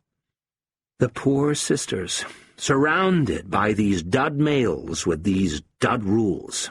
Even masturbation is too many for them. Guy, Dink, and now I'm at it. Yes, I've quit too. Actually, I have nothing against the activity. I always thought I'd baby walk into the bathroom with my pants around my ankles, maybe just one more time. But recently, with these new lesions on my hands and everything, I've put all that behind me. I'm frightened of catching a venereal disease from myself. Is this a first? And why do I care?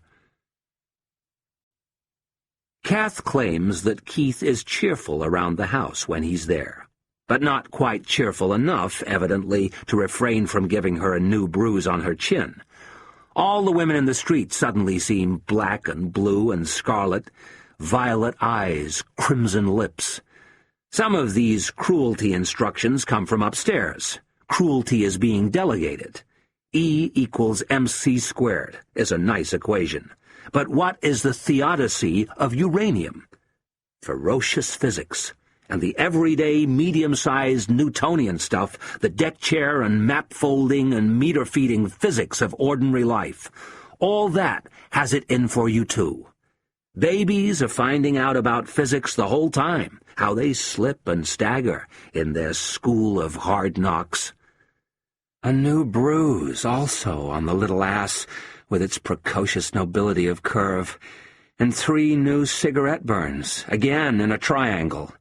The left buttock said, therefore, the right buttock says, because. I try, but I can't see Keith doing this, his eyes lit by the cigarette's coal. It must be like an addiction, and addiction I can understand, as I surf on the crest of something irresistible and unholy. The heavy calm the ungratified addict feels, awaking to the sound of the voice that says, today will be the day of indulgence and an end to struggle, pleasure day, and the morning will pass so sweetly with sin so secure. No hurt you. I moaned with fright. The baby was awake and staring and naked. From the floor came Clive's growl, ticking over in warning. No hurt you. What? I said. I was astonished. No, not hurt you, not hurt you. No, of course not, my darling. Is there someone else coming in here I don't know about? A social worker like Nicola in disguise? A smiling uncle like me, myself? Is it me? I rubbed my face. Outside, the hell, the torment, the murder of the low sun and its cruel hilarity. I say nothing. Kath says nothing. And Kim can't tell me. Kim can't tell. And somebody can't stop. The life isn't over. Not quite. But the love life is. I might as well get the love stuff wrapped up. Please, my darling, I said 90-some days ago now elsewhere, do this one big last thing for me. Do it, Missy. Not here, Christ no. We'll take an attractive little condo somewhere, say in Palm Springs or Aspen. Do it, Missy. I'll be the dream patient, I promise. Do this one big last thing for me. Even nature was telling me I'd lost, that love had lost. She was hating everything, herself, me, contemporary circumstances. The second and final act of love had taken place that morning, and I had heard or felt, I believed, the fateful pop or pang of conception. She was hating everything, but most of all, she was hating nature. The trees in their postures of injury and recoil, the spongy froth along the shore, that log on the path in the shape of a seal, tragically or just pathetically overturned in death. She had loved it here. I hid in plain sight. I took the boat out on the water. At first, the sky looked like one of Darwin's warm little pools, sugary blue, where life would ineluctably form. But the pond itself was tired. It didn't have too long to go now, with the ocean smashing at the dunes to the east and getting yards closer every week. The oars slid through the surface tracery of dead water skaters. I gave a shout, as I saw that the clan of snapping turtles was still in occupation, huddled up among the reeds. In their heyday, when they had discipline and esprit, they looked like the ranked helmets of Korean riot police. Now these survivalists wallowed loose and exhausted, soiled bowls in the soup kitchen. And myself, the old kitchen stiff with his sleeves rolled up. For an hour the sky was Cape Cod true blue, with solid clouds grandly gleaming like statuary. After that, just heat, with the sun and the sky slowly turning the same color. Nothing much was said. Nature continued to do most of the talking. The limo rover came for her at dusk. It was driven by one of 6 sidekicks, Merv Lenzor, another kind of Washington wretch. Merv Lenzor, expediter, said the card he flicked out of the window at me when I disobeyed orders and staggered out onto the drive in preposterous defiance. Sheridan Sick has a ventilation system in his apartment which removes all nitrates from the air he and Missy breathe. The aging process is thus measurably retarded. Time goes slower there, slower than it goes with me. After she'd gone, night fell, and I worked on the fire. I spent the evening staring at the lamp-lit back window. It held me, it included me, it said everything. My reflected face, and then, a couple of millimeters beyond, the outer surface like a glass-bottomed boat, only deep sea, heavy water, with all kinds of terrible little creations out there, tendrilled, dumbbelled, gravity-warped, or like a preparation for the crazy scientist's microscope, disgraceful cultures in compound opposition, the ambitious maggot with its antennae rolling like radar sweeps, the gangly moth briefly clearing the decks with its continental wing frenzy, the no-account midges, the haunchy ants and grimly ambling spiders, the occasional innocuous white butterfly fainting away from the glass, all of them seeking the atomic brightness, the nucleus sun of the lamp's bulb. And all the wrong things prosper. It's happening. At last, late at night, the cries of the city are coming together and turning into something.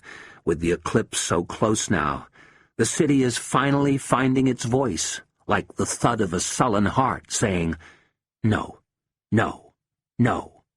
It can't stop. And a mile from my window, someone else is listening, and she can't stop saying, "Yes, yes, yes." I'm helpless against these forces. You can't stop them. The century says you can't stop them. I must become the tubercular toreador whom Hemingway knew. The bull weighs 1/2 a ton. You let him have the strength. Manolito, was it? Dead in the sawdust of Madrid.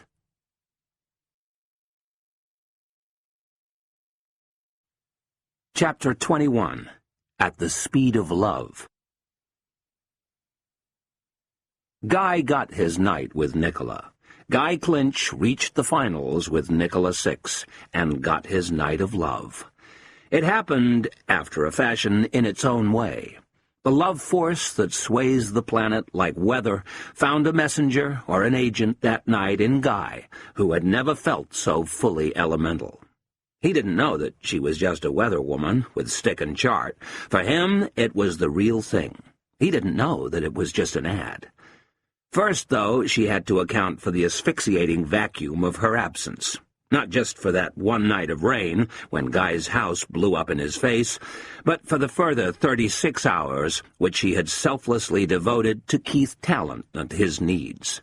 Helping her Keith. Oh, how she lived for others. "I went," said Nicola, "to visit my parents' graves in Shropshire." Guy frowned. Nicola's men and their vermicular frowns. "I thought you said you knew nothing of your parents." "That," said Nicola, who had half forgotten a lot of this early stuff by now, "was a deliberate untruth. In fact, Long ago, I bribed a nurse at the orphanage, and she told me where they were buried." She shrugged and looked away. "It's not much, is it? Just their graves?" Poor mouse. Goodness, the trains, like Russia during the purges and the famines. I felt like Nadezhda Mandelstam. It's a pretty little cemetery, though. Tombstones, yews. If he had asked where she'd stayed, she might have hazarded, "In a rude tavern," but it didn't come up. After all, he was dreadfully pleased to see her. "I should have told you, I know. I was in a strange state, strangely inspired." "Well, you're back, safe and sound." They were having a candle-lit supper on the floor of her sitting room in front of the open fire. Firelight and candlelight paid their compliments to her full pink dress. In reply, you could hear the whisper of petticoats, the faint gossip of gauze, and to the artless pink ribbons in her disorderly hair. How simple and sustaining. Bread, cheese, tomatoes, a smooth but unpretentious vin de paix. Nicola had in fact peeled off the labels to disguise the thick claret she'd chosen, a Margaux of intensely fashionable vintage. "This may sound fanciful," she said wanly, "but I felt I had to square it with them. You." Guy nodded and sipped and nodded. His palate, his tutored papillae, continued to savor the fruit, the flowers, the full body, stout, plummy, barrelly, tart, of the examined life, the life of thought and feeling so languidly combined. He was rich in understanding. He was also, by now, a rather poorly paramour, a sick man, in fact, and thoroughly distempered. The cold he had caught in the unwholesome rain soon developed into an Arctic fever. Thrice he had called down to demand the complete replenishment of his minibar, on which he had depended for a diet of pretzels, cashew nuts, Swiss chocolate, and every potable from brown ale to sweet sherry. Apart from bloodying his chewed fingertips on the telephone dial, he had been incapable of action or of thought. In his dreams, when he wasn't escorting disfigured children through empty zoos, he was attracting many varieties of unwelcome attention, in moral nudity and priapic disgrace. Now he was full of understanding, full of weakness. And what else? Such vigor as remained seemed to be packed into the logjam of his underpants. Visiting the bathroom soon after his arrival at Nicola's flat, he had been obliged to try a kind of handstand before eventually backing up to the toilet seat with his face almost brushing the carpet. "I suppose I have some sort of obsession," she said, now tasting the sensation of risk, "with the sanctity of the parental role. Certainly for the great rites of passage, like losing one's first act of love." So, in a sense, Guy got everything. First, starting at around 10:45, on the rug before the fire, the stroking of hair, and the gazing into one another's faces, and delicious avowals and solemn kisses. At midnight, he was led by the hand to the bedroom. Left alone, she wouldn't be long. He unbuttoned his shirt with a battered smile, and tenderly winced as he sat to remove his shoes, and then, with grateful fatalism, entered naked, the weird coolness of someone else's linen. At 12:20, he disobeyed her order to close his eyes as she ran through the doorway and jumped into bed in her flesh-colored training bra and worsted tights, slipped on, perhaps, in a last whim of modesty. It took her an absolute age to get warm. What playful stops and starts they had before she was fully enfolded in his robust caloricity. He never dreamed there would be so much laughter, so much childish gaiety. Adorable little sulks and grumps, too, and sudden failures of nerve, and syrupy successes. At 1:15, the thick bra was unclipped. For the first time, he felt the liquid coldness of her breasts on his sternum. At 2:05, the fizzy tights came crackling off. When he had got it really toasty, he was allowed to run his hand down the shining power of her inner thighs. Meanwhile, and throughout, the hot compacts of kisses, tasting of sleeplessness and fever, and the intimate dismissal of tomorrow morning or any future. There was the sheer of light sweat everywhere, and for him the jabs and vaults of the uncovenanted caresses paid to his exterior heart. Her panties, innocently unfeminine in texture, their lateral elastic even suggesting some medical exigency, were last seen at 3:20. The room had changed color many times that night, but it was full of the pallor of dawn and of the unslept hours they had logged together when at last he loomed above her at 4:55. By now, her flesh, too, had a sore transparency. The tracings of blue in her breasts appeared to rhyme with the queries of damp hair on her neck and throat. "Yes, my darling." It seemed to push all the breath out of her. "How it hurts! Oh, how it burns!" He had entered on tiptoe, but by 5:40 he was fully and hugely established in the purple-lined palace of sweet sin. For an hour, her sharp inhalations, her arias of exalted distress, were the guides to his diminishing caution. By 7:15, with 5 toes on either shoulder, 4 fingertips in his buttock, a light palm weighing his scrotum, and most of his face in her mouth, Guy was swinging back and forth in the mystic give and take of a Negro spiritual, hymned by all the choir girls and choir boys of love. "Now," she said. "Stop now." He stopped. She applied her little finger to his chest, and then she was gone, and Guy was falling down through thin air. "I've just realized what is wrong, what's so terribly wrong." Guy blinked into the pillow. "It would be awful, quite inexpiable." Guy lay there, waiting. "You have to tell your parents, and your wife's, too, of course." Already, as if after a lucky escape, she was putting on her panties. They really did look like elastoplast there in the morning light. Guy laughed strangely and said, "I've only got a father, and she's only got a mother. And tell them what? Just square them. I'll call them." "Call them?"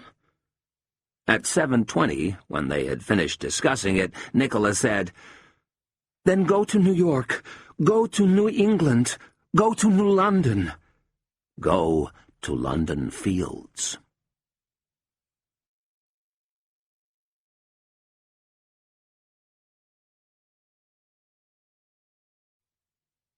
Keith was displeased. "So there you was, basically," he said to Kath as she served him a late breakfast. "Sticking your oar in again, with your questions, eh? Eh?" He stared out at her from the clogged seclusion of his hangover. Given a night off by Nick while she sorted it with Guy, Keith had ventured out to the Black Cross and to the Golgotha, where, as the night progressed, he had so convinced himself with drink. Kath returned to the washing up. She said, "He volunteered the information." "I'll volunteer you in a minute. Tony de Taunton." "He just said they were making this little program about you." Wagging his head about, Keith said, "And you goes, 'He's my husband,' and all this?" He wagged his head about again. "We got a little girl, all this?" "I didn't say nothing." She offered this lightly. Keith seemed mollified, though it remained clear that he was thoroughly out of sorts. He dropped his knife and fork onto the plate as Kath asked, "When's it on, then?" "What?" "The TV program." "Never you mind. Business, innit? Darts. It's not—" Keith paused. He was actually in great difficulty here. Himself on TV. He couldn't work out how the two worlds overlapped. Try as he might, bringing all his powers to bear, he just couldn't work it out. He straightened his darting finger at her. Like the news. You don't want to believe everything on TV. No way to carry on. You can believe the dart, surely to God. Yeah, but this thing, it's not on TV, he said. Obviously. What isn't? The TV program? Jesus! Keith thought it prudent to change the subject, so he started talking about how ugly Kath was now, and how depressed he became. He swore it broke his fucking heart every time he looked at her. You know what I'm talking? He concluded much more moderately. Success, and I happen to be able to handle it. It's a lifestyle you couldn't conceive. It's out there, girl. It wants me, and I'm gone. The baby gave notice of waking. The labor of baby consciousness would soon resume. Soon the baby would be rippling with grids and circuits, and Kath herself gave a jerk as she reflexively moved for the door. Keith's blue eyes filled with everything he could no longer endure. His lips tightened, then whitened, and then vanished inwards, as he said with unbounded venom, I intend to complete my preparation elsewhere. Sourly handsome Richard was present at the office to let Guy in as arranged. For a while they stood there amid the Japanese furniture, conversationally revising their holding positions. The world they referred to now comprised about half a percentage point of Guy's reality. To Richard, it had always been everything. I see no alternative to riding it out, Richard said. It's sheer cuckoo land, of course. Agreed. Every time their eyes met, Richard seemed to lean a further inch backwards, as if to put more distance between himself and Guy's impermissible disarray. I suppose, Guy thought, I suppose I must look... Agreed, he said again. You know the new buzzword over there? Cathartic war. Really? Poor old deterrence is in bad shape, so you give it a little jolt. 2 cities. It's good, isn't it? We'd all feel so much better after a cathartic war. Richard laughed, and Guy laughed too, with real amusement. Of course, it suited him up to a point, if nothing whatever mattered. But then such generalized hilarity might be considered a necessary condition for nothing mattering. About a year ago, he had at last finished Martin Gilbert's The Holocaust, and had somberly decided that this 1,000-page work could also be read as a treasury of German humor. Guy went to his desk and called his father on the direct line. He was connected quickly, but he still had to get past all the staff, lessening densities of Hispanic bafflement giving way to the forensic interceptions of stewards, secretaries, lawyers, gamekeepers. It's nothing to do with the office, he kept telling a Mr. Tulkinghorn. It's personal, and rather urgent. Eventually his father lurched exhaustedly onto the line, as if the receiver itself was some new burden he was being asked to shoulder. "What's it about?" "I can't discuss it now. It's far too delicate." "But what's it about?" Guy told him what it was about. "Well, there's nothing much more to say, is there? You have my okay. All the best, dear boy. I'm glad we talked." A few seconds later, Richard knocked and entered. "You're absolutely right," said Guy. "It's pure fantasy. It'll blow over." Guy hadn't come to the office to talk to Richard. He had come for his passport and travel cards, and for that spare cane which he elatedly glimpsed leaning against the wall by the door. As he moved across the room to get it, Richard, who was Guy's younger brother, said, "Then why are you going to New York? Have you got a hernia or something? I was listening in. It sounds as though you've cocked things up nicely, you tit." Guy looked at the floor. Richard wouldn't understand, of course, but he had never felt happier in his life. Guy looked at the ceiling. "You wouldn't understand," he said, "but I've never felt happier in my life." "You "Tit," said Richard. He took the tube to the Strand, where he bought a travel bag and lots of new stuff to put in it. In the golden silence of the department store, he went from menswear to women's in search of a silk scarf for Hope's mother and one for Nicola while he was there. The vaults and galleries of female clothing, their catholicity of cut and color, surprised and impressed him. Compared to all this, men went around in uniform. But then, just now, and in a sense it had been this way for half a century, we are all in uniform. Not volunteers either, but pressed men and women, weeping conscripts. The children in anaconda file on the zebra crossing are in uniform. The old lady over there, dithering from hat to hat, is in uniform.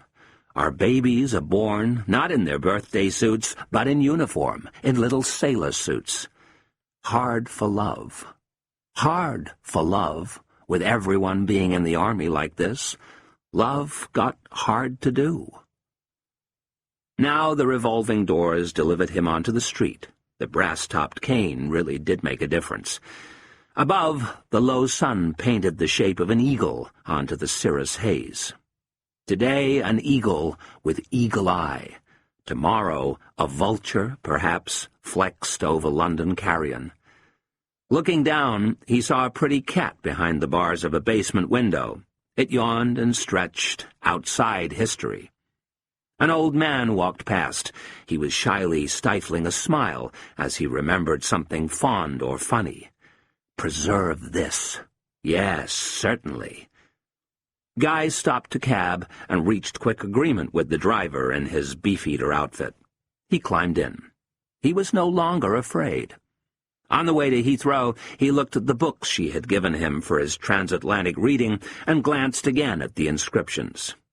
Towards the west, like Mad Lady's hair, the thin clouds sucked him into the completion of his reality.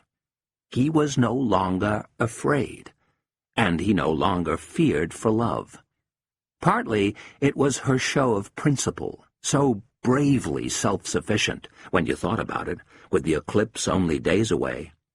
Partly it was the recession of Keith's image in his mind. The only bane here was the recently revealed talent for literary criticism. What other charms and skills might Keith acquire? But mainly, he admitted to himself, it was those panties. Guy smiled and went on giving smiles of pain at every bump the cab took on its way. Quite a fright. Unpleasant to the touch, too, and his fingertips had explored their every atom. Exactly the sort of thing you'd expect a virgin to wear at 34. 17, thought Keith. Bad one. Come inside, you're looking at 188. But she don't even look 30. Not nice, either. Better go 10-10. Moisturizers, innit? Now, where are my keys? She said. Keith stared moodily at her stocking tops as she led him up the stairs. She paused and turned and said, "When you had 2 darts for the 66 pickoff, I thought you'd go 16 bull, but no, you went bull 88. Magic. That's finishing, Keith." Yeah, cheers. And the 125. Everyone was expecting triple 19, big 18, bull. But you go outer bull, triple 20 tops. Brilliant kill. Keith, what's the matter? Why are you looking at me like that? It's treble, not triple, treble. Nicola climbed the last flight with her head at a penitent angle. In the sitting room, she said cautiously, "Darling, what do you think? We could go and eat quite soon, or do you want to relax here for a bit first?" Never do that, said Keith with a wipe of his palm. Not when I just come through the door. I get my bearings, okay? Forgive me. Would you like to take your coat off and try it out? She said, referring to the new dartboard of which she had taken delivery that afternoon, whilst I go and get you your lager. All in good time. Do you like it? No, it's smart. Keith took off his jacket and reached masterfully for his purple pouch. Wood-grained wall cabinet of mature mahogany. Nicola hurried to the refrigerator, where the cans of lager were stacked like bombs in their bay. He hadn't actually said she could fetch him a drink, and she did hope she was doing the right thing. She hesitated, listening for the thunk of his darts.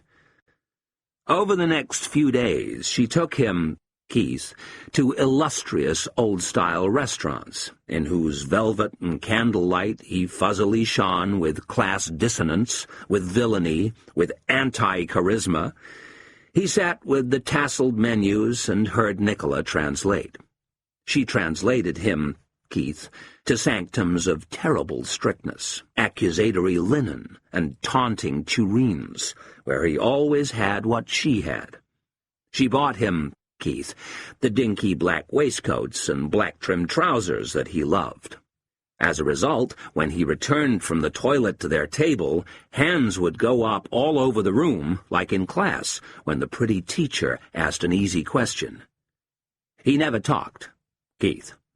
He never talked. At first, she assumed that he was in the grip of an inscrutable rage. Was he still brooding on her solecism with the triple? Had someone spoken ill of the Marquis of Edenderry? Then she realized. He thought you didn't. He thought you didn't talk, though others did. He sat there chewing, Keith, with caution, without zest, deep in his dreams of darts. Or perhaps he was wondering why, in the fantasy, you felt at home in places like these, whereas, of course, you never did and never would. With the waiters, Keith was as a fly to wanton boys. The lightest glance of the maitre d' could harrow up his soul. Nicola supposed that this explained the proletarian predilection for Indian food and Indian waiters. Who's afraid of those brown-faced elves? He once tried a glass of Mouton Rothschild, Keith, and spat it out into his napkin. She paid, ostentatiously, always querying the bill, while Keith turned a pensive stare on the chandeliers. He knew the required demeanor of the man shedding humble origins. You act as if you feel it's all your due. But he was having a job feeling that these days, and a job acting it. When the godlike greeter talked to her in what was presumably French, when he advised and beseeched, wringing his hands, Keith always thought they were asking her what she was doing, going out with someone like him. Like him. Keith. At home, though, in her flat, Keith was it. He came in at around 10 or 11 and looked at her through the shards, the swirling parquetry of his shuffled hungers. She dressed wealthily for him to win that admiring sneer. Before he started on his lagers or his Lucozades, he was served croissants and devilish espresso, and once or twice she coaxed him into humor with a tequila sunrise, where something sweet fought the heavy tug of the booze. Then he threw darts all day, pausing only to acknowledge receipt of an exquisite snack, for example, and the lager served in the engraved pewter tankard she had bought him, or to relish a new video. With Keith now needing 4 or 5 of these a day, Nicola was far from idle. To begin with, he desisted from his darts when the telephone rang and it turned out to be Guy, shouting through the ambient clatter of some airport or gas station. But after a while, such was his local suzerainty, he practiced right through the calls. On one occasion, Guy rang from a deserted motel and remarked on the background noise. Nicola said that it was probably a monitor or money meter, thus covering for the slow triple thunks of Keith's tungstens. When she talked to Guy, she sounded like Keats. For Keith, this was all low heaven. He loved her as he would his own manager in the big time. You sensed it the instant you stepped in off the street. The whole house stank of pornography and darts. On the eve of bonfire night, of final night, a couple of hours before the TV teaser, Keith's docudrama was about to be screened, Nicola decided to spare him the usual gauntlet of Tuck's torturers and took Keith for a light supper at 192, the media restaurant in Kensington Park Road. He sat there with his orange juice, warily awaiting the sushi she had suggested he try. "A penny for them, Keith?" said Nicola gently. He said nothing. 192. The best thing with that is smacking a maximum. Psychological body blow, leaving 12. But if you come inside, leave 6. 6, double free, murder. Avoid it. Here's another way it can happen. You're on 57 and go for 17 to leave tops and hit the treble. 51 leaves 6. Or you're going for double 14 and hit double 11. Leave 6. Wrong bed. Or you're on double 9, pull 1 and hit 12, leave 6. Or, God forbid, you're on double 11 and you hit double 8. Wrong bed, leave 6. Wrong bed. Nasty, that. Fucking wicked. Murder. A 14-hour wait in the VIP lounge at Heathrow, the Mach 2 to Newark, the helicopter to Kennedy, the 727 to Middletown, the limousine to New London. America moved past him behind treated glass. The pain had now spread downwards as far as his calves and upwards as far as his nipples. Every tick of the second hand on his watch administered an exquisite squeeze to the trauma of his being. He looked out at the cordoned, the sweated fields of New England, and at the woodlands, also brutally worked, but still holding their twiggy, ribboned Thanksgiving light. Impossible even to imagine that Mohawk and Mohican had once wandered here. Yes, and Wampanoag, Narragansett, Pequot, Penobscot, Passamaquoddy, Abnaki, Maliseet, Micmac. He had a sense, as you were bound to have in America now, of how a whole continent had been devoured, used up, chewed up. The night before, he had tarried in Middletown at a recently opened airport hotel called the Founding Fathers. Again, he had run into indefinable difficulties as he had tried to persuade the managerial staff that he was neither poor, nor mad, nor ill. One of the troubles seemed to center on his new habit of giggling silently to himself. Perhaps he looked like one of the first English sailors, panting with scurvy, his turn-ups swinging round his calves. In any case, his iridium and titanium credit cards prevailed. After a shower, he made a second successful call to the retirement home and confirmed the appointment with his mother-in-law. After a Virgin Mary in the Mayflower Room, he had an early dinner in the Puritan Lounge. By his plate lay the 2 books she had given him, one for the way out, one for the way home. It was over Stendhal's Love that he now frowned and chuckled and mused. In his room he made the last call of the day to Nicola, who, despite the late hour and the bad line, the metronomic thunks of the money-meter, gave him an extraordinary 15 minutes on her plans for his return. This complicated his next action, a maneuver of long-delayed self-inspection, achieved naked, with one foot up on the writing desk before the mirror. Quite bad. Possibly rather serious. It really was the sort of sight that would have the nurses scampering from the delivery room. There was some tangy tints of green in there, and the surface was rippled as if in a sharp breeze. But overall, his flesh was almost picturesquely blue. The blue, perhaps, of the Blue Lagoon.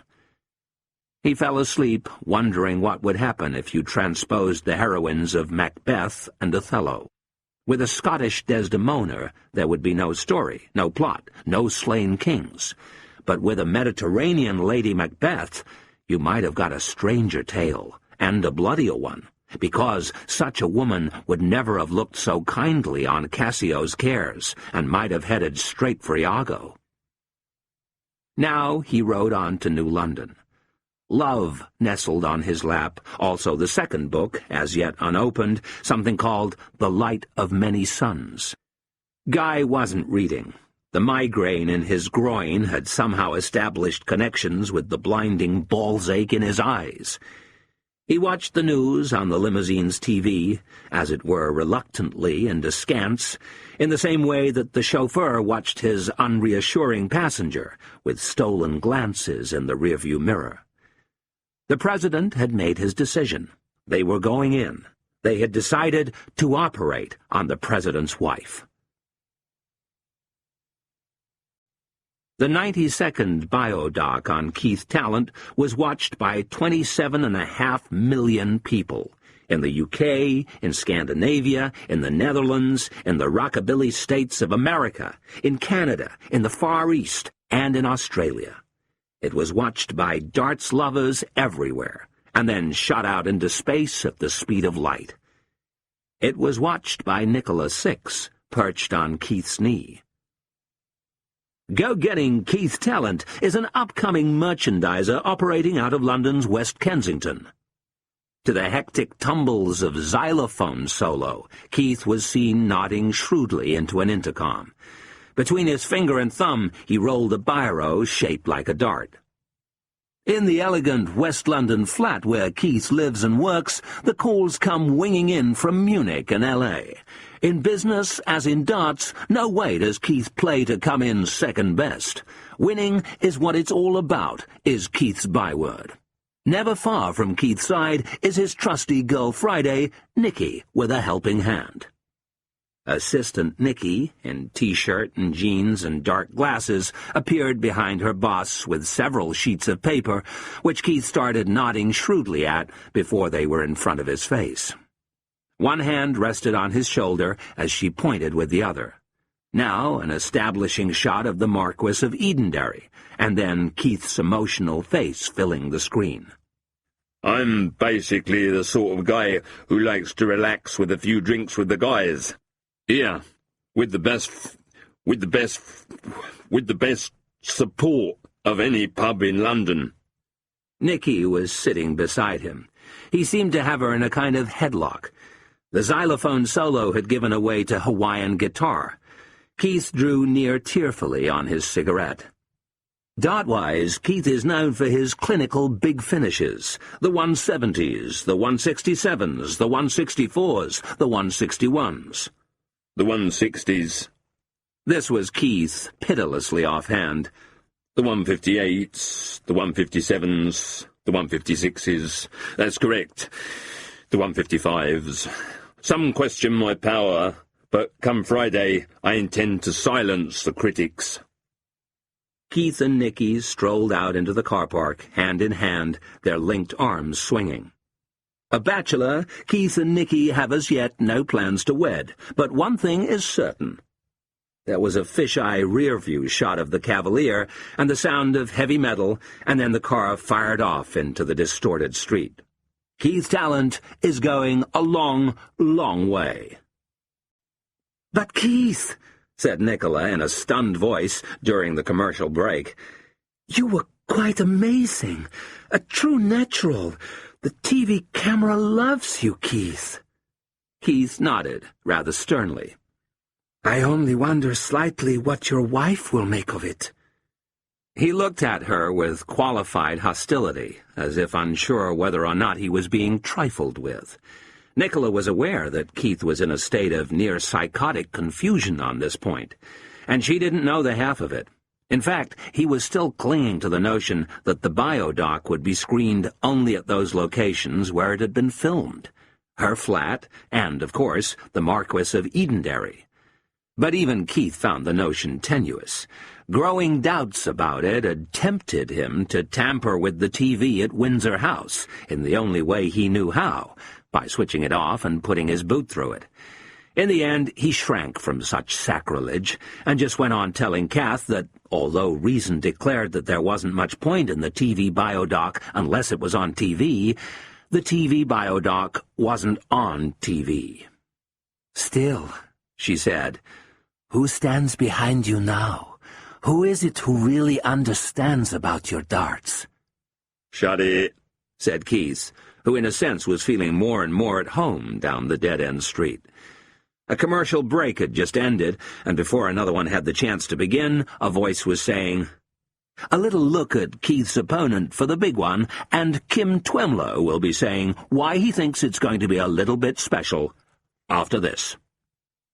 Now, although Keith never asked about an opponent, he'd naturally been keeping up with events by means of half-hourly telephone calls. The second semi-final of the duo share Sparrow Masters was to have been disputed by Keith's old enemy, Chick Purchase, and the young unknown from Totteridge, Marlon Frift. But there'd been a problem, and a postponement. Following a night out, Marlon had had a heart attack, and there was still doubts about his fitness. Nicola waited for the start of the organ solo, and then said, "Who is it, Keith?" Never ask about an opponent. Immaterial, as such. You play the board, not the jammy bitches bastard.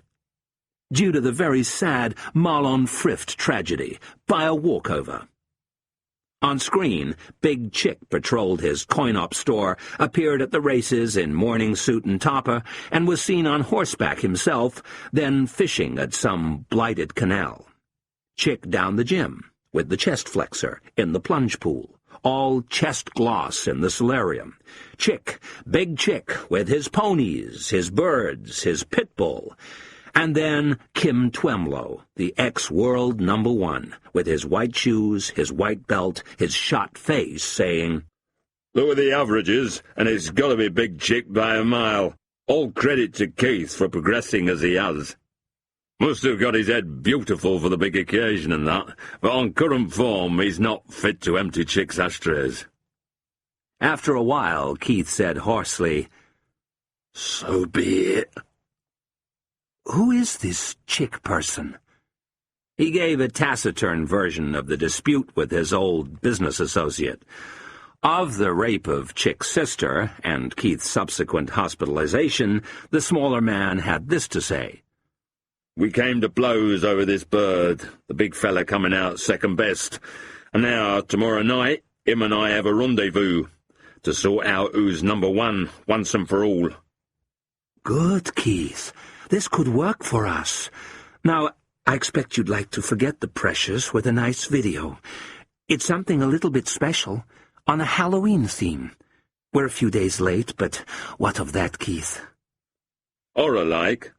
In the old calendar, it used to be the last night of the year, when all the witches and warlocks were abroad.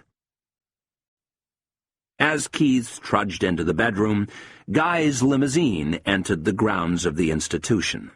The little TV screen within was now showing a color-coded diagram of the uterus of the president's wife. The president's wife, so young, so blonde. Guy asked the driver if he wouldn't mind pulling over for a moment. The driver minded, but pulled over anyway. Guy bent his long body, and out he climbed. He made to straighten up, and nothing happened. The driver watched in settled distaste as Guy grunted, first with surprise, then with effort, and remained in a jagged crouch on the verge. After a second attempt, and a second failure, he backed himself onto a wooden bench. Here he rested with his fingers folded over the handle of the cane in soft support of his chin. Now he saw the L-shaped Tudor-type mansion, the slated roof and leaded windows, the pond like a silver coin pitched onto the front lawn, and he saw, too, the size and nature of the task ahead of him. Before, it was just something to be got out of the way as he sped towards something else, towards inevitability. But now, of course, it filled the sky, and the sky was falling. The physics felt strange. The physics felt fierce. Gravity was pushing down on him. But if Guy pushed down hard enough on the cane, then slowly he went up, up. As Guy straightened, Keith reclined and made himself comfortable on Nicola's bed, a lengthy procedure. She plumped his pillows and pulled off his boots. Keith also suffered her to bring him a fresh can of lager from the fridge. Now he looked about with an inconvenienced expression for the box of paper tissues. "Wait, darling," she said. These might be more fun. She opened a drawer and started browsing through it. All the good stuff seems to be in the wash. From the videos, Keith. Wait. She turned and bent forward and reached up into her dress with both thumbs. Use these. We'll put them on your head until you need them. You can watch through the leg holes. Might look rather comic on anyone but you, Keith. The black gusset puffed out for a moment as Keith said, Yeah, cheers. She left him there, sprawled on the covers in his frilly gas mask, then re-entered in electronic form. On screen, she came into the bedroom slowly in black cape and thigh-high boots and witch's pointy hat. And as she turned, and the black cape swirled, you could see within the simple ways, the simple shape, legs, hips, haunch, waist, can be made to shine on the reptile eye and burn on the reptile brain. The glamour, charms, rhombs, wishbones, magic rings, grammari, sortilege, demonifuge. Keith was doing handsome.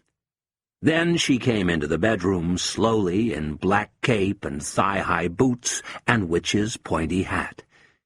Keith was doing handsome. Then the real thing, the necromancer, came into the bedroom. It would go beautifully. Guy muffled his delight when the matron or health operative or death concessionaire informed him that Mrs. Broadner's condition was far advanced. She wouldn't understand what he said to her, and she wouldn't respond. With any luck, it would go beautifully. Hope disliked her mother, of course, and her mother disliked Hope. Guy had not seen Mrs. Broadner for 7 or 8 years. The only thing he knew about this place, her last refuge, was a detail that Lizzie Boo had let slip. Although no old lady would ever walk out of here, each old lady had to be able to walk in. Company policy. Mrs. Broadner had walked in. She wouldn't walk out. Now Guy moved through proliferating parlors, waiting rooms in various degrees of disguise. There appeared to be no other visitors. "Priscilla," he said when they were alone. He stared down. At what? Something caught up in the more or less disgraceful struggle at the end of existence, the process from which so little can be salvaged. He took this person's hand and sat beside her. "You remember me, don't you?" he began. "Guy, Hope's husband. You're looking well. Thank you for seeing me. I bring good news. Everyone is well. Hope's wonderfully well. Marmaduke, your little grandson, is in tremendous form. A handful, as always, but—" She watched him as he spoke, or she seemed to. Her face minutely bobbled on its spindle. The eyes swam in their huge new pools, but never blinked. Priscilla's hands were tightly clasped or fastened. "Lizzie Boo is full of beans. She's put on some weight recently, but that's not the end of the world, is it? No, everyone's well, and they send their love. It's wonderful, isn't it? It's so absolutely marvellous, I do think, when a family is really close and everyone loves one another," he said, and hesitated as he realized how quickly his face had covered itself in tears. "And they, no matter what, they protect each other. And it's forever." Suddenly she spoke. She just said, "It's all—" Guy waited. Nothing followed. "Well, I suppose I'd better be thinking about going. Goodbye. Thank you for seeing me." "Shit," she said. He waited. "Goodbye, Priscilla." Nicola and Keith were sitting up in bed together, smoking. They drew huskily on their cigarettes. Nicola raised her chin as she exhaled. She said, "You're not to reproach yourself, Keith. It happens to everyone." Oh, yeah? Well, it ain't never happened to me before. No way. Really? Never? No danger. Me? I'm in there, boof. Ain't never happened to me before. In fact, of course, it had happened to Keith before. It happened to Keith on average about 5 times a week. But it also didn't happen to him pretty regularly, too. And in this case, he felt he was entitled to a certain amount of bafflement and anger. What was it? Her skinny ankles, maybe. All the talking. Or the way that, despite her evident litheness, she had felt so heavy. As heavy as an automobile, as heavy as the heavy Cavalier. It was like parking a Pantechnicon, just trying to turn her over. I should imagine it even happens, she said, to Chick Purchase, every now and then. Way he treats Minge, he ought to be looked up, said Keith soberly. He further reflected that Chick Purchase was locked up pretty often on bird-related matters, as well as in the normal course of business. You're a very sensitive man, Keith, as well as an incredible tyke and everything, with your rugged ways. You should give yourself credit for that. Keith flexed his eyebrows. Come to think of it, he was wondering why he didn't feel more angry, but anger didn't come. Self-pity came. Not the usual kind, which looked and sounded just like anger. A different kind. Self-pity of a far nobler strain. Pressures of darts, he said. Yes, and a little difficulty switching from one medium to another. That's what this whole thing is really about. Yeah, well... She saw that Keith's eyes were starting to pick out articles of his own clothing, flattened on the floor. The groveling trousers, for instance, trampled, twisted out of. Early night and that. Compose myself for the big one. See how Clive's doing. Oh, Keith, before you go... She picked up her black dressing gown and left the room, returning almost at once with a silver tray, an imposingly expensive-looking bottle and 2 glasses, and some sort of device like a foreign lantern with tubes. This is as old as the century. Try some. This, she said, is practically newborn, and just in from Tehran. I went to some trouble to get it. Yeah, I smoke a little, Keith, said Keith. Now and again. Relax. It may interest you to know, Keith, that the word assassin comes from hashish. Assassins, killers by treachery and violence. They used to give the men a good blast of this before they went out to do their stuff, and if they died in action, they were promised an immediate heaven. Of wine, women, and song, Keith. And hash, no doubt. A little later she said, But that's enough etymology for now. I'm beginning to sound like a schoolteacher. Why don't you just lie back and let me find out what makes this cock tick? Guy linked up again with his courier or expediter at the airport in New London. Here he was told that if he wished, he could get an air taxi straight to Newark. With luck, he might catch an earlier Concorde and shave perhaps half a day off his journey. The courier smiled and twinkled potently. Everything was possible.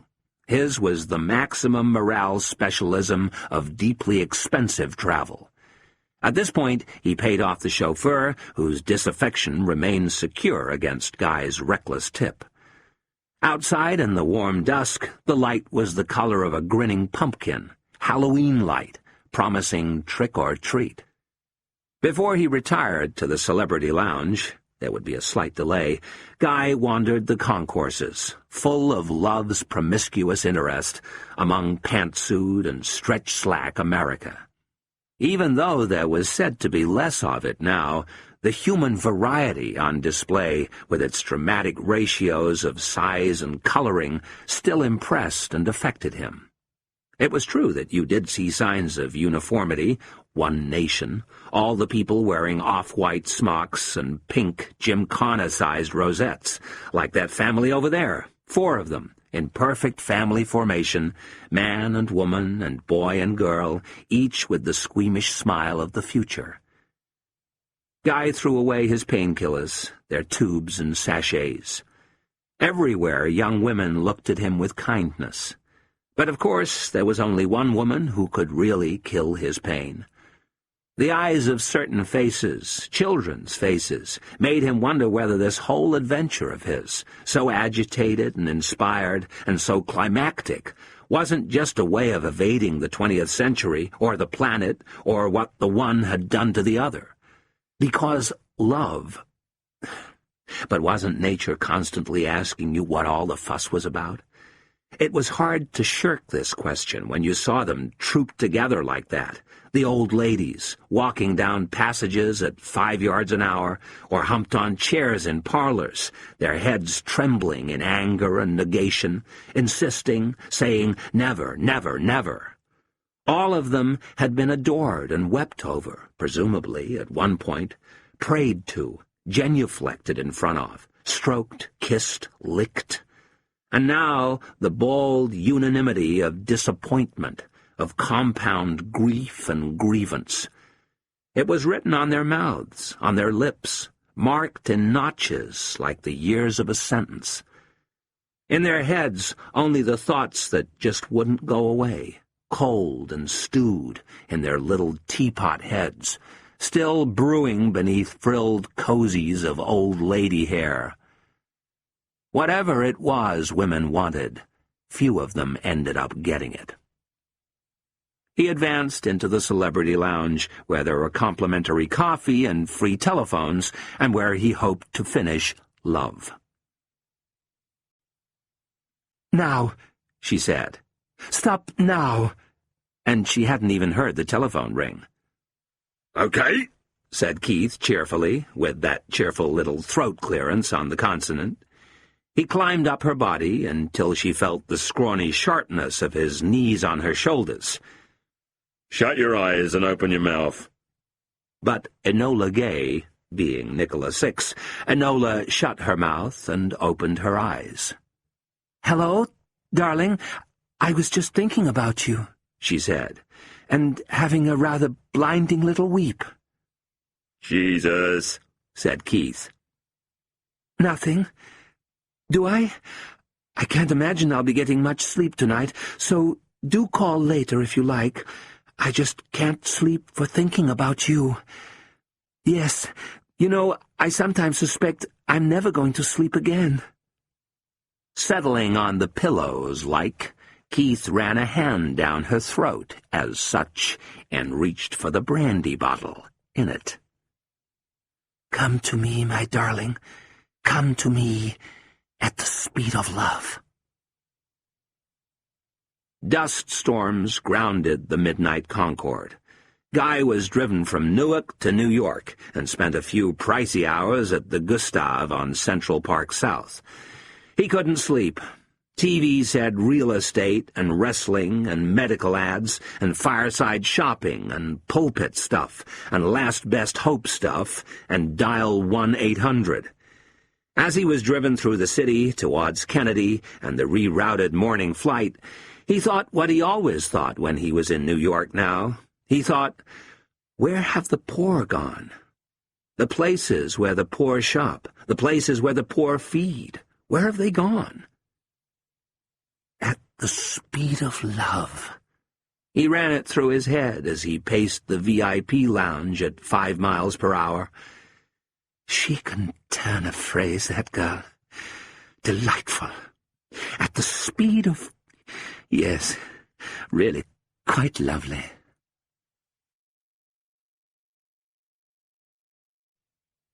I guess it looks like a cheap shot, the revelation, at this stage, that Richard is Guy's brother. But I can only duplicate my own astonishment. It was news to me, too. I could always go back and fix it. Now is not the time, though.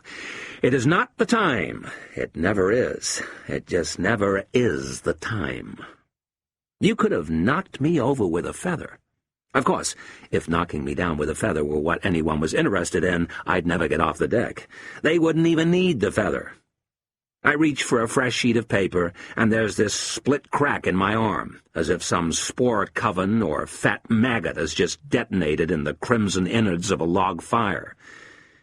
Dying reminds me of something. Something I'd just got over and successfully put behind me when all of a sudden I started dying. Middle age, that's what. Yes, it's perfectly okay, so long as you don't try anything too butch or sporty, like walking down the street for a pint of milk, or pulling the flush handle, or kicking off your shoes, or yawning, or reaching too sharply for the vitamin E, or lowering yourself with any suddenness into the herb green bath. All that stuff is out.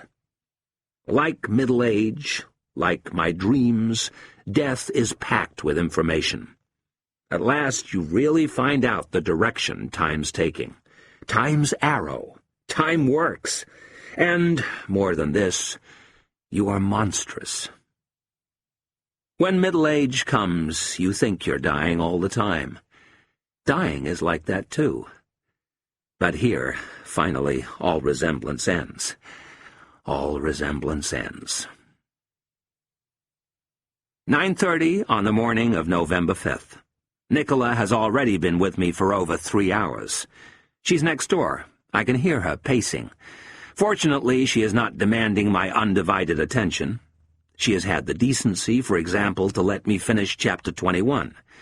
I keep her fueled with coffee. She had a shower. Later, she had a bath, and she asked for dental floss.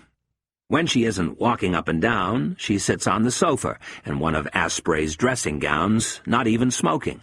She just stares at the window, at the low sun, which has now reached its apogee and will stay that low all day long until the moon intercedes, coming between the sun and our eyes.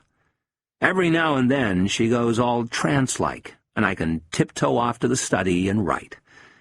But how she fills the flat, how her presence fills the flat like a rich smell, or like anger. She switched the TV on again, looking no doubt for news from Washington or Bonn or Tel Aviv. News of the storms, the tides, the moon, the sun. The sky is falling. But looking through all this for a correlative, the thing out there that might say yes to the thing in here. Events and possible events. The world has to want it. Whereas for me, it's easier. The TV itself is my correlative. Pander, hack, mediator, foot in the door, vile paparazzo. It's in the nature of an obsession, I suppose, that one will get to the bottom of whatever's available. One will tend to get to the bottom of it. Next to Mark Asprey's baronial can, there's a hip-high stack of assorted magazines. All they have in common is a certain amount of editorial matter about Mark Asprey. A profile, an interview, what he's pulling down, his favorite color, who he's fucking. The mags get older and Mark gets younger as I work my way down the pile. The effect is speeded up by the increasing frequency of my visits. Until last night, I find myself staring through tears of strain at paired photographs of Mark Asprey and Cornelia Constantine under the heading, Did They or Didn't They? She says they didn't. He says they did. Of course! Marius Appleby is a pseudonym. It's Asprey. I knew it. I wasn't even surprised. It was almost pathetic. What else could explain the familiar taste and the pound-cake richness of my love-hate for Crossbone Waters? Digging deeper into the stack, I find additional earlier reports. Scandal, accusation. She sued him. He settled out of court. Doubts linger. The book is all lies, say Cornelia and her lawyers. What happened, happened, Asprey insists. Naturally, I now root for Cornelia. But two puzzles remain. In all, there are about a dozen photographs of her, including some swimwear poses, and physically she measures up, except in two particulars. First, it is clear that Cornelia is dramatically flat-chested. The second point has to do with her face, or her expression, which never changes, and which bespeaks, or so this reviewer feels, really helpless stupidity. What actually happened? I guess the person to ask, if it's the truth you want, would be old Quango. Before I could even bring this up with Nicola, she said abruptly, "I hate it here." Yes, it is a little rich for some tastes. It's the acme of vulgarity. But it's not just that. The gowns, the baubles, the awards and everything, they're all fake. No. Look at that translation. It's gobbledygook. He has them printed up. But he's so... He just writes schlock plays and cute journalism. Christ, why do you think you never heard of him? I said, and why does he do it? Why do you think? To impress the gullible. Whoops, I said. I do beg your pardon. Regrettably, disappointingly, altogether unacceptably, and like all other dying people I've ever come across, I am suffering from eructation and its related embarrassments. If I extrapolate from the death of my father, the death of my brother, the death of Daniel Harder, and the death of Samson Young, then I may conclude that buying it is a pretty windy scene. I'm glad I no longer have to hang out in the Black Cross, where I've experienced many armpit-torching moments. Nobody recognizes me in there. Every day is like the first day, and I have to stand around behaving characteristically. The baby cries. The baby cries and turns in its awful struggle to be a baby. Its struggle is with all that is changeless and unworkable. She farts with the effort. Whoops. Maybe farts are frowned on for no other reason than their connection with mortal weakness, with being a baby, with dying.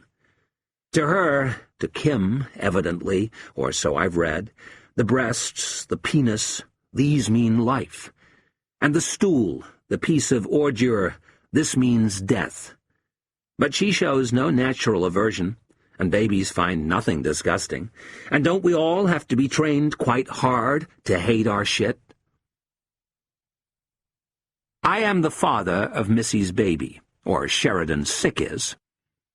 I suppose it's Six. Don't call him that. It's his name, isn't it? She flies over to England, to be by my side. Or for an abortion. I hear a ring on the bell, and I go and answer, and she's there. I'd have no time for her, one way or the other, only time to write it down. Missy had to go, for reasons of balance, reasons of space. She belongs to some other version. She preferred to run her own life. She didn't want artistic shape. She wanted to be safe. Safe in America at the end of the millennium. I still believe love has the power to bring in the loved one, to reel her in. You can send the line out halfway across the planet, and it will bring the loved one in. But I don't even try and call her anymore. Love failed in me. It was sapped by something else. She has her slot in my dream life, as if the dreams were vestiges of the love power. These dreams of Missy are like Missy's dreams, very logical and realistic, not like the nuclear sizzlings of my nightmares. We keep having this conversation, on the Cape. I say, "Nurse me." She says, "What about your book?"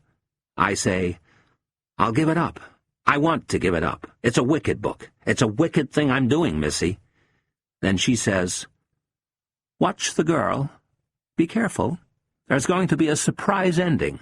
It isn't Keith. It's the other guy."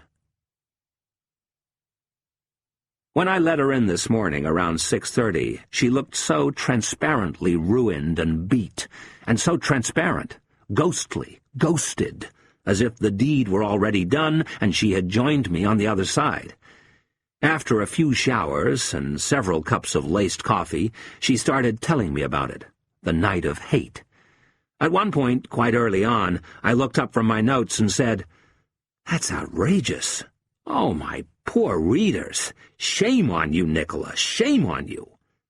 I asked why in Christ's name she hadn't kicked Keith out after the initial fiasco. So much better, thematically, and a nice contrast with Guy. It would have meant that nobody really had you.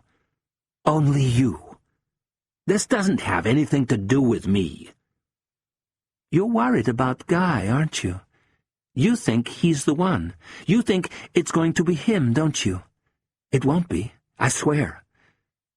You love him, don't you? I guess I do, in a way. He must have called me 20 times from the States. He says I'm his best friend. Me. Where are everyone's friends? Where's everyone's family? Where's Kath's family? Why isn't she smothered in sisters and mothers? You can rest up, but I'm going to be tearing around all day. I can't handle this physically. The airport. How will I get a cab? I can't bear these novels that end in mad activity. Jane, call June and tell Jean about Joan. Jeff, get Jim before Jack finds John. All this goddamned fetching and carrying. How are you supposed to do any writing? My leg hurts. Heathrow. Easy.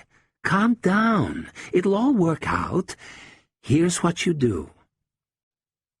It didn't sound too bad after she mapped out my schedule for me, and I was more relieved than intrigued, for instance, when she said I'd get a 3-hour writing break between 9 and midnight.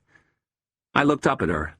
She had just brought me another cup of coffee and was standing beside me, carelessly stroking the back of my neck with the knuckles of her left hand. "Mark Asprey might show up," I said. "I really hope there's no unfinished business between you two." "He won't be here until tomorrow," she said, "when I'll be gone." Nicola was looking out at the window, at the world. Her slender throat tautened, and her eyes filled with indignation or simple self-belief. She had about her then the thing of hers that touched me most, as if she was surrounded on every side by tiny multitudes of clever enemies. "Just come in again, and must now go out again."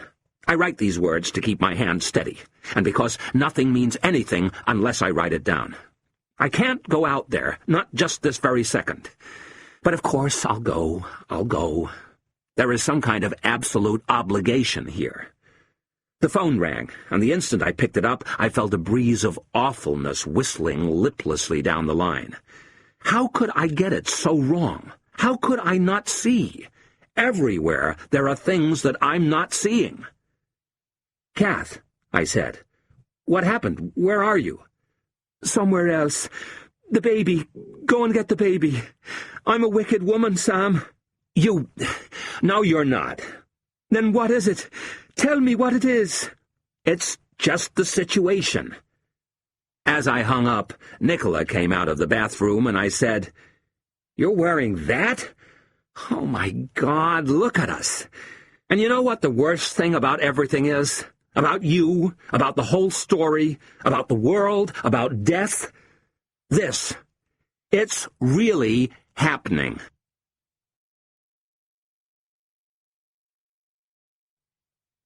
Chapter 22. Horror Day. The first 3 events, light, sound, and impact, were all but instantaneous. First, the eye opened to the scalding bulb of the foundered Standard lamp. Next, the rushing report of some lofted cherry bomb or mega-banger. And then the brisk descent of the crammed glass ashtray. This ashtray had been teetering for hours on the shelf above the bed. Now it was dislodged by the frenzied physics of everyday life. It fell at the usual rate of acceleration, 32 feet per second, 32 feet per second squared, and it flipped in midair. So Keith copped the lot. Impact, crushed butts, a shovelful of ash, right in the kisser, right in the mush. This was the 5th of November. This was Horror Day. Keith spat and struggled and thrashed himself to his feet. She was gone. Where? With his eyes bobbing and rolling in their sockets, he focused on the horror clock. "No!" He swore through a dry cloud of horror dust. In the spent tempest of the bedroom, he sought out his clothes. When he pitched himself towards the toilet, he barked a horror toe on the bed's brass stanchion. Tearfully, he mollified his incensed bladder. In the mirror, Keith's reflection started getting dressed. A split horror nail kept snagging in the blur of fabrics, all of them synthetic, made by Horror Man. On the wall, Keith's shadow straightened and dived headlong from the room. He paused in the passage and roughly freed a segment of his scrotum, nastily snared in the seized teeth of his horror zip. Out onto the street he stumbled. He made for the car, for the heavy Cavalier. Builder's dust and builder's orange sand formed an orange mist at the level of his eyes, his Agent Orange vision, which was itself ingrained with motionless impurities like a windscreen splattered with dead insects. In a ditch, in a bunker full of pipes and cables, a workman was giving his drill a horrid knee-trembler, louder than an act of God. Like me, myself, last night with her. Underfoot, the pavement crackled with horror grit. It went crackling right into the roots of Keith's horror teeth. The car looked funny. Keith scrunched up the parking tickets. Then he froze. The front window on the passenger side had been stove in. Keith's body throbbed from the sudden wound. He went round and unlocked and opened the door and felt the horror slide and horror trickle of the crushed glass. The welded stereo had been scrabbled at, its dials torn off, but Keith's library of darts tapes. It was okay, intact, entire. They hadn't stooped that low. For a while he stared at the faulty burglar alarm he had recently stolen. Without thinking, he reached down and with his right hand brushed from the seat the jeweled horror glass. Fresh catastrophe. The stained tip of his middle finger had been sweetly pierced by the horror shard. No pain, only mental anguish. A fat dome or bulb of horror blood now pulsed above the yellow rind. It started dripping. On the car floor he found a crumpled pin-up with which he rudely dressed his damaged darting digit. And the digital on the dash. What was the horror time? Remained garbled, made nonsense of by the rays of the low sun, which had surely never been lower. He was on his way now, bouncing at bus height over the spines of traffic. Through the open window, the sound of passing cars came like the zip and sniff of a boxer's feints and punches. 10:20. His appointment with Mrs. Ovens had been scheduled for 9:15. But there were always cues. As he drove, motes of the shattered glass, quarks of glass dust, seemed to tickle his scalp like particles of horror light. He arrived at the tricky junction on the Great Western Road, familiar horror spot with zebra crossing, bus station, and humpbacked bridge over the canal, all complicating access. 15 minutes later, he was still there. Timing their runs to split-second perfection, the launched horror cars, the bowling horror lorries, successively denied the heavy Cavalier. Whenever a gap appeared, so would some contrary vehicle, seeming to pounce or spring into position. Either that, or, as Keith inched forward, the underground station would emit a resolute trainload onto the crossing before him. Keith pounded his fists on the steering wheel's artificial leopard skin. At his rear, he sensed the climbing volume of thwarted hurry, how it groaned and squirmed. In his face, he felt the low sun like a lamp bent for interrogation. Now the road cleared, but as Keith revved and shuddered and yearned forwards, another watch of horror souls bobbed onto the zebra, the passing faces of the horror souls. Finally, he churned his way through with his bloodied hand on the horn. And into what? Driving was like a test film, or a dramatization of the highway code, whatever that used to be, with every turn and furlong offering multiple choice. Backing learner, swearing cyclist, peaking perambulator. Richly sectioned with double parkers and skip collectors and clamp removers, the roads became a kiddie book of excavators, macadam layers, street lamp changers, white line painters, mobile libraries, armed personnel carriers, steamrollers, bulldozers, tanks, ditch diggers, drain cleaners. For an extended period, he was wedged behind a leaf disposal truck. From its rear, a vacuum tube slurped up the sere, broomed roadside pyramids. He watched the suck, the feathery flip. Sex re-entered his head and found no room there. Everything he had ever done to womankind he had done again 10 times last night with her. The whipped dance of the moistened leaves, defoliated, deflowered, stripped of leaves and flowers, with trees sharp-lined like old human faces, and wringing their bare hands. London could still drown in all its horror leaves. At the Civic Building at 10:55, a stroke of good fortune, or motoring know-how, the back street was double, triple parked out, with cars parked beside, athwart, on top of. But as usual, nobody had dared block the old dairy exit, which Keith knew to be disused, or so it seemed when he peered into the dusty fire of his rear window. Keith backed in smartly. This was horror day, however. Therefore, a horror bike was waiting there, leaning on its stick, and Keith heard the eager horror crunch. Worse, when Keith crept out to disensnare his bumper, the horror bike's own horror biker formidably appeared. One of that breed of men, giant miracles of facial hair and weight problem, who love the wind of the open road and love the horror bikes they straddle there. He hoisted Keith onto the boot of the Cavalier and banged his head on it for a while, and then direly raised a gauntleted horror fist. Keith whimpered his way out of that one, offering up a stolen credit card in earnest of his false address. He went and parked about 3 miles away and tearfully sprinted back through the fuming jams and the incredible crowds of the horror many.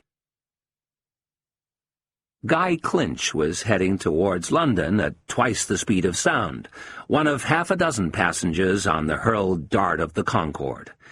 He had missed the earlier flight by 10 minutes and had spent 3 hours trying to sleep in a kind of capsule hotel at Kennedy before taking off smoothly but dramatically in the still center of Hurricane Lulu. Now he was in another capsule, his eyes rinsed by the coldly beautiful blue of the troposphere.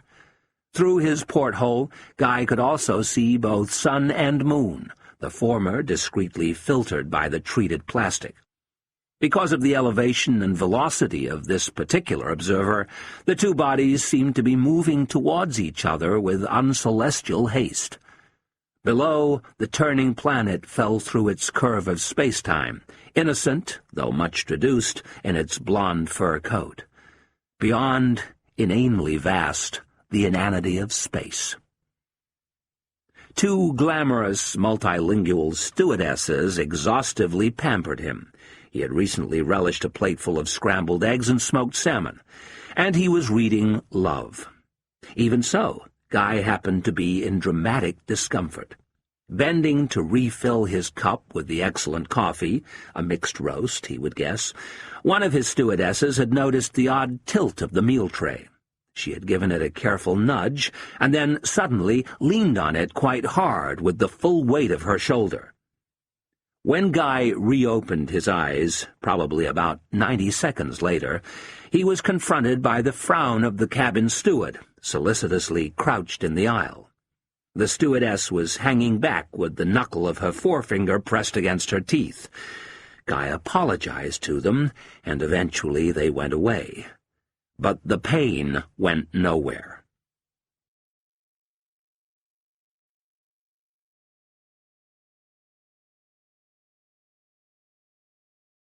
The last chapter of Love was called Concerning Fiascos. The whole realm of love is full of tragic stories, said Madame de Sévigné, relating her son's misfortunes with the celebrated Champmeslé. Montaigne handles so scabrous a subject with great aplomb. Guy finished the chapter, wonderingly, and then flipped through the copious appendices. It would be a relief to be done with love. This famished sampling of erotic thought would never ease his hunger pains. Concerning courts of love. Guy smiled modestly as he thought of that last telephone call and the delightful carnality he seemed to have awakened in her. The plea of marriage is not a legitimate defense against love. No doubt she would meet him halfway up the stairs, with all that colour in her face. A lover shall, on the death of the other lover, remain unattached for 2 years. As they kissed, he would place both palms on the back of her thighs, beneath what might well be that black cashmere dress with the buttons, and almost lift her whole body onto him. Success too easily won soon strips love of its charm. Obstacles enhance its value. Every lover grows pale at the sight of the beloved. As they moved through the sitting room, her breath would be sweet and hot, and hers. Everything would be hers. Teardrops, too, perhaps, rather deliciously. Suspicion and the jealousy which derives from it aggravate the condition called love. It didn't matter what happened in the bedroom, and in a way one feared for the loss of individuality, in the blinding rapture and so on. Yet how strange her face would look from that angle, when, as she had laughingly promised, she knelt to remove his trousers and undershorts. A person in love is unremittingly and uninterruptedly occupied with the image of the beloved. So brown, so close together. Nothing forbids a woman to be loved by 2 men. Guy put love aside and took up the second book, The Light of Many Suns. For a moment he vaguely wondered what Keith was up to, but then his eyes fell on Nicola's inscription, over which he had already done some puzzling. Thou art the grave where buried love doth live, hung with the trophies of my lovers gone, who all their parts of me to thee did give, that due of many now is thine alone. Their images I loved I view in thee, and thou, all they, hast all the all of me. One of the sonnets, of course, and Guy knew the sonnets tolerably well. A complete sestet. How did it— Ah, yes. Thy bosom is endeared with all the hearts— Rather a knotty one, this, addressed by the man to the woman. The past lovers aren't just gone, they're dead. But people died earlier in those days. Wish I had a copy. And there reigns love and all love's loving parts. Absolutely fascinating. That leaves 400, said Mrs. Ovens, for the nose. Nose? What nose? There weren't no nose. Same incident, Keith. There was an ear hole. You can't fracture an ear, Keith, and we're coming to that, the torn ear. Bitten, said Keith firmly. Bitten. Which reminds me, the tooth will be $12.50. $12.50? Blimey. Gone up again, has it? The $7.50's for a molar. This is an incisor. Canines are $17.25. Jesus. I mean, I'm just a working man. It's what the law considers fair, Keith. Capitalism, innit? Said Keith. Just bloodsuckers as such. He sighed long-sufferingly. And then there's the split tongue. Keith now raised a dissenting forefinger. When there was all this, he said carefully, I was hospitalized on 13 occasions, sustaining permanent injury to me chest. We don't hear nothing about that. No danger. Yes, but what were you doing at the time, Keith? Trying, in my own way, to establish a small business, escape the poverty trap. That's it. Go on, laugh. The split tongue, Keith. Jesus. In the end, Keith agreed to up his weekly payment from £5 to £6.50. On top of that, to show goodwill, he committed himself to 48 hours of community service. Consisting, as it did, of stealing odds and ends from very old people, community service was nowhere near as bad as it sounded. Community service, in Keith's judgment, had been much maligned. But on a day such as this, a man's thought should surely be with his darts.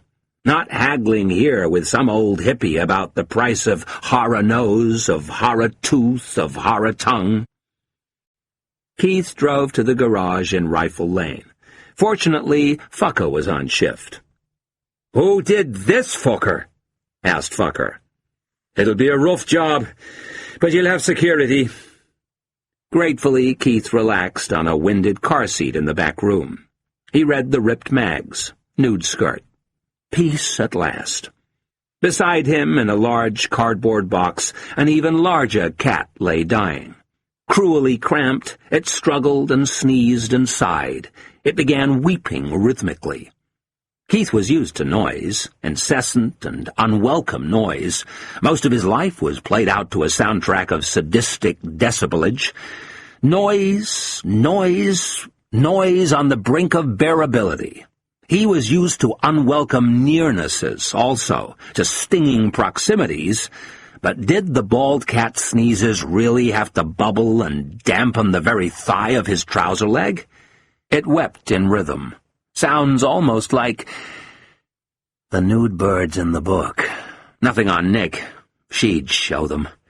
He closed his eyes and saw himself naked and twanging back and forth with incomprehensible violence and speed, as if in controlled preparation for spaceflight.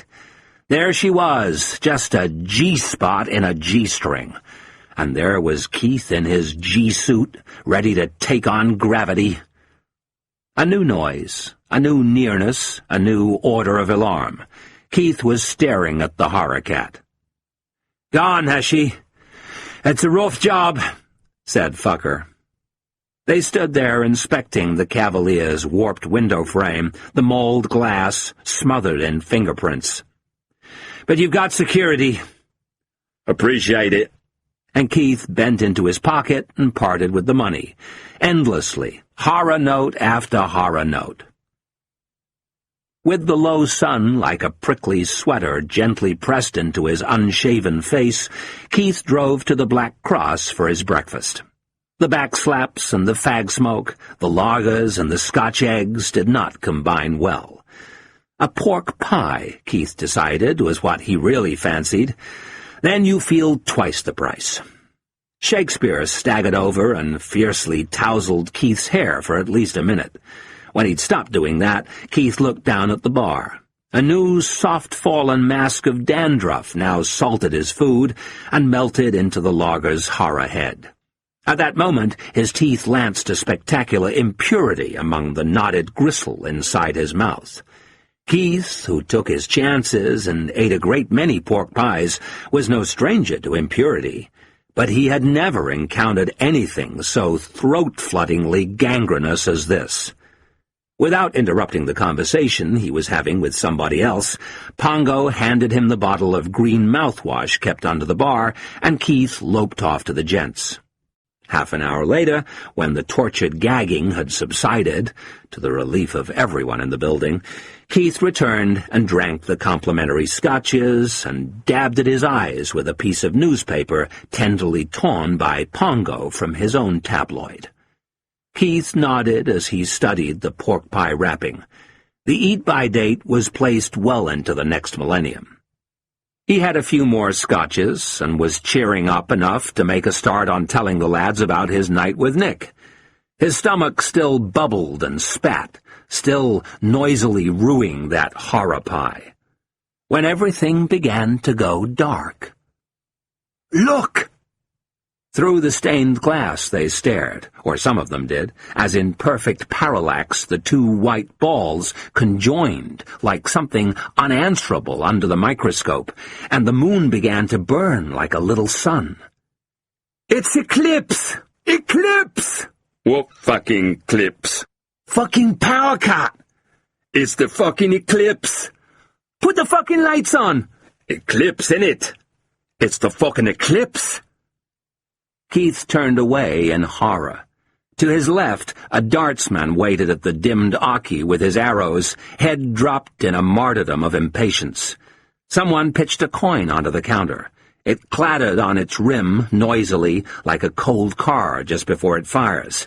And the coin went on, wobbling, clattering, faster, tighter. That was him last night, himself, twirling to the very end of his band. Shivering Shakespeare stood 10 feet away with his face between the double doors of the Black Cross. Today was the day when, in Shakespeare's scheme of things, he was due to lead his chosen people to the mountains of Eritrea, the Promised Land.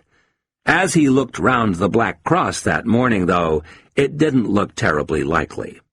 Outside, he had sensed the cold, the eclipse wind, the silenced pigeons. 400 miles across, the point of a dark cone of shadow 250,000 miles long was heading towards him at 2,000 miles per hour. Next came the presentiment of change, like the arrival of weather front or thunderhead, with the light glimmering but getting fierier. Then a shade being drawn across the sky. Totality. Shakespeare was crying. He knew that something awful had to happen when horror day was horror night, when horror sun was horror moon. Up above, also, if anybody had been able to find her, and looking her very best in the sudden twilight, proudly shone Venus, daughter of Jupiter, wife of Vulcan, lover of Mars, and never brighter than when the darkness of totality played across the earth. Where was Nicholas VI? Nobody knew. The Light of Many Suns turned out to be a war memoir, rather remarkable in its way. Guy finished his Faisons à la mode de champagne, and shamefacedly went on drinking the claret, which he suspected would have a restaurant price of about 3 times the minimum weekly wage. Group Captain Leonard Cheshire, VC, OM, DSO, DFC, the author, a Catholic and obviously a good egg, was one of the 2 British observers of the atom bombing of Hiroshima. Guy looked out of the porthole. The second contact, or the first moment of full eclipse, had occurred 20 minutes earlier. The pilot of the Concorde, an eclipse enthusiast and member of the 1,000-Second Club, had announced his intention of staying within the eastward-moving Umbra until he began his descent over Ireland. Thus, totality was lasting far longer than its terrestrial 3 minutes.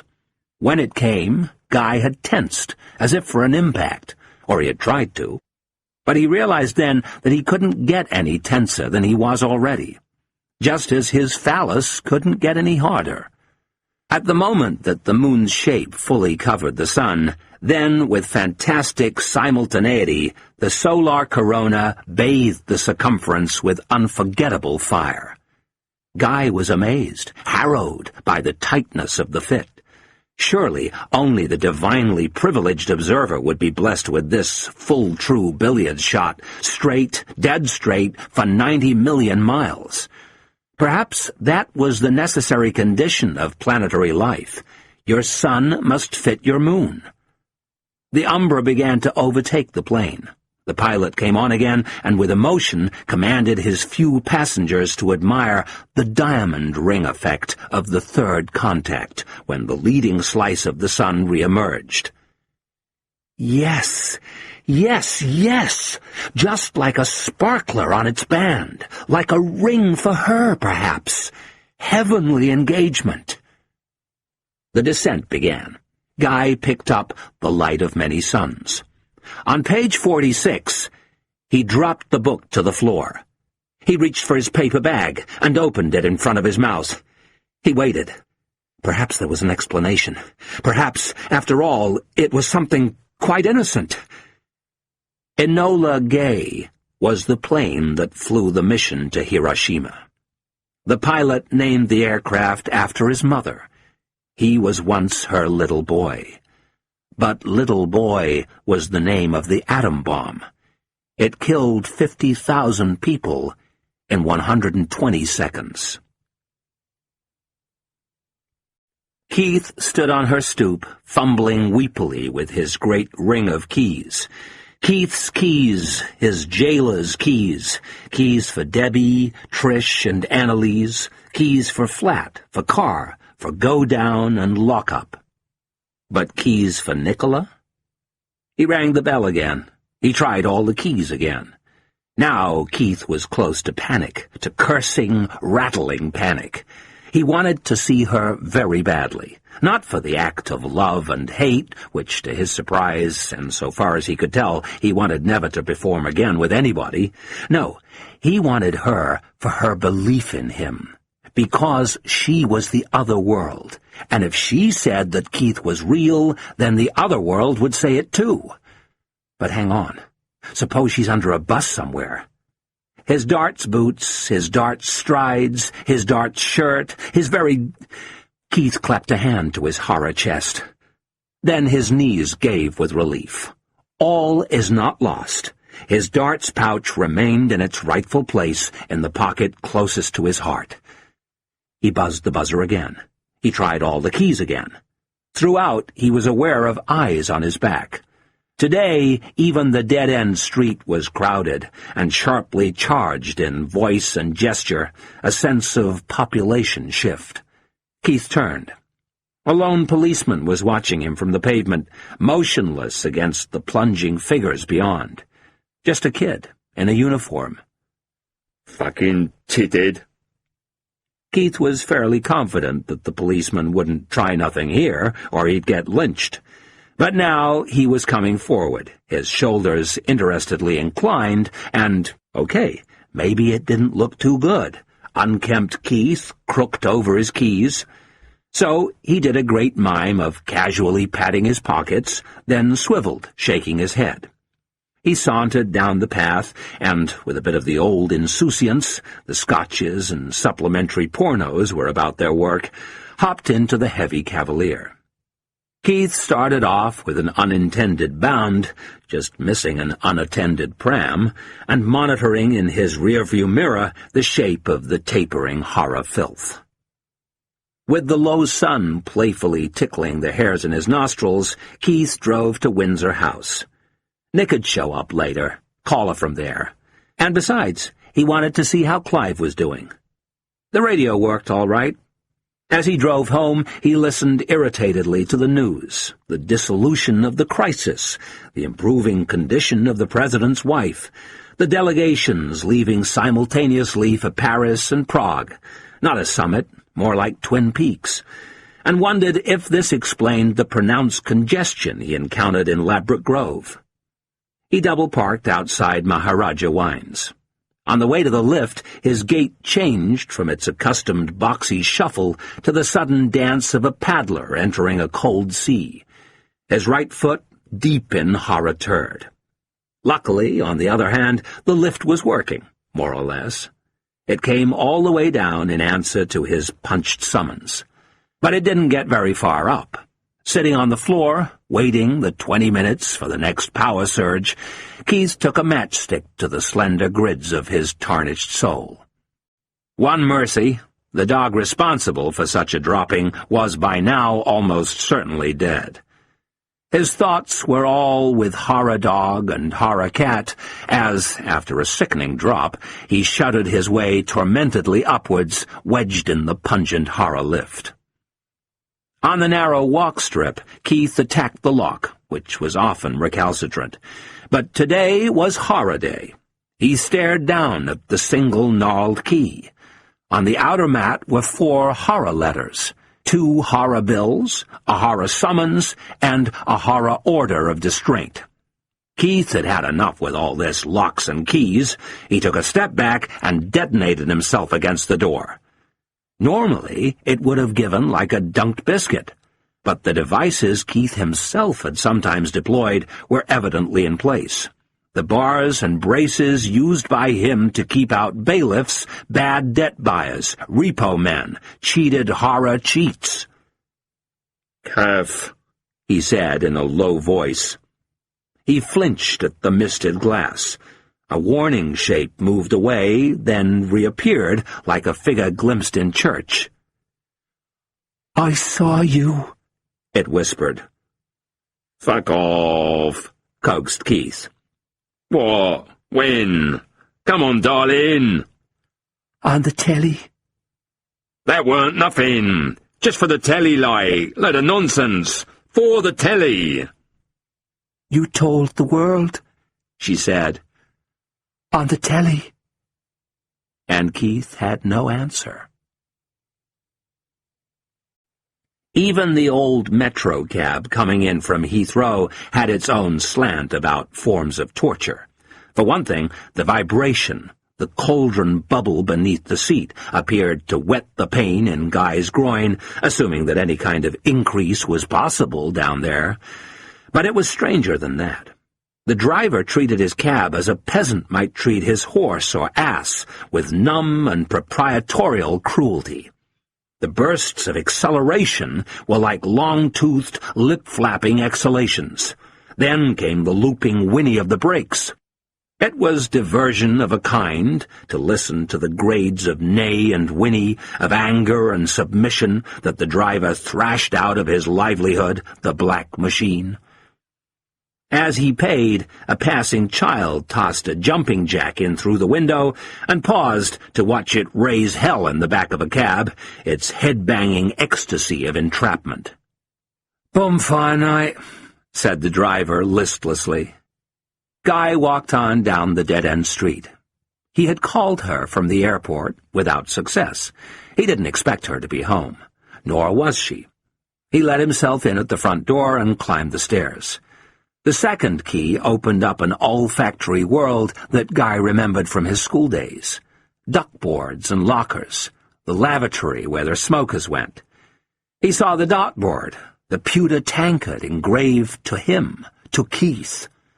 Next door, through the thin passage, he saw the ruin of the bed, the upended ashtray on the pillow and its droppings on the sheets. Scattered about the floor were shiny puddles of exotic underwear. He saw the 3 empty brandy bottles, the hookah pipe. On the chair, as if laid out ready for school, brocaded trousers and the red shirt saying, "Keith's Talent, the Finisher." Next door again, he found an envelope marked Guy, unprominently displayed among the fashion and darts magazines on her crowded bureau. The note said, "Gone to the darts." There was a pass or ticket attached. The telephone rang. He waited before picking it up. "Where the fuck have you been?" said a voice Guy knew well. "Guy here." "Oh, hello, mate. I had some stuff I was picking up. She there, is she?" "No, she's not here." "Know when she be back?" "No, I don't know." "Minge," said Keith indulgently. "Never around when you want 'em, always there when you don't. I couldn't pop—" "Nah." "Yeah, well, cheers." Guy waited. "Okay, see you later then, pal," he added monotonously. "Yeah, well, she said you'd want to be there, as my virtual sponsor, helping with the funding, like." "No doubt." "On the darts." "No joy there, then," thought Keith. "He can't be feeling too brill neither, either. But this is it. Success in this life always going to the guy who—" The dartboard in Keith's garage looked on as he finished his porno, removed his clothes, and, jogging lightly on the cold floor, washed himself, horribly, in the horror sink. Keith's lifestyle. Skeptically, he connected the electric kettle he had recently stolen. It hummed faultily for several seconds, and Keith's hopes soared. But then the machine gave a scorching fizz and pooped the blackened plug from its horror rear. He shaved in lukewarm water before the mirror's acne. Next, with the jellied shampoo, colder still, his horror hair. He donned his No. 3 darting shirt, so damp and creased. It said, "Keith's Talent, the Pick-Off King." He dried his hair with some old horror rag. A sudden orange cockroach rushed past, and Keith stamped on it, urbanely, out of grooved urban habit. But the glazed and tendrilled body of the cockroach, even as it collapsed inwards, sent Keith a reminder that his foot was unshod, unsocked. Just a horror foot. Keith yanked his whole leg up with a senile yodel of disgust. So, he was still capable of disgust, and he didn't go all the way through with that skillful stomp of his. The look he gave the half-crushed roach might even have been mistaken for appalled concern. The vermin lay there, half-turned. Its various appendages were all moving at different speeds, but none of them were human speeds. Me, myself, only hours ago, thought Keyes with intense lassitude. He put on his left shoe. After many unsatisfactory minutes with a scrubbing brush, he put on his right shoe. Reckon I get there early, in good time, soak up the atmosphere. He got to his feet. Blimey, you just decide you're going to enjoy every minute of it. Wouldn't miss it for the world. Never ask about... He zipped up his windsheeter. Relax. Few drinks. Take the opportunity of using the celebrity practice boards. And generally compose myself, Tony. It's fortunate, Ned, that I seem to respond to the big occasion. On his way out, he took a last look at the hate-filled face of the flickering horror roach. Guy had gone home, or he had gone to Lansdowne Crescent. His house keys were still in his pocket, but manners and caution demanded that he ring the bell. Through the half-glass door and its steel curlicues, a redoubtable figure loomed. Guy thought it might be Doris, the one who couldn't climb stairs, because of her knees, the one who feared and hated all stairs. The door opened. It was Lizzie Boo. He couldn't help staring, and he couldn't help thinking of the helium blimp he had seen that day, effortfully hovering over Terminal 4. "Isn't it wonderful? Isn't it wonderful?" She said this joyfully, and as Guy listened, he clearly saw the other Lizzie Boo, the one he had loved for a month, the one he had kissed and touched among the trembling porcelain. The other Lizzie Boo was still there, all right, hiding within, and now it was safe to come out. "Everything's okay again." Of course, this was neither here nor there to Guy, because she only meant the planet. "How's Hope? How's the boy? You'd better go on up." He went on up.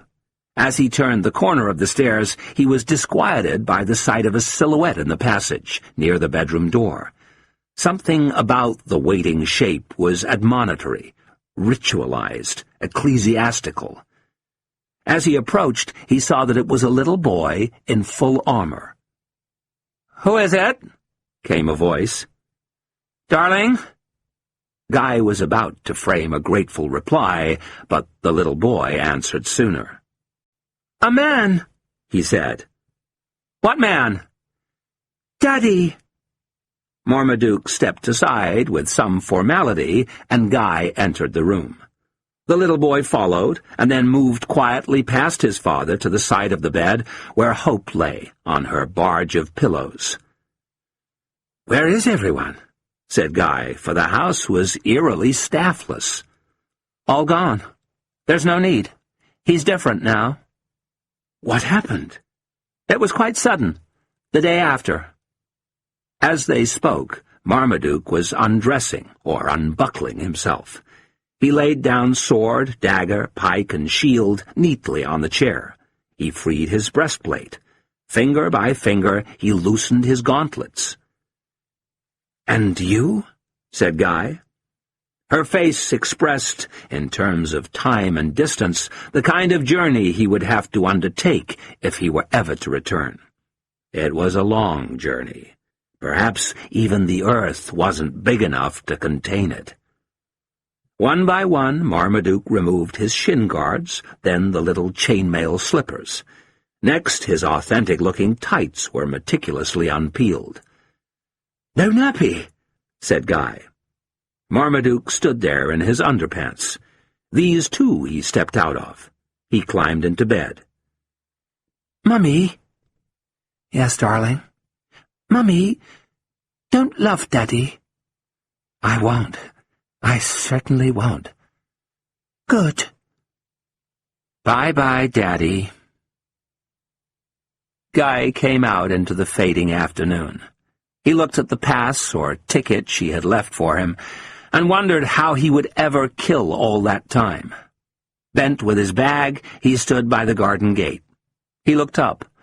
Already the sky was dotted with firebursts, rocket trails, its proxy war.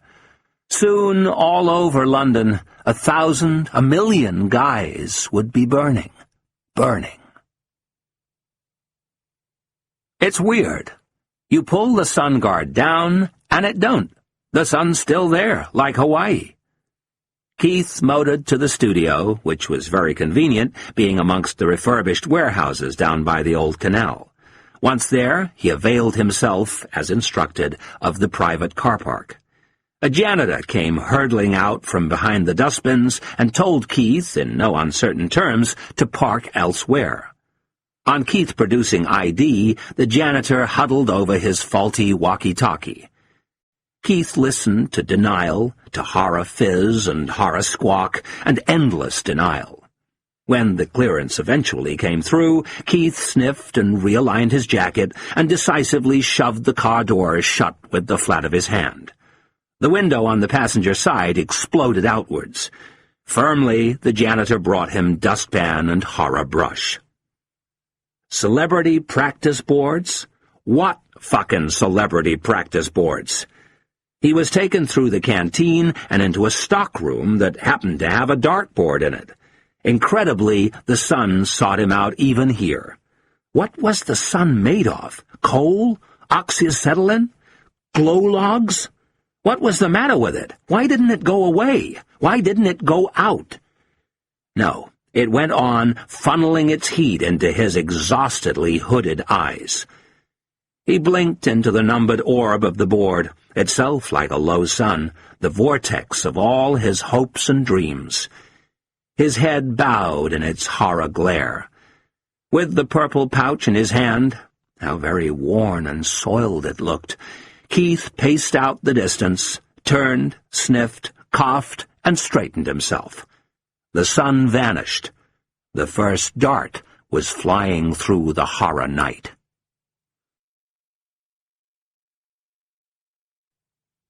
I returned from my latest mission to find a note from Mark Asprey on the mat. Hand-delivered. Out of the Connaught. Now, wait a minute. Dear Sam, so glad you toiled your way to the crux of the Cornelia Constantine business.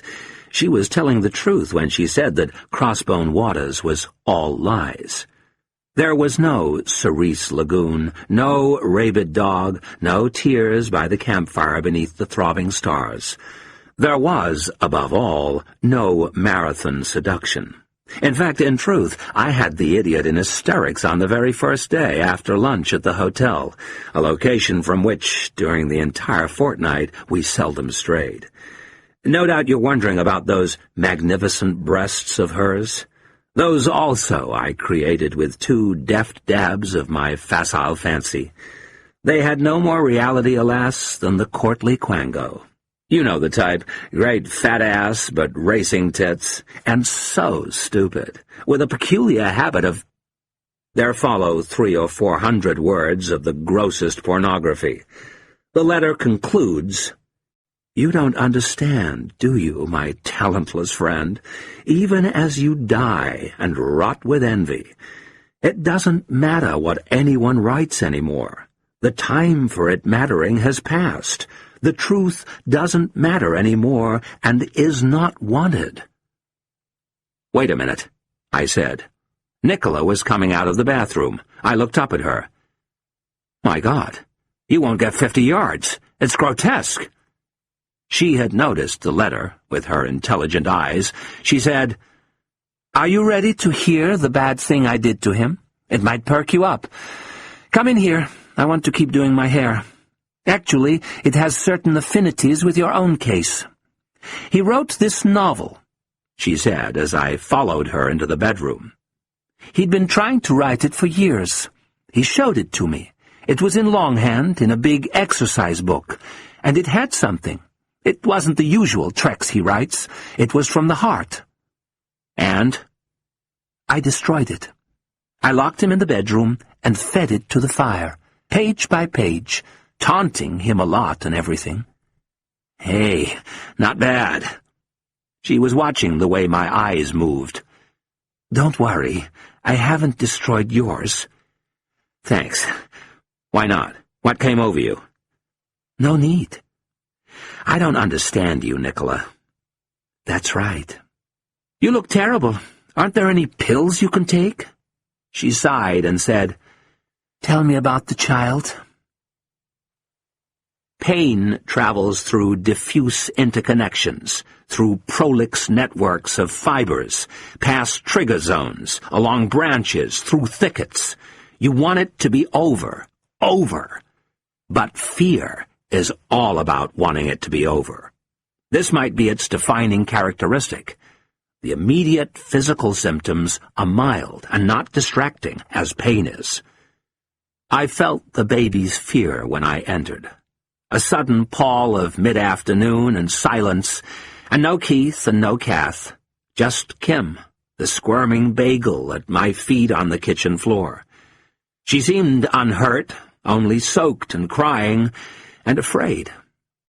And that was enough. Too much. Should never happen. Oh, I know when the babies come, how we patter and creep like mice through the dark tunnels to tend them, anticipate them, to pick them up and give them comfort. But it must be like that. It must always be like that. Because when we're not there, their worlds begin to fall away. On every side, the horizon climbs until it pushes out the sky. The walls come in. Pain they can take, maybe. Pain is close, and they know where it comes from. Not fear, though. Keep them from fear. Jesus, if they only knew what was out there. And that's why they must never be left alone like this. Or not quite alone. When I knelt down to take her, I heard a warning growl from Clive, sitting erect in the Clive-sized square between the 4 joke rooms.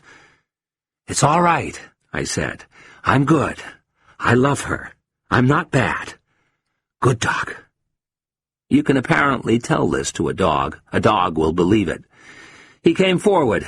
With sigh and half-leap, he had his front paws up on the sink, watching for Kath or Keith. From the rear, he looked like a trained gunman, ready, knees bent, weapon up. When the child was calmer, I noticed on the table a box of matches and a single cigarette. This was Kath's note to me. Because I'd gotten everything wrong. And life is always forcing you into yet stranger positions. "Got to stop hurting Kay," Keith had written. Just taking it out on the baby. But Kay wasn't Kim. Kay was Kath. But Keith couldn't stop. And Kath couldn't stop. I had only one idea. I dressed her.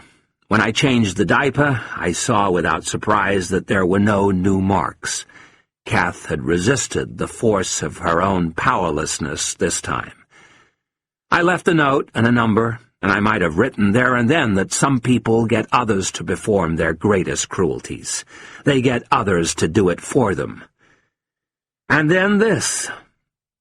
With her bobbing, rolling face on my shoulder, I carried the child through the streets, and through a sudden carnival, an outbreak of human vigor and relief, with balloons and steel bands, loudspeakers propped on windowsills, pubs turned inside out. We were caught up in the beat of it, and jounced along through the swiftly gathering crowds. One of those moments when everybody wants to be black, lithe, hell-raising, and against their dark brilliance, the white faces, shyly smiling, ashamed to go out in the light, to be seen at all. The streets were infantile and drunken. There the donnish, indulgent stroll of the policeman. There a black lady dancing in a bobby's hat. There a child's rapt, uplifted face. Life. Like the warm life in my arms. But then there can suddenly be too much of it, too much life, and different breathlessness, different danger.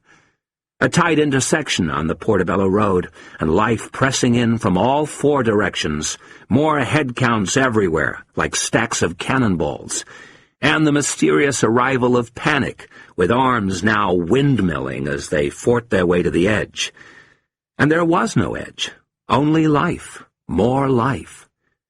I held Kim above my head, right up there among the screams.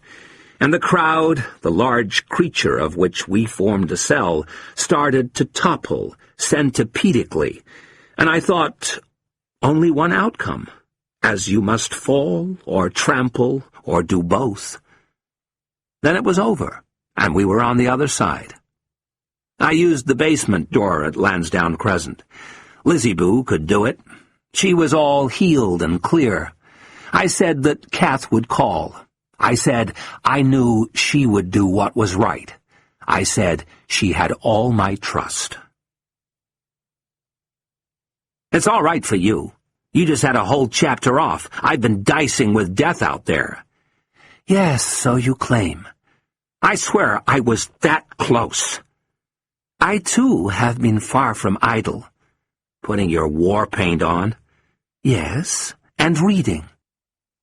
I waited and watched her brow. You made me ridiculous. How did you dare? I thought I was meant to be tragic, at least a bit, and all this stuff as if I wasn't in control every second. I'm sorry, I said. I don't see you that way. Then she said something I didn't quite catch, and didn't want her to repeat. I started getting ready to leave. "Do you think this dress is sufficiently disgusting?" she called out. "I'd better tell you something I'm going to do on the way there." She told me. Nicola, you'd be surprised how eloquent a bit of dirt can be, carefully applied. I've just thought, I'll see you at the studio and everything, but this is goodbye. Take my flat key. Get there early and you'll have a good view. I looked for challenge in her coldness. I said coldly, "You're going to be gone from 9 to 12, right? I can't imagine how you're going to work it." "The story of your life. Off you go. Kiss." "Let's stop it. Let's abort. Oh, wear a coat, Nicola. It's not working. It's not working out. I'm losing it, Nicola. There are things I'm not seeing." I'm going. I'm back. It seems, for the time being, that Nicola has confounded us all.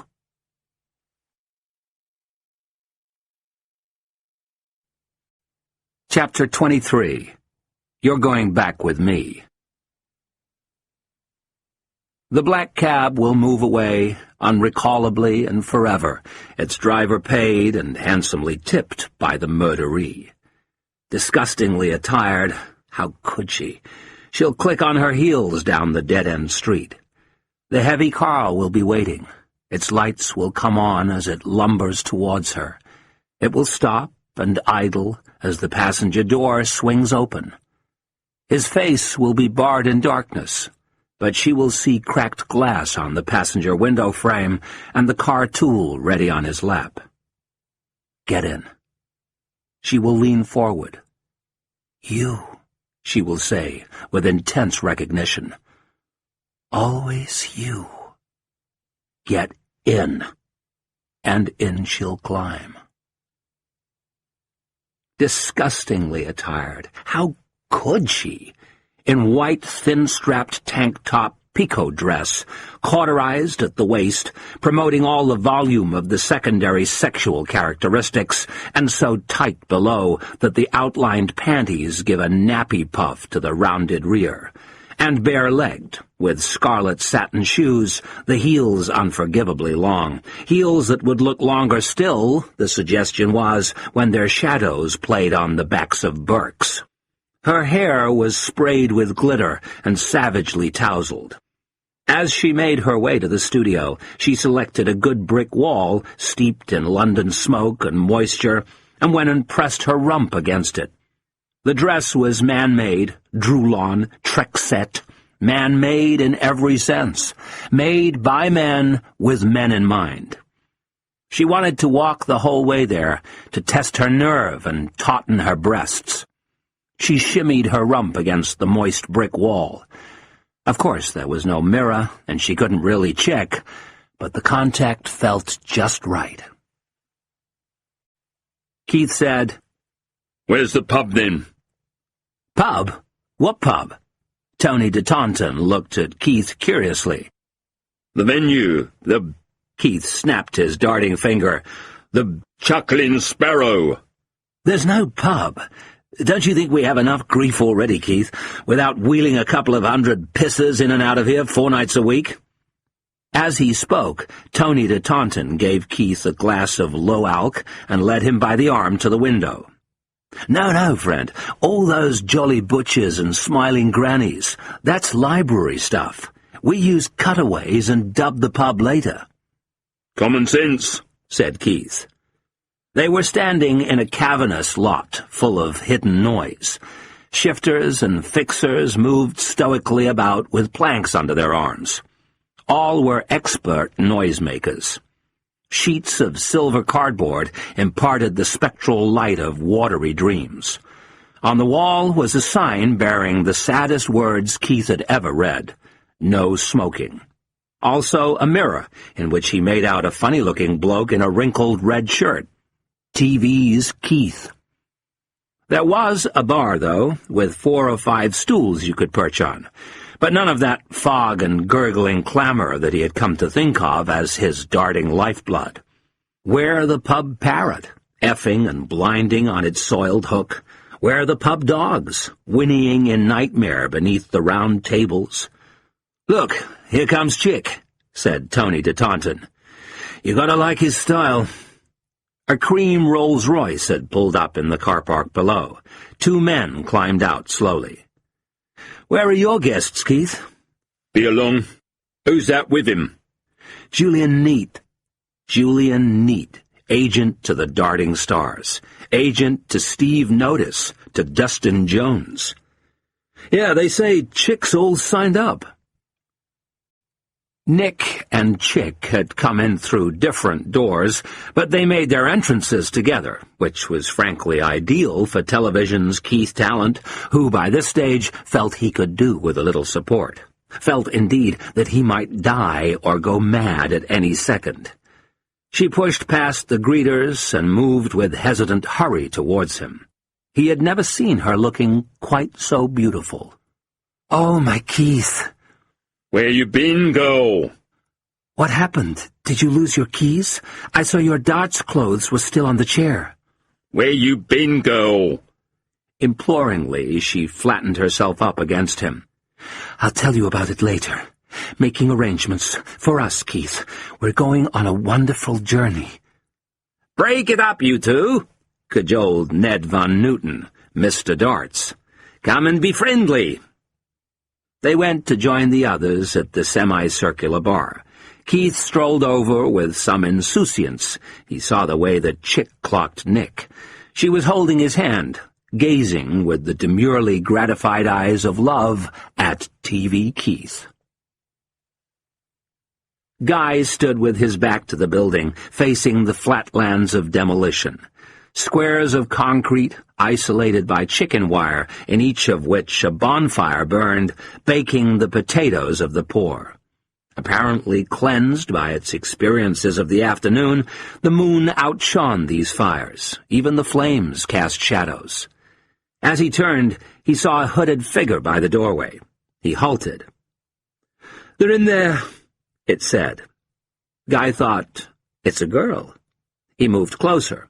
One of Keith's women, the ruined blonde who— "Keith," said Trish Shirt. "And Nicky." She sighed nauseously.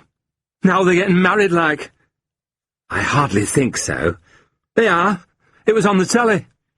She leaned forward and placed a hand on his arm. "Say, I'm waiting. Tell Keith. Forever in a day, like. I'll always be waiting." When Guy got up to the lot, he hung back by the door, able to linger, it seemed, in a frenzy of unobtrusiveness. At first, all he felt was simple disappointment. He had hoped Nicola would be there, and she wasn't. Nicola wasn't there. He could see a girl in the group round the bar, under a bulb of light. She looked a lot like Nicola. She was Nicola, almost certainly. But she was somebody Guy didn't know. He'd thought Trish seemed disembodied in her hood, neutered, an it, not a she, or just non-human. But the girl at the bar, unhooded, turned to the light, indeed fully opened out towards the world, was less human than the thing in the hood. Nicola was laughing with her mouth as long and wide as it would go.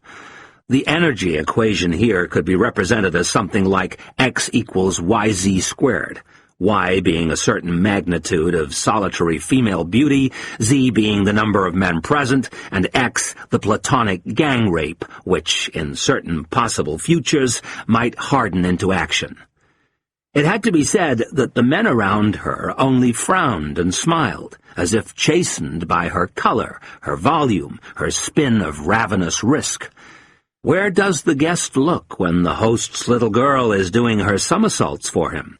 It's so transparent. But this was no little girl. As she worked herself backwards onto her stool, she gave a vivid flinch and turned to Keith like one confidently seeking forgiveness, and there was no way out of joining Nicola in her amusing struggles with the hem of her dress. Their indivisible attention, that's what she had. Keith watched her proudly, and Chick watched her. Chick Purchase, large, delicate, deliberate, thick-haired, deep-voiced, and dangerous, with hard man or just criminal glow, like an actor, like a star, who accepts the role that the ordinary imagination assigns him. In his face you could see the associated pleasures of making love to women and of causing harm to men, or beyond that even, to the links between disseminating life and ending it. There was also something ridiculous, sinisterly ridiculous in the way he looked. He dressed like a girl. He dressed like a chick. He filled the flow of his trousers with some of the lilt that a girl would, and his shirt had a flounce to it, the kind of flounce chicks like. But this was no little girl. There was no mistaking his sex. Chick? In the tight waist-to-thigh panels of his orange trousers, it was visible and sinisterly ridiculous. A slobberer for skirt. That was how come he hadn't yet gone all the way in crime or darts. Tonight, no roadshow hopeful or wet T-shirt at his side, only, in the cream roller, Julian Neat, who looked like what he was, a successful middleman in an exhausted culture. "The past is past," Keith was saying. "Let's forget any unpleasantness and shake on it. Fair enough, mate." "Okay," said Chick deeply. "Tell me something, Keith. What's a girl like this doing with a little coon like you?" "Chick," said Julian Neat. "See?" said Keith. "I think that's very unfair, Chick," said Nicola earnestly. "Keith's very good at darts." "Okay, break it up, you lot," said Miles Fitzwilliam as he approached, pulling his headphones away from his ears. "Pre-match interview." The two contestants slid ponderously from their stools. Guy saw his chance. But his chance of what? For one thing, he seemed to have forgotten how to walk. Nicola saw him. She smiled and waved with puppet animation. As he crossed the vault, the hope gathered in him that she would become the woman he knew. But she just went on getting stranger. Stranger smile and stranger eyes. When he was near enough, he said experimentally, "Hello?" "Silence!" "Oi!" She pouted a kiss at him and prettily crossed her lips with a cautioning forefinger. "Obviously," Keith was saying to the camera, which was jackknifed in fascination a foot from his face, "hopefully all the best men win when we go out there." He realized that more was expected of him. "So let's hope the bloke, the guy with the superior technique, will run out winner against the man with the least good equipment, dart-wise, at the death." Nicola applauded silently. Then her palms came to rest, as if in prayer. I'm confident, Miles. Chick was chipping in. Gotta be with those averages. And see, Keith and I go back a bit, and I know he's got this funny habit of bottling it at the death. Frankly, I just hope it's not too one-sided, for Dart's sake. Thanks, lads. 5 minutes, yeah? Nicola wiggled a finger, and Guy moved closer. Darling, said her hot breath, don't worry. This is only a dream. Keith's heart leapt or jolted when he saw the new arrival. Kim Twemlow, the ex-world #1, with his smile, his jeweled shirt, his white shoes.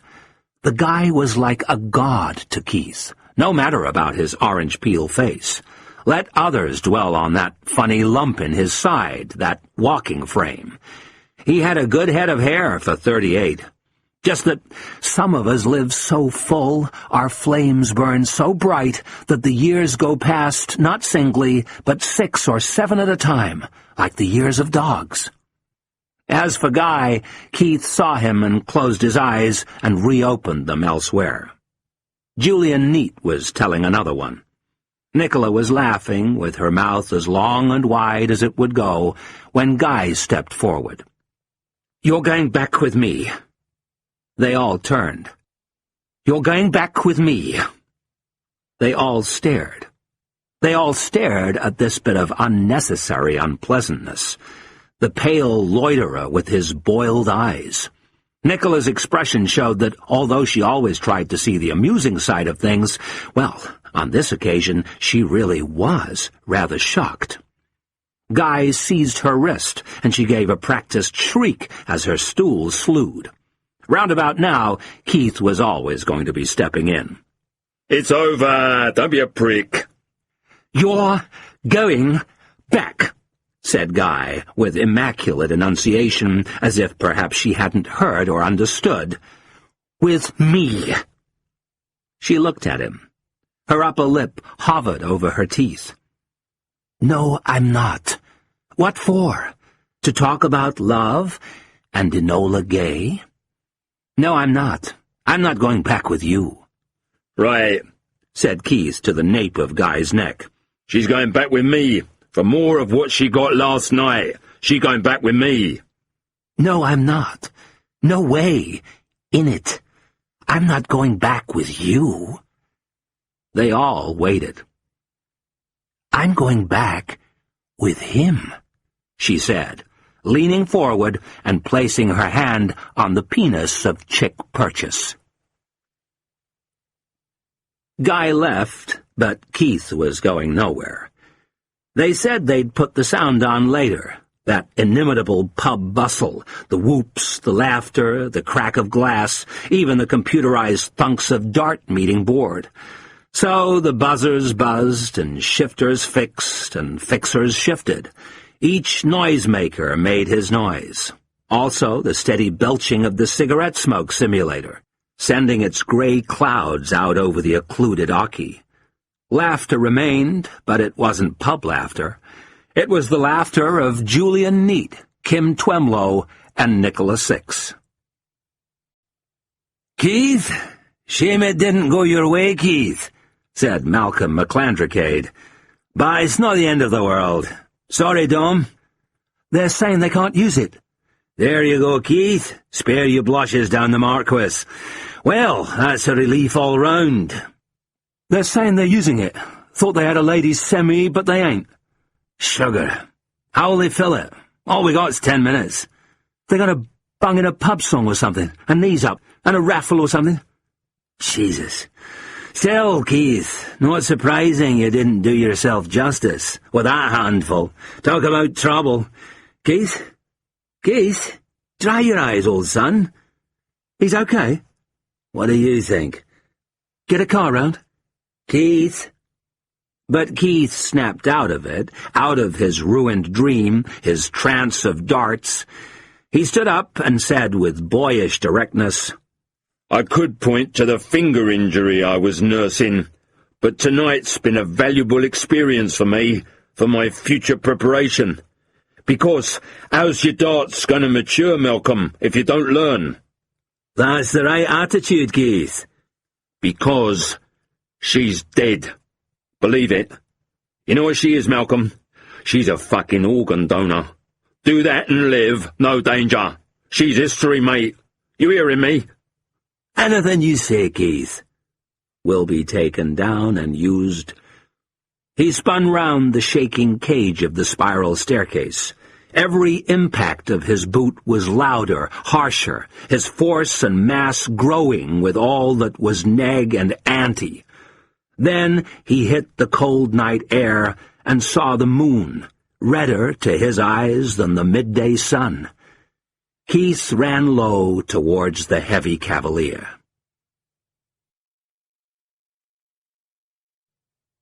I must go back to London Fields. But of course, I'll never do it now. So far away. The time. It never was the time. It is afar, far. If I shut my eyes, I can see the innocuous sky, afloat above the park of milky green. The train track, the slope, the trees, the stream. I played there with my brother as a child. So long ago.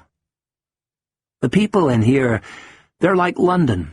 They're like the streets of London, a long way from any shape I've tried to equip them with, strictly non-symmetrical, exactly lopsided, far from many things, and far from art.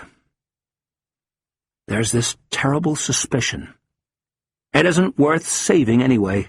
Things just won't work out. Be gone now, for the last act.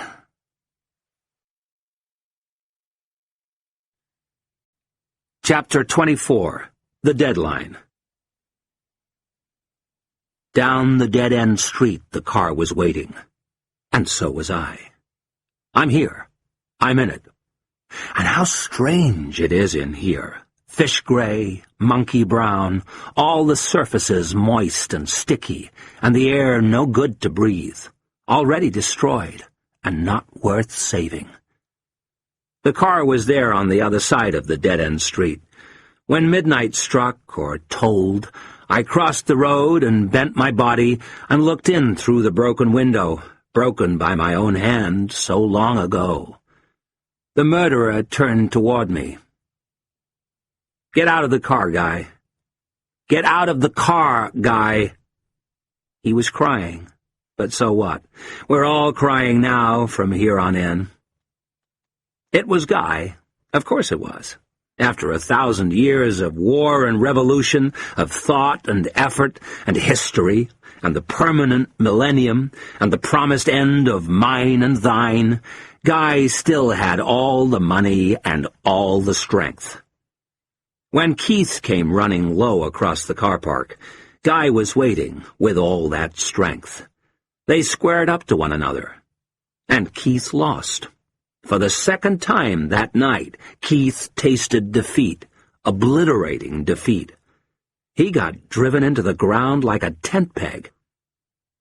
Where was he now? Somewhere, cradled perhaps in the loving arms of Trish Shirt. "Look what she's done to me!" "Get out of the car, Guy." "Look what she's done to me!" We closed our deal. As he walked away, he hesitated and turned with a wide wag of the head. "Jesus, Sam, don't do this for me." Isn't it always someone else who does it? "Don't do this for me." But he kept on going. The black cab has pulled away unrecallably. Here she comes now on her heels, crying, shivering through the smell of cordite. There are still fireworks in the sky, subsiding shock waves, the memory of detonations, cheap gunfire, whistling decrescendo, and the smoke of burnt guys. I can see marks on her face. Another hour with Chick, and he might have saved us all the trouble. He might have saved us all the goddamn grief. I flicked on the lights, and the car lumbered forward. It stopped and idled. I opened the passenger door. I said, "Get in." My face was barred in darkness, but she could see the car tool on my lap. Get in. She leaned forward. You, she said with intense recognition. Always you. Get in. And in she climbed.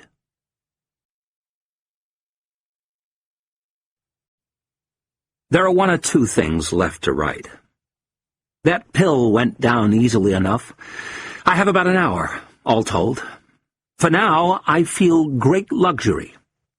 I was 7 when I learned the facts of life. I learned the facts of death even earlier. Not since then, I realize, not once have I felt such certainty that the world will keep on going for another 60 minutes. She outwrote me. Her story worked, and mine didn't. There's really nothing more to say. Always me. From the first moment in the Black Cross, she looked my way with eyes of recognition. She knew that she had found him, her murderer.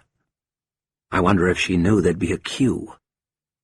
I found him, on the Portobello Road, in a place called the Black Cross. I found him. Imagination failed me, and all else. I should have understood that a cross has 4 points, not 3. I've just taken a casual glance at the beginning. Who knows, with a little work, it might somehow accommodate a new ending. And what do I see? Chapter 1, The Murderer. Keith Talent was a bad guy. You might even say that he was the worst guy. No, I was the worst guy. I was the worst and last beast.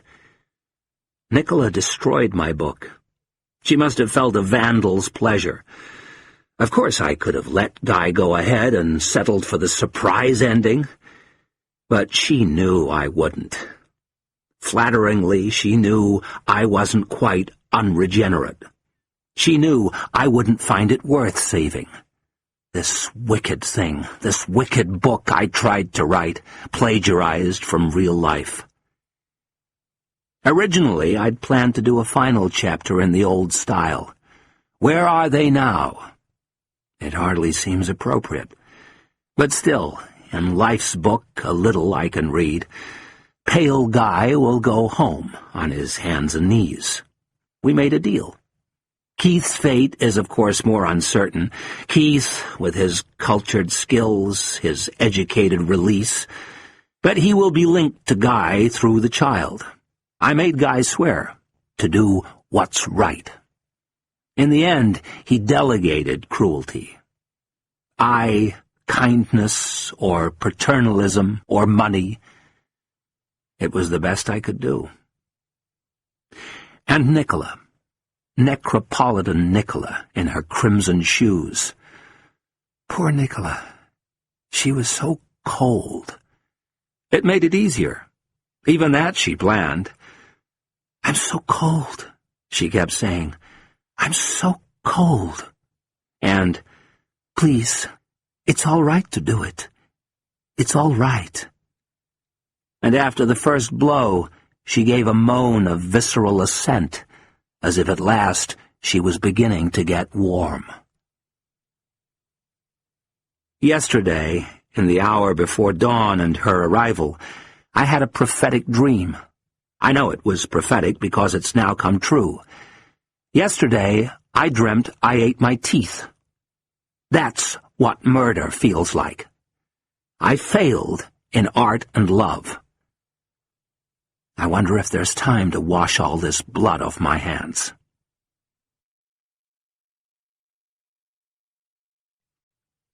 End papers. Letter to Mark Asprey. You return, I fear, to a scene of some confusion.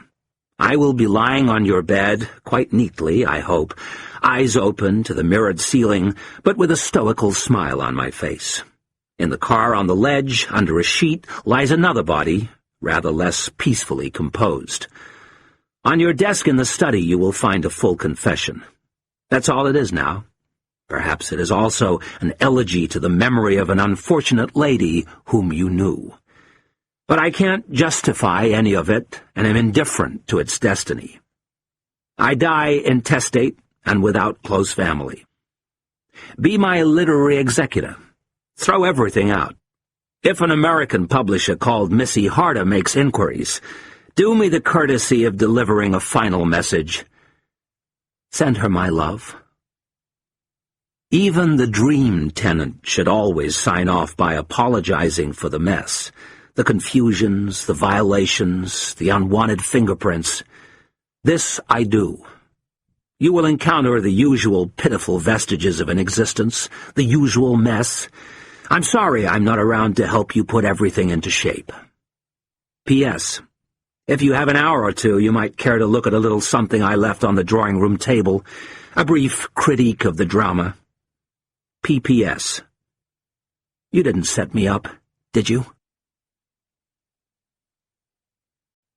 Letter to Kim Talent. I find I'm thinking of the words of the exemplary war poet. It seemed that out of battle I escaped. The poem is a vision, or a premonition of death, accurate, alas, his death was days away, in which the war poet, himself a forced collision, himself a strange meeting, joins his counterpart, his semblance from the other side. I am the enemy you killed, my friend. I knew you in this dark, for so you frowned yesterday through me as you jabbed and killed. I parried, but my hands were loath and cold. Let us sleep now. There is a third sense in which the poet was himself a strange collision. He was young, and the young aren't scheduled to understand death. But he understood. Also I am haunted by the speech of surrender of the Indian chief Joseph, leader of the Nez Perce, subjugated and then defeated in battle, and then routinely dispossessed. I am tired of fighting. I want to have time to look for my children and see how many I can find. Maybe I shall find them among the dead. From where the sun now stands, I will fight no more forever. Even when we don't have any, we all want time to do this. Time to look for our children and see how many we can find. With fingers all oily from being rubbed together in ingratiation, vigil, glee, fear, nerves, I cling to certain hopes, hopes of you. I hope that you are with your mother, and that you two are provided for. I hope your father is around somewhere, controllably. Your beginning has been hard, your continuation not so hard, I hope. 2 years ago I saw something that nobody should ever see. I saw my little brother dead. I know from the look on his face that nothing can survive the death of the body. Nothing can survive a devastation so thorough. Children survive their parents. Works of art survive their makers. I failed in art and love. Nevertheless, I ask you to survive me. Apparently, it was all hopeless right from the start. I don't understand how it happened. There was a sense in which I used everybody, even you, and I still lost. Blissful, watery, and vapid, the state of painlessness is upon me. I feel seamless and insubstantial, like a creation, as if someone made me up for money, and I don't care. Dawn is coming. Today, I think, the sun will start to climb a little higher in the sky, after its incensed stare at the planet, its fiery stare, which asked a fiery question. The clouds have their old color back, their old English color, the color of a soft-boiled egg shelled by city fingers. Of course, you were far too young to remember. But who says? If love travels at the speed of light, then it could have other powers just on the edge of the possible. And things create impressions on babies. It really is the case. Everything created impressions on you. The exact crenellations of a carpet on your thigh, the afterglow of my fingerprints on your shoulders, the faithful representation of the grip of your clothes. A bit of sock elastic could turn sections of your calves into Roman pillars, not to mention hurts, like the bevel of some piece of furniture, clearly gauged on your responsive brow. In a way, too, you were a terrible little creature. If we were out together on a blanket in the park, whenever you caught my eye, you would give a brief quack of impending distress just to keep me on alert. You were a terrible little creature. But we are all terrible little creatures, I'm afraid. We are all terrible little creatures. No more of that, or of this. So, if you ever felt something behind you, when you weren't even one, like welcome heat, like a bulb, like a sun, trying to shine right across the universe, it was me. Always me. It was me. It was me.